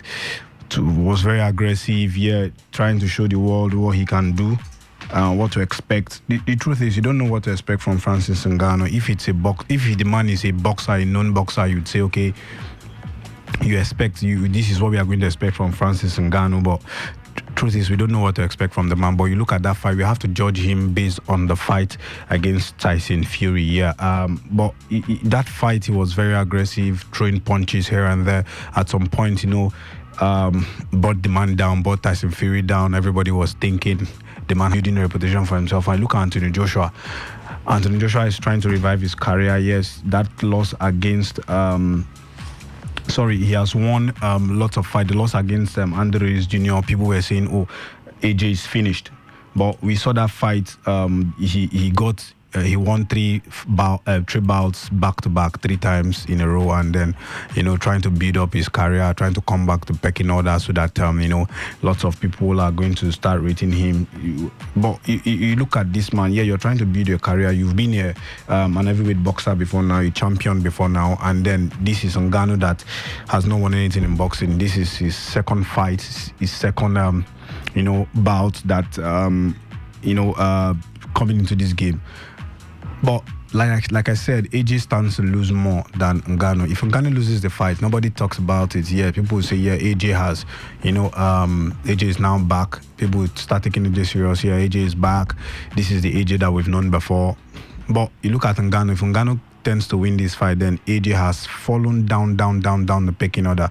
People will start, fans will start saying, AJ, man, I think it's time for you to wind up your career, or possibly boxing is not your calling, modeling should be your calling. But see how handsome the guy is. Probably fans will say, go and look for another career to take. But see, the truth is, Ngannou, you don't know what to expect from the guy, but judging from his last fight, the man is a very aggressive man. He wants to throw boxing. He wants to, put his name in the limelight history book, so that possibly he's going to get a nod against one of the big boys in the boxing world. Possibly getting his eye on one of those belts, but I think it's too early to speak. But I think I fear more for Anthony Joshua than Ngannou at this point in time, because if Joshua loses, his career is down. If Ngannou wins, people start rating him. His career, he will now say, okay, let's give him a bigger fight, probably against one of the title holders. But if Joshua wins, it's going to be a huge plus for Joshua, because in as much as you're fighting a man that is not very, very, very, popular in the world of boxing, but considering what he did to Tyson Fury and then how aggressive the man is, it is going to be a morale booster if AJ wins this one. And Young Chicks, coming over to you now. I mean, should AJ even be scared? He might have dropped Fury and Francis Ngannou, but I mean, this man is coming from the MMA, and we've seen it from past experiences or from past bouts. We've actually experienced that transitioning from MMA to boxing isn't an easy thing for the MMA fighter, and it always puts them at a disadvantage because, I mean, rules are different and you can't use parts of your body in boxing like you're used to in MMA. I feel, you talk about this disadvantage of Francis Ngannou in the fight, but looking at the match, the bout against Tyson Fury, you say, even though he was handicapped, he also tried to understand the ability of putting himself up to the standard of really boxing fans and enjoying the bout. I feel Joshua has to now be serious, or he should be scared. I'll buy into the sentiment of Benjamin. It's now going to be a do or die affair for Joshua. I feel, but that feeling of once a man down, when the man is down, he feels no fall again. So Joshua is that kind of person that's trying to build up himself. Even despite the fact that I feel that he should take a break and call it the boxing world quit. But we look at how he has been able to come back. For you to talk about the way he dispatched Otto Walling, who actually gave Tyson Fury a very hard time to fight. And you see Joshua from the times of his days of when he fought the Klitschko brothers. I feel the others, Chisora and the Red, the White and the letters of boxer. I think the way he started fumbling was when he fought against Andrew Ruiz Jr. and talk about how he was underestimating Ruiz Jr. and that led to his downfall. But many people will not buy into that sentiment of he was underestimating Ruiz Jr. or you say the man wasn't serious when you talk about the boxing fight about the men. I now feel it's not going to be 50-50 game. I look at Joshua like a man who should not feel that even though he loses this is about he should take the actually affect his boxing career. I feel he's already down, so there's no reason of being scared again. Once the man is down, there's no reason of being scared to be down again. So Joshua is just that man that he has to be careful, because you're trying to build a reputation again. You're trying to make that yourself that won't carve a niche for yourself. But if truth be told, you say that Joshua is already down, so there's no need of you being scared of you being falling again. So the bout is going to be a very tough match for Joshua. I feel now the man that has more to lose was going to be Francis Ngannou, because the kind of performance he did against Tyson Fury was superb. And you say, okay, if you can do that against a top-notch boxer in the like of Tyson Fury, who is the WBC holder, and you say the Joshua who has been dwindling in his career and has been shaky in the past 2 or 3 6 to 3 months, and you say, okay, let's give him a try for a run for his own money. I feel that's the simple truth. You have look at how Joshua has been fumbling, and look at Tyson Fury, the upper trajectory. You say this is a bigger fight for it's going to be a bigger fight for Anthony Joshua, because look at how Ngannou stepped up to fight Tyson Fury, and you say this man gave Tyson Fury one of the toughest cases of his life, apart from the boxing bout against Wilder. And okay, you say Otto Walling too. This man hasn't been given that shocker and talk about the boxing world. So it's going to be like I said, it's not going to be that kind of extremely loss for Joshua if he actually loses the boxing bout. But the simple truth is this: now, you know how he recovers. I always say it here. Joshua is not the kind of boxer for me that I actually trust to come back after the way he fell down from the ladder. I feel the man is done and dusted with. So that's my own belief. That's my own personal opinion. So he should, even though he loses the bout, I am not certain that, or I will not be so optimistic or so be, let's say, so bad, or I feel bad about the performance. The truth is that this man is down, and we should expect less from the man again, because you look at the man, how he lost his belt to Arjun Jr. You look at also Usyk is also MMA fighter. So you actually say Ngannou. The boxing ring or the boxing line that is now in the face of Ngannou, because he actually did surprised the boxing world by doing what he did against Tyson Fury. Is the simple truth. Joshua might actually be that name, that key holder, or that big name in the boxing world, but truth be told that he has actually lost his name. He has lost that crutch, that golden star boy. He has actually lost it in the boxing world. Now, boxing world actually look at him as the man that is actually trying to put his career up, not at the star boy per se, in quotes. So it's going to be simple. Ngannou is that man that has shocked the world, shocked the boxing world, and look at, okay, let's give a man a bigger bout. Like Benjamin said, the man was not rated before the boxing bout against Tyson Fury, but after the boxing bout against Tyson Fury, he was rated top 10. So that was the switch. That was the climax. So this man understands that I have to solidify my performance against Anthony Joshua, and if I don't solidify it, I lose both the ranking points and everything, the fame, the spotlight and everything. It's not on Ngannou. Joshua is already there. He has been there before. He has been on the floor. He has been up the ladder, and he understands that this is the period of him just trying to survive the scare. It's nothing special about Anthony Joshua winning the belt. But Francis Ngannou, I have to solidify this performance, and I have to make this boxing world feel that I can have a shot in the belt. That's simple truth. The truth for Ngannou. So I feel it's now based on who wants to take it more. But I feel if you talk about the spotlight, or talk about who wants the boxing bout, or who the spotlight is, going to be Francis Ngannou.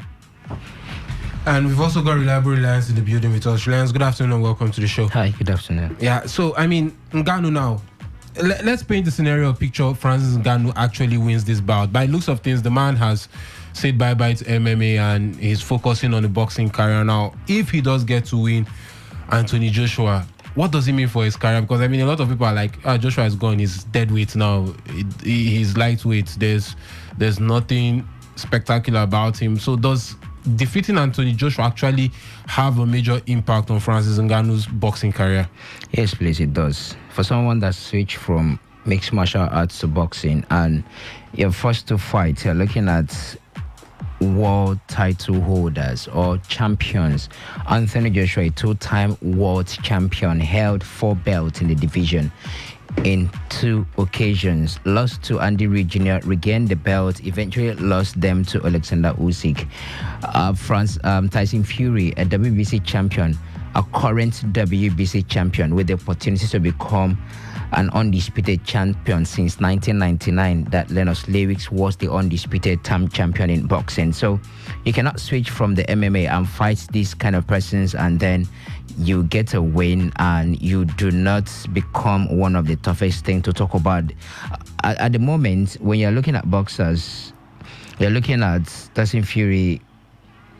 These days, people will argue about Deontay Wilder coming into the fray, but then again, for what it is worth, you still count Deontay Wilder as a big name. Then there's Alexander Usyk, there's Anthony Joshua. I think these are the guys that you're considering before you start looking at the likes of Joseph Parker, then Dillian White and some other boxers.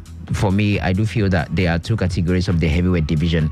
And now Alexander Usyk finds himself into the first class of the heavyweight division before you can look at others. So the first class is currently being occupied by Anthony Joshua, Alexander Usyk, Deontay Wilder, Tyson Fury. Now, if you beat any of these guys, then you are gradually giving yourself a push. You saw what Joseph Parker did to Deontay Wilder in his last fight, that made people to start developing doubts over the ability of Deontay Wilder. Because I mean, if Joseph Parker could dismantle you like that, then one can only wonder what happened to you. Because again, Wilder gave myself one of the most epic bouts I've ever seen in the history of boxing, in the trilogy against Tyson Fury. I mean, it was as fierce as anything. I've never seen anything like it. People that saw Muhammad Ali, people that saw Mike Tyson, back in the days fight, maybe they would put up an argument, but you see that third fight between Deontay Wilder and Tyson Fury, it was epic and historical for me.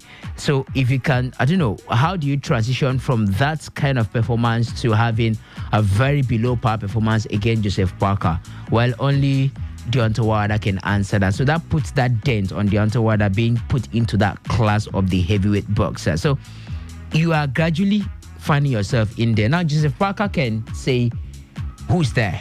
I've beaten Deontay Wilder, the most feared boxer in terms of his knockout ability. I've beaten him. Like, I battled him. So who's there? Who's next for me to take? If I can battle this man like this, who says I cannot take Tyson Fury? Who says I can't take Alexander Usyk? Who says I can't take Anthony Joshua? So he's making himself into that class at the moment with that one win. If Ngannou does it, he's also making a statement and pushing himself into that first class of heavyweight boxers. If he wins one of the biggest two in Tyson Fury, he gave Tyson Fury escape, he gets to win Anthony Joshua. Then he has made a statement, I'm pushing myself in there. That means I am to be classified, because how did Alexander Usyk get here?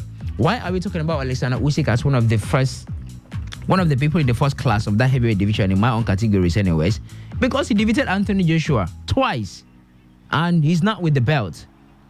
Imagine Deontay Wilder had a belt and he was battered like that. So you're not looking at Joseph Parker in as much as he has been in and around, and his trajectory has not really been the same with Alexander Usyk, because Usyk finished the division he was before stepping up and surrendered the belt and stepped up to the next division, which is the heavyweight division.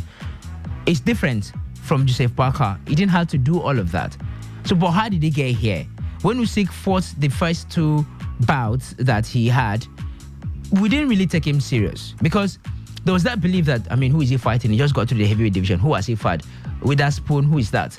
And who again? So, until he fight one of the biggest boxers, then we can now take Usyk serious. And he fought one of them, and he defeated him twice in succession, and he's not a champion. So that's how he got in there. So Joseph Parker can say, I'm also there. Save that Wilder didn't have a belt for him to take. If Ngannou beats Anthony Joshua, no belt, but he can also say, I'm in there in that class. So it's a big leap.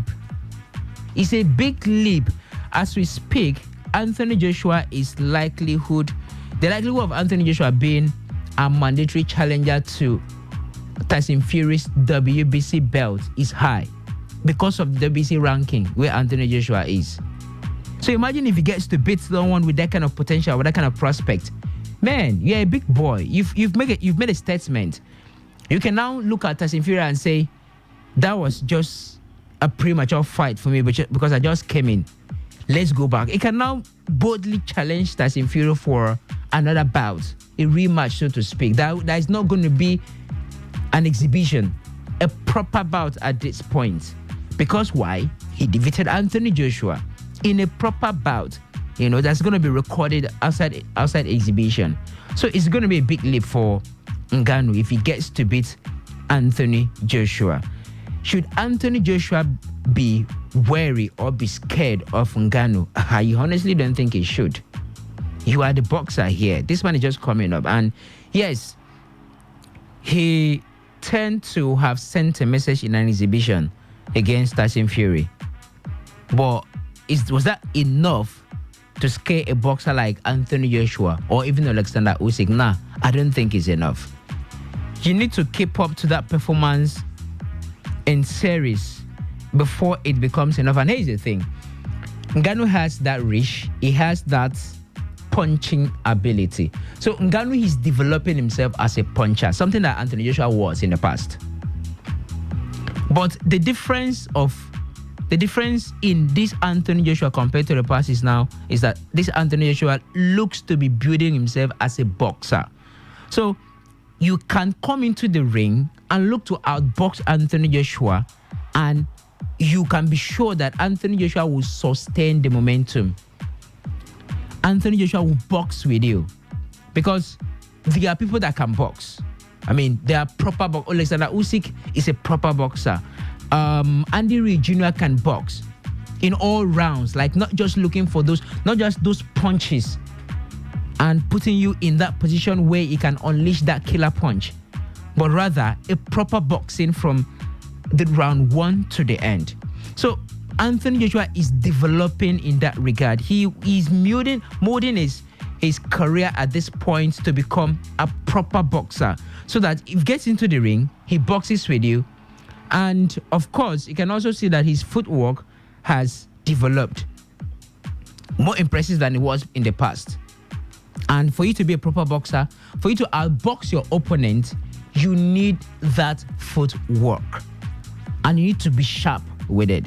Something that Anthony Joshua has. I mean, from what I saw against Otto Wallin, I would say he has developed in that regard. And then the body shots, the jabs, the pace at which you unleash the body shot and the jabs, and the pace at which you open up your opponent. It's something that also needs to be improved, which I think he has as well. So that is why Anthony Joshua, you just need to have, you can be cautious because, I mean, in the world of combat sports, it's one punch and it's done. It's good night. Could recall what happened to Nigerian Nightmare. He was winning, and then that kick came, and that ended it. So it can happen, and that's where he needs to be wary and maybe conscious or cautious about Francis Ngannou, because Ngannou is developing as a puncher because of his muscle mass. He has that muscle mass that gives him the advantage. He equally has that body size and the reach that gives him the advantage to develop proper as a puncher. But when you go as a puncher, if you go into the ring with against the likes of Andy Ruiz Jr., if you're not careful, you're going to be battered, because these guys are proper boxers that can box you from the get-go to the end. And that's why Anthony Joshua needs to be cautious about it. So put all these skills together and utilize it. I think Anthony Joshua has nothing to fear, only just to be careful, which is something that anybody will do in boxing. When you're coming up against a man with potential, he might get there. He might become such a boxer, a complete boxer, because I think he has that potential as well, Francis Ngannou. But for now, that is who he is. He will need to look at so many clips of Anthony Joshua and say, I stand a chance against this man. And Anthony Joshua can now look at his fight against Tyson Fury and say, okay, I know where to hold up to this man. I know where not to hold on to, because that's the only clip you can look at. And again, it can also be argued that Ngannou did what he did against Tyson Fury because, I mean, you are naked on the block. You want to impress. And so that first moment, you can impress the entire world. But how long can you sustain that momentum? That makes you a dependable boxer, one that many can throw their money on and say, I have confidence that the man is going to win. And Anthony Joshua will need to expect new things, from Francis Ngannou. So I think he doesn't have anything to fear, just to be cautious. But if he gets to win Ngannou, surely a very big leap for the man. Okay, and from there, let's head over to the world of Formula One, where Max Verstappen and Red Bull continue their dominance, with the Dutchman actually finishing or winning the first Grand Prix of the year, and Red Bull actually getting to finish first and second in Bahrain.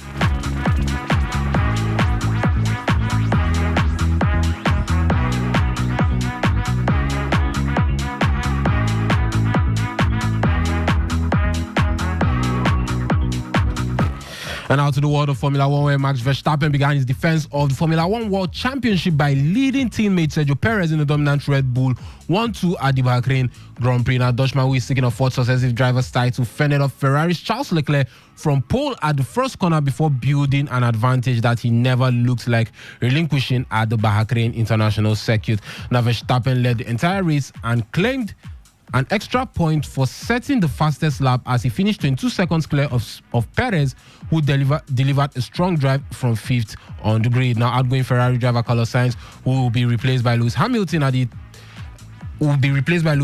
produced a strong drive to take the final podium spot. Now, Sainz outperformed and finished ahead of teammate Charles Leclerc, who struggled with brake issues as he dropped back from second on the grid before salvaging fourth by passing Mercedes' George Russell 10 laps from the end. Now, Lando Norris held off the other Mercedes of Lewis Hamilton for sixth, with the Brits McLaren teammate Oscar Piastri finishing 8th. Now, Aston Martin rounded up the top 10 as Fernando Alonso led home teammate Lance Stroll, with all 20 cars finishing the opening race in an impressive all-round show of reliability. Now, let's run through the top 10 for the Bahrain Grand Prix. Max Verstappen finished in first, Sergio Perez second, Carlos Sainz third. Yes, those were the three guys, top three, and the podium finishes. Charles Leclerc finished in fourth, George Russell was in fifth, Lando Norris sixth, Lewis Hamilton in seventh, Oscar Piastri in 8th, Fernando Alonso in 9th, and Lance Stroll in 10th place. Reliance, are we expecting another Max Verstappen and Red Bull dominance this season? But what we saw during preseason, we saw Mercedes, we saw Lewis Hamilton, even George Russell step up and give us some good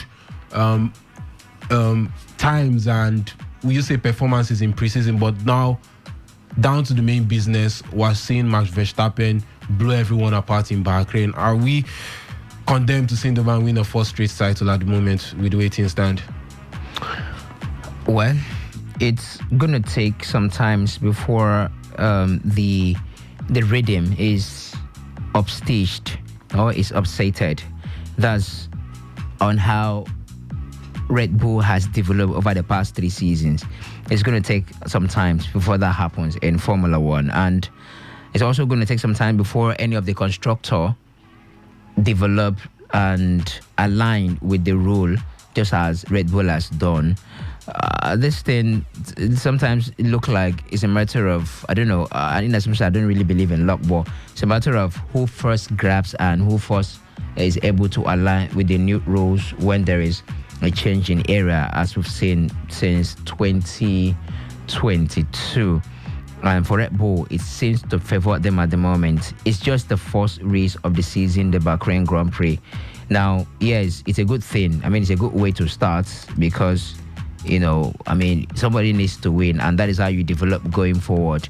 And that's the kind of momentum that you need going forward into the season proper. And that's what we've seen thus far. So, yeah, it counts, but there are over 20 more races left for the season to be concluded, and one will not want to be so quick to make so much out of what's has happened so far. The only thing is that it's Max Verstappen, and since it's Max Verstappen, 26 points so far gained, meaning that he has had the advantage of the fastest lap at the end of the race. You can say that maybe it's going to continue like that because it's Max Verstappen. You're looking at somebody that's won the last 2 seasons, the last 2 Formula One championships, and coming into this particular one, you could say it might continue like that because it's Max Verstappen.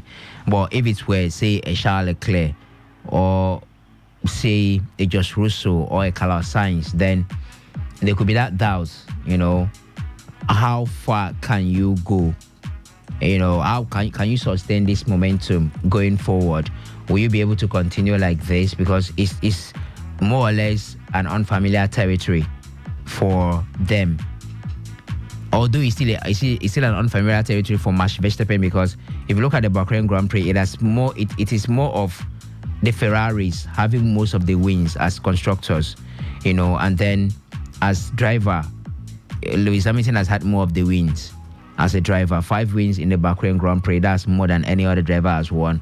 And then for constructors, 7 wins for Ferrari, that's more than any other constructor. So it's still a little bit of, say, an unfamiliar terrain for Max Verstappen, but since it has been a season in, season out roller coaster for Max Verstappen, then you can say he would continue like that.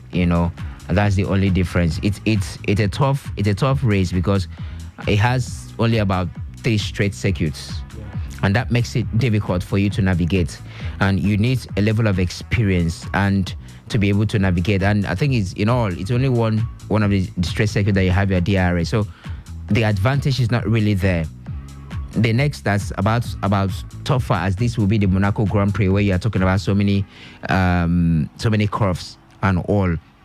So practically, what are we expecting going forward? A Red Bull dominance, because again, pre-seasons, even in football, pre-seasons are not exactly what's going to happen when the sport or when the competition proper takes place. Pre-seasons, you used to channel yourself while watching the qualifiers in Q1.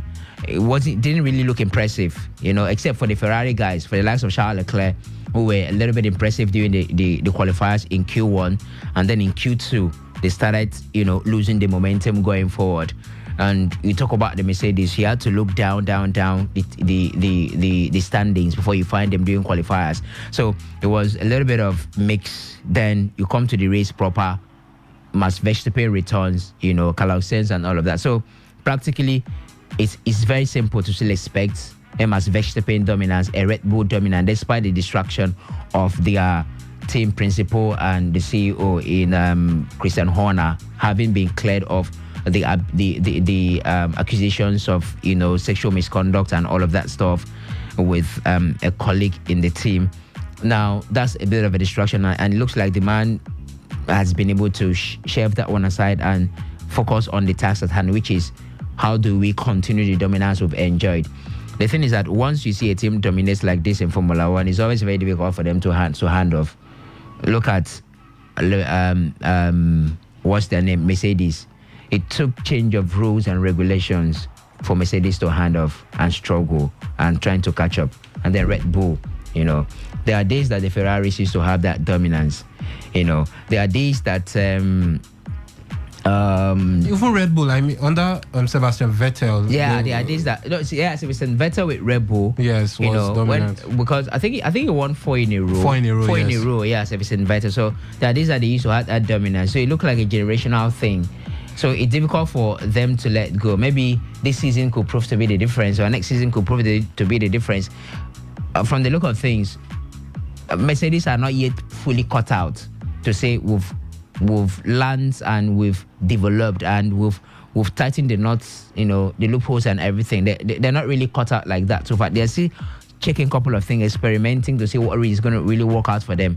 And when you're coming up into a season like that and you're going to be losing your number one driver, it might mean even further struggle, because you're looking at who steps up, and who steps up to have to battle himself up to that limelight where you start challenging for the title, in as much as you will say that you have the advantage of Mercedes. If this had happened when Mercedes was still the go-to constructor, then it would have been a different case.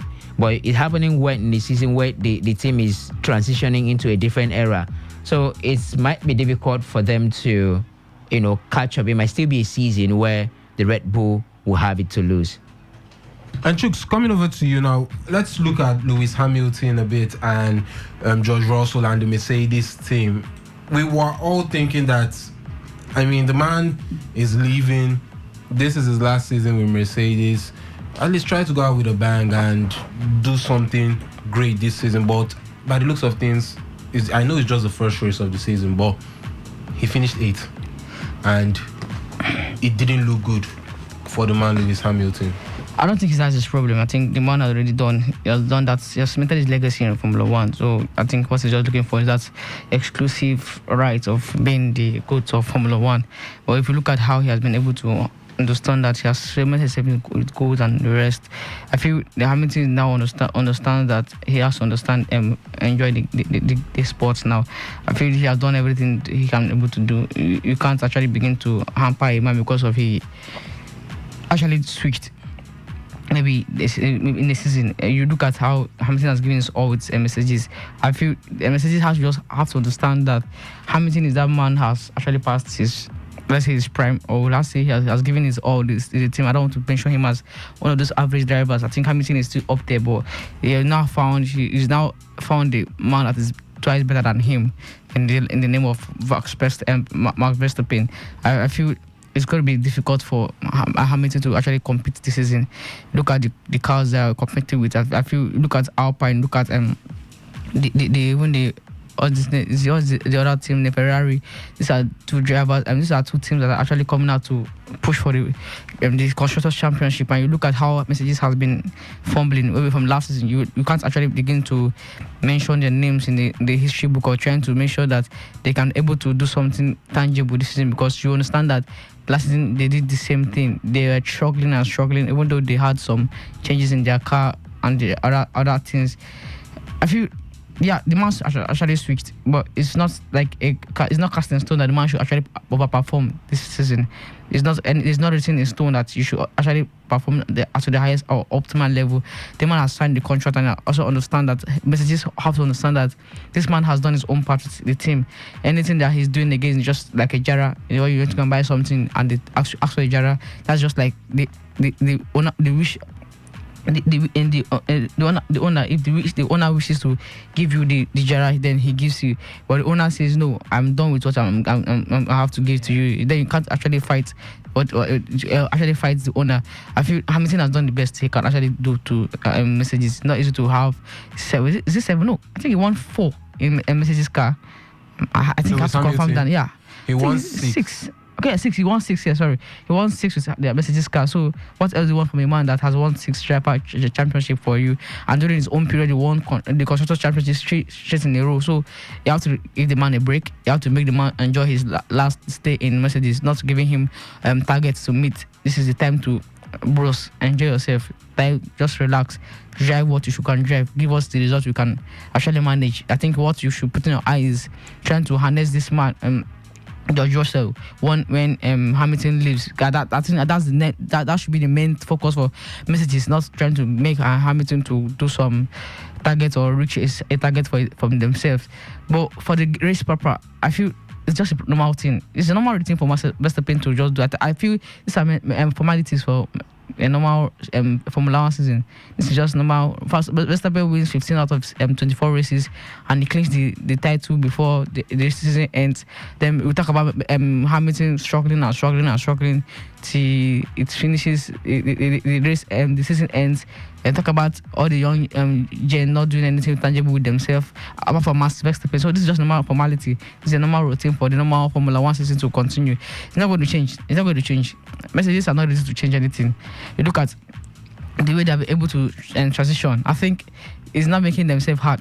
All the rules are making it's hard for the cars to transition. I think Alpine, McLaren, these are cars that are actually trying to make themselves valid or let's say in quote and unquote tangible in the Formula 1 season. But you have to still give it up for Red Bull. They have found a way to balance themselves up and give themselves that classic ability of being overwhelming favorite. That's the triple job. Now overwhelming favorite of winning the constructors championship. So it's like I said, it's not going to be down to Hamilton. It's going to be Hamilton. Either you give us the Jara or I leave it for you. If I don't want to give you, I rest. If I want to give you, it's now down to my own discretion that I give you what I want to give you, not you giving me a target, because I think the one has done a lot for Mercedes. It's now time for me. If I'm to Wolf, I will tell the man, this is the last time you have my messages. Go and enjoy yourself. So that's simple. No targets. Yeah, you said every sport is for win. Is to win. The words of Monday Diggy. Let me. Yes. The words of Monday Diggy, just to participate. So that is just participate for this is it. Don't give him any targets. I think it's a simple truth. The man has given you a lot. But what we'll be talking about is how do we make George Russell our main driver, or how can we improve George Russell this season? Because I feel if George Russell cannot give anything tangible this season, then it will be very trouble for Mercedes and the cars. But this is a two-way thing. Yes, Mercedes has given Lewis Hamilton a lot. Lewis Hamilton has given Mercedes a lot. Mercedes has equally given him a lot. Has given him a lot as well. It's rather a two-way thing, because now, let's take our minds back to when Mercedes was at the height of it. Let's look at team calls in cases. Let's look at pit stops. Let's look at change of tires. Let's look at the efficiency of the cars, the engine in particular. Let's also remember that there was a point in time that Ferrari had the fastest car in Formula 1 and they couldn't do anything with it. Not because they were not good enough. In fact, it was not even Red Bull that was the competition. It was Ferrari. But why couldn't they do something with the fastest car that they had? Because Mercedes will always out-brilliant them, if there's any English like that, when it comes to split decisions making, when it comes to communication with the drivers. So you have the fastest car. Let's say, for instance, you go to Silverstone. Okay, let me not use Silverstone because it's going to be argued because that's Lewis Hamilton's home. Where do I use the German Grand Prix? I don't know. Maybe it's always chaotic in the German Grand Prix, but yeah, maybe let me use German Grand Prix for instance. And again, that's Mercedes' home. Mercedes is German. Yeah, that's Mercedes. So let me leave the German Grand Prix. Use the Italian. Monaco. Monaco is the worst to use when you're looking at this guy. You literally can overtake. You can't. You literally can't overtake. I think the US should be. Maybe. I don't know. Maybe the Italian Grand Prix. Let me quickly check out the Italian Grand Prix. Maybe that's going to be a very good example, for me to use. Now, these are circuits that ordinarily they should have the advantage. Ferrari should have the advantage. Why? My car fast. You understand? So I should have the advantage. But in the end, Mercedes will still outshine them, in some cases, and win. I think the Italian Grand Prix fits it. The circuit fits it, for a car that is that fast. And of course, most constructors win in the Italian Grand Prix. Guess which constructor? Ferrari with 20. But look at recent record. Why is Lewis Hamilton the driver with the joint most win in the Italian Grand Prix? That's down to Mercedes' brilliance in terms of decision making while on track. Michael Schumacher is the other driver with 5 wins. These are the drivers with the most wins in the Italian Grand Prix.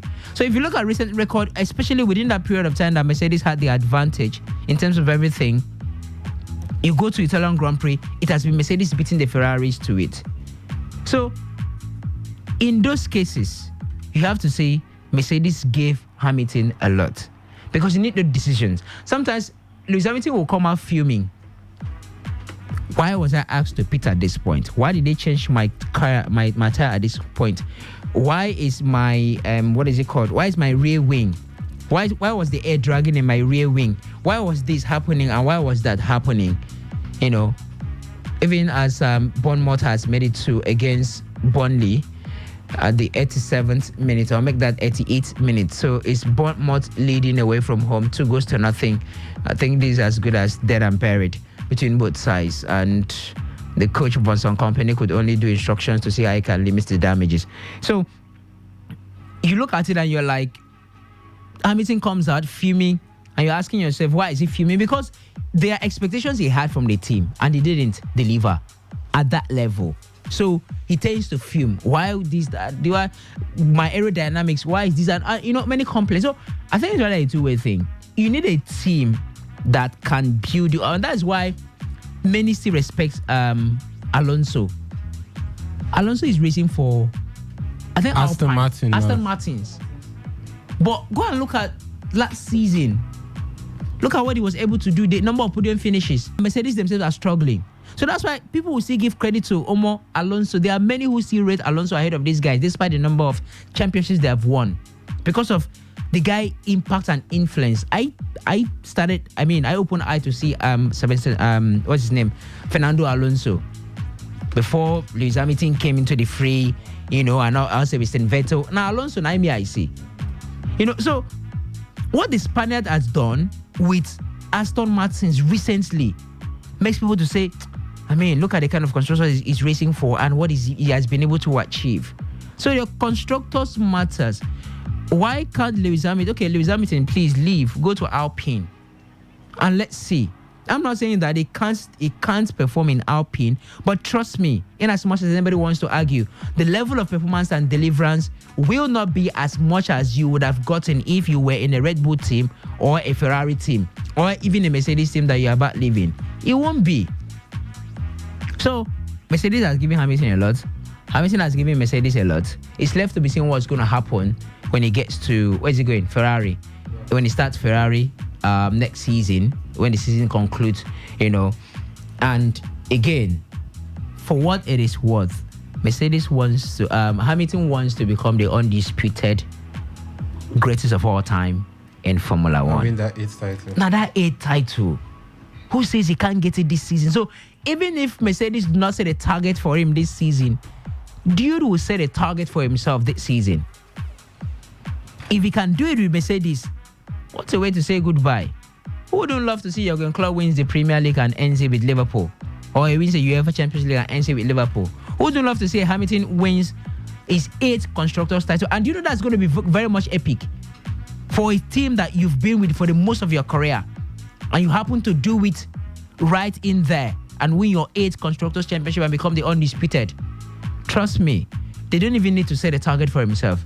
If he can do it with Mercedes, fine and good. If he can't, he doesn't have the age, again. There are younger drivers coming up, the advantage is not even there. Even during that controversial Abu Dhabi Grand Prix end in 2022, some even suggested, because the man went blackout, that the Brits might be considering retiring because of how the 2022 Formula One season ended at Abu Dhabi before he came back. So does not really have the luxury of time again. He wants to do it as quick as possible. If he can do it this season, fine and good.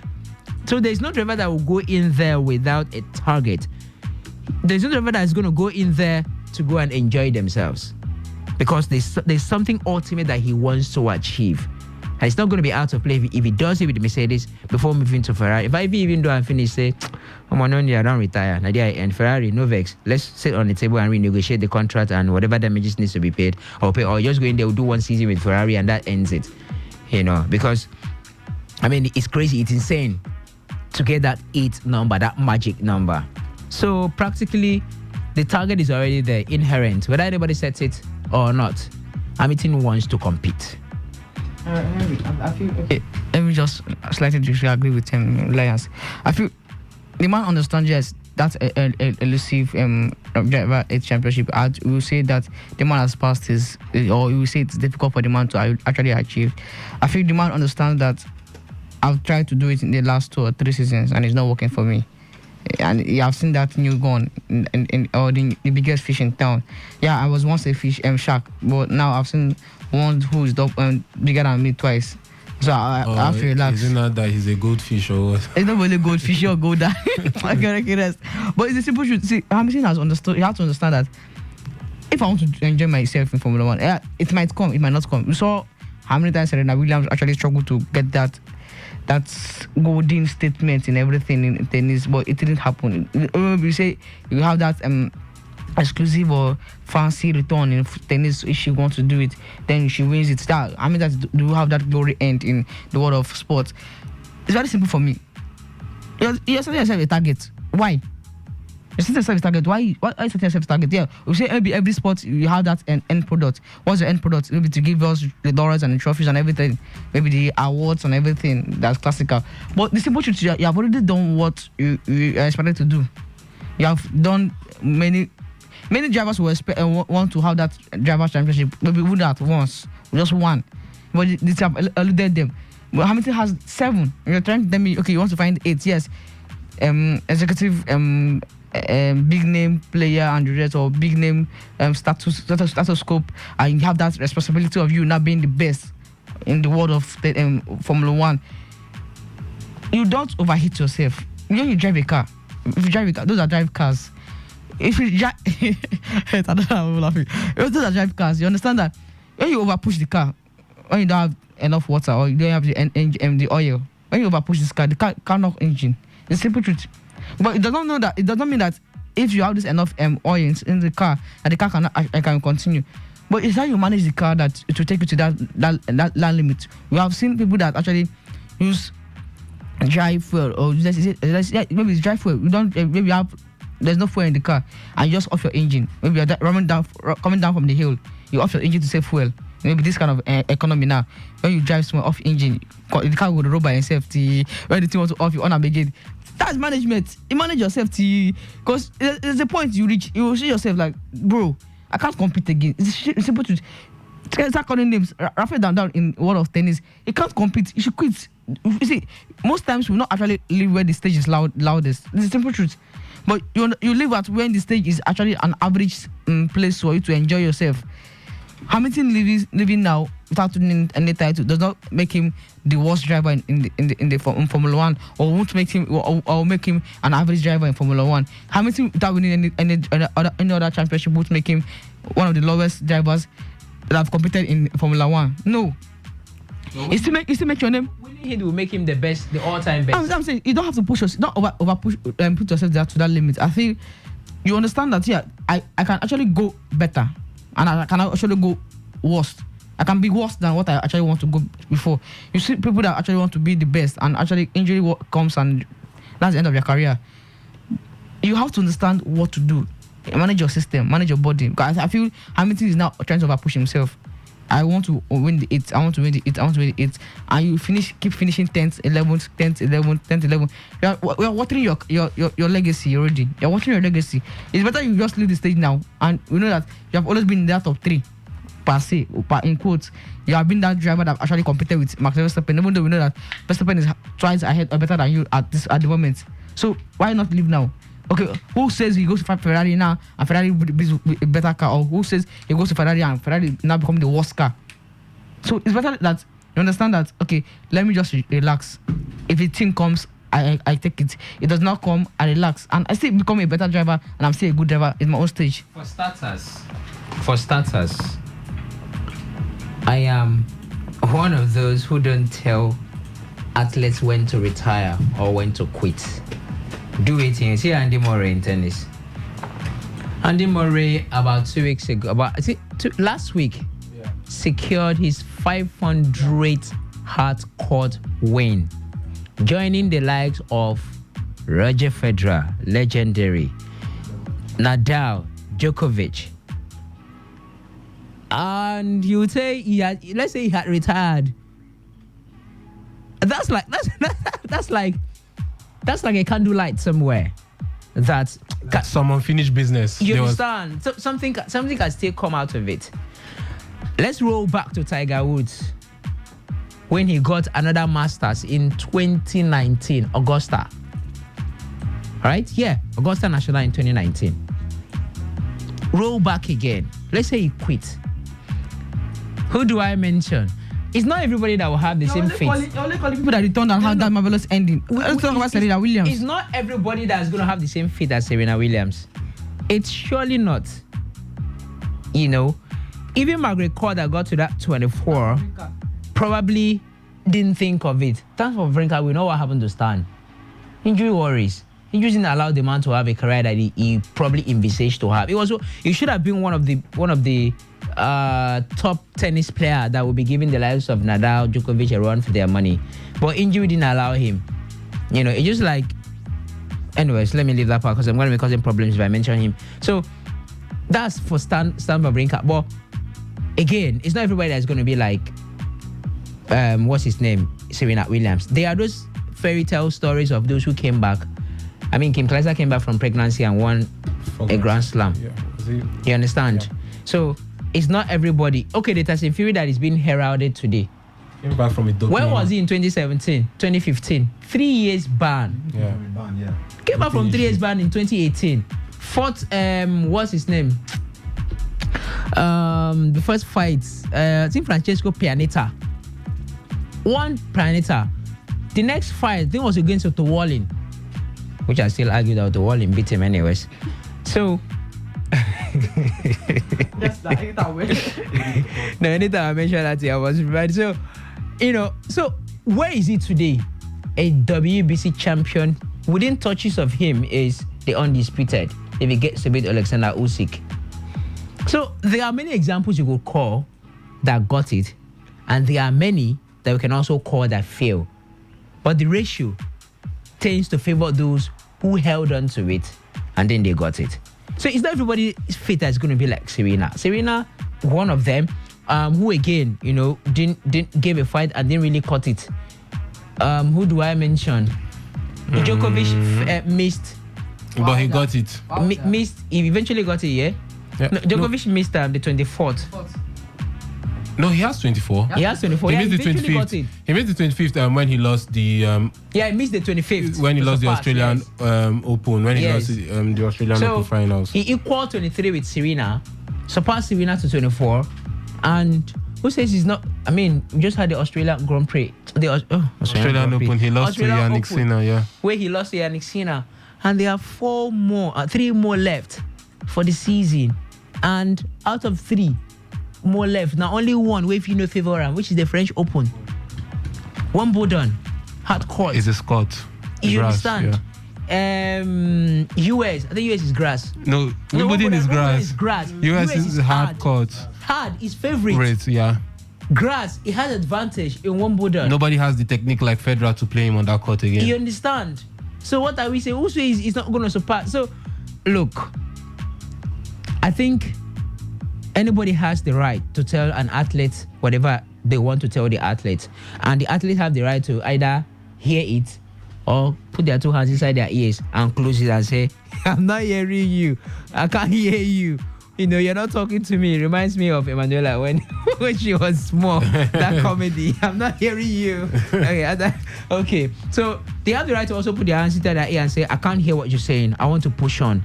But I honestly think that people shouldn't tell athletes when to retire. The reason why I might even tend to like Baba Rez for Andy Murray is that, I mean, you have a metal, in your thigh and you are pushing through it, and sometimes it becomes very obvious that you can't handle it. You can't handle the pressure. You can't handle the pace at which these younger athletes or these younger tennis players are coming in. But apart from that, so this guy, I can even still argue that Max Verstappen is not better than Lewis Hamilton.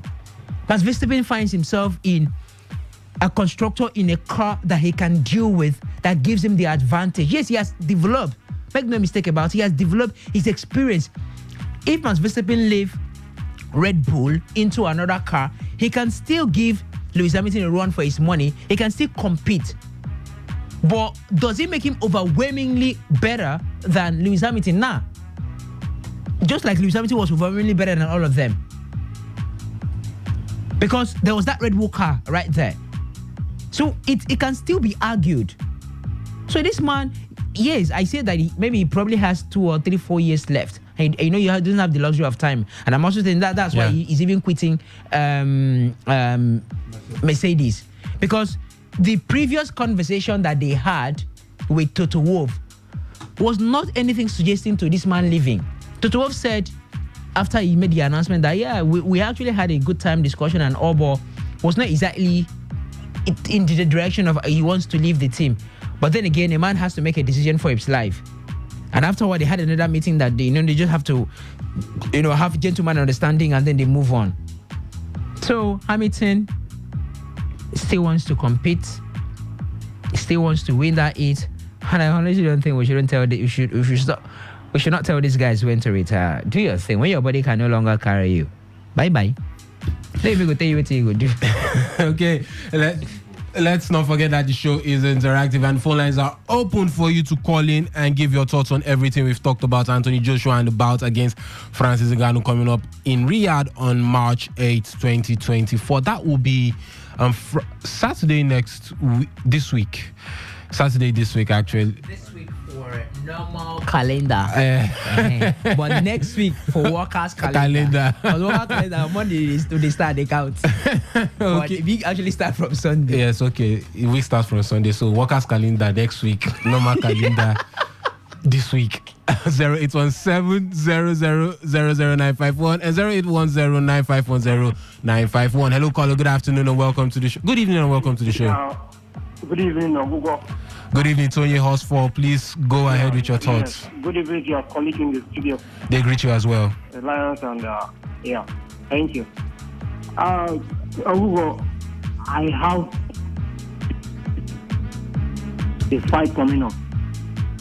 I have the same fear for our brother Anthony Joshua, because Anthony Joshua is coming up now. He used to be the darling of people. He was a good boxer. He was, I think, at least among the best 3, yes, in his heyday. But he has fallen down the pecking order because he lost to, an underdog and Luis Jr. Why do I call him an underdog? Because Luis Jr. was not a complete boxer, a sort of. He was, stouty. But Anthony Joshua was careless, a sort of, and he had the better of him. He beat him, and he lost to even Alexander Usyk, who came featherweight, a step below the heavyweight, relatively unknown boxer. He beat him back to back. So, you see, so he has fallen down the pecking order, and now. Though he beat on Wiley, that made him, come up with it. And if you look at it in that perspective, coming to fight a man of that magnitude, Francis Ngannou, though the MMA is different from the jabbing game, it is not completely different. This is a man who is not too new to boxing. He is a man who has the strength, the power, and that courage to go. And when you talk about that, he needs again to do this. Look at what he did to Tyson Fury. Fury of all persons. Fury, a formidable Fury. He beat him up, he dropped him. And Fury even confessed. He said, and Gano gave him a real fight. He never expected this. He praised him. He lavished praise on him. And that's how it went. He really did well. This is a man who is looking for now. Because of that, he was rated among the 10. Yes. Now so much is expected of him. He will not go all out because he lost against Tyson Fury. He will now take it out on what do you call him? Anthony Joshua. Okay. That's what he is actually come to do. He will come out all out with ferocity, with unimaginable ferocity. And this Anthony Joshua should be very, very careful. That's where he should be very careful, because once he loses this fight, he's down. Nobody will take him serious any longer. So he has two things that will work for him. Number one, he should go in the fight not to underrate him because he comes from the no, and he should guide his should be very, very guideful, not to fight like an amateur, but to go all out. Look at this man. When at the right target to get it, because boxing is one sport that once you guide anything. Once the punch lands on your weak point, you are gone. So I have to say I wish him the best of luck, because it is not going to be an easy game for both of them. This one is trying to to build up his career, and the other man is trying to to write the bold statement that yes, actually he can come from a different sport and have a nick of himself. Thank you very much, Abo. Okay, thank you very much for your thoughts there, Tony Hosford. Do well to keep the calls coming in as we see the players in the Manchester Derby actually get warming up and getting ready for the game that kicks off by 4:30 p.m. Yes, before we get over to the Manchester Derby, do well to keep the calls coming in and talk about everything we've talked about on the show, boxing and Formula One. Hello, caller. Good evening and welcome to the show. Yeah, good evening, rather. Everybody in the studio there. Good evening. Good evening, Selo. It's great to have you on the show. Please go ahead. Yes, Tony Joshua knows that he's going to beat Ngannou silly. Hey, let me tell you something. Martial art is different from boxing. And the talk of heavyweight boxing. Why Ngannou get it very easy is because Fury has not watched any of his title fights or any of his fights. So they just arrange the fight, and Fury know that it's not a title fight going to the ring, it's an exhibition. If he comes to a contest or a title fight, I think Fury will beat him silly. See, let me tell you, that thing Ngannou is doing, he will still go back to martial art, because heavyweight is not a joke, it's not martial art. It's where you see techniques in boxing. You understand me? You see jab, yes. You see a lot of technique. You see a lot of cornering in the ring, give you merciless beating. Just watch. You see what will happen. And Joshua is going to beat him silly. And Joshua knows that he's going to beat him. He has watched his fight. He has seen some of his weak area. So you use that area to corner him and knock him out. So that is it. Thank you. Okay, thank you very much for that one, Seller, as well, to keep the calls coming in. 0817-000-0951 and 0810-951-0951, 0817-000-0951 and 0810-951-0951.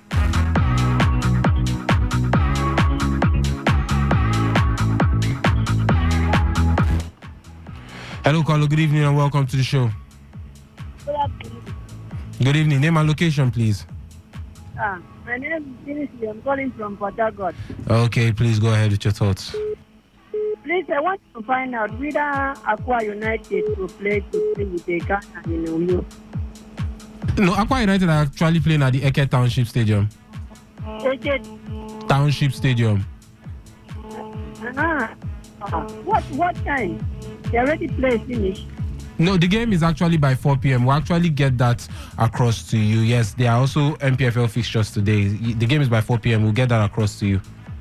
All right, thank you. All right. Okay, thank you very much for that one. Do let's keep the calls coming in. 08170000951 and 08109510951.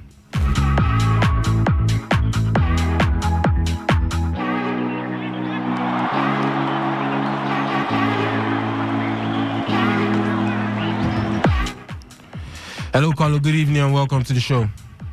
Yes, good evening. Good evening. Name and location. Please, can you speak up? We are struggling to hear you. Okay, sorry. I said Chukwudi from Obi. Okay, Chukwudi, please go ahead. Yes, talking about this match between Joshua and I think Francis. Anyway, there is no two ways about it. Even the Francis himself have said he will go back to MMA. And I think that is where he belongs because I don't think he can rub shoulders with Anthony Joshua. Yes, and at the end of the day, he will understand there is a difference between heavyweight boxing and that MMA. In everything, I'm tipping Joshua to give him a knockout. And that is it. Okay, Chukwudi, is that all? Yes. Okay, thank you very much for your thoughts there. And while we wait for more calls to come in, let's run through the starting lineup for the Manchester City and Manchester United game. City are lining up in a 4-2-3-1 formation, and in goal we have Ederson Moraes. The back line we have Kyle Walker, John Stones, Ruben Diaz, and Nathan Ake from right to left. The two men sitting as the pivot we have Rodrigo and Bernardo Silva, while the three men in front of them are Jeremy Doku and Phil Foden playing out wide, while we have Kevin De Bruyne starting behind the main man or the main striker in Erling Braut Haaland. And for Manchester United, it's a 4-3-2-1 formation. Yes, a 4-3-2-1 formation. Andre Onana is in goal. From right to left, we have Diogo Dalot, Rafael Varane, Johnny Evans, and Victor Lindelof. The three men in front of them, we have Kobe Maino, Casemiro, and Scott McTominay. While the two men behind Marcus Rashford, who is the lone striker, are Bruno Fernandes and Alejandro Garnacho. Yes, guys, it's the Manchester Derby today. But just before we get to delve into the game, let's see if we can take one more call and on what we've talked about in boxing and Formula One. Oh, we lost that one there. Do well to keep the calls coming in. 08170000951 and 08109510951. Or you can send your thoughts to the SMS and WhatsApp portal, which is 0701 933 9962 0701 933 9962. And now let's talk about the Manchester Derby.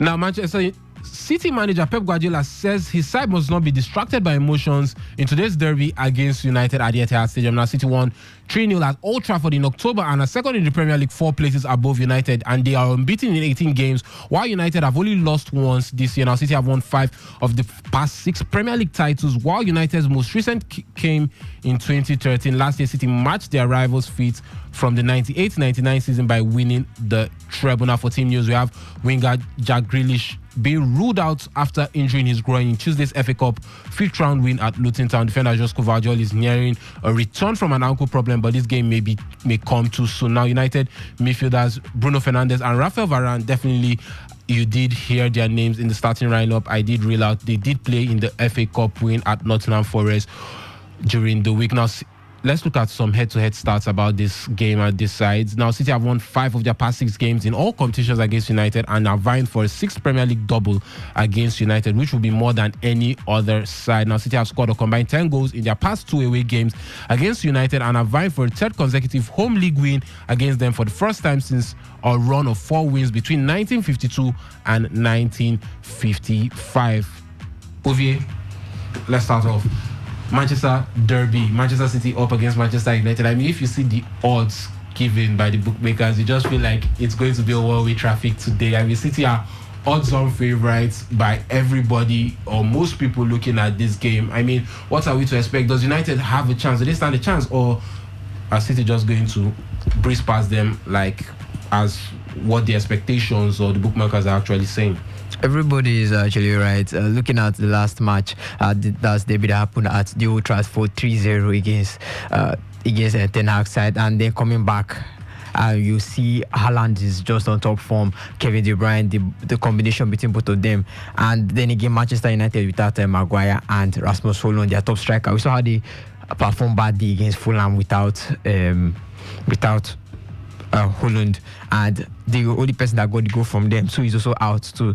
And then you wonder how they're going to build their play, how they're going to play in Manchester City that they've gotten their form back. The players, Haaland, De Bruyne, Foden, all of them, they are on top form, and Ten Hag, their side struggling. The bookmakers are right, everybody is right. I expect this to be a blowout win for them, especially when you're coming to the Etihad again for Manchester debut. So expect it to be a blowout for them, for Pep Guardiola and the boys. Okay, and Reliance, coming over to you now. No Rasmus Højlund.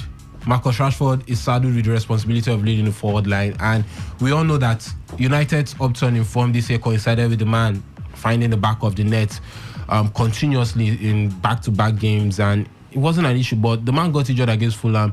United capitulated. Against Nottingham Forest, they struggled to muster any sort of, we say, clear-cut or clear goal-scoring opportunity, and even struggled to put the ones they did create into the back of the net. And now Marcus Rashford is saddled with the responsibility of leading this side. Now, does Højlund's absence play a major role in if United can walk away from the Etihad with all 3 points, or potentially just a point? I think Højlund is just in a form, just in top form, that you can find any youngster at that form.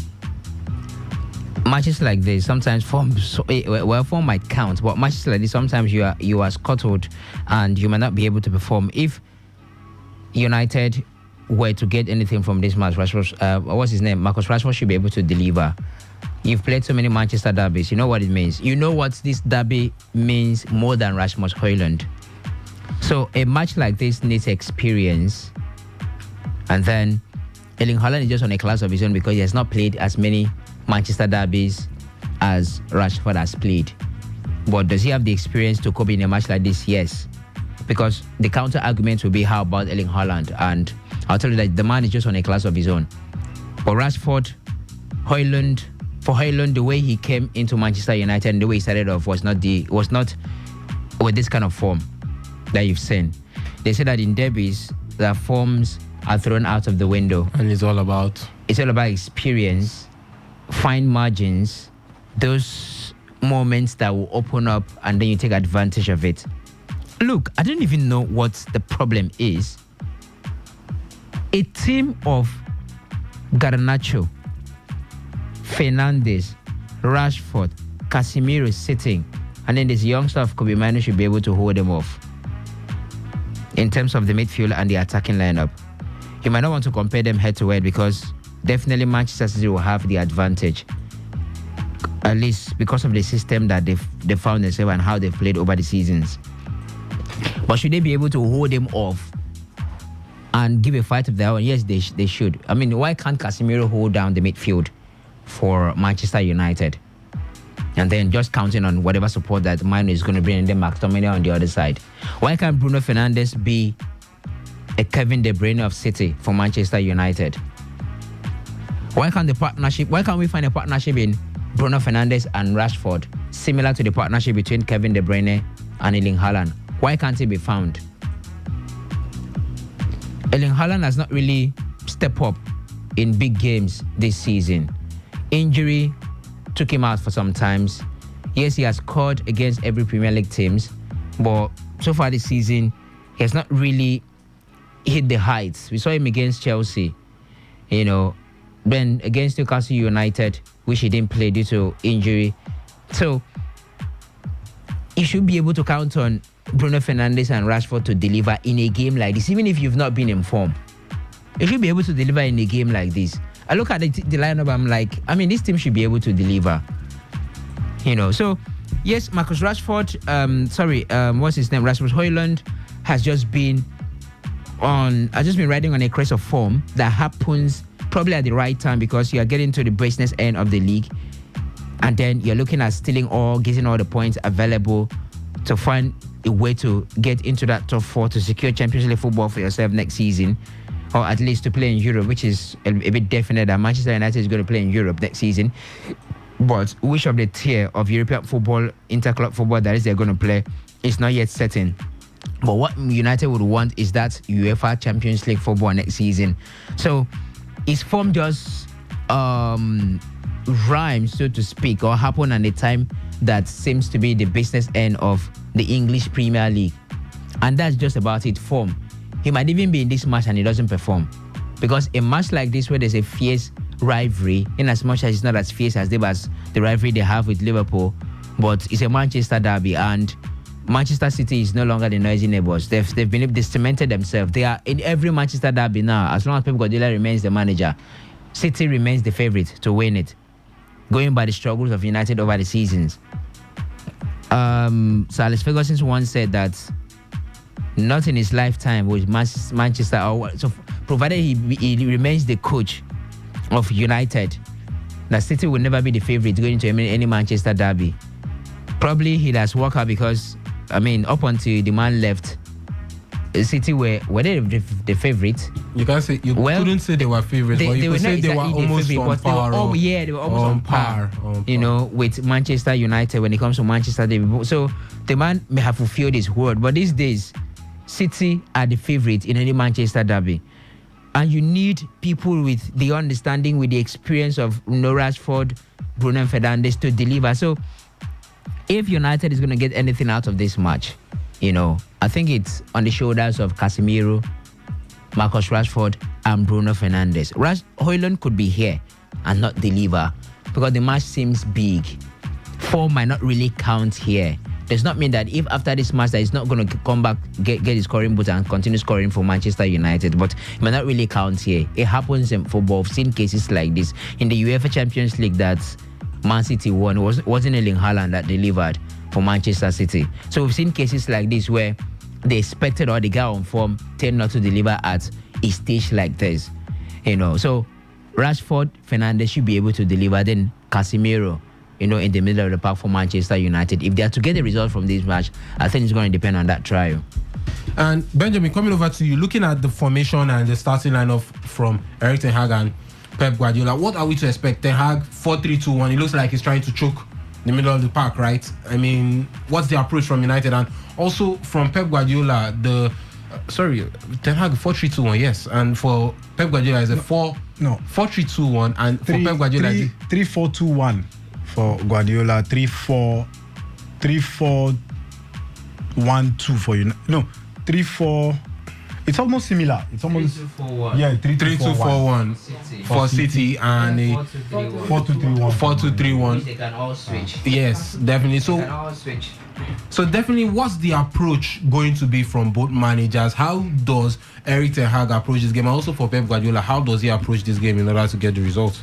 This is a derby game, like they say. Form doesn't count. It's about who takes the bragging right for the day, who takes the chances, and then whose color gets to, stand in the entrance of the city.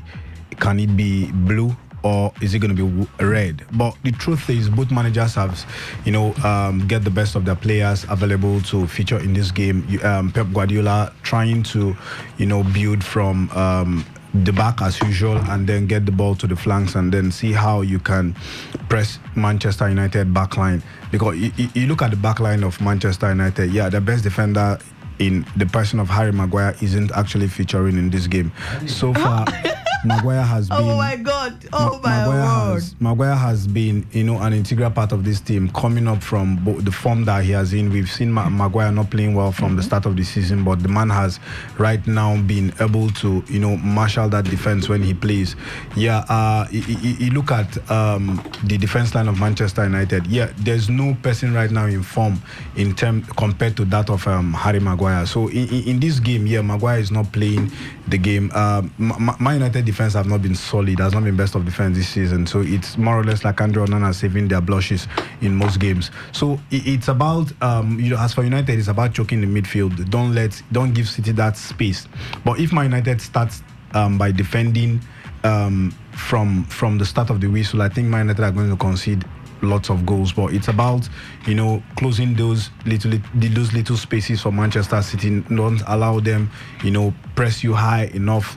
It's about you trying to close them down. So I feel at this point in time, both managers are trying, as much as the bookmakers are putting Pep Guardiola's team as a favorite. Yes, it's about both teams trading with caution.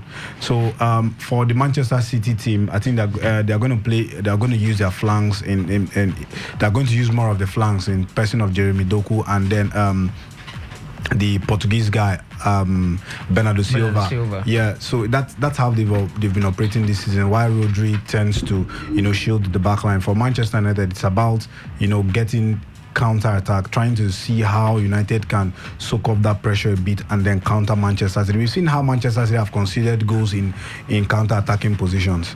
So that's the first opportunity actually coming from the boots of Phil Foden.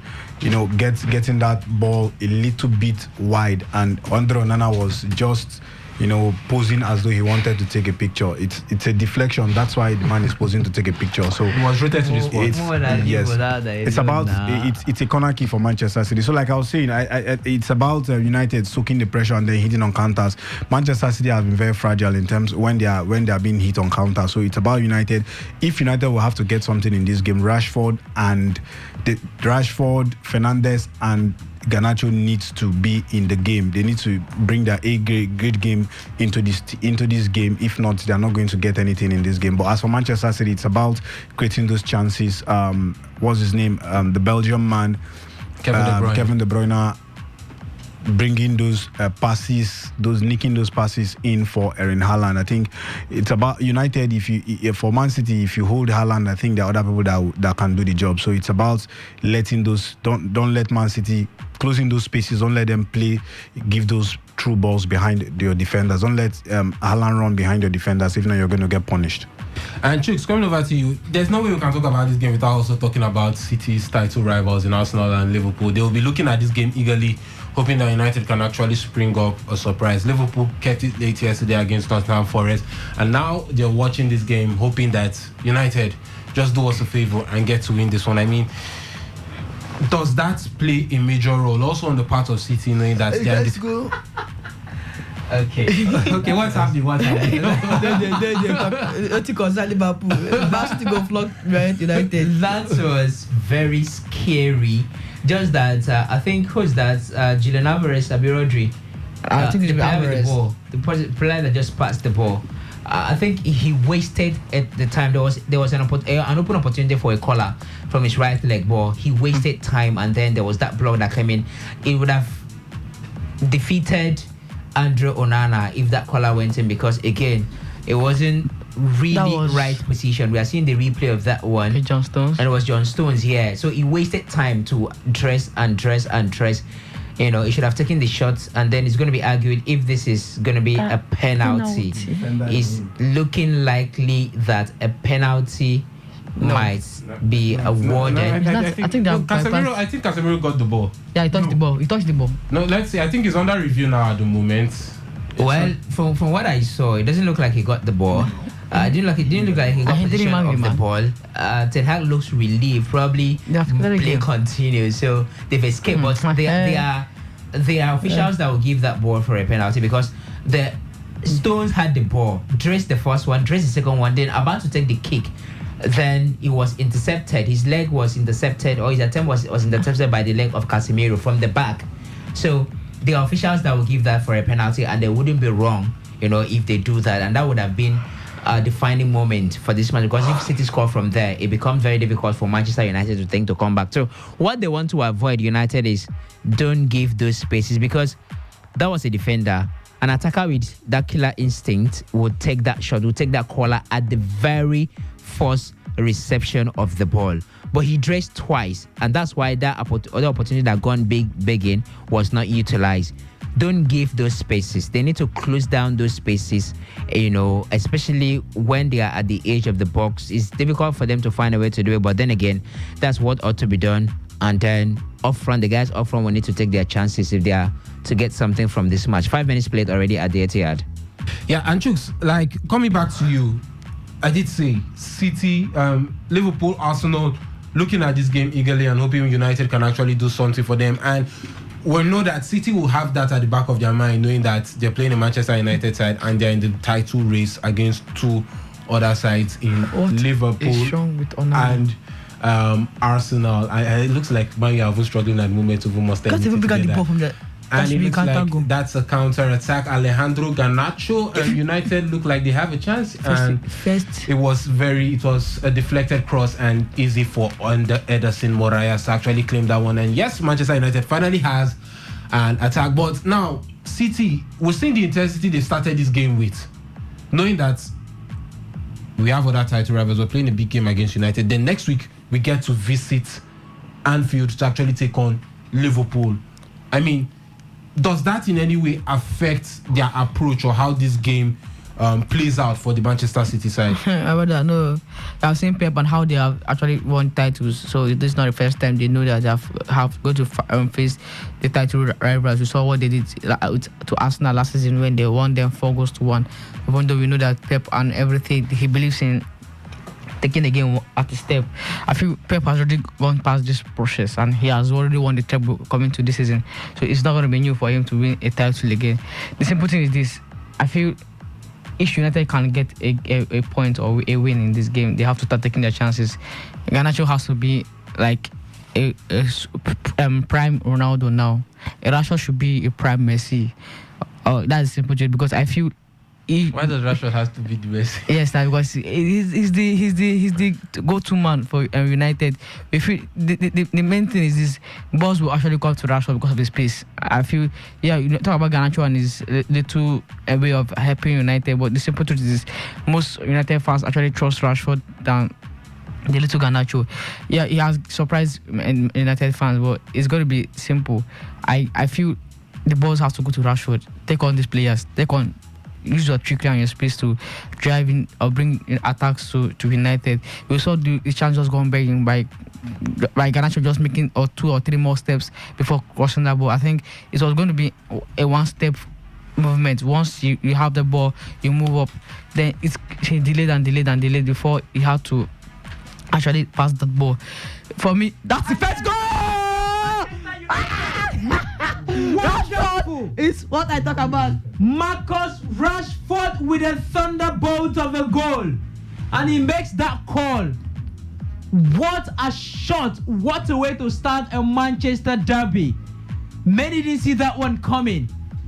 Outside, you could say that was about 30 yards out, and he took that shot that, trust me, there are just very few, if there is any goalkeeper in world football that can save that off the woodwork into the net. And Manchester United are in front at the 8th minute of asking in the Manchester derby at the Etihad Stadium. A replay of that match, Henry. Onana maybe with the assist, but let's see what happened. Onana sent that through ball forward that was looking for a player in Rashford. He controlled it, and then that should be Bruno Fernandes. And then, come on. It's as good as what we said earlier on. If United had to get anything out of this match, it has to be a Marcus Rashford, a Bruno Fernandes, and a Casemiro. That assist to an assist delivered by Andro Onana, and then that control by Bruno Fernandes to hold off his marker and then place the ball, and then the precision of the shot off the boot of Marcus Rashford. Look at that placement. He took the shot. I think that was more of power. That was power. That was powerful shots. That was more power than precision. And then United are in front. These guys just need to deliver if United are to get anything from this match. Like I was saying, I said it. I actually have to talk to Prime Messi because I think all balls have to go. No, Messi can actually take that one. That one. This one. Messi. Relax. Messi. How many times have you seen Messi take that kind of shot? Better than a game against Liverpool. The free kick that he scored, that over 30 yards.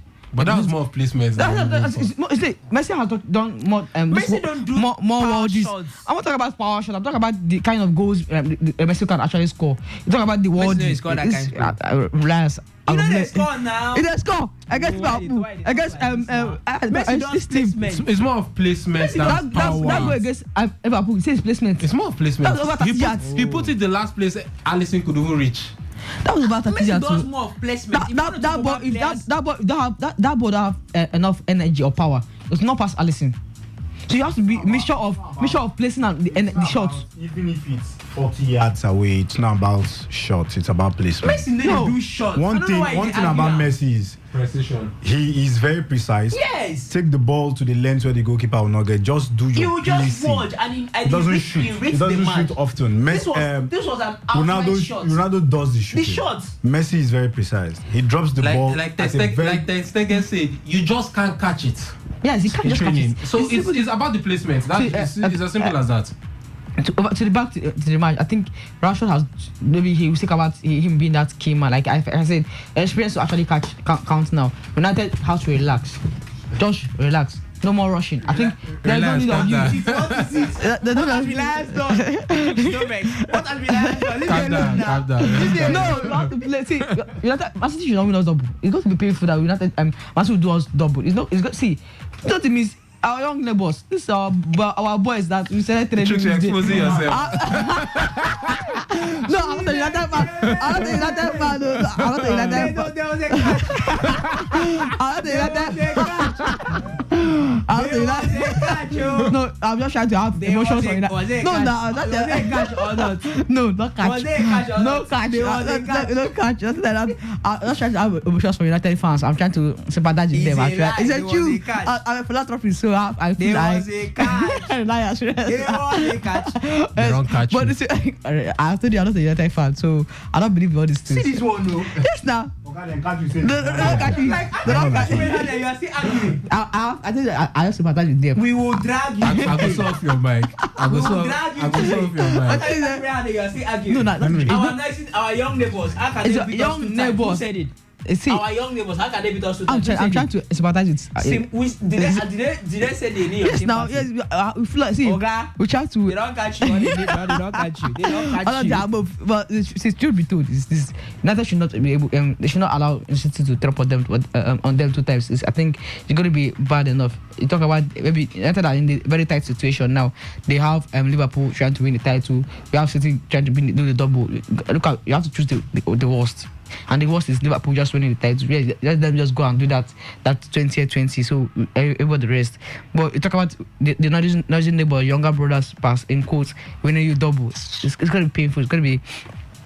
Plus all the noise that United fans actually makes. You talk about coming prior to matches. Reliance has said it all. You have to turn yourself to prime whatever. See, prime God self. Just be a worthy, because I think those piercing passes will actually come. Because David is always going to be that fantastic in every match. You can't actually tell the man not to give the passes because you are trying to defend. It's not going to be possible.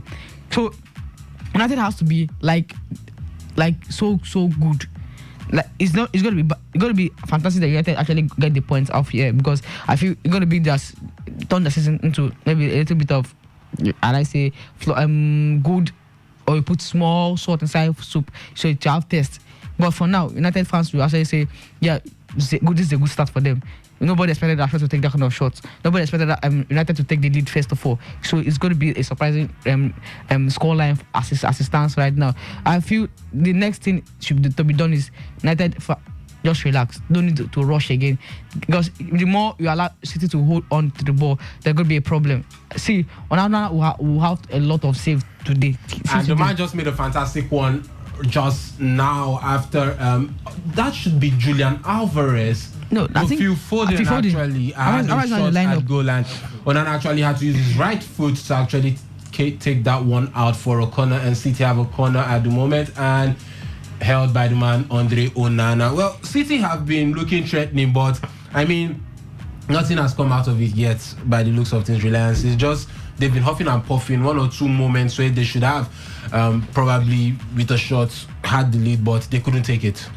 The difference between this match and Brentford when City play Brentford is that you are playing Manchester United with players at a level higher in terms of quality and what they can deliver compared to Brentford.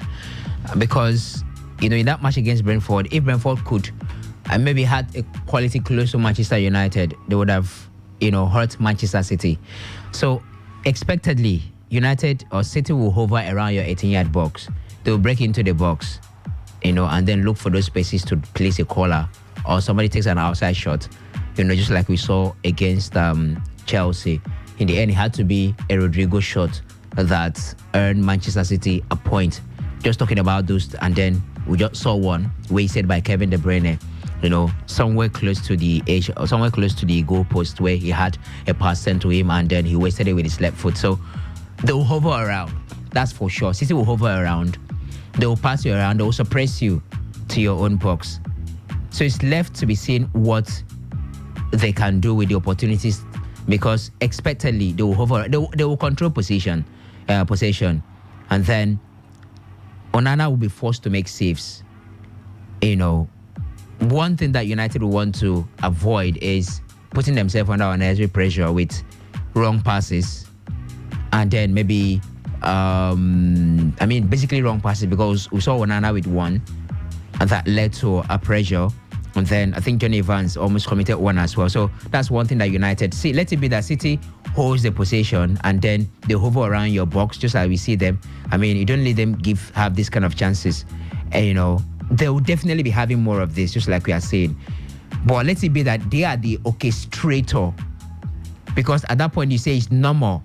Marcus Rashford with the opportunity to make it too, but he didn't read his control very well. Attempted to control with his head to have a sitter one-on-one against the goalkeeper, but he couldn't. Kobe Mino with a good interception, and United on the front foot again. So they'll have those chances, but let it be that it comes off their own possession and not off your own mistakes, because when those mistakes become one too many, you tend to become pressurized psychologically, and then you tend to make further mistakes that will lead to goal.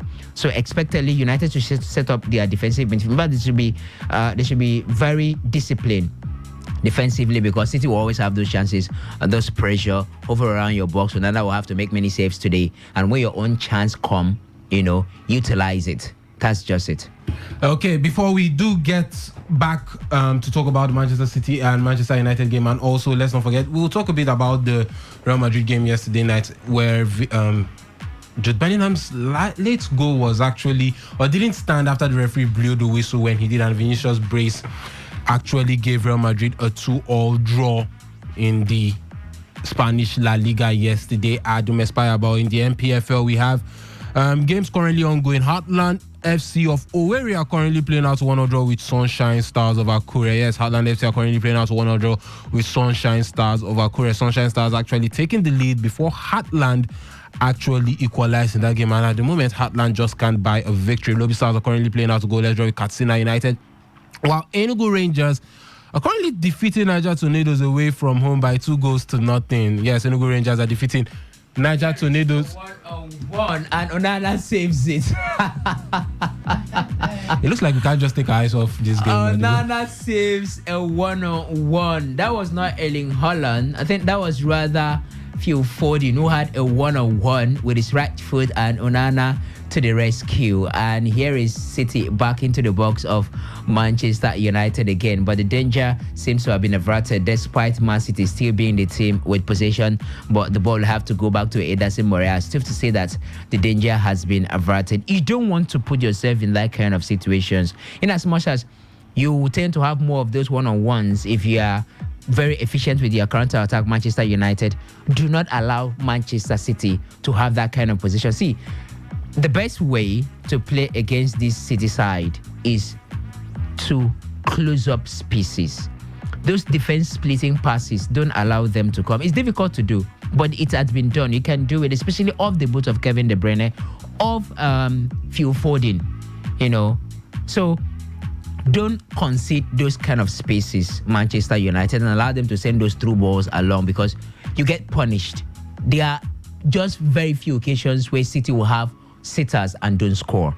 United can have many sitters and maybe miss many of them, and eventually maybe score few. But City have players that are very precise, in front of goal. And then Onana is seems to have rediscovered his form and so to the rescue in most cases. But there are just so many times he can do that, and keep the team. So United should close up those spaces against Man City if they are to get something. And for Manchester City, you are playing against Manchester United, and you ordinarily don't expect to have a roller coaster. Yes, I mean, controlling position is your thing. You will have it. But if City are to really suppress United in this match, they will have to look at maybe outside shots, opportunities for rebound, and don't pass too much inside the box. Because it's one thing that always go against Manchester City. You are playing against a team that can hold their own against you, and a goalkeeper that seems to be in fine form, and a grade A level goalkeeper at that matter that has rediscovered his form. So you don't want to look for or expect those complacency time to be able to score. So hit them. You can equally hand over position to them. We've seen Pep Guardiola do it in some cases. Allow them to have a feel of the match. And I think that's the only way, because in as much as City is shaky, United defense can be even more shaky, especially without the presence of the man that seems to be the go-to defender for United these days in Harry Maguire. So let them have a feel of the ball, and then you hit them as well on a counter-attack. It's going to shake United more than it's even going to shake City. Yes, and also in the last game in the MPFL for today, Plateau United are currently playing out a goalless draw with Bendel Insurance. Yes, Heartland FC of Owerri 1, Sunshine Stars 1, Lobby Stars 0, Castina United 0, Niger Tornadoes 0, Enugu Rangers 2, and Plateau United 0, Bendel Insurance 0. The Lobby Stars and Plateau United games are currently at halftime. And Chooks, there was a breaking news you had for us. Is there anything that can happen in this country? Is there anything that can happen? How will a GM be in the bench to play a ball? Like, I don't understand. They are winning 2-0, so we might end up seeing him now. Yeah, you actually be. It's true to told you. Actually, be I have a debut today because from the major office I has said he was registered, so we now have a new player in Amobi. I just have one question. So we know the registered player before meet, because it's confusing. Was the GM already registered? No, transfer market now. Transfer market. Probably he was. I don't know, but no, I think it's the transfer market that's closed now. Beginning of the season or transfer market. So it's the transfer market. The transfer market open as well as signing a player. Yes, definitely. So you can sign a free agent. You're given 2 chances to register players in the season, mid-season and at the beginning of the season. Understand? So if that is the case, the GM has been signed. What's his name again? Amobi. For context, the general manager of Rangers International Football Club of Enugu is a player. He's on the bench for Rangers. He has been registered to play. So is that the mid-season, where he was registered, signed as a free agent and then, registered. So he's probably going to also receive salaries. Here's another chance for Manchester United to make it 2. And Rashford. That was a big mistake. Rashford. I mean, you don't miss like that. They're going to be having more of this. And, I mean, a good ball. It was well onside. It's either you take the shot immediately or you control it. But that chance gone begging and it was not utilized by Marcus Rashford, the scorer of the very first goal. So, that's it. Mid-season registered a free agent. Ingo follow collect salary as a GM and also as a player. Let's take ourselves back to 2021. Yeah? 2021? I think 2021. The deputy governor of Edo State, Philip Shaibu, was registered for Bendel Insurance. He played in NNL with them. Yeah. So I've seen beautiful things happen in Nigerian football. Very soon, President Bola Tinubu will register for maybe Sunshine Stars or please rely and stop. Shooting star. Okay, but if you be Rainbow, because Rainbow get no. If you be Sporting Lagos. Oh yes. Right. Now Lagos now. I almost said something very funny, but I don't talk with. Now Lagos boy, talk up now. I just deny you. I just deny you. Just talk up. So President Bola Tinubu will register for Sporting Lagos. Come play football.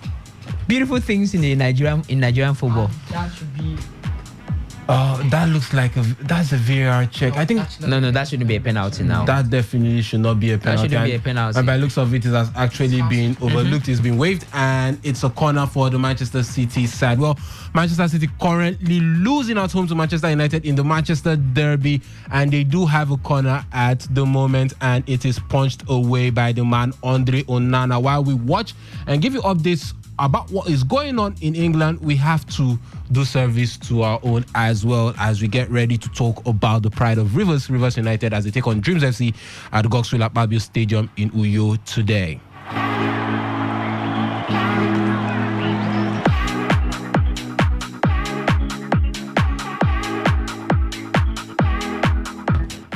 Well, the pride of Rivers United do take on Dreams FC in a must-win CAF Confederations Cup last group game in order to book their place in the quarterfinals of the competition. Now, a victory here in Uyo might just be enough, depending on the scoreline the Rivers United side actually get to have. Now, they did lose by 2-1 in Kumasi to Dreams, and probably most likely a 1-0 or 2-0 victory might just be enough for the pride of Rivers based on head-to-head to actually see themselves through. Reliance, let's look at Rivers United now.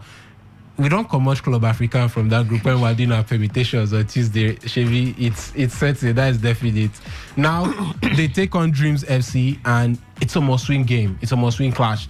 Head-to-head, they have the advantage of scoring an away goal from home. But, I mean, we saw them concede 2 goals in 2 games.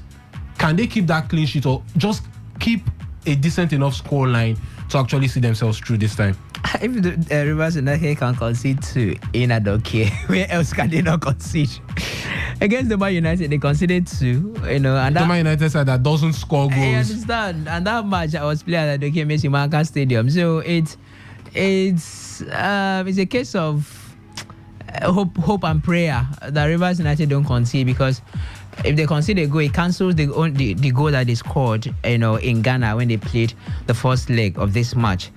And if they concede 2, just like it has looked like it's a trend for them to be conceding 2 goals, at least going by the past 2 matches, then it becomes even more difficult and more dangerous, even if they win, because head-to-head, count first in this stuff. So the defense is not solid. It's clearly what it is. The defense is not solid enough. You've considered 4 goals in your last 2 games. That's not a solid defense, in as much as you've scored 6. Something is missing. It's either the goalkeeper there needs to be a shake-up in the goalkeeping department, or the defenders need to step up, and then shield that defense lineup for Rivers United. Because basically, you can't be conceding 4 goals in 2 matches for a team that is looking to progress, and you're playing in a match that goes really, or in a group stage that goes really counts, especially head-to-head. So it's not certain that Rivers United will not concede. That's just the fear. They've played matches in Uyo, and in many of the matches, should I say many? Yeah, I think in many of the matches they played in Uyo, they've been conceding. At least one, they've been conceding. Against Club African, they conceded last season. Yes, one. In the Confederation Cup as well. Some of the young Africans they conceded 1. Yes. So they've been conceding in most of the Confederation Cup matches they played in Uyo.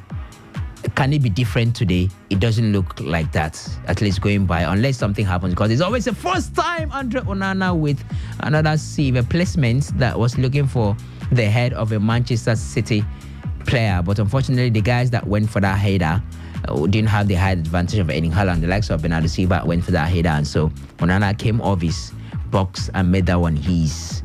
But it's going to be City with controlling things again. Kevin De Bruyne with the ball looks for Jeremy Doku. City seems to be biting from the wing. You don't have Jeremy Doku. That was a brilliant interception by Kobe Maino. Is that Kobe Maino? That's Casemiro. Yeah. So senior man. And then McTominay don't go through here. McTominay don't go hand over the ball to Kai Walker. So Henry, just to summarize it, it's difficult to see Rivers United not conceding Uyo, going by records. It's a matter of how many goals that they are going to score, because as it is, if you concede 1, they need to score at least 3. Yeah. head-to-head. If Club African does not beat Académica de Lobito, How confident are you in that? I'll take a flight to Tunisia. To Tunisia. I'll seek for a courtesy visit to the players. I'll just seek for a courtesy visit to the players. All the players will come. They are carrying cane. I have to give wipe all of them. Because that's very unlikely to happen. So Rivers United will need to seal. Maybe this is going to be the first time it's happening, so far, to break that jinx of always conceding. But they will need to ensure that they don't concede and score. The good thing is that they've been scoring goals. At least we've seen that. When was the last time Rivers United had 6 goals in back-to-back games? You have to go back to maybe 2015 when they were Dolphins, back-to-back. And when was the last time Rivers United scored 3 goals away from home? You have to go back again to, I think, 2016 or thereabout. So I think 2016-2017 season when they had 3 goals scored away from home. So that's the good thing. But can they just sort out what the problem is defensively, that they don't concede? It's left to be seen, but the chances of them conceding are high. Definitely, chances of them conceding are high at the moment, as Manchester United are leading Manchester City by a goal to nothing at the Etihad Stadium. Now, Benjamin, coming over to you now, what's running through the minds of the players at the moment now? What is Evans Ogeni telling these boys at the moment? Because the man Stanley Eguma is still not available for this game, and in a way, does his absence or is his absence?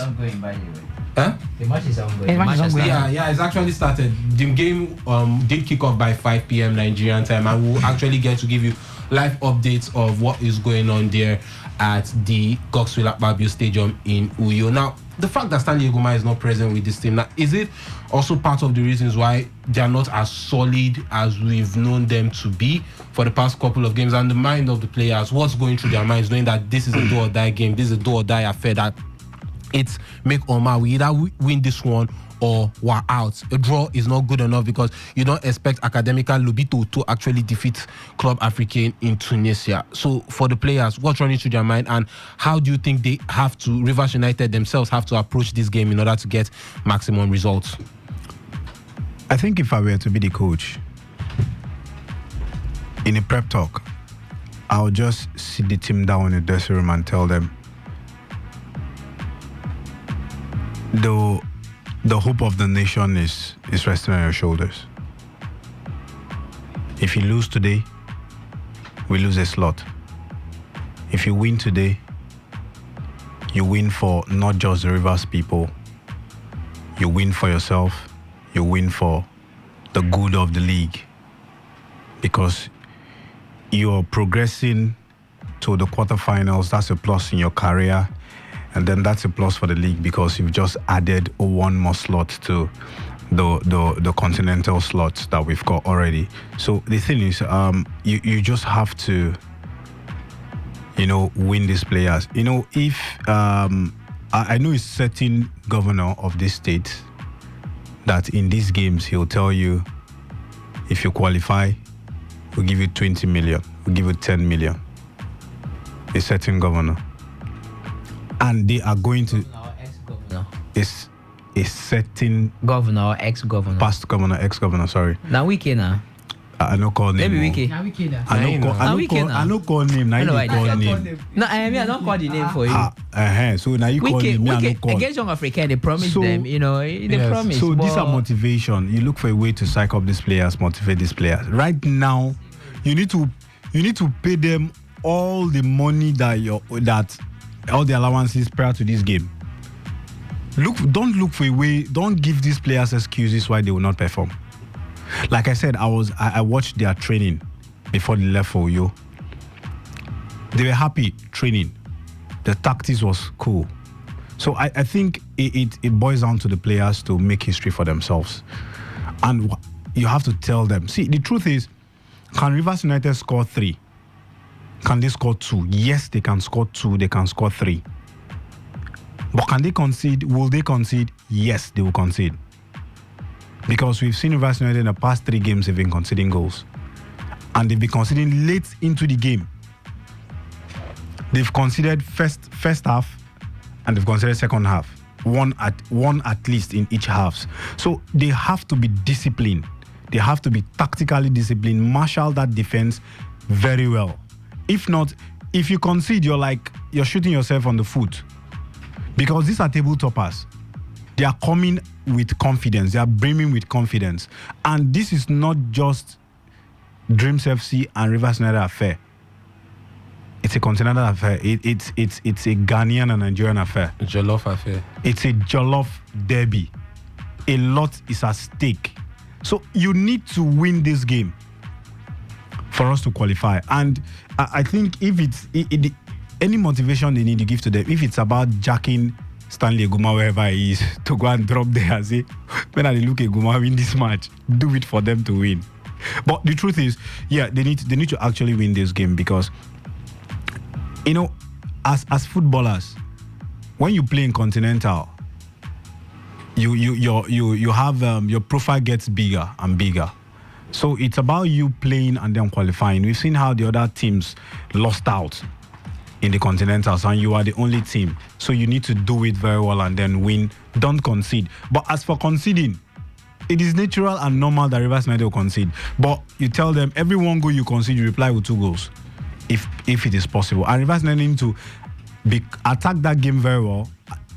But in as much as you attack, you need to be cautious. Attack the game, get a goal in the first 15-20 minutes, and then see how you can build on that performance into the second half. So it's not a brainer. This is not the first game they are playing. It's not the biggest of games they are playing. But at this point in time, this should be like the biggest game of the season for them so far. So they need to play very well and then see how they will not concede. Wrap up the game as early as possible. Score goals, take opportunities, and then look for a way to keep clean sheet. Basically, that's it.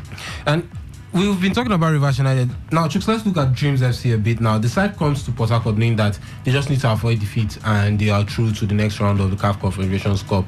I mean, they have 12 points and are currently sitting pretty on top of the table. So, I mean, how would they approach this game? Is it just about frustrating Rivers United today for the Dreams FC side? Exactly.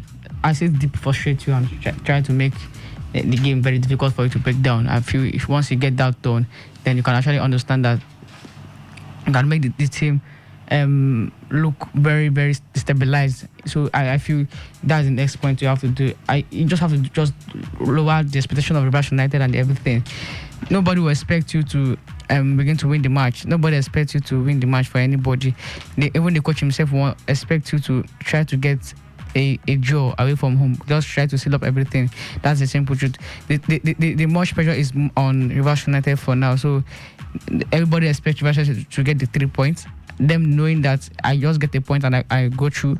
Even though I get a 0-0 draw here and I still go through. So that's the mind of every player going to. So they don't have any stress going to the game. The simple thing is this: I relax, sit deep, and just hope for that draw. Because if I try to go all out attack, then it's gonna be a bad decision for me for me as my own personal opinion. Because I think the club just knows what to do. And the simple thing is relax, sit deep. Make sure the game drags to the 80 or 90 minutes and try to frustrate the players of Rivers United. And once you get into the psyche of the players, and that's it, you have won the match from there.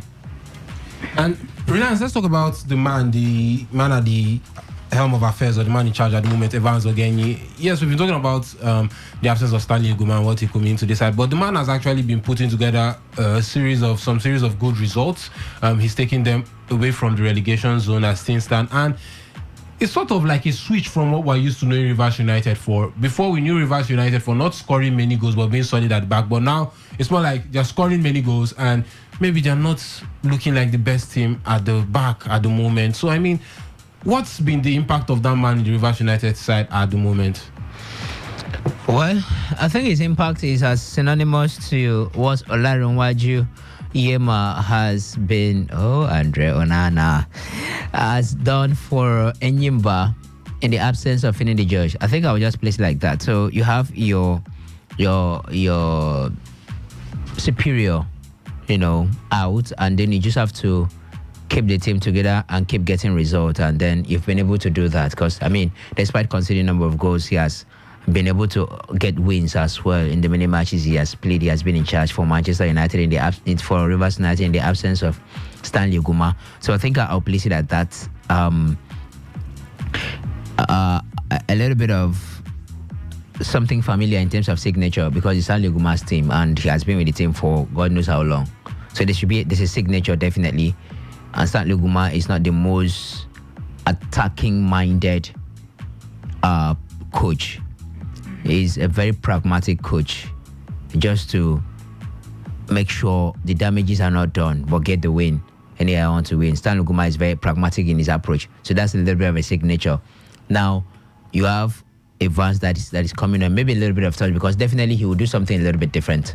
He's the one in charge at the moment. Stanley Guma is only watching the game, probably from the stands if he's there.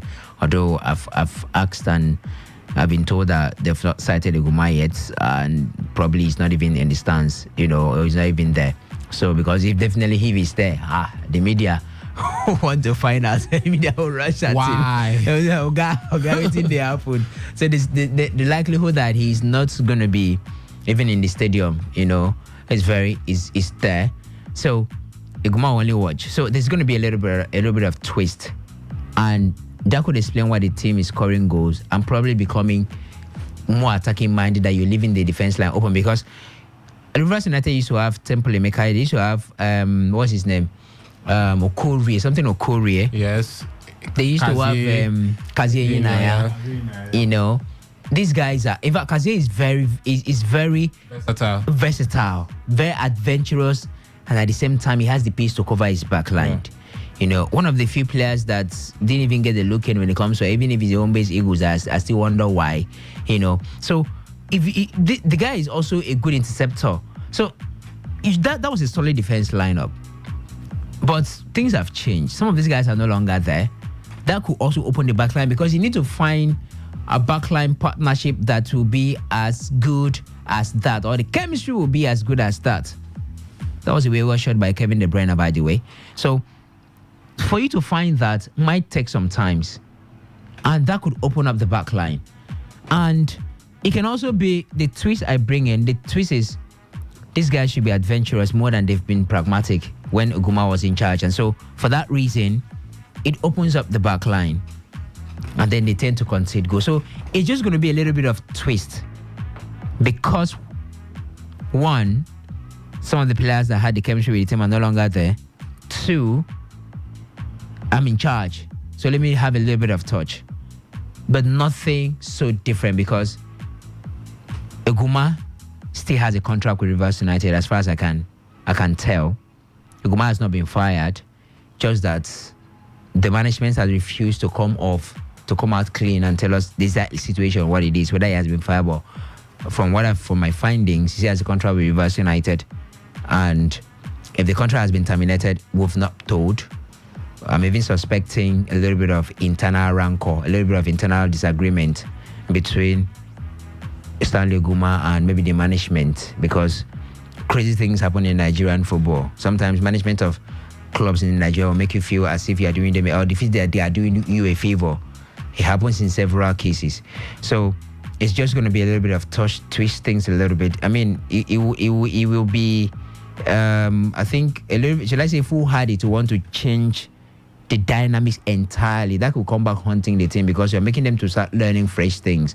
So if it's going to imprint his own signature, it's going to be a gradual process for Ogenye Evans. So it's just going to be, a little bit of twist here and there, and then the team gets the result. That can also explain why they're scoring goals and conceding. Okay, and Ovie, coming over to you, let's look at the game between Manchester City and Manchester United. You've had your eyes on that one as we were talking about Rivers United. What has been happening? Who has looked the better side? Are United still threatening on the counter attack? Have City created anything clear cut, or do they look like scoring an equalizer?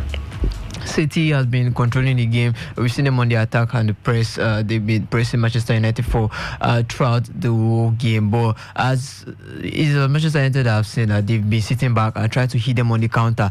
And they've had a few chances, but it's not working out well. But Manchester City are just trying to just see if they can just get the equalizer early on before they move into the second half, and they've controlled the piece of the game. They've controlled, especially in the final thirds.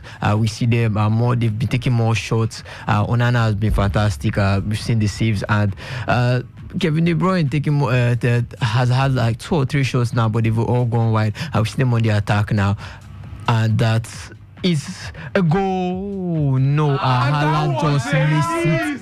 How did he miss that? This match is rigged. How did he miss that? How did he miss that? I was about to shout goal. I shouted goal. I literally screamed goal inside my mind. Just like I didn't say it. He was onside. How? That was a sitter. Lord. That should be the miss of the season. I will officially join the list of Yakubu Aigbeni and Fernando Torres. We see a beautiful head assist from Foden, like and Haaland just takes the ball over the net. I don't understand how he did it. It was harder to miss that. Yeah, it was hard to miss that. Just touch the ball. Don't use your hand. It's a goal. Just touch the ball and he has scored. But Henry, I think it's just a matter of time before Manchester City finds the back of the net. Okay. Yes. Manchester United are actually playing well. They are sticking to their tactics, soak up pressure and then hit on counter. But we've always known that you can't defend for 90 minutes against Manchester City. They are going to shoot at you. They are going to, work their way into their box, and then it's just a case where if you don't take a chance, you get punished by them, or possibly you get a penalty from them. They get a penalty from you. So it's just a matter of time before Manchester United concede. Yeah, I said it before the game. I told Chooks that Man United will actually win the first half. Chooks was actually saying how he didn't believe in the team, but the truth is that's how it is. Like I said earlier on, in derby games, your form do not count. It's about who wins the bragging right for the city. That's how it is. But the match is not done yet. Truth is, Manchester City, they've had opportunities, lots of opportunities. They've not been taking it. But like I said, it's just a matter of time before the Manchester United team concede a goal. And Reliance, let's look at Erling Braut Haaland. We say he feasts on dead bodies, and all of a sudden now, this is the type of chance he buries normally. And against the big side like United, he can't take it. I mean, should the man be calling on Oden and Thor to help him to actually put the ball into the back of the net when he plays against the big sides? It's been coming. Against Chelsea, he had a header. Yeah. That was even, at least for what it is worth. I mean, I misplaced header as well. It should have at least go direct, make goalkeeper punch and save. But he misplaced it. Now against Manchester United, and this guy scores acrobatic kind of goals now. Unbelievable goals. Like, how did you miss that? Yeah. So probably, I don't know. See, look, I know I've been a critic of Erling Haaland, especially and that was almost a logo from Rafael Varane. That was close to being an own goal. But truth be told, City will have these chances, Henry. You can't.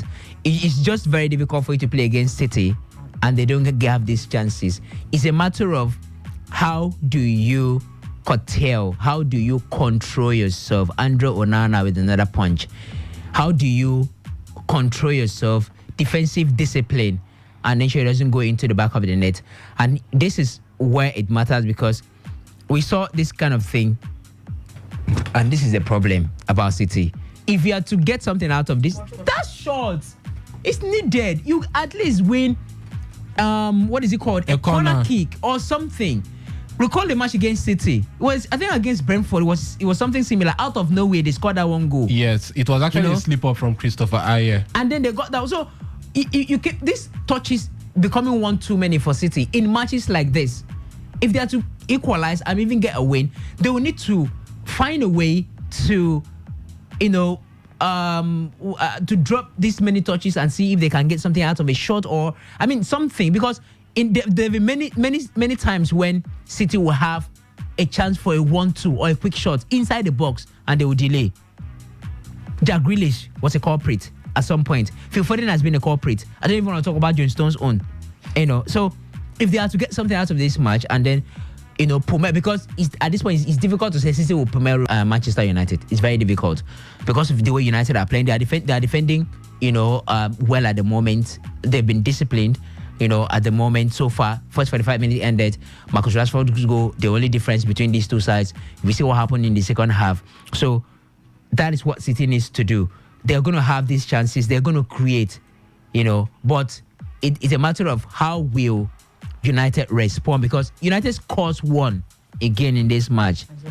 It's the end. They'll just probably get a consolation goal and they win by a slim margin, Manchester United. So practically, City needs to do some more. But for Erling Haaland, it's just, I don't know whether what happened to Victor Osimhen in the AFCON is about to happen to Erling Haaland toward the remaining part of the season, especially when he's playing against big teams, because that kind of goal, Erling Haaland should bury it. That was a tapping. I mean, if it's big teams, Liverpool will be smiling loud. You understand? That was a tapping. That was a tapping opportunity, but he tapped out, and you tend to wonder why. Is it the pressure, or that like psychologically, or anxiety of the need to score? Because yes, Erling Haaland has been scoring many goals. He scored 5 against Luton Town. Yes, we know it's Luton Town, and we're going to talk about it. One moment on the number of goals that you've scored. Oh boy, it's been Luton Town. It's been Southampton. It's Bournemouth. So it's out there in the media. And one thing about the sports media is that they pick the details. They didn't just talk on the surface. So the anxiety can be there. The psychological effect can be there. Could it be any of the reason, or it's just one of those times that you fall short, because it happens. So it's just unfortunate, because that was a very good chance for City to draw Liverpool before going into the second half. Okay, Rivers United are currently playing out a goalless draw with Dreams FC of Ghana at Godswill Akpabio Stadium in New York. Club African are also playing out a goalless draw against Academica de Lobito over there in Tunisia. Reliance, your plan of a new draw, a draw from Club Africa, and it could actually end up being true. I don't know, but let's see. Maybe maybe 20, no. We go book your ticket, so you go go there, go flog. The last time a person talk this thing, the person no do. No, calm down. And that was just trekking. Just trekking. No flight ticket to nothing. Calm down. Eric already talked, say he will take care of my flight ticket. My return ticket. Who told you that? Bro, ticket is already short. Who told you how to do that one? For me to carry myself, enter airport, then go out. Why don't I go? Eric already take care of. Eric go buy plane ticket. Yes. Chooks will drive you to airport. Henry go buy one. Chooks no jam. No jam something. Me, every time I Chooks drive. I don't like me. I don't want to reach Tunisia very well. I want to reach you have my body parts. You feel over reach Tunisia. I feel like you reach airport. I don't go reach airport. I go just make SOS. Come to my rescue. Okay, let's not forget that the show is interactive. You can do what's calling to share your thoughts on everything we've talked about. The Manchester Derby, Rivers United up against Dreams FC of Ghana. Let's not forget we did talk about boxing and Formula 1 earlier. 0817 0000951, 0817 0000951 and 0810-951-0951, 0810-951-0951, or you can send your thoughts to the SMS or WhatsApp portal, which is 0701 933-9962, 0701 933-9962. We will read them as you do send them, and don't forget the phone lines are open for you to call in now and share your thoughts.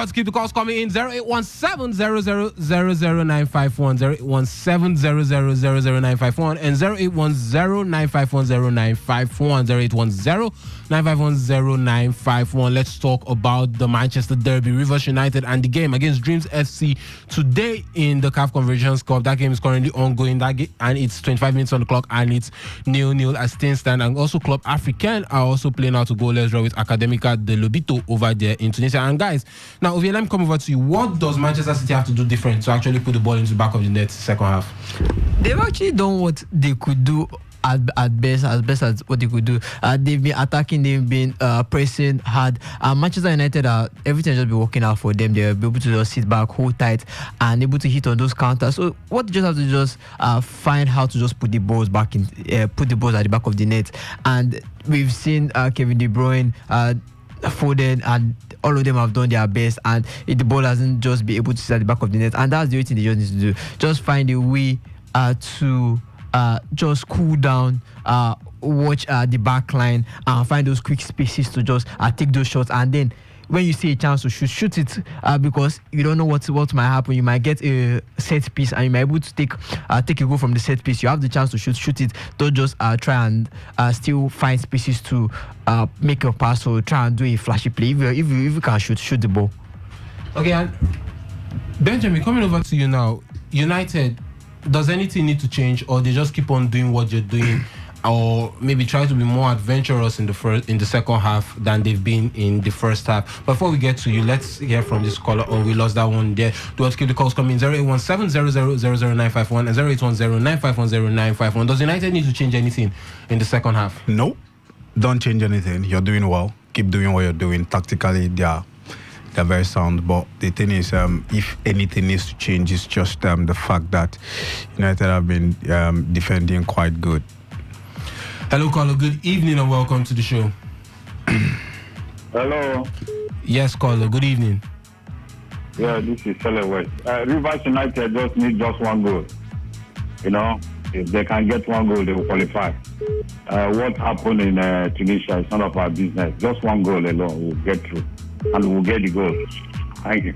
Okay, thank you very much for that one, Sele West. Well, to keep the calls coming in 0817 0000951 and 0810 9510951. Hello, caller. Good evening and welcome to the show. Harry. Lawson. And we Chooks, greetings anyway. I greet the sports group. They greet you as well. Chooks is even me that is in Yenagua. I know Chooks to be a Manchester United fan now. Honestly,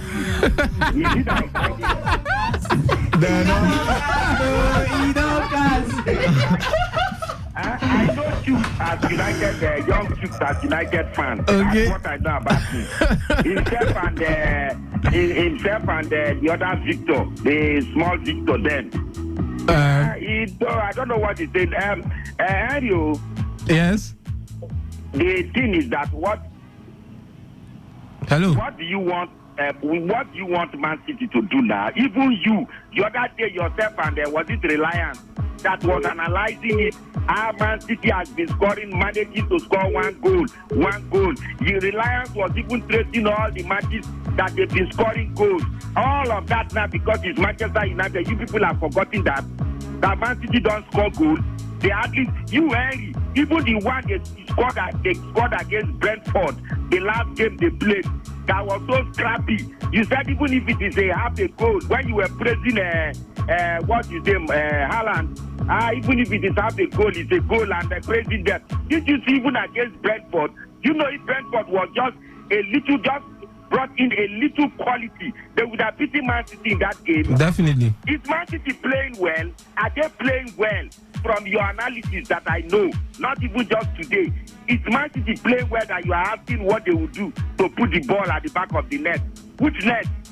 That United net? But loss is a derby game. We throw form out the window in derbies, don't we? Which form? When Man City was good those days, do you know how much United has suffered in the hands of Man City? Except for the time that Ole was there somehow. A lot. Ole was there. Going on the count. Yes, now, each time they meet Man City with 3-0, 4-0, and all that. So, if they want to suffer today, let them suffer it. as I'm concerned, United now is a bit different. You see, United, the difference between this United and United then is that now, when you get the ball and you raise your head, you will definitely see somebody you pass the ball to. That is the difference. Right now, that's the difference. You can. Hello. Nobody. Okay. Can you hear me? Yes, we can hear you loud and clear. Yes. So that is just the difference. Now, if you raise your head, you see somebody you are going to send that ball to. That is the thing. So, for me, I would be surprised if United don't win this game. That's what I was saying the other day. That United against Liverpool, the way United is, even Liverpool, it will be difficult. United, if it is those school boys, United will definitely beat them. West said that United can't beat Liverpool. Well, I will wait to see that one. But as for Hamilton, what's the problem really? Is there anything to prove again in Formula One? Why is he struggling, trying to? I mean, is he not? I mean, he wants his name. When you're talking about titles or drivers' championship, he wants his name to be number one. Don't you think that's enough? No. Will anything change? I doubt if anything will change. The Reliance believes so much in Lewis Hamilton. Him and his group those days, they believe so much. They think he can perform magic. When you are seeing better, young, aggressive drivers already in Formula One right now, and then you are thinking of Lewis Hamilton that is old and already have how many titles already. There's nothing to prove again. He has done well. So for me, it's better to retire now and then instead of living disgracefully. And as for Anthony Joshua, he needs to be very careful. I don't even see Anthony Joshua as a boxer. I have never considered him an heavyweight boxer. So he needs to be very careful. I saw what happened between Tyson Fury and that man. Anthony Joshua needs to be careful. I don't know. I have a bad feeling about this whole thing. Okay, Lassie. Yes, it's bad. I don't know, but I tell you, I saw what happened and I have a very bad feeling about this whole bout that is about to go down. But I don't know. Maybe, are they going to fight strictly on boxing rules? Yes, it's boxing rules. It's a boxing bout. Okay. Then maybe, but for him to fight Tyson Fury the way he did, can Anthony Joshua, well, no two bouts are the same. So let us see. But I have a bad feeling about it, Henry. I tell you the truth. But let us see. We pray that let us pray for a United win so that we can do Liverpool some favor. Thank you. Okay, thank you very much, Lossie. Can't it be Arsenal you're doing a favor? So I even say Arsenal cannot win the league. 0817 0000951 and 081095100951. Do what to keep the cost coming. I know won't start any Arsenal can win league, not win league argument. Just Arsenal fans, please. It's okay. 0817 0000951 and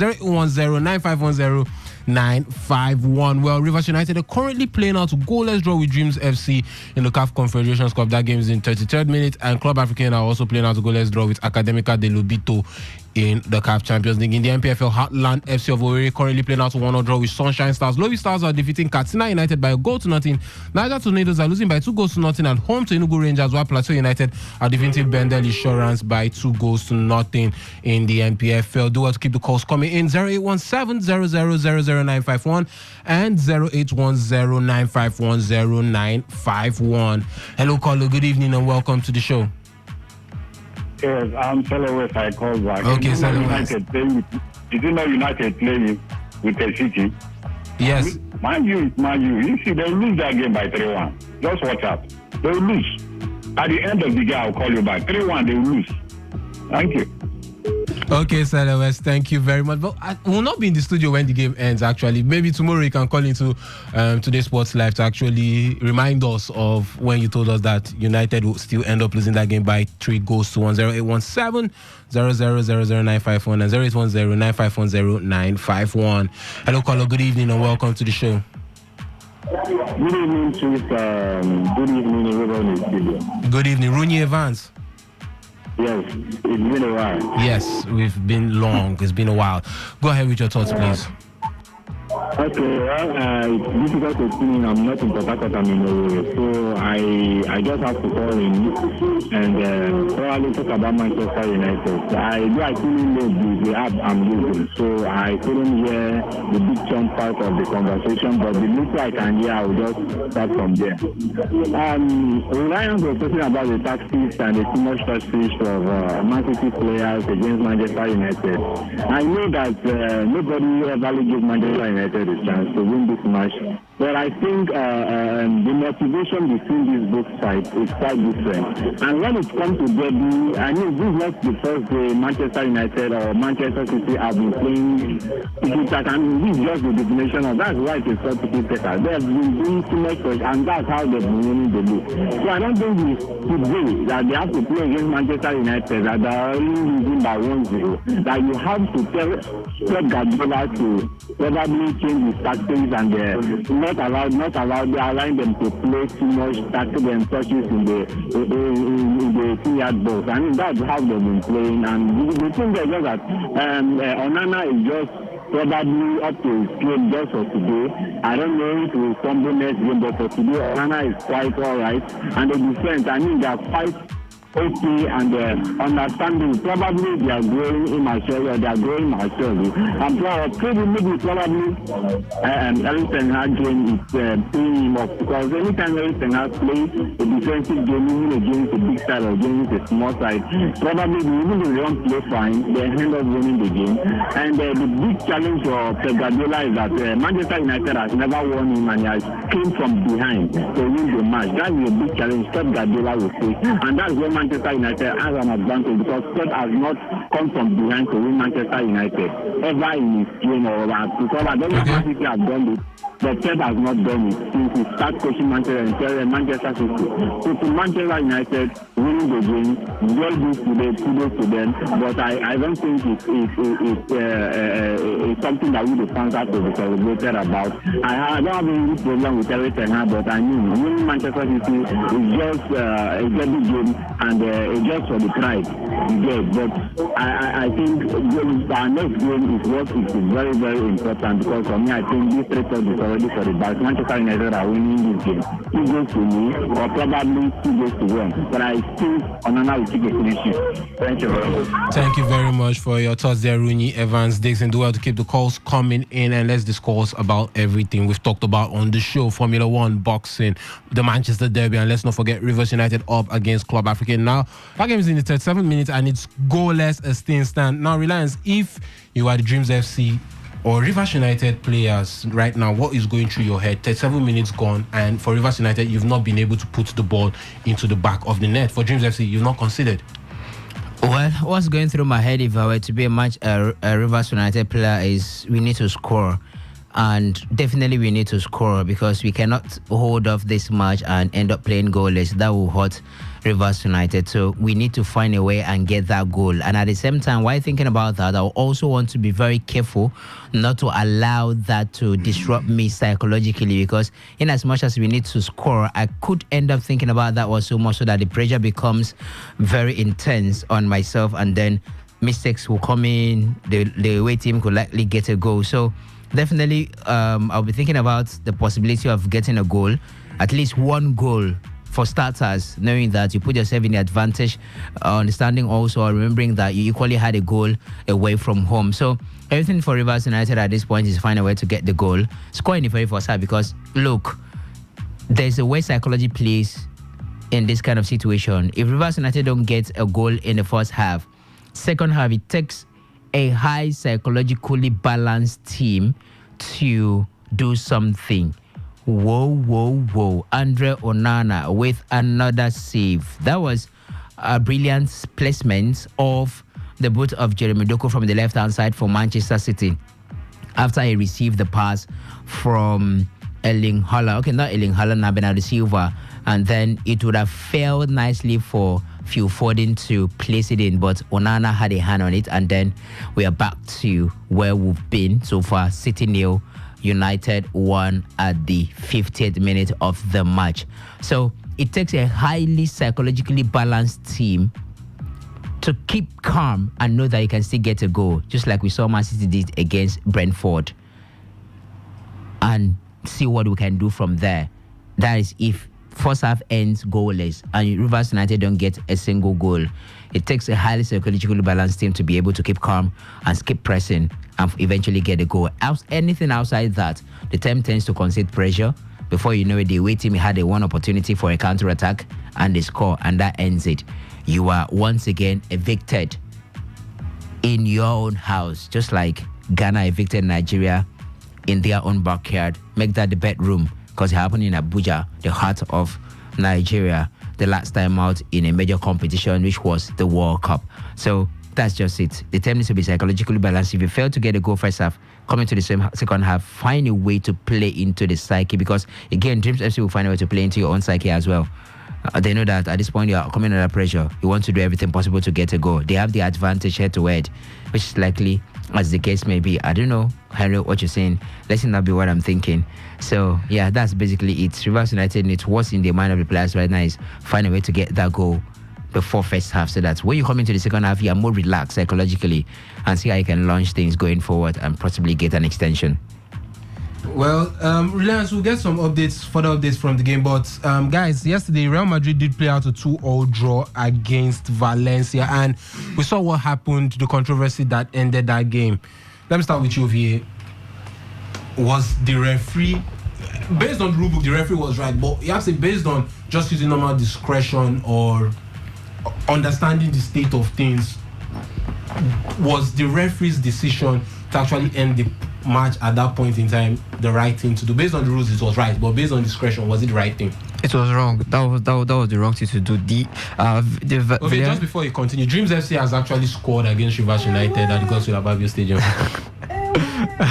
I just needed to confirm. Yes, Dreams FC has actually put the ball into the back of the net, and they lead Rivers United by a goal to nothing. Rivers United will score 2 more. Don't worry. As I was saying, the Valencia players, they already the ball was already in the air. Even though the ref said that it was already it was already past the time, but Real Madrid were already on the attack, and you can't just stop the ball while it's still on play, while it's still in motion. Especially when it's already in the final third, you see the ball already into the box of the Valencia players, and then you're already calling the match over. Though that's just wrong. Even though you see the rule book states that, but anybody can see that if you wanted to end it, you should have ended the game a long time ago. But they had already reached the final third, and the ball was in motion. You just don't call off an attack like that. So the ref was wrong. And Bellingham's outburst is all justified. Is all justified, and yeah, the red. Yes, now. The red card is equally justified. Okay, you can say okay, because he had to shout at the ref, but then again, if anybody was in his own situation, anybody would have done that. I might have even done worse. Maybe that's why you're not a footballer. That's why I'm doing football. I might have done worse because this guy's you know what's at stake. You see Girona chasing behind you in the league, and then you need a crucial goal to win, and then the ref could have ended the game a long time ago, and then he had to end it at that point in time. So something is wrong. Something is wrong there. Emery, I don't even understand when you said that based on the rule book he was right. I mean, based on the rule book, the goal not standing was the right thing. That's what I mean. But I say okay, because it don't blow whistle. Yes, it don't blow whistle. End the match. But based on what we know, even still based on that rule book, look, I struggle to contest. See, at first, the first instinct would be this was a wrong call. That was my first instinct. It was a wrong call. But my second instinct would be to look at everything from all angles, to look at all perspective, and try to absorb the blame from the referee.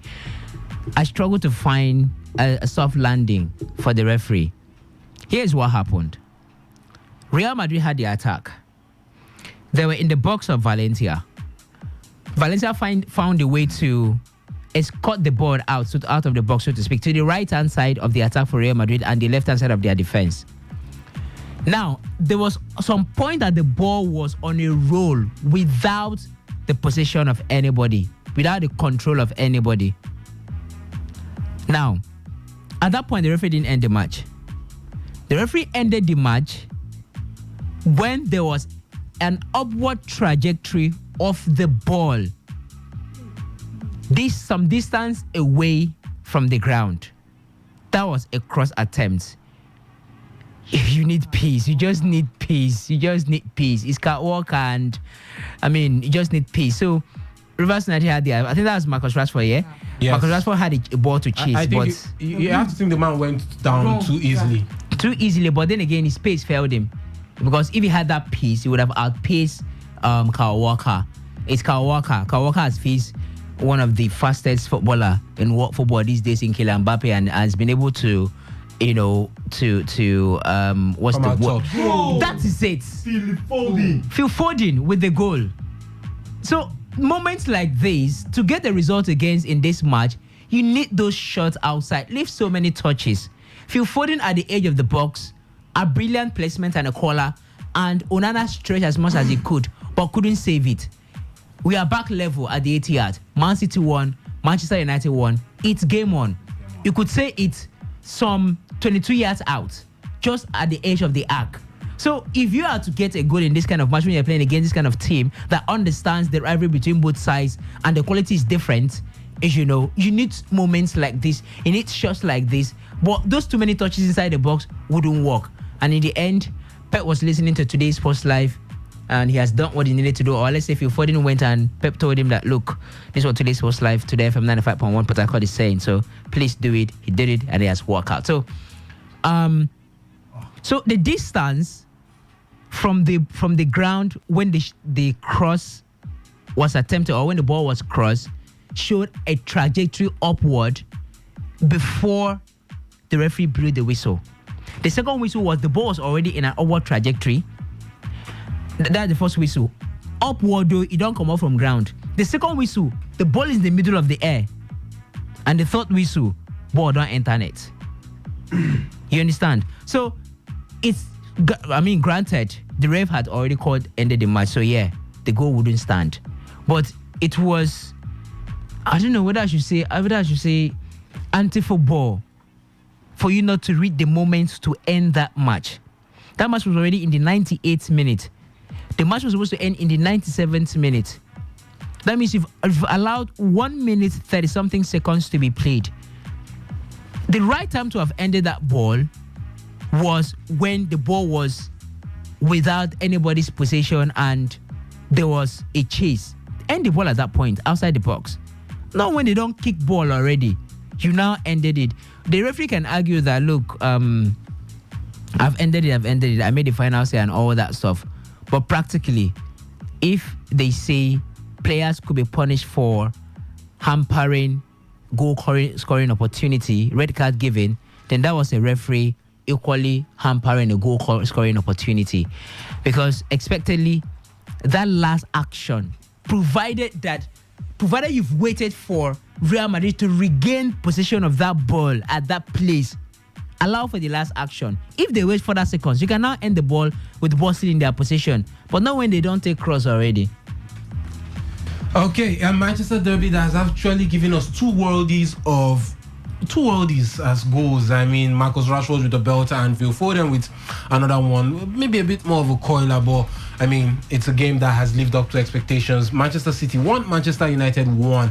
And let's not forget what happened in the game between Valencia and Real Madrid in the Spanish La Liga yesterday night. Yes, yesterday night, Real Madrid playing a 2-2 draw with Valencia at the Mestalla in the Spanish La Liga. Vinicius scoring twice. I mean, coming back to ground where he was actually abused racially last season to actually be the hero for Madrid. And it's sort of that incident will you say, overshadowed the fact that Vinicius actually scored a brace there at the Mestalla for Real Madrid against Valencia. Do well to keep the calls coming in 0817 0000951 and 0810 9510951 as Rivers United are also losing by a 0-0 to Dreams FC in Uyo. Hello caller, good evening and welcome to the show. Harry. Yes, Lawson. Yes, I called back. Some things are not arguable things. You already have said by the rule book, the referee was right. I watched that game.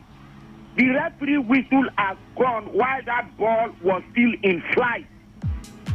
It has gone. The whistle has gone. But listen, what we're saying is that based on discretion now, it was still an attacking play, a dangerous attack from Madrid. Couldn't he have let that attack or phase of play out before blowing the final whistle? He cannot leave it because it was already time up. No, listen, the thing is that when injury time is added, let's say 4 minutes, 5 minutes, that's actually the minimum time. The referee can still stretch that game to 5 minutes past the initial 5 minutes given.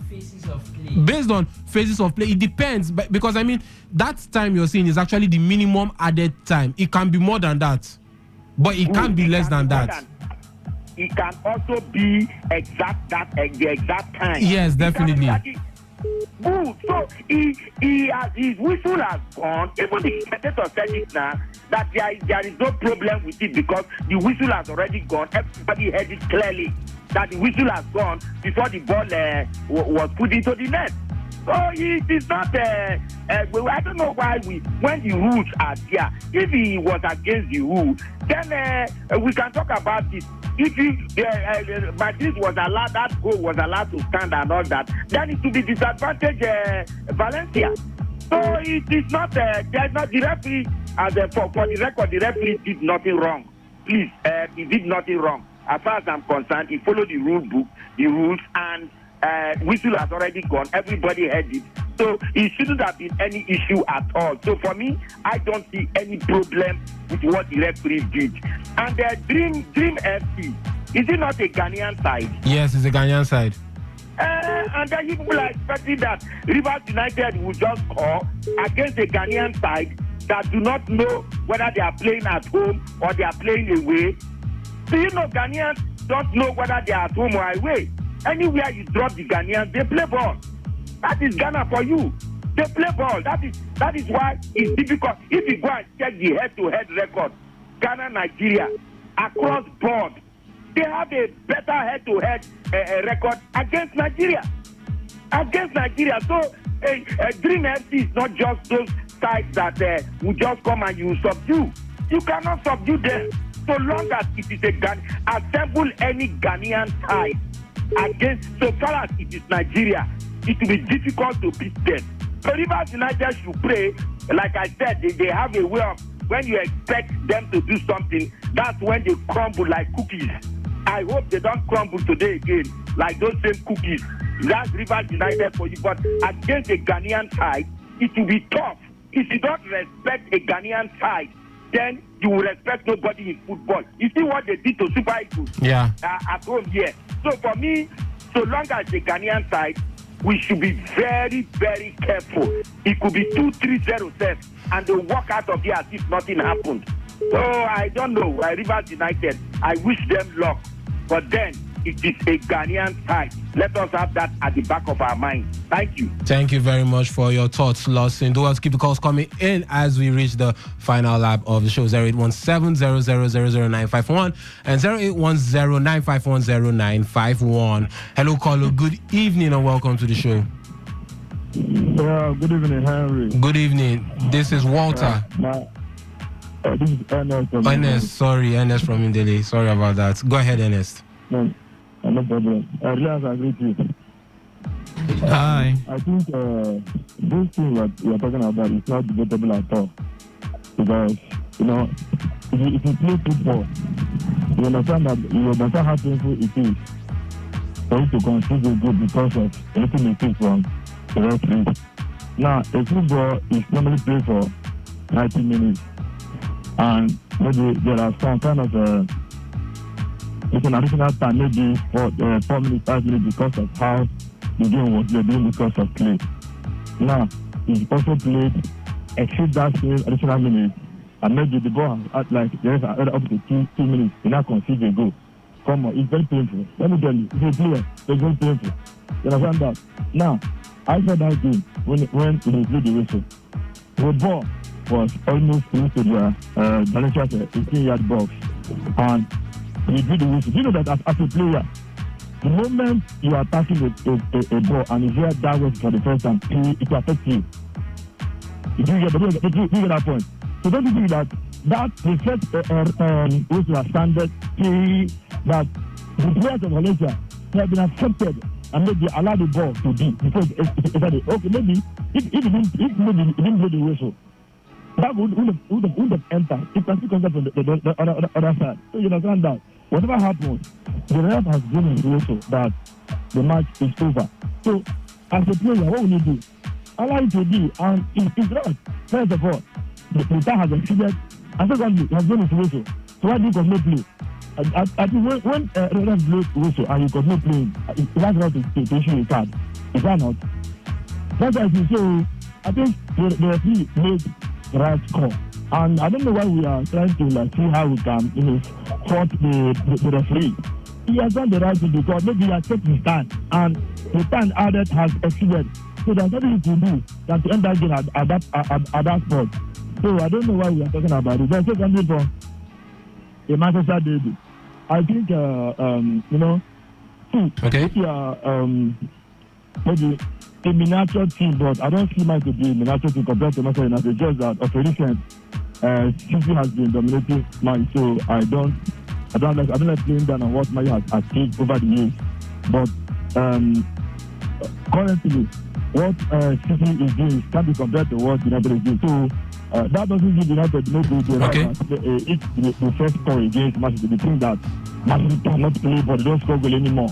Let me tell you, it is a derby, and for the past 2 or 3 years that this derby has been taking place, City has been scoring goals, not just goals, 3 goals, 6 goals, 4 goals, all those kinds of things. So now maybe you are opportune or fortunate to score before them. You can come on air to just say things that they don't score goal again. Come on, these people are premier champions as it is now, and over the years you can see what they did to you. It's just that all this was what they do. You see that they're missing chances. You understand that? But thank God for Foden for being clinical enough. Okay, Ernest. So that the amount of those who think that they are United fans could be short a little bit. Let's all drink it and enjoy it. Thank you very much. Thank you very much for your thoughts, Ernest. Let's see if we can take one more call before we hit the road. 0817-0000951 and 0810-951-0951. Rivers United and Dreams FC. That game is at the halftime mark and is currently 1-0 in favor of Dreams FC against Rivers United at the Gokswill Akpabio Stadium in Uyo.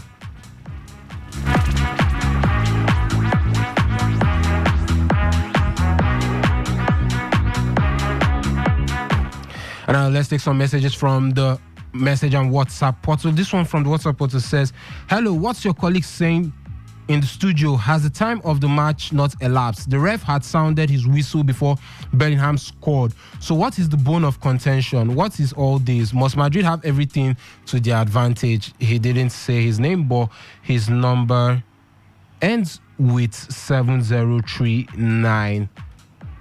Hello, caller. Good evening and welcome to the show. Harry. Yeah, Lawson. Yes, it was because of Ernest that I called. Okay. Ernest said that Man City is good. Let us look back at Man City last 5-6 games or even 7 games. How many goals have they scored? Is it not just one goal they've been averaging? Please let us check and see whether Man City has been scoring goals. Yes, I know in the time past they've been scoring, but this very season, let us check their last up to 6-7 games and see how many goals they've scored. I mean, are they really scoring? Okay, Lawson. They don't really score goals. So for me, we United with fans, it's not as if we are going to gain anything because I don't even see United catching Aston Villa. No, we top 4. I don't think it is possible. So it's not as if United is going to gain anything from it. But the Man City we know at the Etihad against the Manchester United side could have scored up to 3 goals by now. Okay. Don't you think so, Harry? Yes, definitely, Lawson. Yeah, I mean, so Ernest to give us some respect, please. Tell him. Okay, Lawson, thank you very much for your thoughts there. And for Pastor Nkem Jika that asked when Enyimba are playing, they're actually playing Aqua United tomorrow in the NPFL. Yes, Enyimba play tomorrow against Aqua United. Well, guys, that's much we can take on the show this evening. It's been fun and exciting hanging out with you. And I can see the phone lines blinking, but sorry, we cannot take any more calls. My name is Harry Ogogo. I did the show with Benjamin Mina, Young Chuks Chukwuzite, Reliable Reliance, and also Ovie Wallace. The sports crew will make a return tomorrow by 6:30 a.m. for Sports Attack and by 3 p.m. for today's Sports Live, where we will review everything that has happened or did happen over the weekend. Manchester United currently playing out a 1-0 draw with Manchester City in the English Premier League, while Rivers United losing by a goal to nothing to Dreams FC at the Godswill Akpabio Stadium in Uyo. Can they come back and actually book their place in the quarterfinals? But until then, I say stay tuned to Today 95.1 FM for more quality programming. My name is Henry Ogugo, and I say bye-bye and have a blessed and wonderful rest of your day.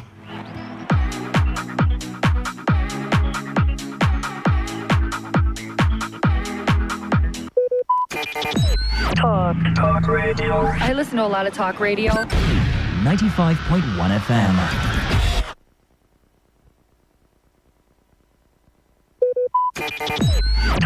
Talk radio. I listen to a lot of talk radio. 95.1 FM.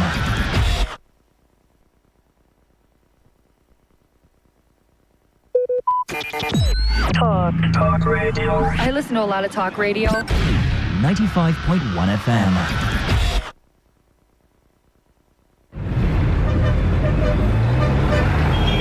Live from the Garden City of Port Harcourt, Nigeria. This is Today 95.1 FM. Radio has never been this good. Today 95.1 FM, Port Harcourt.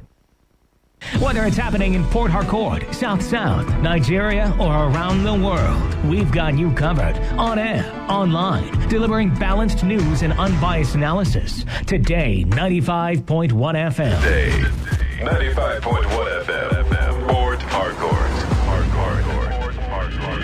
News update.